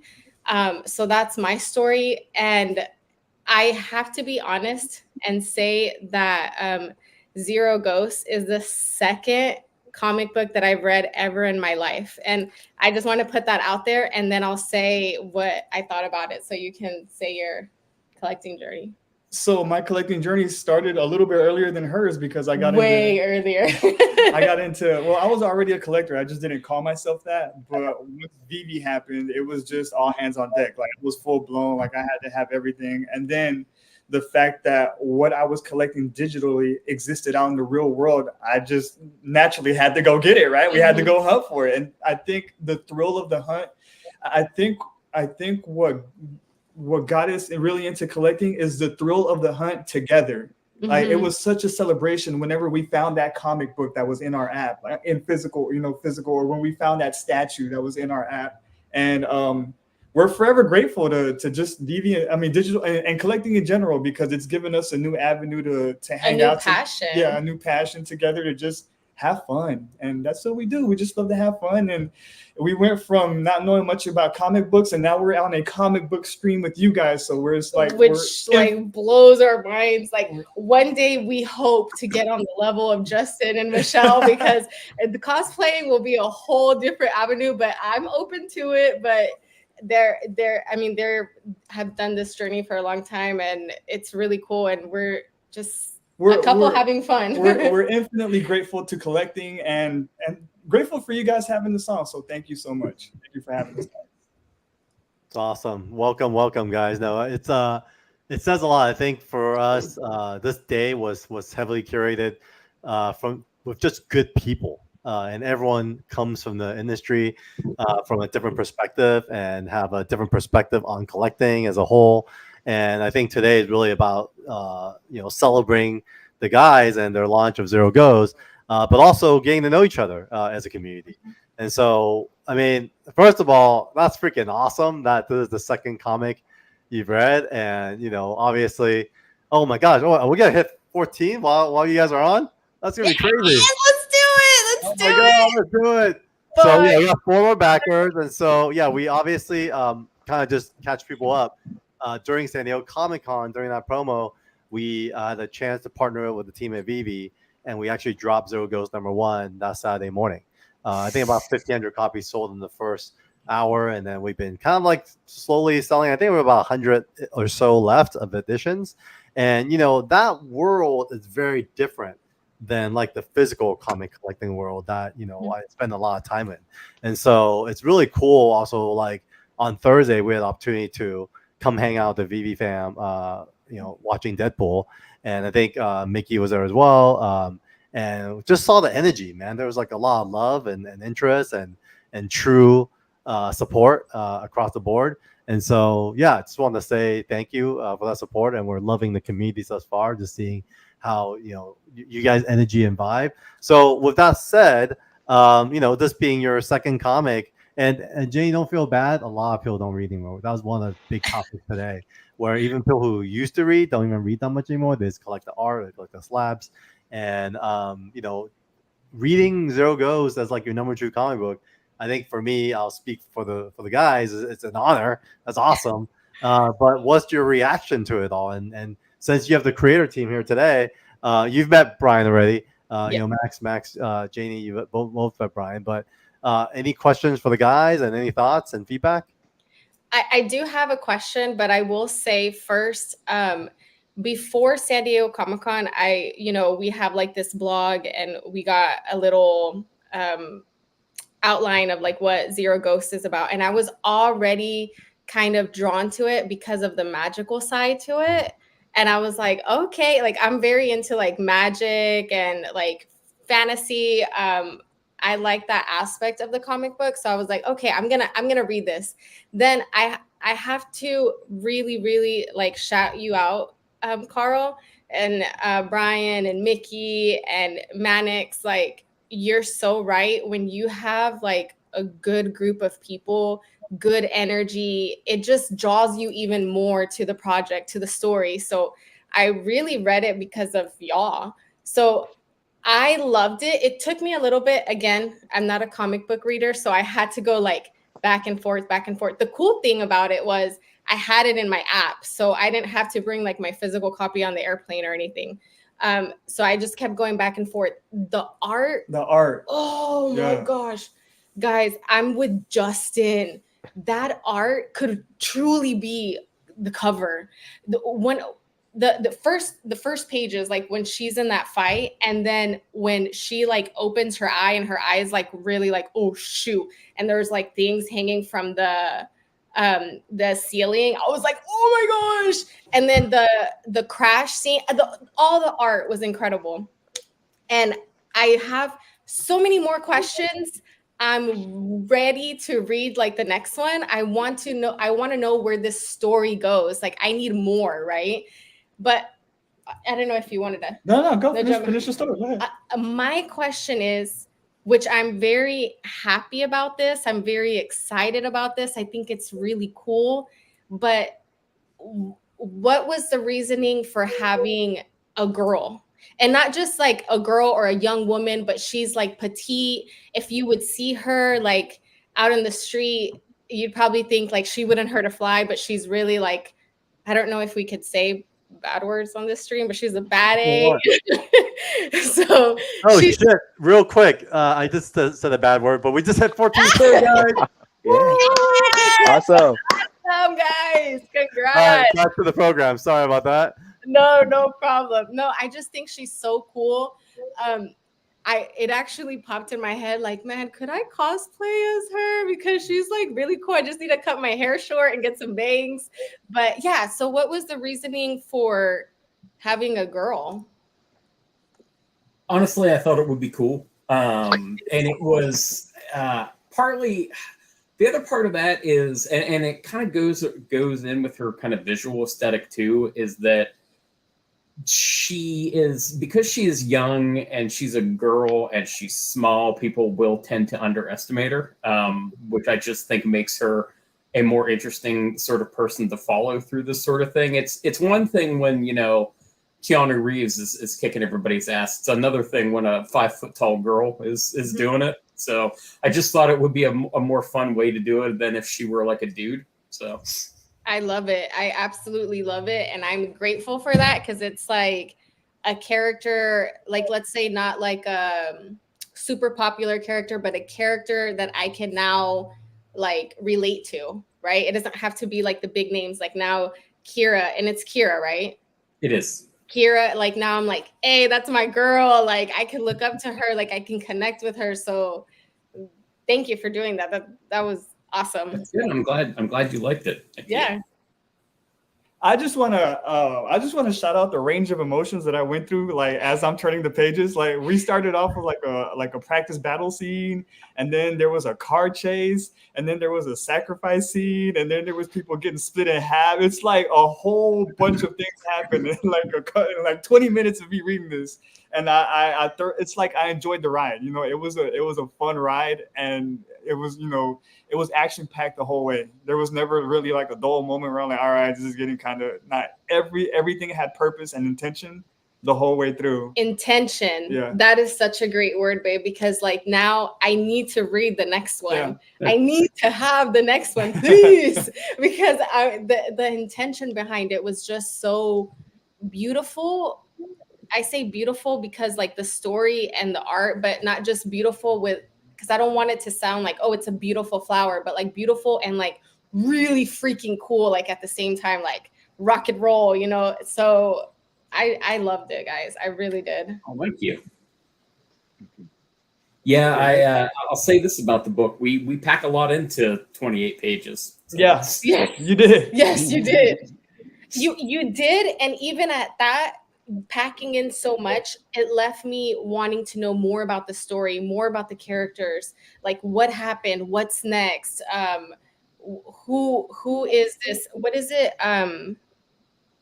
the red character, Strode. Okay, I'm trying to make sure not to mispronounce any because I really like this book, guys, like, and I really value it, so I don't want to mess up the names, but yeah, like what's next for them? Like what's the next thing? Is she just gonna go and like kill everybody at sight? You know, like, so it's, yeah, I can ramble, sorry. It's okay. The filibuster's over. I don't want to, it's not a filibuster. I just really appreciated the story. Yeah. I really, really did. And I was after reading the story, I just got even more excited for the stream. Yeah. Like, I'm like, I can't wait to talk to all of y'all about it because we're all, you know, here for a reason, right? Because we like the story and just want to talk about it and share it with everybody. Exactly. No, it's important, I think, and that's also why, like, I want you guys to come on. You guys have just amazing energy, and you guys come from a whole new perspective. Because when I got to know VV a little bit more, and I met some of the community members, one thing I learned is many people actually weren't even comic book collectors growing up. They actually was exposed to comics through VV, and then it brought them into comic book shops and conventions, 100%. and that's kind of where they buy comics. So in a way, like, I think as much as often, you know, traditionalists, I would say, maybe would look at it and be like, oh, it's kind of a bad thing. It's taking away whatever. I feel like it's actually bringing more people into the marketplace and should be embraced.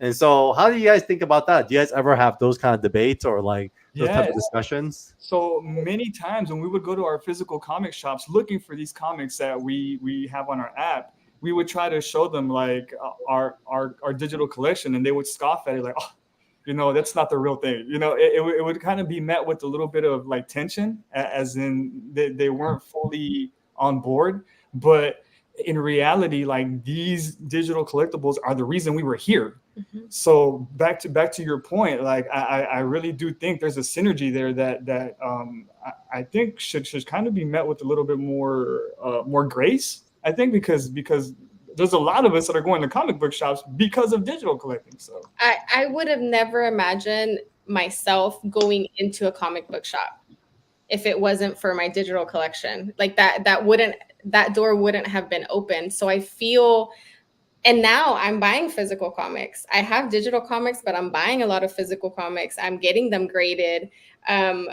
I'm getting them signed. I'm meeting artists. That's probably my favorite part. Meeting artists and the people behind the story, the team, like connecting with these humans is like such a great Brian. Yeah, Brian, we had such a great conversation, and that we were so grateful for that conversation and getting to talk to you, getting to know you.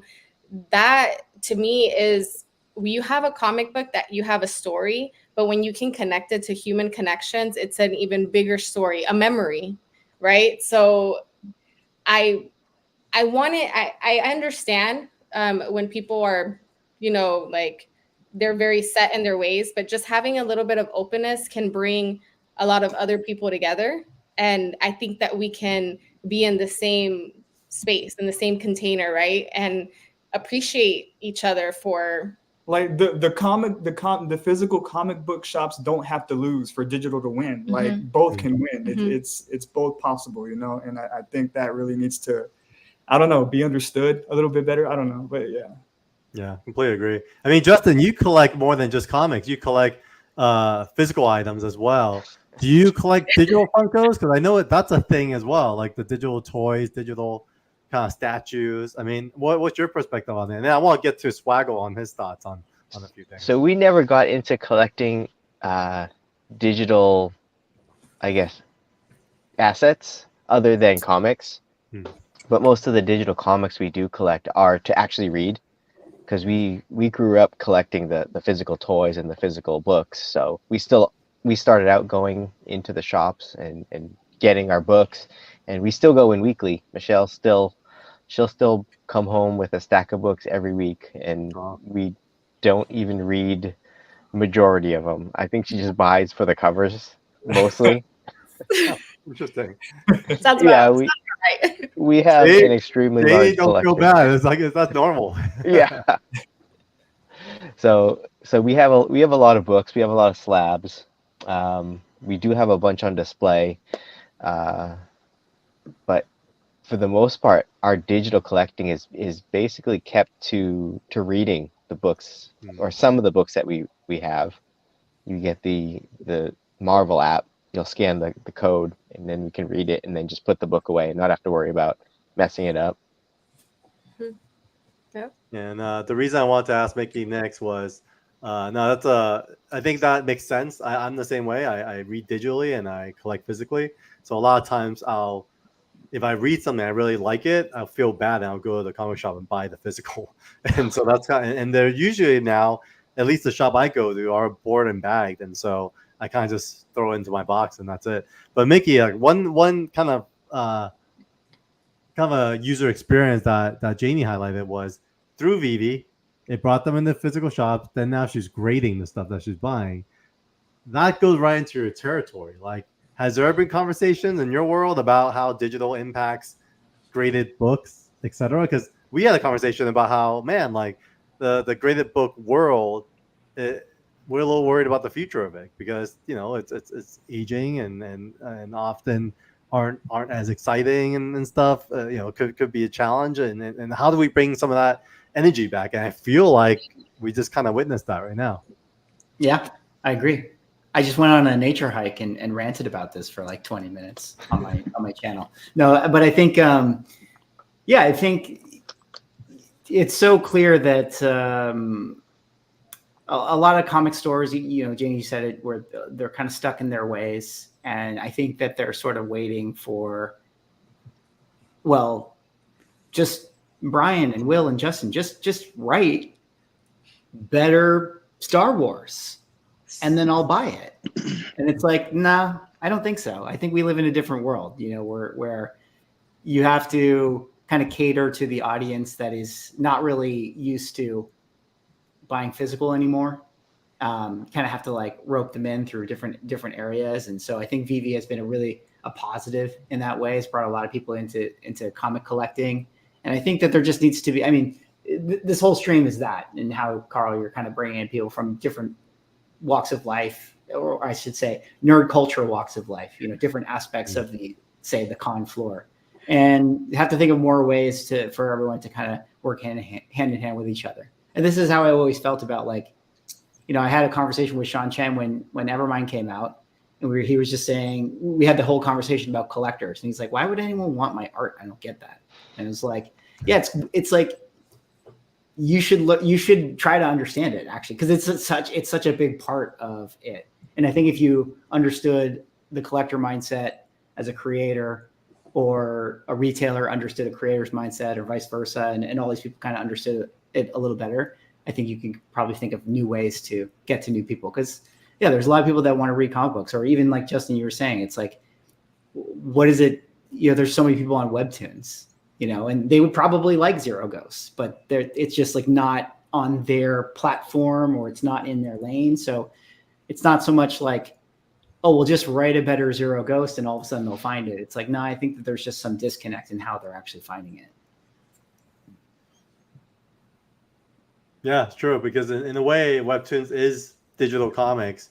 You don't have the collectability of it, but I think to me, is more like digital periodicals in a way.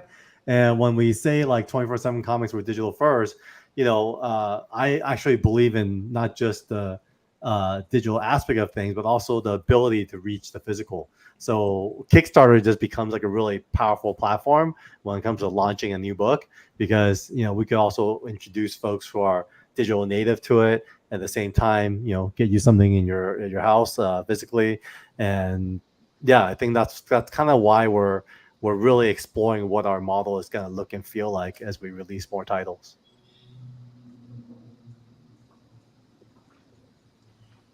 All right, what else? Any other thoughts? I mean, we're kind of landing the stream. We're 8.5 hours planned, and we have a handful of minutes left. Man, I can't believe we made it through today, and everyone is still alive. Congratulations, So, man. That's awesome. yeah, thank you for coming on and really like energizing us and giving us your insights, and even just your excitement about the book is such encouragement, because I do feel like I'm a fan first, and every one of these guys, I'm a fan first before I started working with them. And when they put out the product and was given the room and space to do what they do, I feel like they did deliver the best work.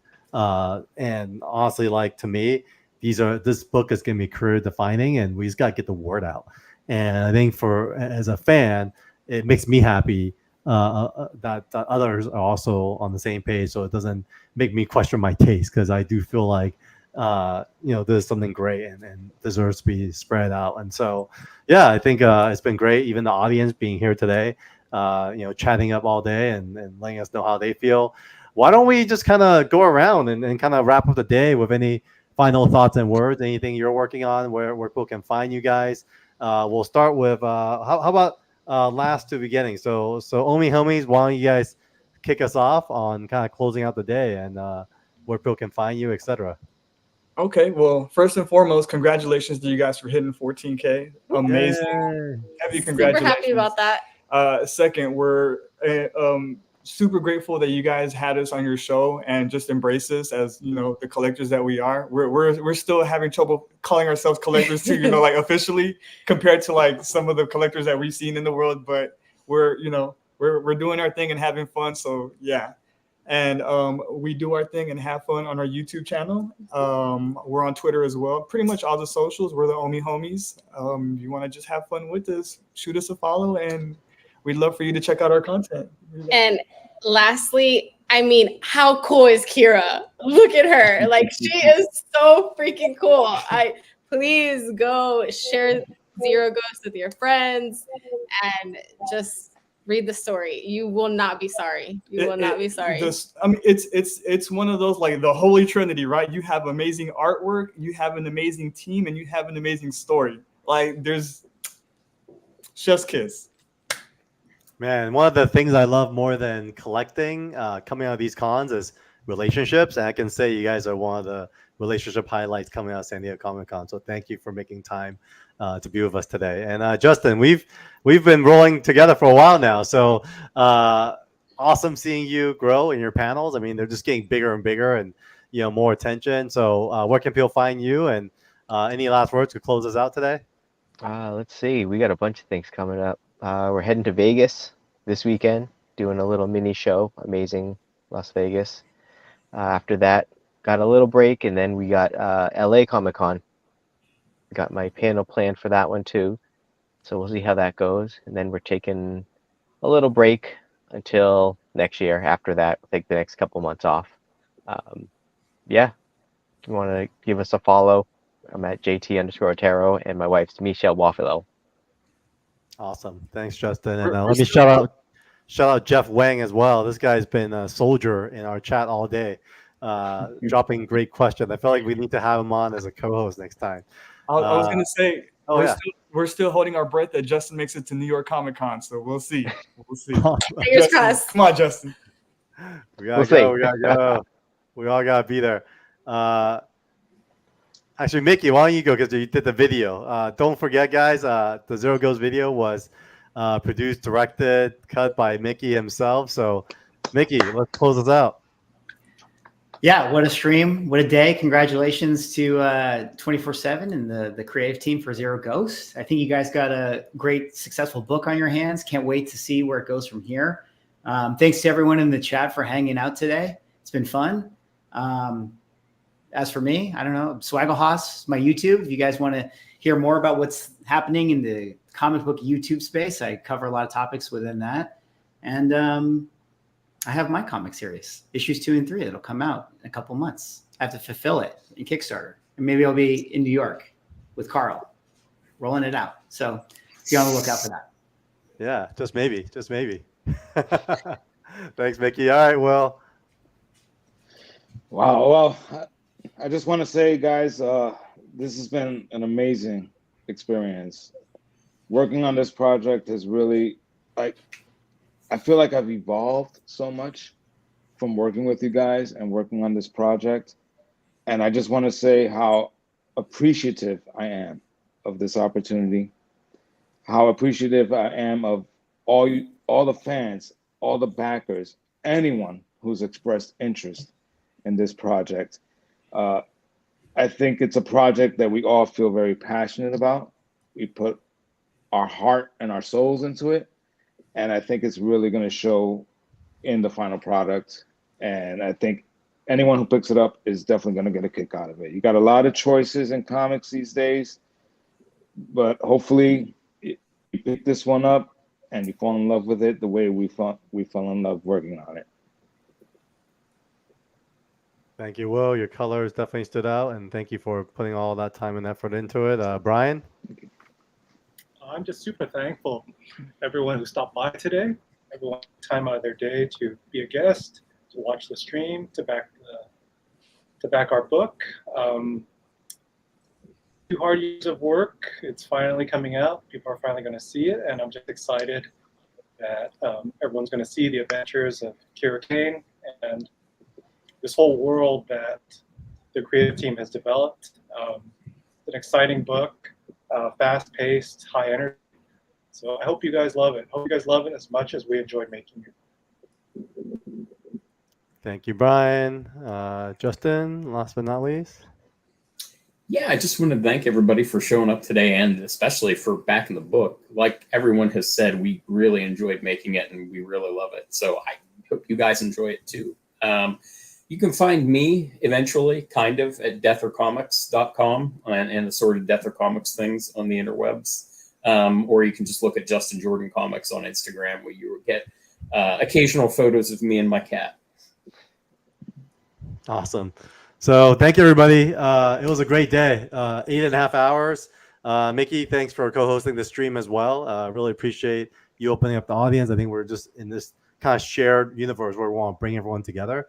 And so 24/7 Comics fan, thank you so much for helping, and all the backers out there. We really appreciate this first day. I think it was a huge accomplishment for us to hit the 81 backers at the 14K level. And so we got 29 more days to go. So this is just the beginning. Thank you, everybody. We'll see you guys soon. I got to go put my order in. There we go.